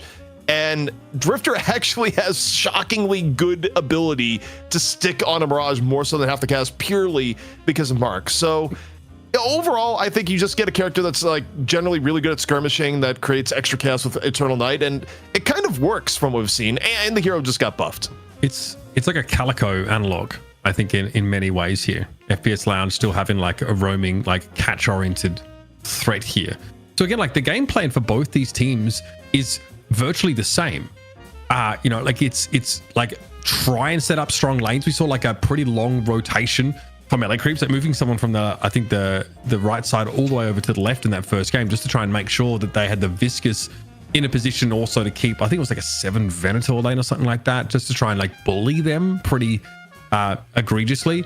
That's still going to be on the table here. Like melee creeps are going to shuffle just to try and make sure that it's less of a rocky early to mid game for them, and they can sort of get a lot of these heroes where they need to be. And with the shot calling of Sire, melee creeps are always going to be able to like trade those objectives with you. They're going to be able to take fights with that supply drop. Lash gives them an extra level of flexibility now that they didn't have access to last time around. Like I think this comp is even better at doing what melee creeps want to do than in the last game. Does that mean you're kind of favoring melee creeps here yet again here when it comes to the draft, Uber? Yeah, I think like FPS Lounge comp has a bunch of fun tools, and I do think that the added piece of the Billy here is going to matter. It is going to give them some equity, probably even more so than the 7 gives them in some of those all-in fights. And Billy's obviously great when it comes to catch and pick potential. But yeah, I like melee creeps' strategy here, and it seems like they can deal with like these multiple roaming threats in that early mid game just by having good position and game sense and just general like macro. That, I mean, FPS Lounge, you're gonna have to step it up in order to actually find ways to punish them or to tempt them into positioning errors and then punish them.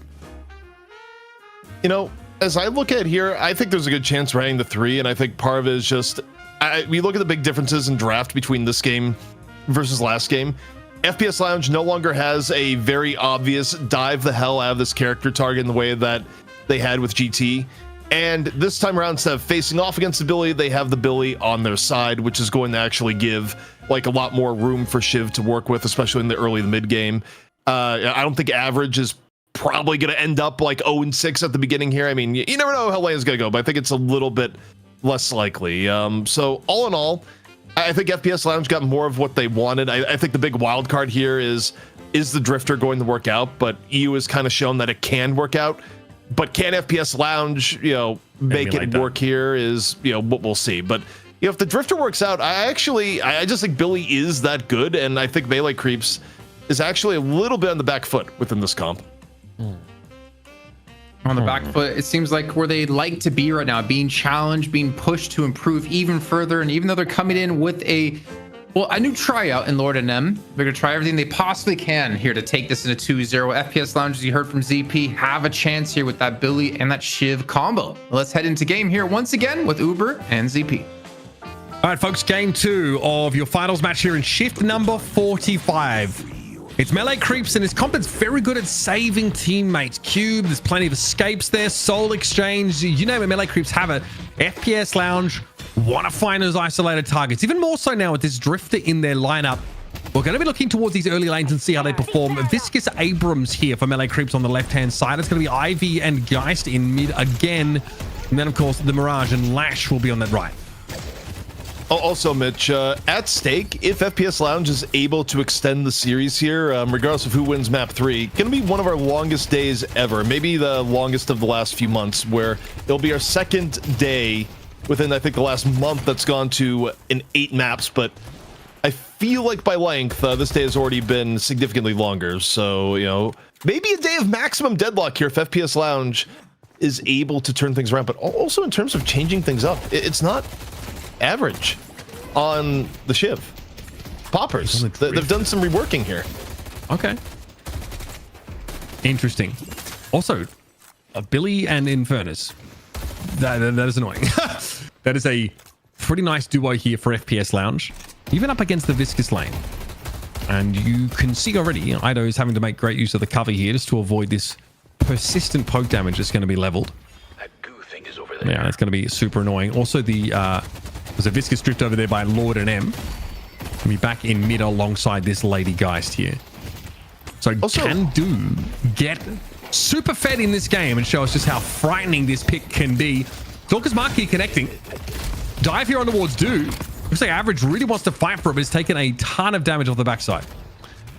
You know, also talking about hero pool variability, it's Ido on the Abrams again and Fishcake on the Lash. It's not the Ido Lash this time around, but ooh, the poke on the Average. So much. Feeling kind of brutal. The early laning of Mirage. Again, a big reason why this hero is picked right now. Yeah, Lash also is going to be able to find like these nice little openings to trade upwards with the ground slam, the flog as well. Headshot boost to an early take here for Do, so certainly some confidence in this lane. However, Lord and M being shoved back in mid there against this Venator Paradox lane, so taking a fair face full of damage, but John still asserting himself there by the looks of things. We're certainly glued in on this right side right now. This Drifter lane still, yeah, extra regen picked up here, of course, as Average is trying to take a minimum amount of poke damage while keeping this nice and shoved. Overall, definitely a laning phase that feels a little bit better for FPS Lounge relative to the last game where they felt a little bit outgunned at points in the early game, but neither team breaking here just yet. In fact, Melee Creep's actually getting out of some kind of sticky situations where we had Lord at M getting, you know, super low early on. There's just so much peel for this Melee Creep setup. I'm really curious to see how Average is able to leverage this Drifter in isolating and getting those targets picked off. First I knock 'em up. It's just such a it's a comp here that from Melee Creeps is very robust. There's not a lot of obvious glaring gaps here, especially when it comes to being able to deal with like this early to mid game volatility. Monster rounds here, so we are really trying to shove as best we can. Definitely, this combination of early items, a sure sign that someone's not feeling super comfortable in this lane matchup. Yeah, I look at the difference between both teams, and I think the part where Melee Creeps gets a little bit of trouble is that if you don't get your Geist overly farmed, I do think frontline is a bit of a problem. Like FPS Lounge, of the two teams, is much more we're going to run at you. Especially you have Billy Shiv, and then half the time going to be backed up by Flame Dash, and also some of the close quarter ability of Venator. Melee Creeps, they're forced to play this a little bit more finesse style, especially if they end up a little bit behind. Yeah, I think not having access to the Billy in this game means that they've got to be a little bit more careful. It's funny how much of a difference it makes with that pick going over towards FPS Lounge, but they really did prioritize it. I think it got picked second in this game. You have to respect it, especially in lane. It's a shoulder charge, no connection there for Ido, but always looking for opportunities. Amidst the Kudzu bomb, there is a bash down though. Still nothing to write home about if you're the Abrams though. Happy to soak this. Sai though, coming off a little haggard from that and this constant harassment here from Billy. We'll see an inward rotation over towards his buffs here as man. He really wants to fight for it. Oh, the parry from Ido though, and the getaway plan seems successful. It's a casting buff, but Saya gets beat to a pulp in lane in the meantime. And there's a chase here on towards John. And his odds of escape aren't looking good. Not with the mark connecting, that is for sure. Average not only able to chase it down, but able to get the gun buff at the same time. And, John just going like, swap. It's like, nope, you don't have that ability at 2.8k. So, and again, you think about why Drifter's getting played, some of the lane pressure that you can get out of him is rather significant at this point. So, a small trophy being picked up first, courtesy of FPS Lounge. Now, whether or not you can do that again, especially once the Soul Exchange is available, certainly remains to be seen. That is Average's best chance to do it. I mean, stealing away that gun buff is pretty massive, though. Keeps a lid on that Lady Geist's effectiveness as a harasser in lane. Asai's in deep trouble. Yep, not even time to get into Stone Idol. What a hellish lane to try and play into. Yeah, this is, it's kind of what we alluded to there in draft of like, okay, maybe if you're FPS Lounge, find a way to get, a better lane setup. And they're able to do it here, plus still have the Shiv course, maybe a decent portion of this, the power of second pick, where I think both teams favoring it for very good reason. Yeah. At the moment. Still melee creeps up in the series, so that second pick is going to go to them if we end up going to a third. Carbine here ready for the catch on Lord and M, and Paradoxical Swap is available. Enough to put Lord and M in a very compromising position. By that I mean bro is dead. I appreciate the active translation here. It's like, yeah, let's cover this. That's caster speak for he dead. Bro finna die. All right, well, he'll be back in lane soon enough now. And those key ultimates are coming online. John has their soul exchange now, importantly. Oh. Mitch, the pause gives us the segue to talk about, various different caster words and the translation that, people may not know. For example, if a caster looks at your play and says, oh, that's an ambitious play, we don't actually think it's ambitious. We think it's probably likely stupid, but we're leaving ourselves room to wiggle out if it actually works.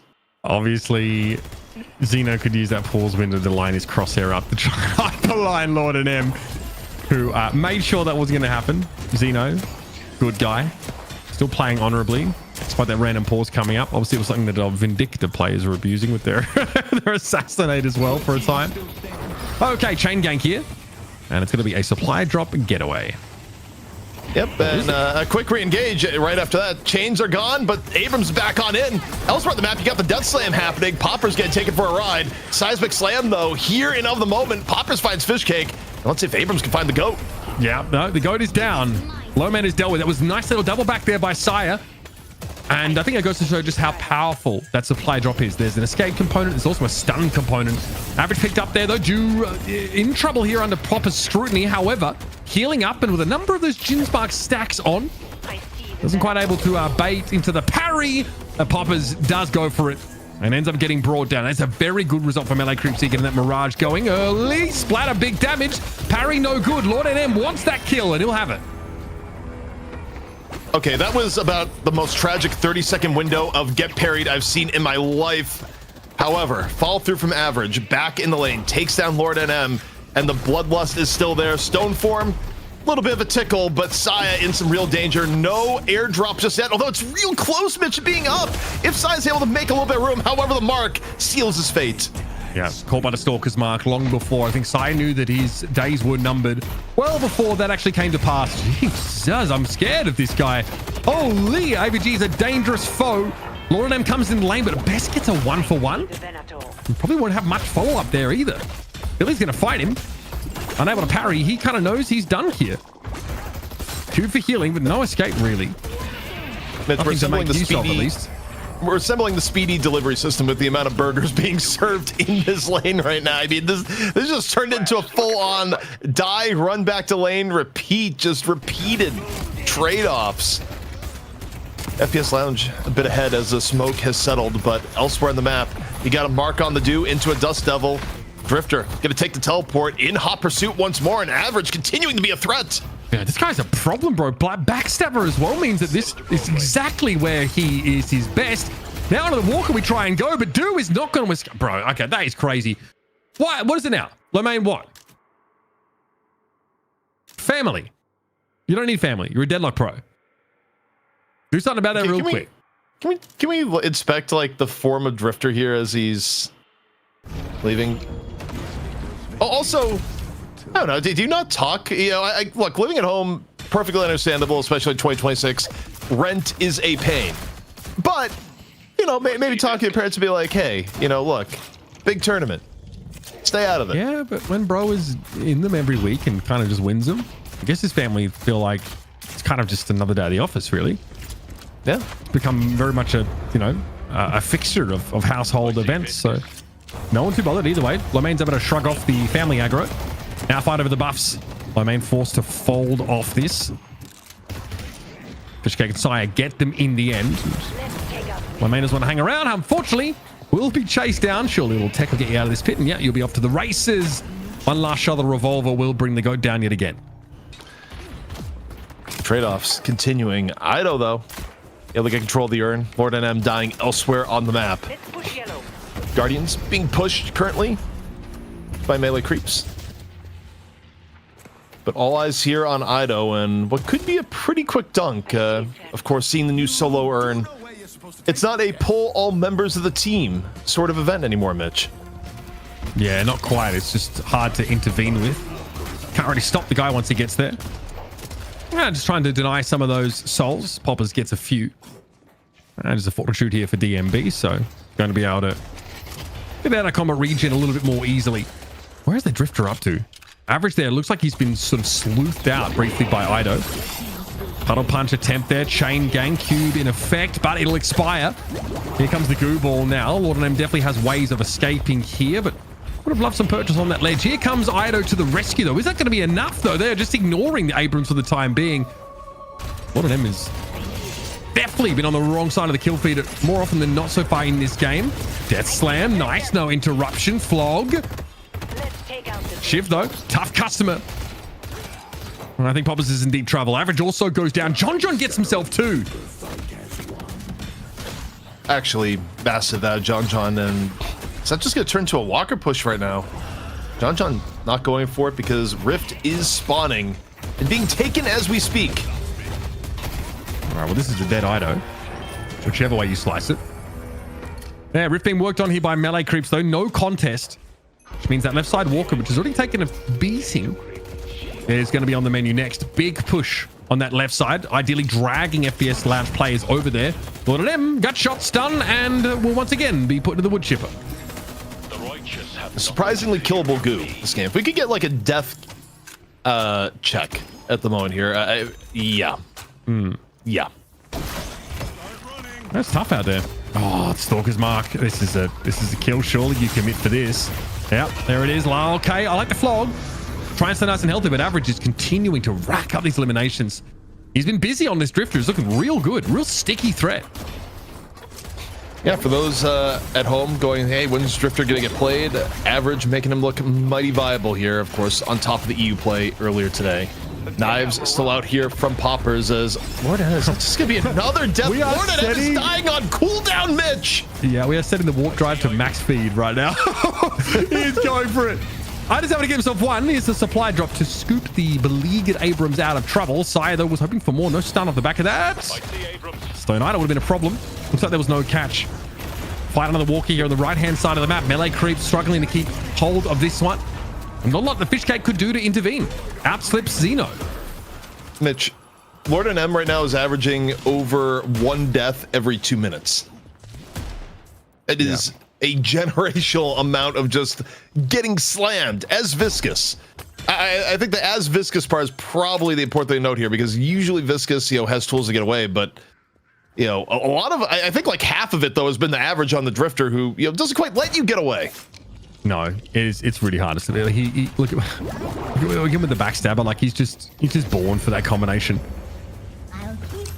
Once that Stalker's Mark hits, which, I mean, again, looks like pretty straightforward to hit, isn't it? John now realizes this is a bit of a fight. This, though, is where guys can shine. An average confidence he's got to be feeling after finding so many picks. Doesn't really want to reckon with that threat. But Sire's never too far away from John, is he? And there's definitely going to be a chase there in that Drifter's direction. We'll see what that amounts to, though, as the Guardian is taken on this left-hand side of the map, and Leffer is going to be free to farm to his heart's content. Well, even though the actual battle has been a bit tortured, Lord M is able to get the Guardian before quickly escaping. Gets a knife as a going away present, courtesy of Poppers. He got away. He saw an enemy and didn't die. And got himself that mid-Guardian as well. So, Lord M, like him or hate him, he has been a very thorough presence on this map. A very, very chaotic mid-game. Again, like we saw in the previous match, honestly. Very back and forth. Melee creeps have themselves a bit of a soul deficit, though, that they've got to sort of deal with. I won't be following up on the Stalker's Mark anytime soon. I think if you're average, he is very low.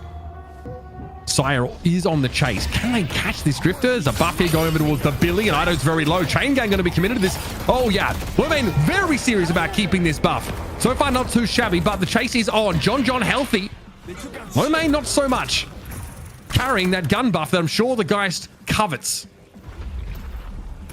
Yeah, it just gave me an idea. Imagine you kill someone with the buff, and then you can just pick up the buff after. Like, the buff persists. Yeah, that actually could be a thing.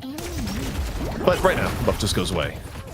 Lord and M this time gonna get away with the quickness. As we look at the map, we have DMB looking to deposit the urn. Going all sorts of quick across the map. Will there be a form of intercept? I haven't seen urns really intercepted a lot here today, and I'm not sure it's going to start now as Lord and M gets shot into the wall.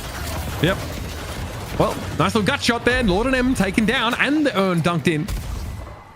Here's the issue. Like, Lord and M is everywhere. He's in the relevant places all the time. Here's a death slam. Catch on the Venator is not something you're going to sneer at, but the ground strike doesn't really have that connection, and here's concussive combustion. Big hit, but brief immobilize here on Leffa means he needs to try and slip away. DMB still very low. Paradoxical swap catches John, and no opportunity to use the soul exchange. Even had he done so, I think he still would have been flattened. It's been a reasonable spot this game as far as farm at 14k, but is pretty wildly outgunned. Lands the parry under enormous pressure, but Do kind of work ambition impossible, has the mark on him, and Leffa able to finish it on out as, this is starting to turn into a real significant lead for FPS Lounge. Yeah, this is getting out of hand, ZP. I feel like so many of these fights, melee creeps are just, incrementally falling behind each time. They don't really have that map control. They lost the right side walker. It's just not a good position for them to be in. And now, with only 4 players on the map, they're going to have to deal with this walker take. And they don't have seismic, so I don't know what the option is supposed to be here. Supply drop for Sire's not up yet either. Ido gets there, steals one away. Okay, buddy. All right, gets himself 2 rejuve buffs. That is pretty insane. FPS Lounge are going to keep their 1 that they took away from this, though, as Lord and Ido had to be brought back into the fight. I don't know if there's really a realistic engagement, for melee creeps to take on the backside. They're going to lose those players. So it may feel unfair, given the fact that I think that was actually a pretty good rejuve contested that you were able to burn off 2, like Lesser of the 2 Evils. Can we get a death count counter as things go terrible for Fishcake in middle? It's not going to be good. Ooh. It's the 4s and 3s for me that also are of some degree of concern. Like, I'm not surprised that, average is getting brought down, but it's almost always after a kill. It's almost always at least a 1-for-1. Lord and M is just being turned into nutrient goo to sort of sustain FPS Lounge in their conquest of the cursed apple. He's just being served up like military rations. Mitch, there's going to be stories in the newspaper about how no one can walk 2 feet in the cursed apple without stepping into green goo after this match. Like, Viscous has been splattered all across the town in the last 18 minutes. Yeah, they are painting the town green, bro. Okay. Melee creeps. The very fortunate chance here just to collect themselves and the pieces of Lord and M that are scattered all across the city. Now, though, again, like Dispel Magic, if poppers, that's going to be very important. Fortitude for low main. Got to keep him nice and active. Bit of a bag here, of course, that average is working through. But again, you spend through those souls and they'll no longer be unsecured. So I think he's going to do just that. Bro is absolutely generationally rich. Not again. Why? Oh. It feels personal. Oh my goodness, the chain gang on top. Just as if we didn't have enough goo, but okay.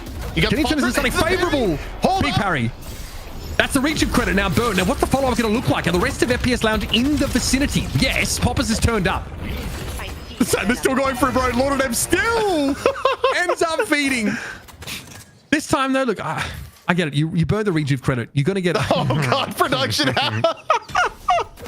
So we're on track here for the 0.5 deaths a minute stat. Oh, boy. Yeah, bro's getting followed around the map. Still, I don't know. Yeah, I mean, just gets double teamed there. I was going to say he could probably hold his own against one of those, but not both. Leffa getting very busy now as well. In numbers, FPS Lounge are on the move, and it seems like melee creeps getting caught short-handed at every encounter. I don't think this is going to be remediated. I think this game has gotten away from melee creeps. Yeah, I mean, every small skirmish has gone against them, and we just had a fight where I don't even know if, like, the deep dive on the Lord and M towards the end was the right maneuver, but it still worked. Gets the walker. Buffs are easy pickings here for FPS Lounge as well. Survival for the Billy. Okay. Own picked up by DMB as well in a lane that's essentially free for FPS Lounge. Lord and M, though, see some hungry people. Got a real, he's got a real good Samaritan vibe about him, doesn't he? No one goes unfed here on the Cursed Apple.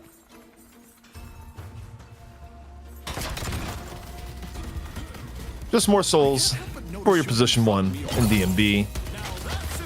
Or, you know, I forget who said earlier on, you know, may have been Jason mentioning just the variety where, you know, for your M1, you don't have to stay in lane the entire time. You get more ability to see the world.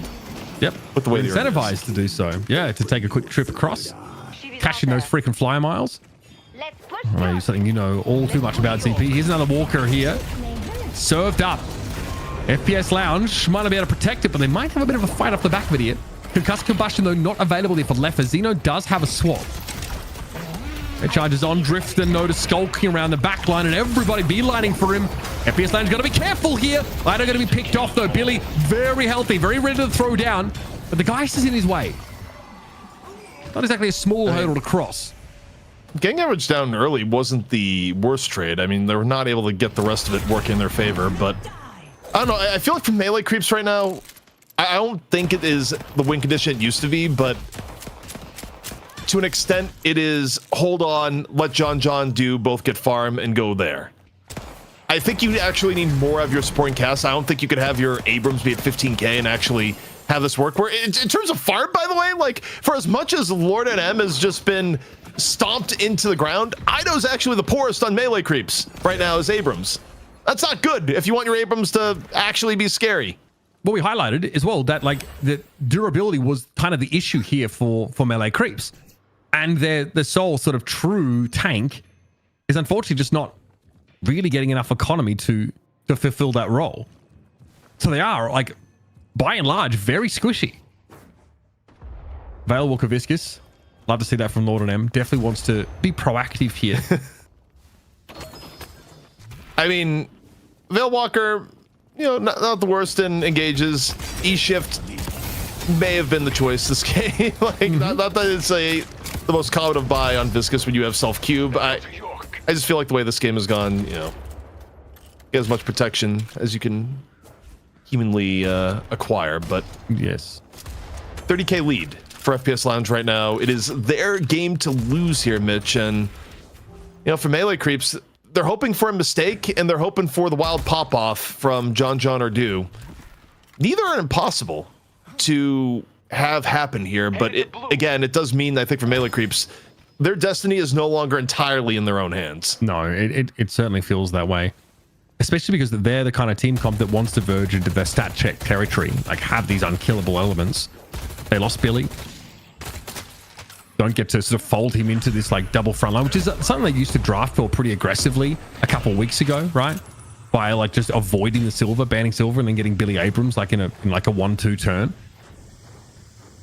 John is farming admirably.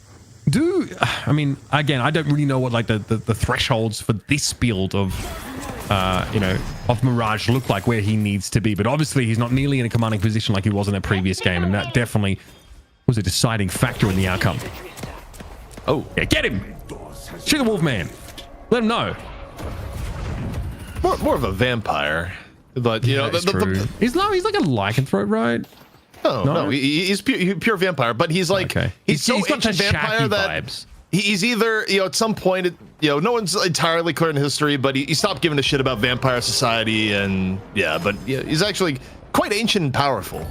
All right, it's just like the Mystery Machine dropped Shaggy off in an episode of True Blood. You know what I mean? Rock, Scoob. We got a fight going down here in mid-boss.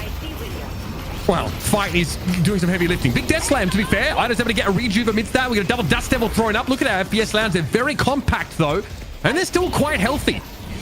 Can John have the sustained damage output to turn this fight around? Sire just folds like a limb noodle here. And looks like for the most part, we're in full-scale retreat. Yeah, trying to get up the stairs. That's awkward. Xeno's able to find, okay, 3 kills. And that was it. That was the one stumbling block that FPS Lounge might have encountered. They're barely only rejuve credit picked up by melee creeps. They keep 2 for themselves and earn turning off the back. Now some mild lane curation, and they'll be starting to knock on those front doors soon. It's a full team wipe. You can do whatever you want with the map right now as FPS Lounge, and what they decide to do is a little bit of lane defense, a little bit of earn running, and we'll see if it turns into a full-blown push onto left. You still got 2 rejuve charges in tow, so it seems to be likely. The other thing that's likely, Mitch, is that our money match is a best out of 3. Melee Creeps won the first map. Doesn't look like they're going to be winning this one, so a map 3 very much in sight. Yeah, Deadass, our longest day ever, potentially, in the works. Rift here spawning in a very favorable spot for FPS Lounge, just to give them a little bit of that extra push. And also, Average is due for a trip over to the shop, I'm sure. Interesting. Melee Creeps might see an opportunity to fight this. They're going to be there in time, and FPS Lounge is really not that invested in fighting because they get a walker on this left-hand side of the map. So sure, hand it over and hope that they can really go to work here on the left. It's just the Mirage solo. He's definitely going to be jumped on. Chase onto... Okay, the Drifter's going to have a rejuve credit burned here. He doesn't quite get away. The Walker does go down the left-hand side. Average should fall a second time here. And of course, that doesn't mean an extra rejuve credit, as much as Melee Creeps would have liked that. And so they push on in. Walker, take it. Also, that's a lot of Men in Black to give up.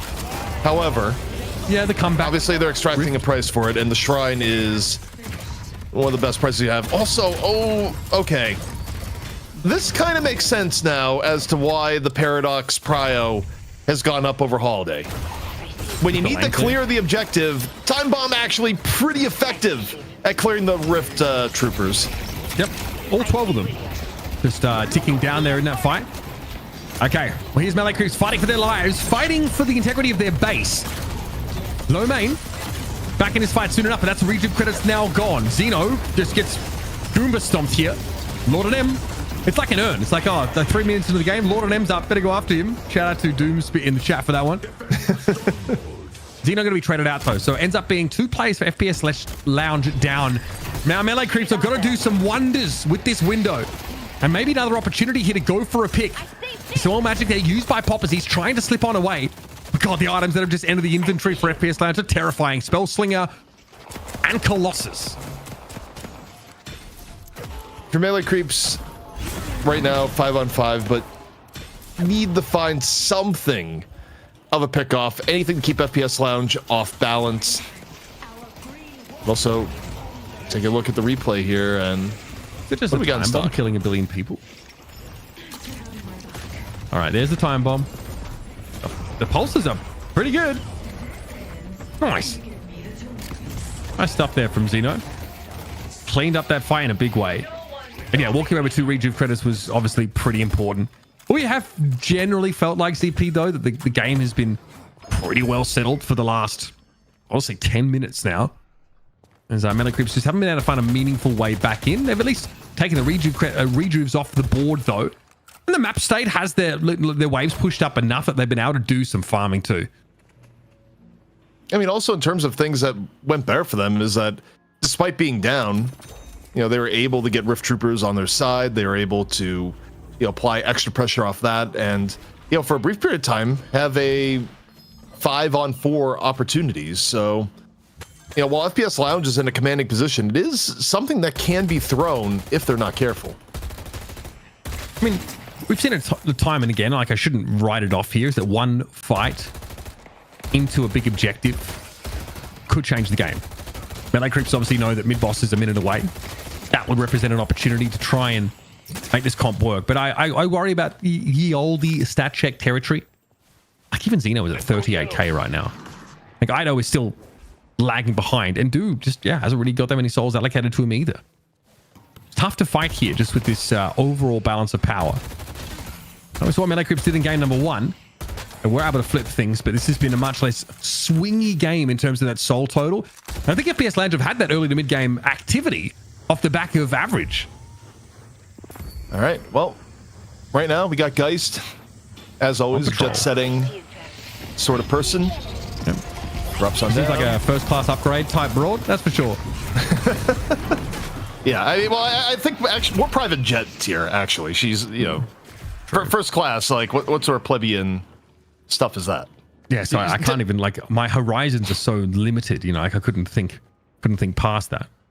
No. You know, they still fine as coach in the current year for everything esports related. That's true. There was a brief period of time where you were able to negotiate business class, and you got rewarded by you negotiated, and then you got told you wouldn't be invited for the next year because they didn't fly you business. I did no travel that year. I got offered no travel events the one year I got business class in my contract. It's so funny. I actually fully owned. I put my hand up on that one. Anyway, here's the Death Slam. Left for coordinated by the looks of things. No concussor. There's no ultimates. No big ones on the side of FPS Lounge right now. They've lost DMB. Position 1 down. Is there more where that came from? A lot of them in the cube right now. John John's still healthy as he fights through this. And Melee Creeps in numbers have a big opportunity. Poppers is down. That is a 2-for-none trade so far. Is there an opportunity for an interjection from FPS Lounge? It doesn't seem to be the case. They get Lord and M, but I mean, sorry, but that's kind of been a thing anyway. As true as the passage of time. Like Mitch, that trade happens, you're like, yep, that's fine. Just don't get on Do as Do lays in the damage. Lomane, lucky to get away with his life. And now Do, a little bit of dust deviling back. Average actually got to the backline, took down Saya. More action in play in off the swap, but did Average just bite off more than he can chew. John is in for the follow through here, Mitch. Yeah, more than just a tasty morsel. As the 38k Geist. Ida was gone down though. FPS Lounge is still without 3 plays. It's been an even fight. There's no soul exchange here for the Geist. And Lomane enters with a flourish. John makes a quick and hasty exit. That urn goes over to FPS Lounge. And that should tell you everything you need to know about just what the soul difference, how it's manifesting. LA Creeps look like they had a real shot there. Honestly, they are in a 6 versus 4. And it ends up falling away from them. I mean, the thing that's a little bit scary for FPS Lounge, though, is that the relative difference between the two teams is narrowing. Where, yeah, the lead is still around 30k, but 30k when both teams are over 200k is less impactful than when the 30k is, 120 to 150. So, there's a small chance for Melee Creeps to get back into it, and even though the fact they're dealing with a massive handicap and down a shrine. However, mid-boss is up, and the contest options here, Mitch, frankly, are grim. Even if those are up, you don't even have a Death Slam. It's still in cooldown. Yeah, it's just those big ultimates just not there. FPS Lounge have all of their relevant ones. Gonna go for it anyway. Try and get some rejuve credits off this. Fishcake gets the 1. Oh, a lot of them. Wow. Welcome back to the kill feed. Fishcake goes down, of course, after being brought back into the game.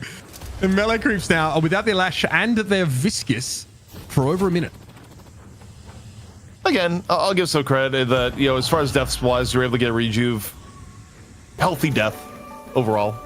Adds to the overall counter, which at this point is a staggering sum. Ew, that really is a large sum. Yeah, it's definitely like a longer bar than the rest of the bars on that graph. Like even just like a cursory glance would make me feel like that's like a little bit of a problematic disparity. I see Abrams. But like, in fairness, a number of these, key Melee Creeps players also 8 deaths or so.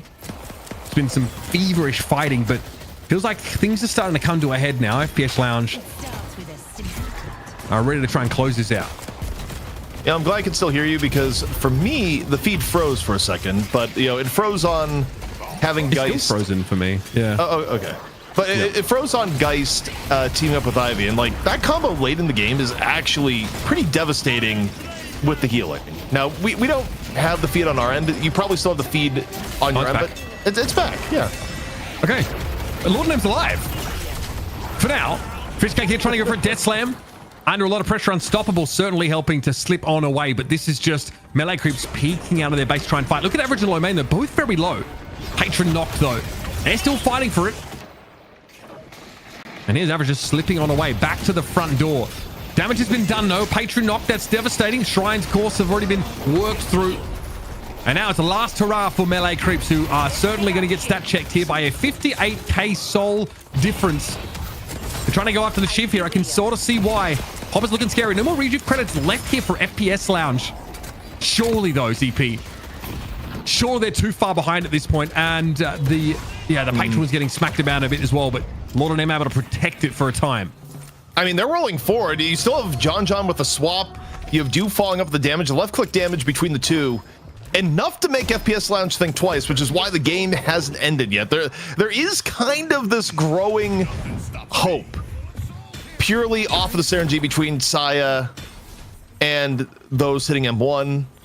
Also, Ido gonna grab the urn. One of the interesting things about the urn, the fact that you can't manually drop means you can't like have Ido grab and then feed off to the Geist or whoever. It's like whoever grabs it, you're locked in until the enemy interacts with you in some way. There is one niche way, and that is by if you unstick yourself, you will drop it.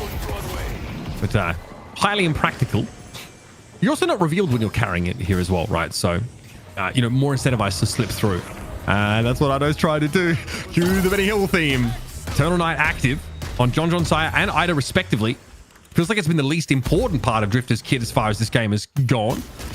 And there is no way of stopping that urn. So, an infusion of souls here for melee creeps, who are certainly definitely trying to march to the beat of the Sire John, Sire Do drum here for their way out of the game.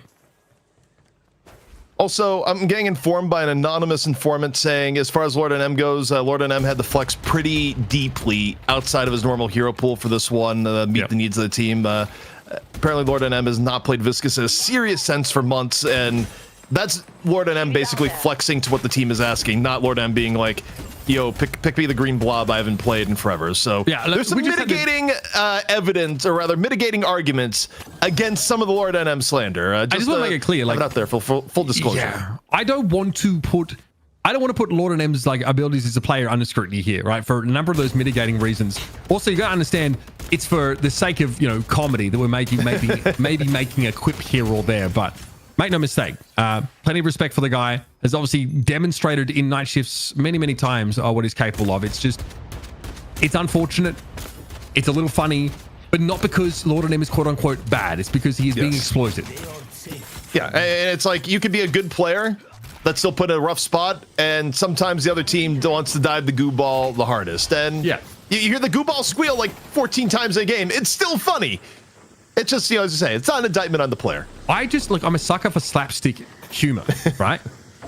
And like there's like an immense amount of that in this particular game in general. So I just want to make that clear. I think people are going to make their own interpretations as well, but this is the thing that casters also do for the sake of entertainment, especially if there's something that is occurring with like some degree of regularity. And just disclaimer done. Let's see if we can have melee creeps crawl back into this game. Obviously, mid-boss is up 37 minutes in. And so it will be vaporized awfully quick. Still, melee creeps are down for a bit of argy-bargy. They want the fight. Eternal Night looks like it did take hold to some degree. There's a fight on the stairwell here. I'm seeing Scourges popped. Here's the slam that comes on in. Can there be any intervention? Ido gets himself 2 Regen credits and Warp Stones out. Talk about the Italian job. One of those going to be burnt, though, as now the Fish Cake Lash brought back into the fold. And we really know where to go here. So got to be brought down in the end. FPS Lounge still come out. Oh, no Regen credits, in fact. Okay, to get average back into the game, the last one has to be burnt there as well. Here's a swap, though. Ido just blows up. Unfortunately, even at this 39k total, just isn't relevant in terms of his survivability, his durability. Literally, melee creeps being dragged out of the town square and given 50 lashes and have the game ended. They're getting the horns now, baby. Well, the stage has been set. Map 3 is where we're going to go here tonight. The longest night shift maybe in history. Certainly format-wise, the longest we can get. And the second stage patron, it's getting blown up. Map 3 now in the cards. Good fight. Well, if you thought we were having an early night and a 2-0 in the finals, you are sorely mistaken here. I have to say this, though, gentlemen. John was doing some insane damage on that Geist towards the end. Having Kutsu connection provided by Saya for such a long time, he was putting in some serious work. It's just unfortunately wasn't enough when he had so many people to combat against and so many people unfortunately on his team so far behind on about 20 deaths at the end of that game. But FPS Lounge, man, they played extremely well. Like, this is, again, like the very hyper-aggressive kind of composition. It worked out very well from the beginning. Average was able to have a much better start than he previously had. Xeno was dominating, but at the end of the day, DNB and low main were the real, like, soul carriers for the team, able to play the front line and the big damage dealer for the roster here, ZP. Yeah, and I mean, for FPS Lounge, I think back to the draft and the adaptations they made, they decided to pick second, and they got a draft where they not only got the Shiv, but they also got the Billy. Granted, them getting the Shiv was a function of melee creeps prioritizing Mirage. So, yeah. All in all, you can argue the first pick Mirage may have been a bit of a mistake relative to what we've been seeing winning games, especially in regards to Shiv. But I think you get both Shiv and Billy. The amount of control you get over the game right now is a bit ridiculous, and I think you can see why teams value second pick at the moment, because just from the jump, FPS Lounge, I think, was working with an edge, and then they, didn't fumble the edge over the rest of the draft, and I think, gave themselves a draft that gave them a good early game, into good team fight, and also the ability to chase down Viscous approximately like 8 million times this game, give or take. Yeah, I think like, being able to invest in these picks like Billy that have those nice mid-game spikes, especially when they're able to develop a certain level of durability, is really important. I think it's the most important phase of the game right now. And Melee Creep's composition like has the potential to still shine through that phase, right? But like it needs a couple of things to go right. To me, this is the same plan from FPS Lounge as we saw in our first game, but with some of the pieces that really like allow like average skill expression and just, game sense to shine. He's always looking for opportunities. Obviously some really annoying Guardian dives there with that Hunter's Mark, just being able to like be a stickier threat. Then obviously Calico, who roams so well and benefits from being involved in so many fights, but doesn't necessarily have like a point and click, I am snatching up your cookie jar type, baked into the kit. And we talked a little bit about like how like Eternal Night could limit the effectiveness of Melee Creep's like team fighting, but there just wasn't a ton of that, I think, when it really mattered in the end. Low main, man, especially in games that FPS Lounge are able to win, like the impact this guy is having is like so absurdly outsized, and maybe the prio into Mirage is a little bit overblown when you really compromise your ability to build a strong front line. Now, if there's a world where like Ido like gets ahead or is like stays in step in terms of souls, maybe we're not even having this conversation, right? There's a lot of like conditional things that occurred throughout the game, but the soul difference graph tells you everything you need to know. Like we didn't have that same swinginess. Melee Creeps weren't able to actually take these value exchanges, like lose a player here, get a Guardian, get an Urn turn in for your war, or whatever. Like they would just beat at every turn. And that flurry of fights that occur between 10 and 25 minutes, they just kept losing out. The other thing too, that... Go ahead. Sorry, go ahead. No, I was just gonna say, as far as trends within the game, I feel like Paradox, especially when we got like the pure view on it, was also kind of the comeback prevention machine where, oh, you got the Rift Troopers and there's a bunch of them heading forward.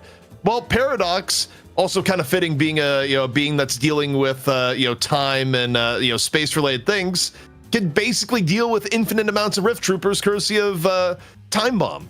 So the fact that Paradox is basically acting as this hedge against a big comeback play courtesy of the Rift Troopers was like super effective for FPS Lounge actually maintaining their lead. And he put on some serious work too. I mean, he had 50,000 damage done. Him and DMB have basically the same amount of souls, and he still did more damage than DMB. Obviously, a lot of it came down to those time bombs of the AoE, especially at that mid pit we saw picking up. I think that was a quad kill, or a pentakill. I'm not quite sure exactly what it was, but it was insane play with just that one time bomb alone. But even average, I mean, we talked about him having a very rough game on the Shiv in game 1 in the series. He was able to have a much better performance here and got up to some extremely high stacks. But obviously, the elephant in the room is the fact that, as you guys mentioned on broadcast, Lord M, this is a hero he really had to dig deep and play, and it wasn't really something in his wheelhouse in the last few months of play. 14 deaths can be, understandable in that situation, but you wonder if Lord M was on a more comfortable hero, would that have been a much closer game and potentially even a Melee Creeps win? And I think you could do that without compromising like your comp. If you can secure, maybe like Silver has to go up your like pick prio a little bit more. I think Lord M looked really good there.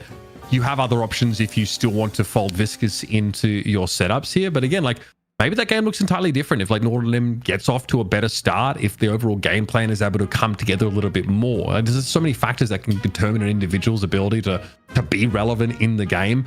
And like Lord M, like is always where he needs to be, often maybe like a little overextended or a little on his own, but like the guy's game sense is pretty evident in that like he's always in pertinent locations. It's just like, is the rest of the team on the same page as him? Do they have the capacity to actually make something of that foresight that he has is also another question. Okay, well, ladies and gentlemen, we're going to be heading to a break here. We get things ready to go for our third and final match here of the night as the North American portion of the show, the Deadlock Night Shift number 45. We'll see you in just a few.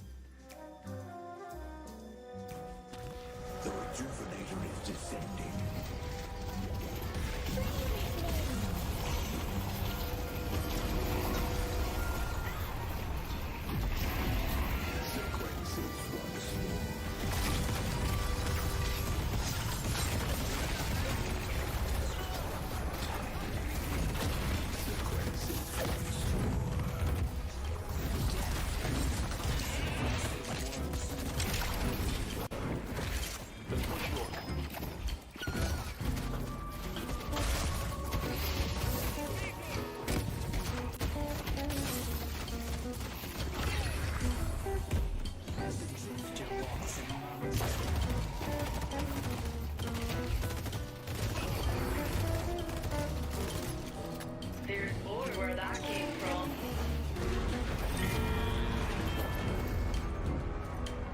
They will be marked and they will die. I see the drift. I see William. Rejuvenator is descending. I see William. And the party. Smothering time. Our green wall is under attack.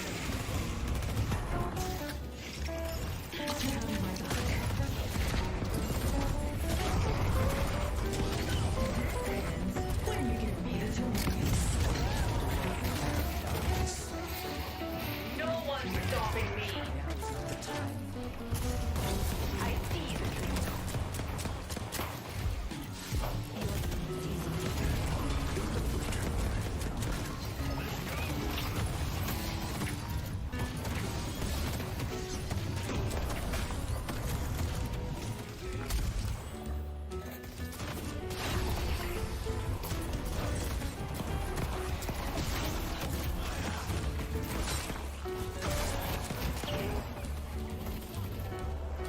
The rejuvenator is descending.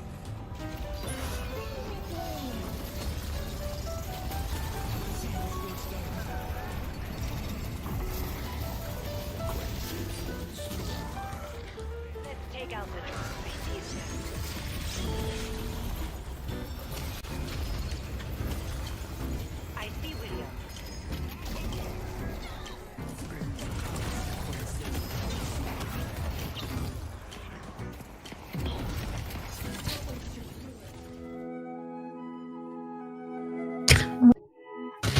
Chase, we're still going.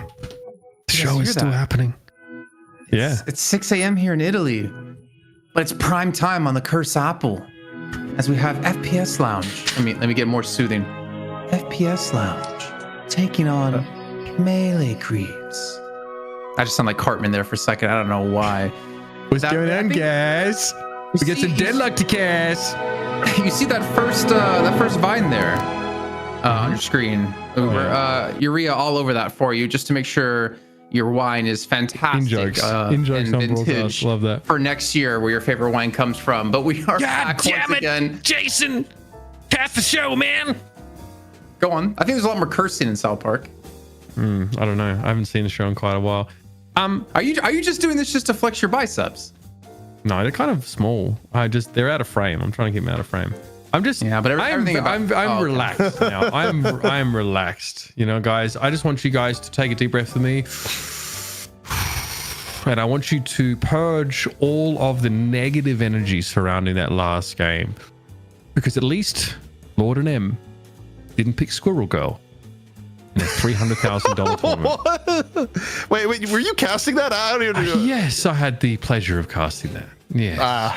You know what would help Could me be purge always all be of my worse. all my negative energy, Uber? What's that? If we can get you back on a full screen, just hit us with a flex. That could probably help me out. I don't. I'm kind of small, bro. I'm kind of small, man. Yeah, but you've always had small biceps. why would you What flex that? That's crazy, bro. No, I mean, if you put Mitch and I together, we were the complete package because he could do legs really well and I could do upper body really. Okay, you got some head splitting on your biceps. All right. I'll the give only you head that. splitting is happening in the cursed apple right now, boys. You know what I'm saying? Yeah, a little bit.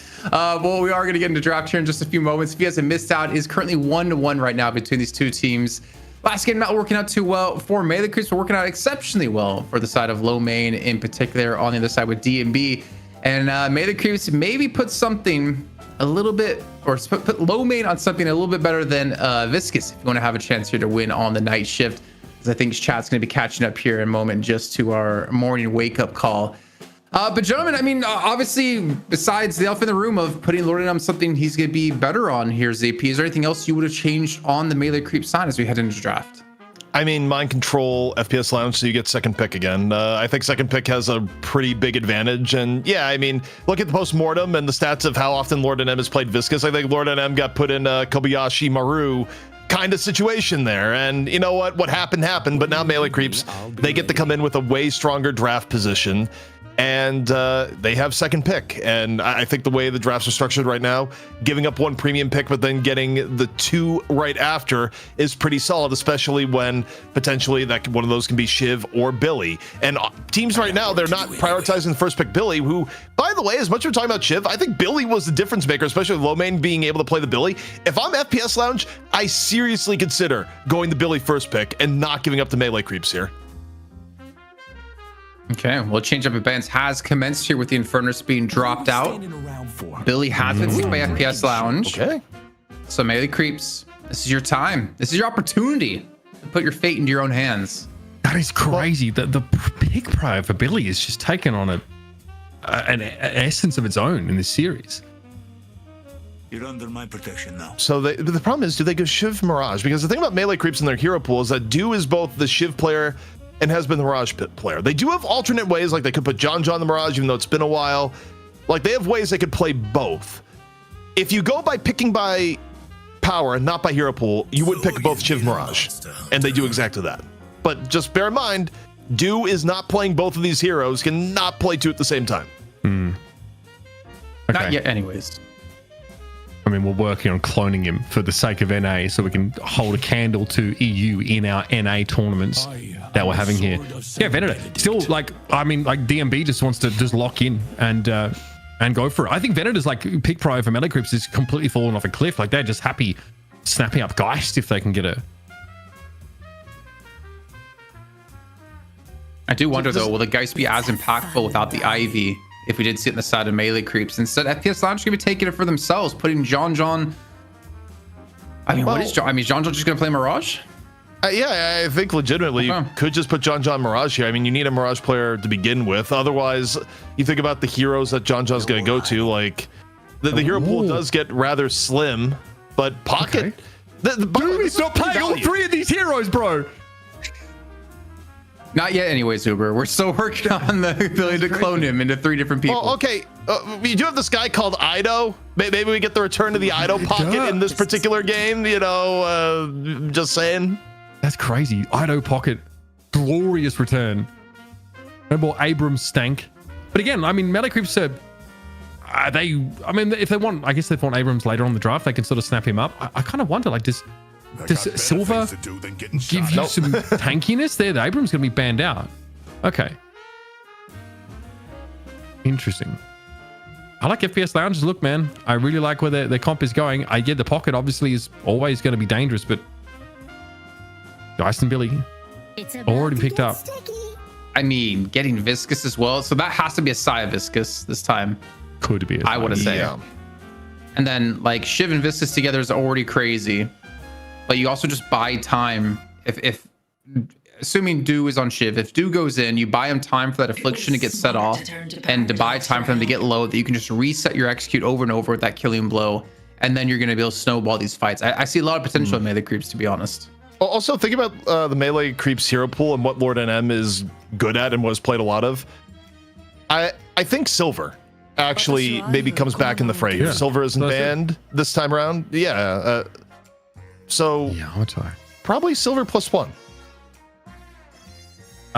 Yeah, that does mean that you are not playing like Ivy or something like impactful. So I guess we'd have to start talking like overarching game plan for melee creeps.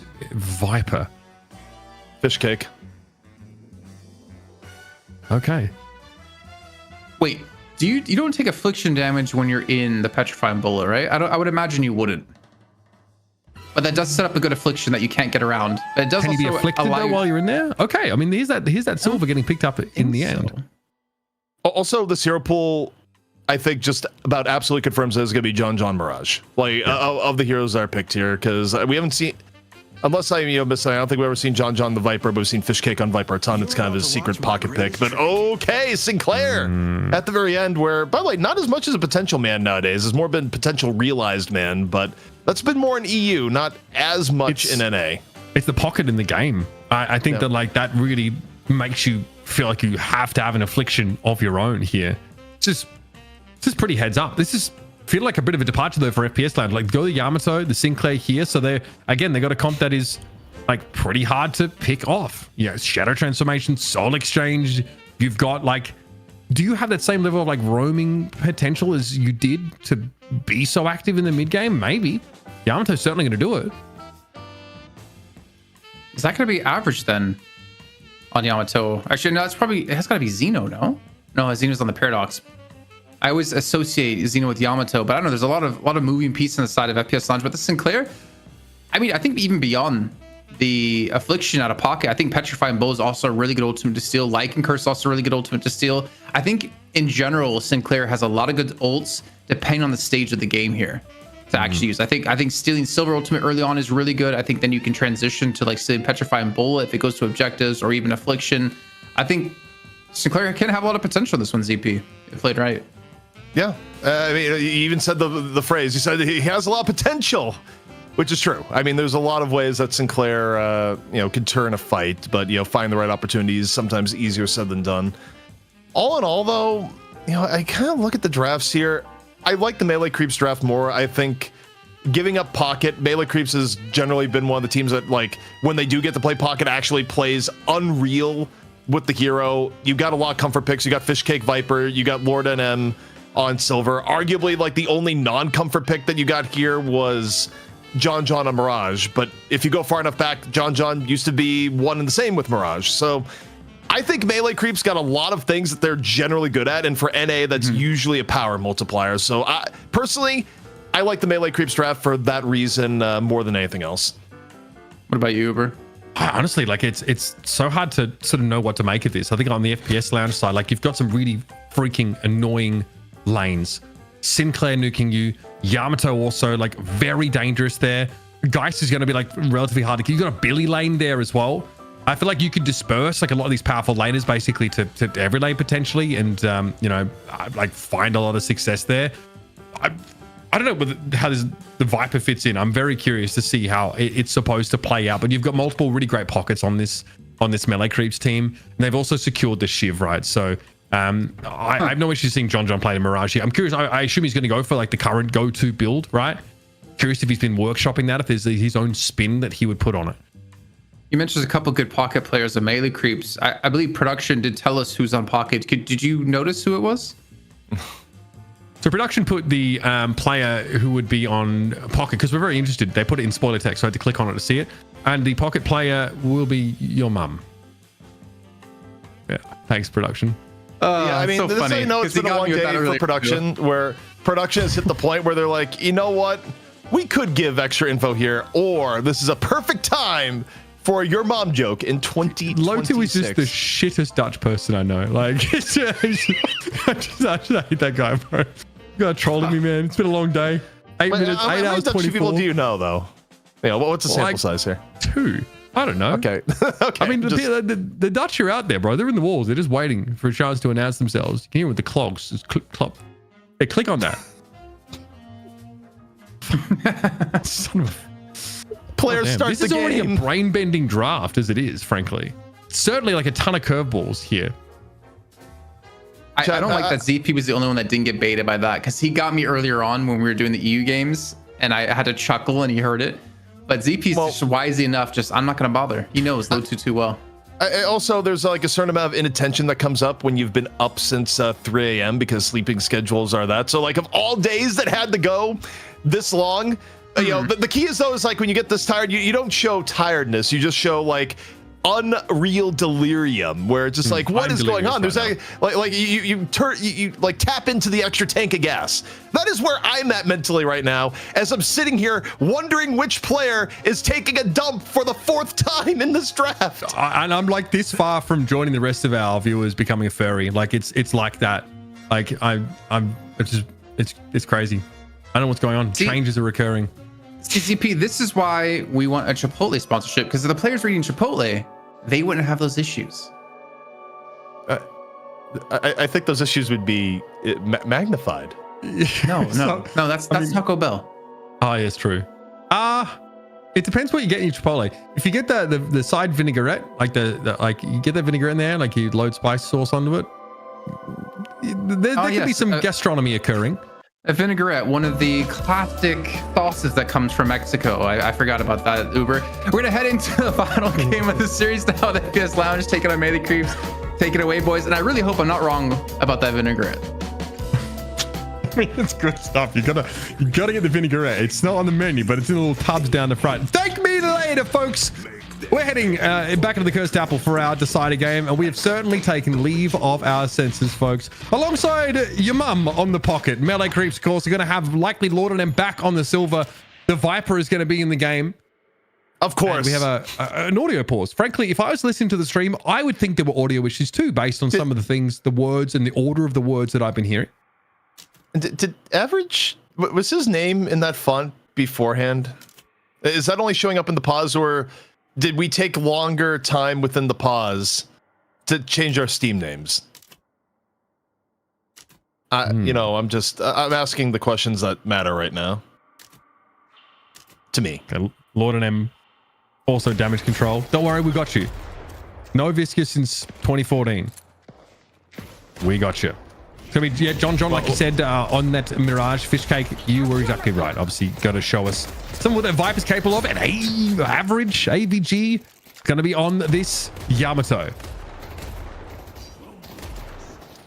All right. So, get to see Average off on the Yamato. And it is, in fact, going to be the John return onto the Mirage, as expected. But again, the thing I like about this draft for Melee Creeps is that comfort heroes across the board. I mean, the least comfort hero is Saya on the Viscous, but Saya has a great Viscous, so they're completely fine. Usually a good omen in NA. Not that FPS Lounge is necessarily off heroes. They are good at either, and they still have the Paradox for the Rift Trooper clear. So, you know, the stage is set, Mitch, for what could be a fantastic final game, as loopy as we may be, with it being about to be an over 9-hour broadcast. Yep. No, I'm locked in for some good ass Deadlock though. Make no mistake. We're here on the left side, of course, is the Shiv pocket lane. Left already attracting some attention, catching a knife for his troubles there as well. The guy's still already suffering a little bit here from this poke, and okay, so already Lomain's still pretty far up the lane in fairness. She wants to fight a little bit. There's a bash down there, barrage. Tough to get a good angle there on the Billy, so certainly a moment that benefits Lomain, is able to get back to safety. And Leffer clinking away with the 6-shooter to try and deter Melee Creeps.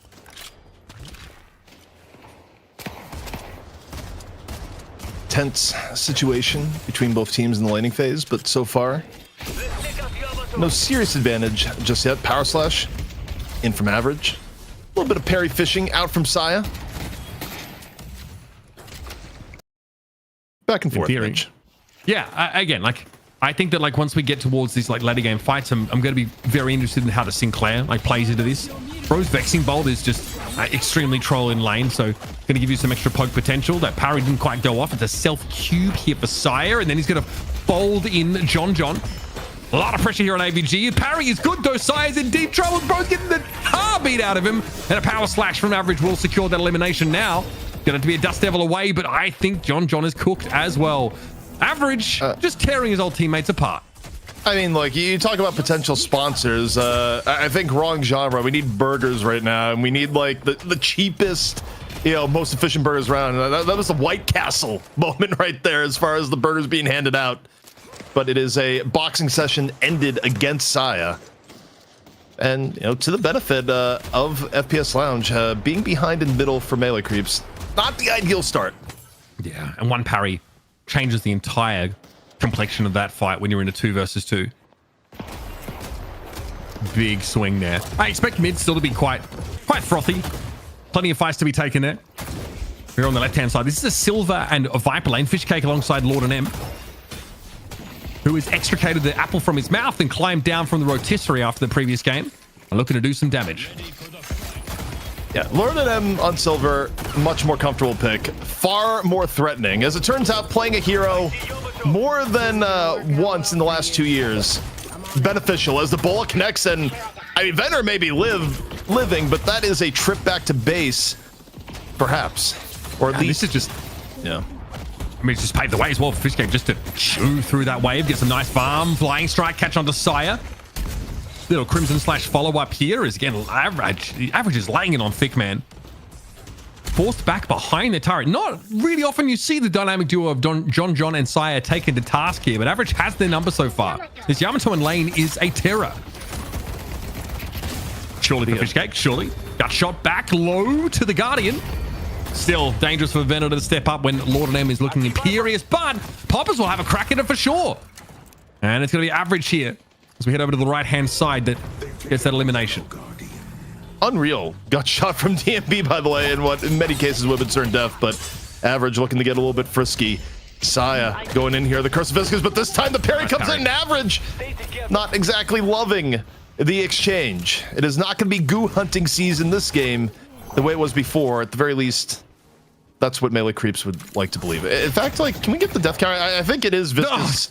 I'm just saying, like, Viscus may be leading by virtue of 1 versus most people still being at 0. Sure, don't pull up the death count, guys. Please. That would be insane. It was great roam across there from mid, though, by average. Like, gets a bit of breathing room in mid. They're, like, dominating the lane, so it frees him up, actually, to make that, like, rotate over really early on in the piece. It's like a 5-minute sort of gank there over towards the right-hand side.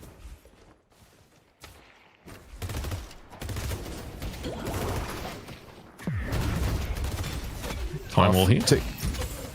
Yep, just take a look at middle. And, I mean, I think what Xeno has been doing in Paradox's game cannot be under-talked about, or rather within the series. Just because, again, I think not only is Paradox still pretty good, you know, she got overshadowed by Holiday for a bit, but I think the reason why you're seeing the prio on Paradox here rather than Holiday is just Holiday doesn't clear Rift Troopers the way a Paradox does. So, you know, Xeno really does give a little bit on the Paradox, gives stability to FPS Lounge should they get ahead.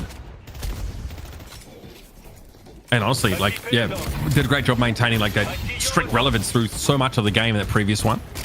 Dust Devil here, a couple of those Jin's marks being applied.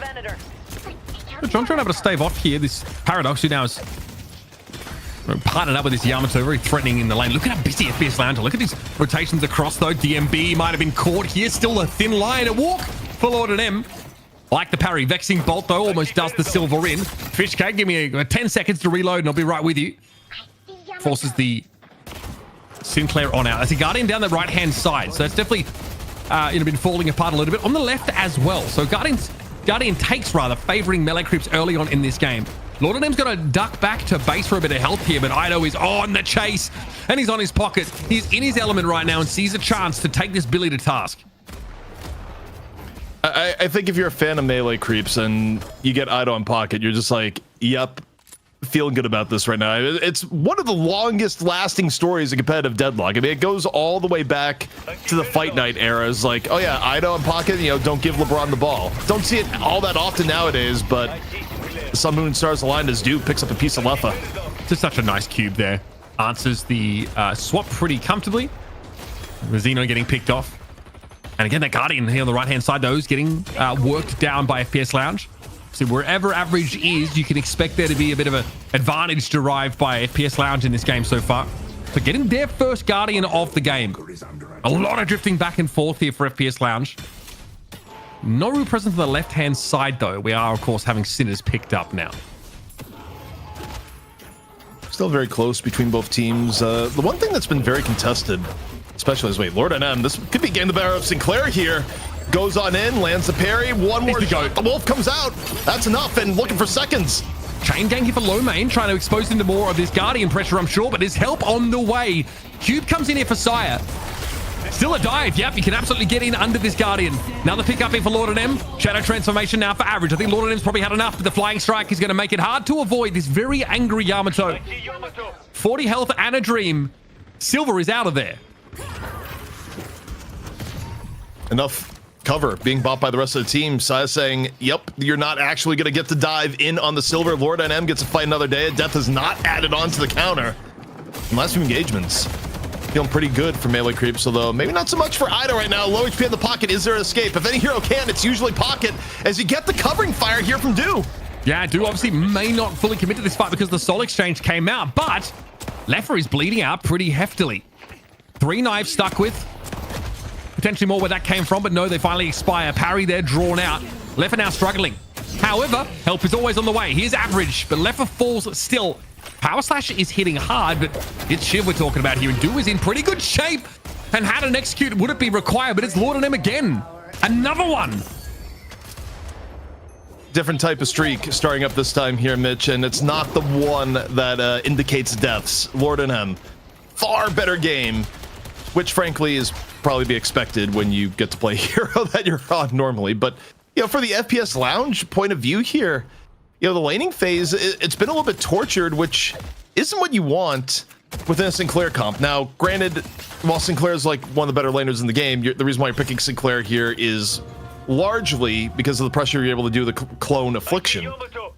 Even still, it's tough, and average gonna end up falling where, you know, of all heroes that you need to have a decent early game, Yamato is pretty high up on the list if you wanted to be threatening with her dives. Yeah, we have seen average fall behind early in some games. This is on Shiv, granted, and still fight back into a position of relevance. Doesn't really matter what phase of the game, you're still going to be worried about what Yamato can do. But 6.2k souls is not exactly the most compelling total to have found here. Saya's able to push down this mid-side Guardian. No Guardians left here at all. Man, that creep still have 2 of theirs.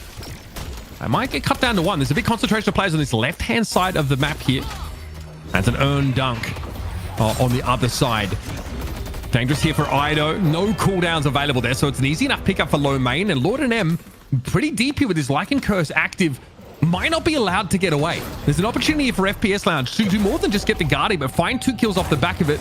Xeno, that might be on the menu first here. Basically ignoring the Geist and getting a cube. Very timely arrival here by Saya. I mean, the Lord and M can keep fighting, and boy, he's doing more than that. He is dominating. Did Lord and M have a hidden rage meter built up? This is unreal performance. Full team effort as Lomaine's getting chased on down. Lomaine not able to get away. Jin's mark, I think, finishes off. Average looking for some scraps. Maybe able to put down the wolf. Shout transformation has popped in on the Zon gets parry. What a parry! Lord and M is going wild.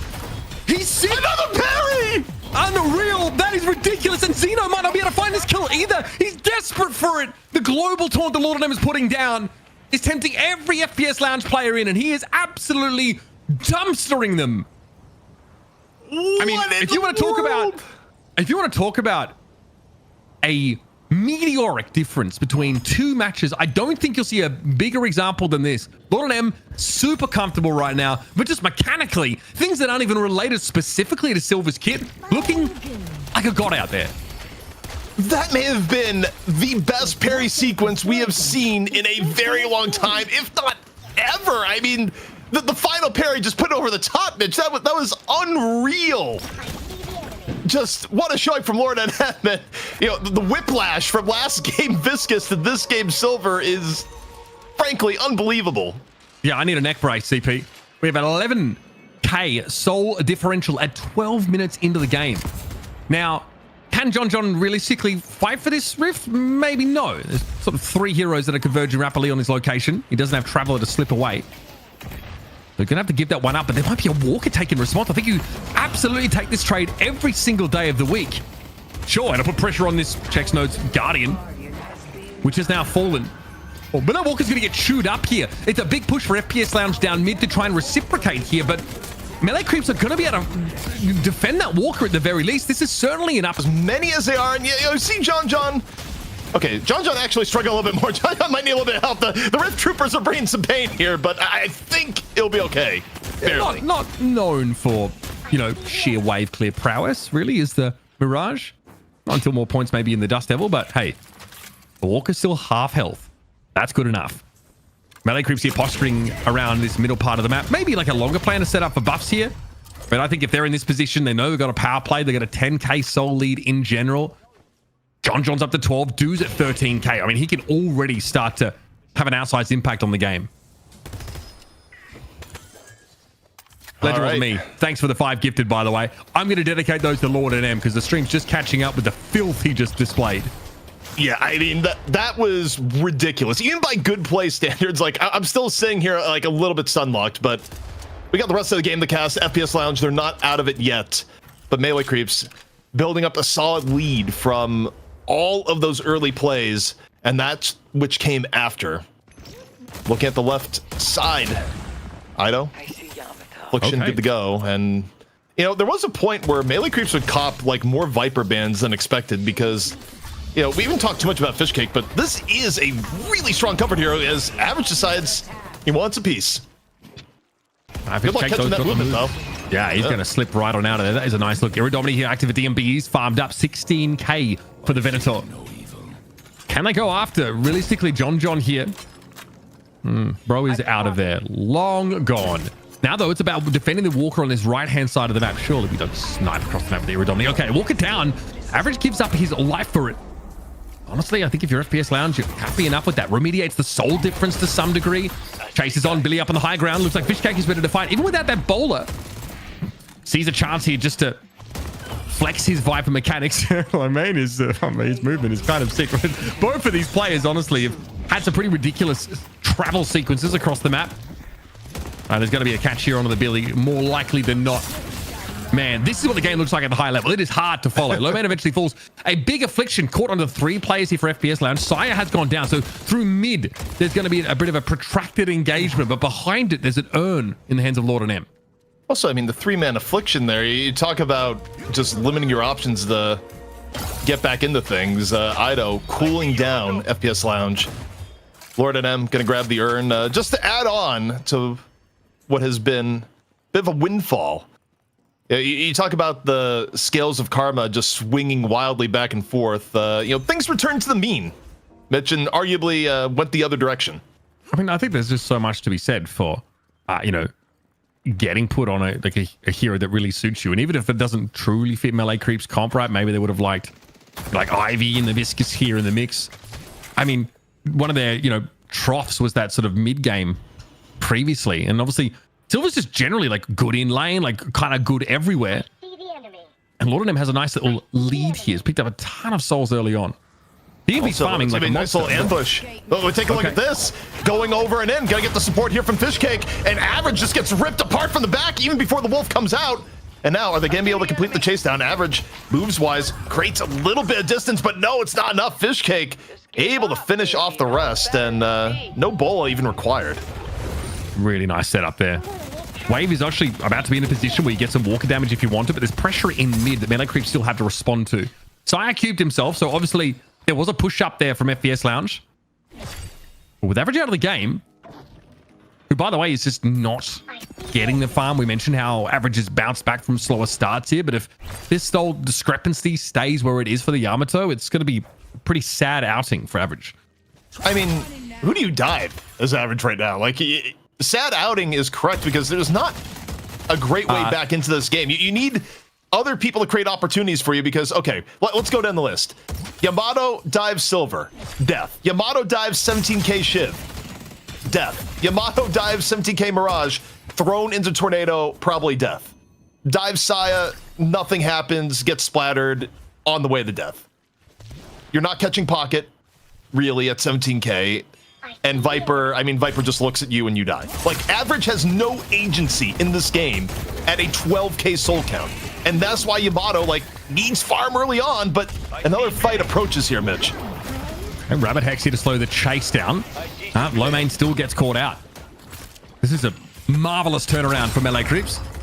John getting plenty of involvement here. Iridomini active, though. Lord and M, despite the name, doesn't really want to be pierced by these silver bolts. And there might be a chance for a proper catch here. Here's a shadow transformation, but Lord and M also has a Lycan curse. If you want to send a fight this, not the best idea. Still ends up being a trade, though, in the end. And, okay. Well, Fishcake Went for mid boss in the meantime. That makes perfect sense, I guess. Xeno with Veil, Walker up. What's there to look for? Left side Walker. That's exactly where Average is posted up. Low as he is, does now see the Mirage emerge after John travels over there.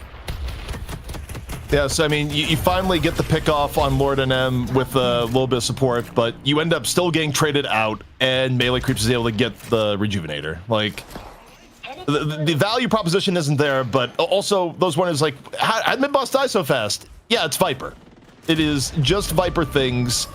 Viper clears mid-boss, some of the quickest in the game, up there now with, you know, where Calico is on some of the melee resist shenanigans. So one of the powers of this comp, and again, why there was a period of time where Melee Creeps didn't even get to play Viper all that much. Look at Melee Creeps. Look at where their position is. Straight line drawn in front of these two these left side and mid walkers respectively. Akushan picked up at least 4 Xeno.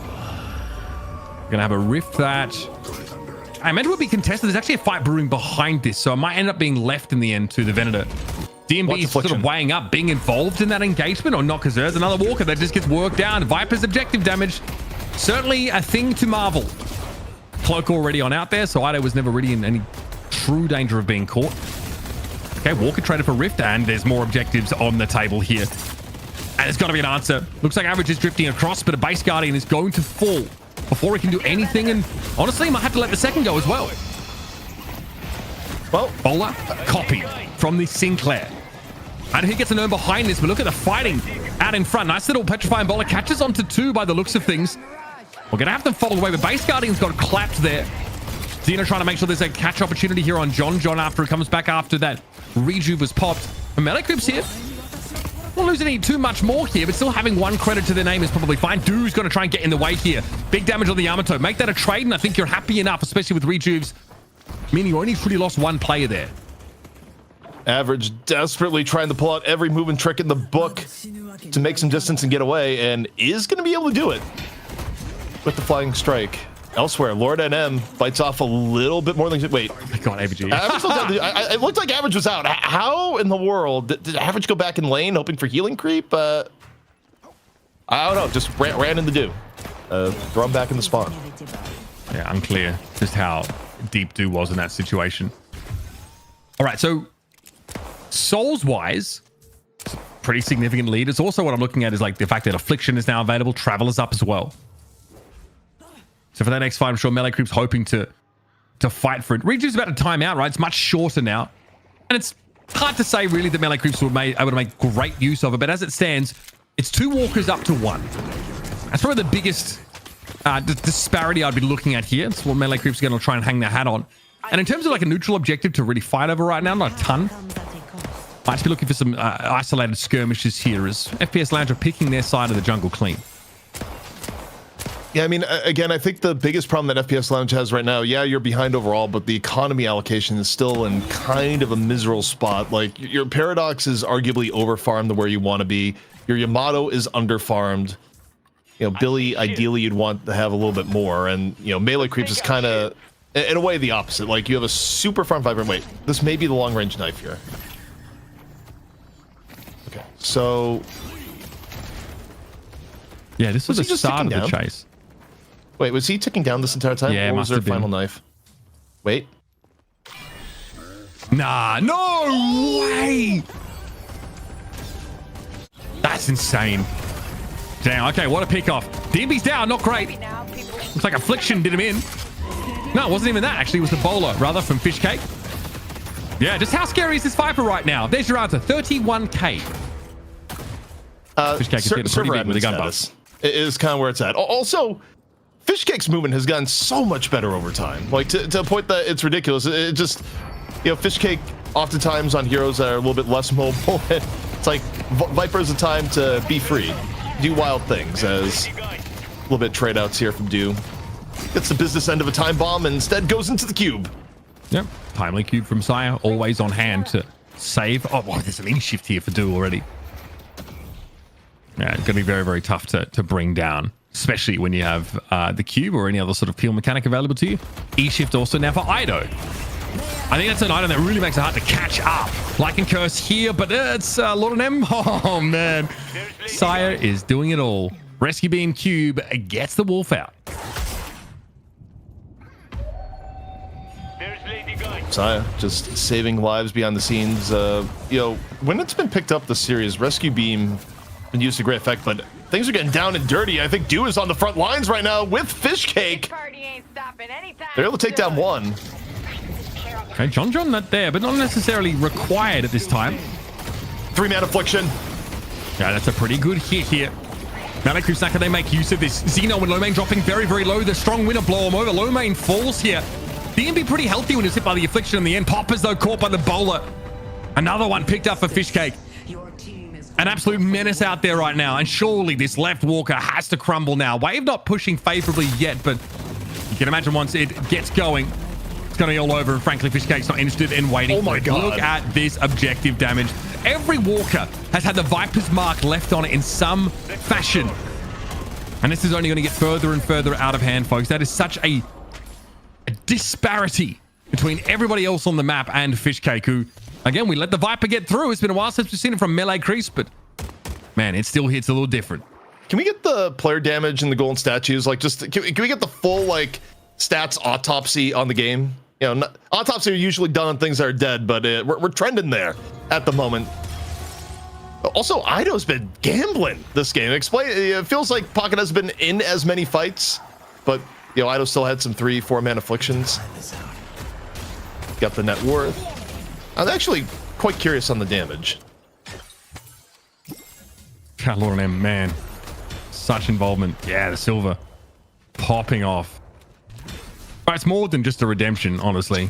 I've just forgotten. I've just wiped my memory of the previous game. It just doesn't matter. Especially now the series decider is hinging on this, and Melee Creeps are healthily in the lead. Ernest taken up here in mid. Yeah, Melee Creeps definitely have an awareness that FPS Lounge are in the vicinity. With mid boss available, that's also something you've got to reckon with here now as well. Affliction is ready, but audience participation for Poppers. You've got to respect that as well.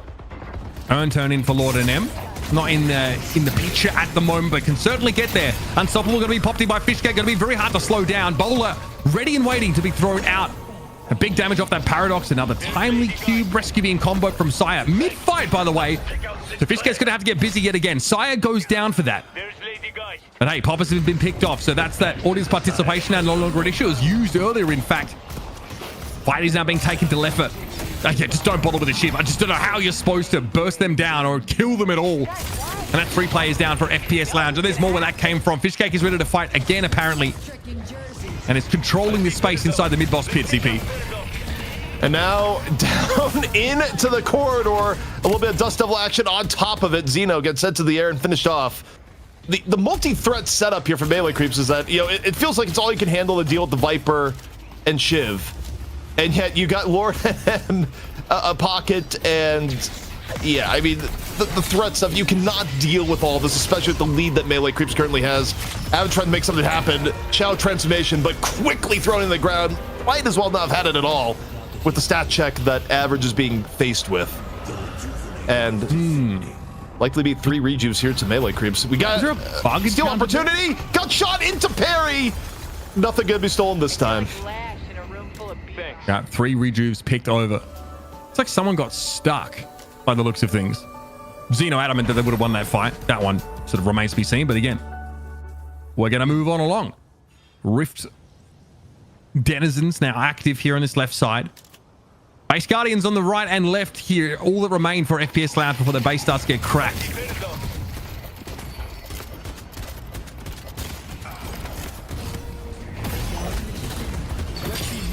Things are starting to snowball out of control. Chain Gang being met by Petrifying Bola. It's still high HP. Silver way to go. 3-man swap, though, in from Xeno. Into a cube on Fish Cake. Eats a bit of damage, but the shrines are under assault. 3 rejuve crystals still available for Melee Creeps. And what's feeling like the beginning of the end underway here, Mitch, which would be a new champion here in North America as Fish Cake continues to pile on. Yeah, these shrines are along for this world here. Average again enters with a flourish and is going to exit even more rapidly and rather sheepishly, if I'm honest. Lord M, what a game from him, honestly. So crucial. Early to mid game, all over it. Some mechanical mastery, frankly, displayed. Incredible parry sequence, one after another.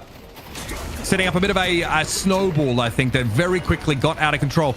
Surprising to see a game sort of go like this between two teams that are so closely matched in general, but Melee Creeps have taken hold of every opportunity they've been afforded in this game with both hands, and they're going to convert that, of course, into being our champions here for this week. Shift number 49. Looks like Melee Creeps are going to be back on top here. A little bit of fanfare, a little bit of pomp and circumstance, but amidst all of this, the patron is getting absolutely desecrated. And Melee Creeps are back on top in the most, and I mean the most bizarre way possible. I think bizarre is a perfect way to explain it, Uber. As we did see a crazy ups and downs across the entire series, we saw some not so great play out of some individuals, and we saw some amazing plays just in the following match out of those individuals as well. Looking at Lord and M in particular on that silver, just had a run in that game, which I think really gave them such amount of momentum and energy within the team that they were able to carry that through and build a bigger and better lead to eventually take the series here, ZP. So right now, it's been a long day, and normally we would just wrap things up on the quicker side, but we are going to try and get the Lord NM Ido combined interview because, you know, we said we'd do it earlier in the day, and honestly, that last game was a bit of a trip, so we're communicating with the teams now. So I don't actually know your full question because I'm in team comms, and my brain is stuck to one channel right now, so that's where I'm. Well, I ended up saying that if ZP doesn't know the question, I'm asking him right now, and I said this to chat and chat can verify that he's gonna wax off his eyebrows. So we have it here for proof. But Uber, a crazy game. Honestly, look at the start as well. It looked like Average was able to put on some pretty solid control, getting a fairly early kill or two. But of course, it's the Do show, and more importantly, the Lord and M show, as we did see like the big momentum shift here with some crazy parries. Well, the parry onto Zeno was insane.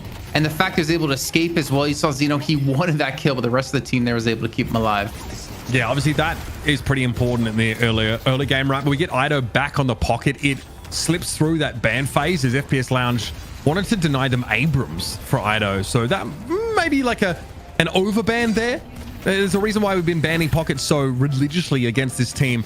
And I can see the idea, right? Sinclair is supposed to, be able to give you access to that affliction as well, but it certainly feels like a pick that is forced by what Melee Creeps are able to get away with. And now we've had our memories refreshed about what, oh man, this guy's so sick, bro. That is a disgusting cross-map knife. We've reminded of just how powerful this Viper is in the hands of Fishcake. Melee Creeps, it's two very different games back to back, but this one really is like a team that are on their comfort picks, leaning, I think, into the strengths of some of their individuals. And again, like, it's more than just a redemption for me. Like, you can see the chat also are, really getting behind, how Lord and M's able to turn this around and remind us of just how, how solid he is at the game. Now, I don't know if, like, in the longer term for Melee Creeps, Lord and M is going to sort of be in this position, but frankly, you're the best team in NA right now. And you did it your own way, which is the most important part to me. So congrats to Melee Creeps. Insane series, like genuinely like actually unhinged, and I'm like, I don't know if I'm manic or not at this point, but it was a hell of a good watch. There's some great TV. Yeah, I mean, fully concurred. I mean, honestly, I felt a little bit stun locked for maybe a few minutes after the parry sequence, one of the more ridiculous ones we've seen. But truthfully, you look at overall, the story of the game had to be the Fishcake Viper, where, I mean, it has done well in the past, but Fishcake ran away with this game. And sure, you could say, okay, Do and Lord and M were making space. There were multiple threats, but the execution from Fishcake and the movement we were seeing was very next level. It felt like Viper normally looks somewhat threatening. This Viper was just a world ender, is what we saw from Fishcake. And I mean, the stats also back it up, nearly the full rainbow being claimed. I think Viper's Pearl Officer told her that if you win this game, you get to see your Bay lash yet again. And well, Fishcake did just that on the Viper. I mean, getting the most souls, 16 kills, 39, almost 40,000 damage done, and no one even came close to the other side. But obviously, it did turn into quite a stomp at the very end there. And then even Lord N coming in with a 31,000 damage being done. I think the interesting thing, and if we do get them in for an interview to talk about, is, I mean, what role is Melee Creeps looking to recruit for? And with Scout coming out and then, Ranger stepping out, it seems like it's a support. And Lord and M, I mean, does he want to play support? Obviously, if he's trying out, he's obviously willing to play that role. We've seen Zeno do the, similar thing on the other side of this coin. But is that a role that fits Lord and M? Because I don't consider Silver a support player or support hero. And he plays like night and day on silver versus some of these other heroes that we've seen. Well, I think the question is like, Saya's been Mr. Flexible, and Saya was looking, because he does a lot of the shot calling, to get back into the pick role, but I don't know, maybe Fate's just conspired to be like, Saya, you are support, and, you pick up what you can, because, I mean, look, for Melee Creeps, Lord and M may have been a sub, but, you take away game 2, where Lord and M had to play something, didn't really play, and then you look at game 3 and game 1, it did work. I mean, and again, for me, like, so much of what I took away from Lord and M showing is like, yeah, comfort on silver, but just comfort in general, because I think a lot of the most insane stuff Lord and M did was not tied to the hero or the kit necessarily, right? Just like an insane level of mechanical expression over the course of that map, which was huge. And also, like, the raw amount of, like, second highest player damage with the lowest net worth here is pretty insane. So Lord and M is doing the most with the least. Yeah, and I can actually look over my other screen here and see what's happening down in our green room, which means we will in fact be having the interview in just a short amount of time. But I don't know, do we want to crown the MVP before we do the interview, or do we want to do it after ZP? Honestly, we can do both the same time. We do it in any order we want. Like, we have no rules against us, but we're seeing the producer saying MVP, so I guess we're going to do MVP before the interview. And look, it was the story of the show, and the last game, look, you could argue giving this the fish cake and you wouldn't be wrong, but we saw one of the best sequences we've ever seen in Deadlock, and the 0 to hero story from map 2 to map 3, pretty incredible. To me, the storyline wins out. Got to give the MVP to Lord and M. Absolutely. We had our fair share of fun in that map number 2, but yeah, Lord and M was a huge part of what gives this like insane the early / mid game spike here to Melee Creeps, just generating advantages in ways that you wouldn't sort of normally expect to see. Well, this production. This is not a flattering montage, but look, this is an important part of the story. I do think that like Lord and M was putting Oxfam to shame in that second game, but again, like, was in relevant positions, right? Trying to make things happen. But it's also like, is it a bit disjointed? Is the rest of Melee Creeps not necessarily there? Because it's not like he's getting caught out all the time. He is turning up in a location where there's certainly an opportunity to make something happen. It's more that it's just Lord and M, or maybe there's like a misconception about the number of FPS Lounge players that were in the vicinity, right? So those fights can sort of turn against you. But credit to him, because he kept coming back for more, kept getting involved, and on silver, it obviously takes on a completely different texture. Oh, so when he keeps coming back and, for more, we're praising him. But when I do it in my games and I die, I'm just, called a... So, I don't know. It's like, it seems a little unfair. Sorry, you just cut out there a bit, Jason. Yeah, like, you might be going through a tunnel, mate. I mean, yes, but also, like, in Italy, there are best of 3. Yes. If you play a best of 3 in ranked, and then, like, you play that well in game 3, I guarantee all your teammates are going to glaze you. They're just going to forget about what happened in game 2 because you won the series and you won the lion's share. Glazed, tired of it, Uber. Okay. But it was. I think the most important part of some of those highlight clips is him dying, because I think it shows. No, hold on. I have a proper way to explain it. Because the mental frustration you must be going through, dying 14 or 16 or however many times it was in that second game, and then to bounce back and have that kind of performance on silver, I think is a testament to like his mental fortitude to keep your composure, keep focused, and brush off that last game. And I think a lot of players out there in Deadlock, especially for the younger players, can't really do that. I think they're not mentally mature enough to be able to just kind of separate each match between 1, 2, and 3 and come back into the game as a fresh new start. You don't believe me, ZP. You're smiling. You're like, this guy's an idiot. Oh, no. It's fine. Like, look, you're making great points. I'm just prepping for the interview. I got questions. Can we bring Lord and M and Ido in? Are they ready? Do we have their cameras? I will concede all of my questions to you, ZP. So go ahead. All right. First things first, given the history of friendly trolling between the two, Lord and M, Ido, you have won a night shift together. Not a sense I think people expected to hear anytime in recent history. I have to ask Lord and M, for good times, did you commend Ido at the end of these games? I commended Ido, and dude, that idiot commended me for some reason. I don't know. He's calling me bad at Viscous. Bro, if you watch his Viscous game, he's legit. He thinks he has boot kick, and he's sprinting into the Venator. Okay. 14 times, by the way. 14 times. Ask me the last time I played Viscous. Ask me. It's all good, bro. 2024. I'm just a good guy. I'm here. I mean, it's a deserved commend, no? Yeah. Your pocket looked good. Let's get on with the interview, bro. Saibao Ido. Let's go.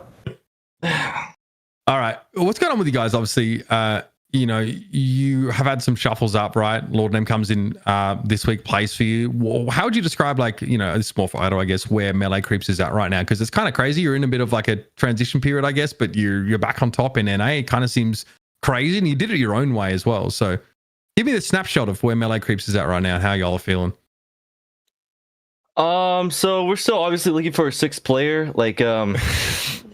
I mean, as like we're just trying a bunch of people out, and the academy is a good way to look at that and see if there's any upcoming potential. Also, we're kind of like sick of like having bad scrims, so we're trying to like improve the scene as well all at once, along with just because obviously everyone's like, oh, AU over NA. So like, yeah, we're just trying to make sure that we get better quality matches and stuff. And for melee creep specifically, I mean, again, we're looking for either like a support, like super crazy player, or a flex player as well. Like really, we're looking for an IGL. That's another big part of it. So we're kind of just exploring our options. We've tried a support, we've tried a flex player, and now we're trying an IGL. And yeah, that's kind of where we're at right now. So I gotta ask, and this is the harder question, is that you just took down the new and improved FPS Lounge that was basically, the super team that came together, was able to take you guys out by adding Lord NM into the mix. Say you don't just run it back another week. I mean, we'll see for sure. I mean, we'll definitely see. I mean, we're definitely not putting him on Viscous. We probably got to top 1 the silver because that's all he can play. But besides that, I mean, you may see one other trial that we definitely want to. I'm sure. I mean, everyone already knows to be Boostio. We are going to try out Boostio, see if he works out. But yeah. If I'm being honest here, besides the LARP, he had a pretty good silver. And he had some good comps too, along with a good pregame prep. So yeah, good points so far. I gotta set the record straight. I gotta set it straight right now. I told this guy, don't tell me last minute I'm playing so I can get prep, right? Fix my hero pool, because I haven't been on the team in 2 months. I'm playing for fun on stream. 2 a.m. I'm told last night that I'm playing. 2 a.m. And you picked me Viscous! I haven't played Viscous since 2024! Are you trolling? Bro, that's like 12 hours of prep, man. I mean, okay, listen, like I did my prep. I did my prep. Listen, if you guys knew like what was happening in back on the melee creeps, actually there's nothing happening in the back on the melee creeps because it's literally just me setting everything up. I can't lie. Yo, I'm over here pinging my team 24/7 about trial this, trial that, MLC Academy this, and I get no response at all. Nobody's saying a peep. And then game day comes and Silas like, oh, I thought we were getting Boostio. Like, bro, and I'm like, oh, do we want to try Lord M? Bro, I'm gonna be honest, these guys are just like, they're just too nonchalant for me. I can't.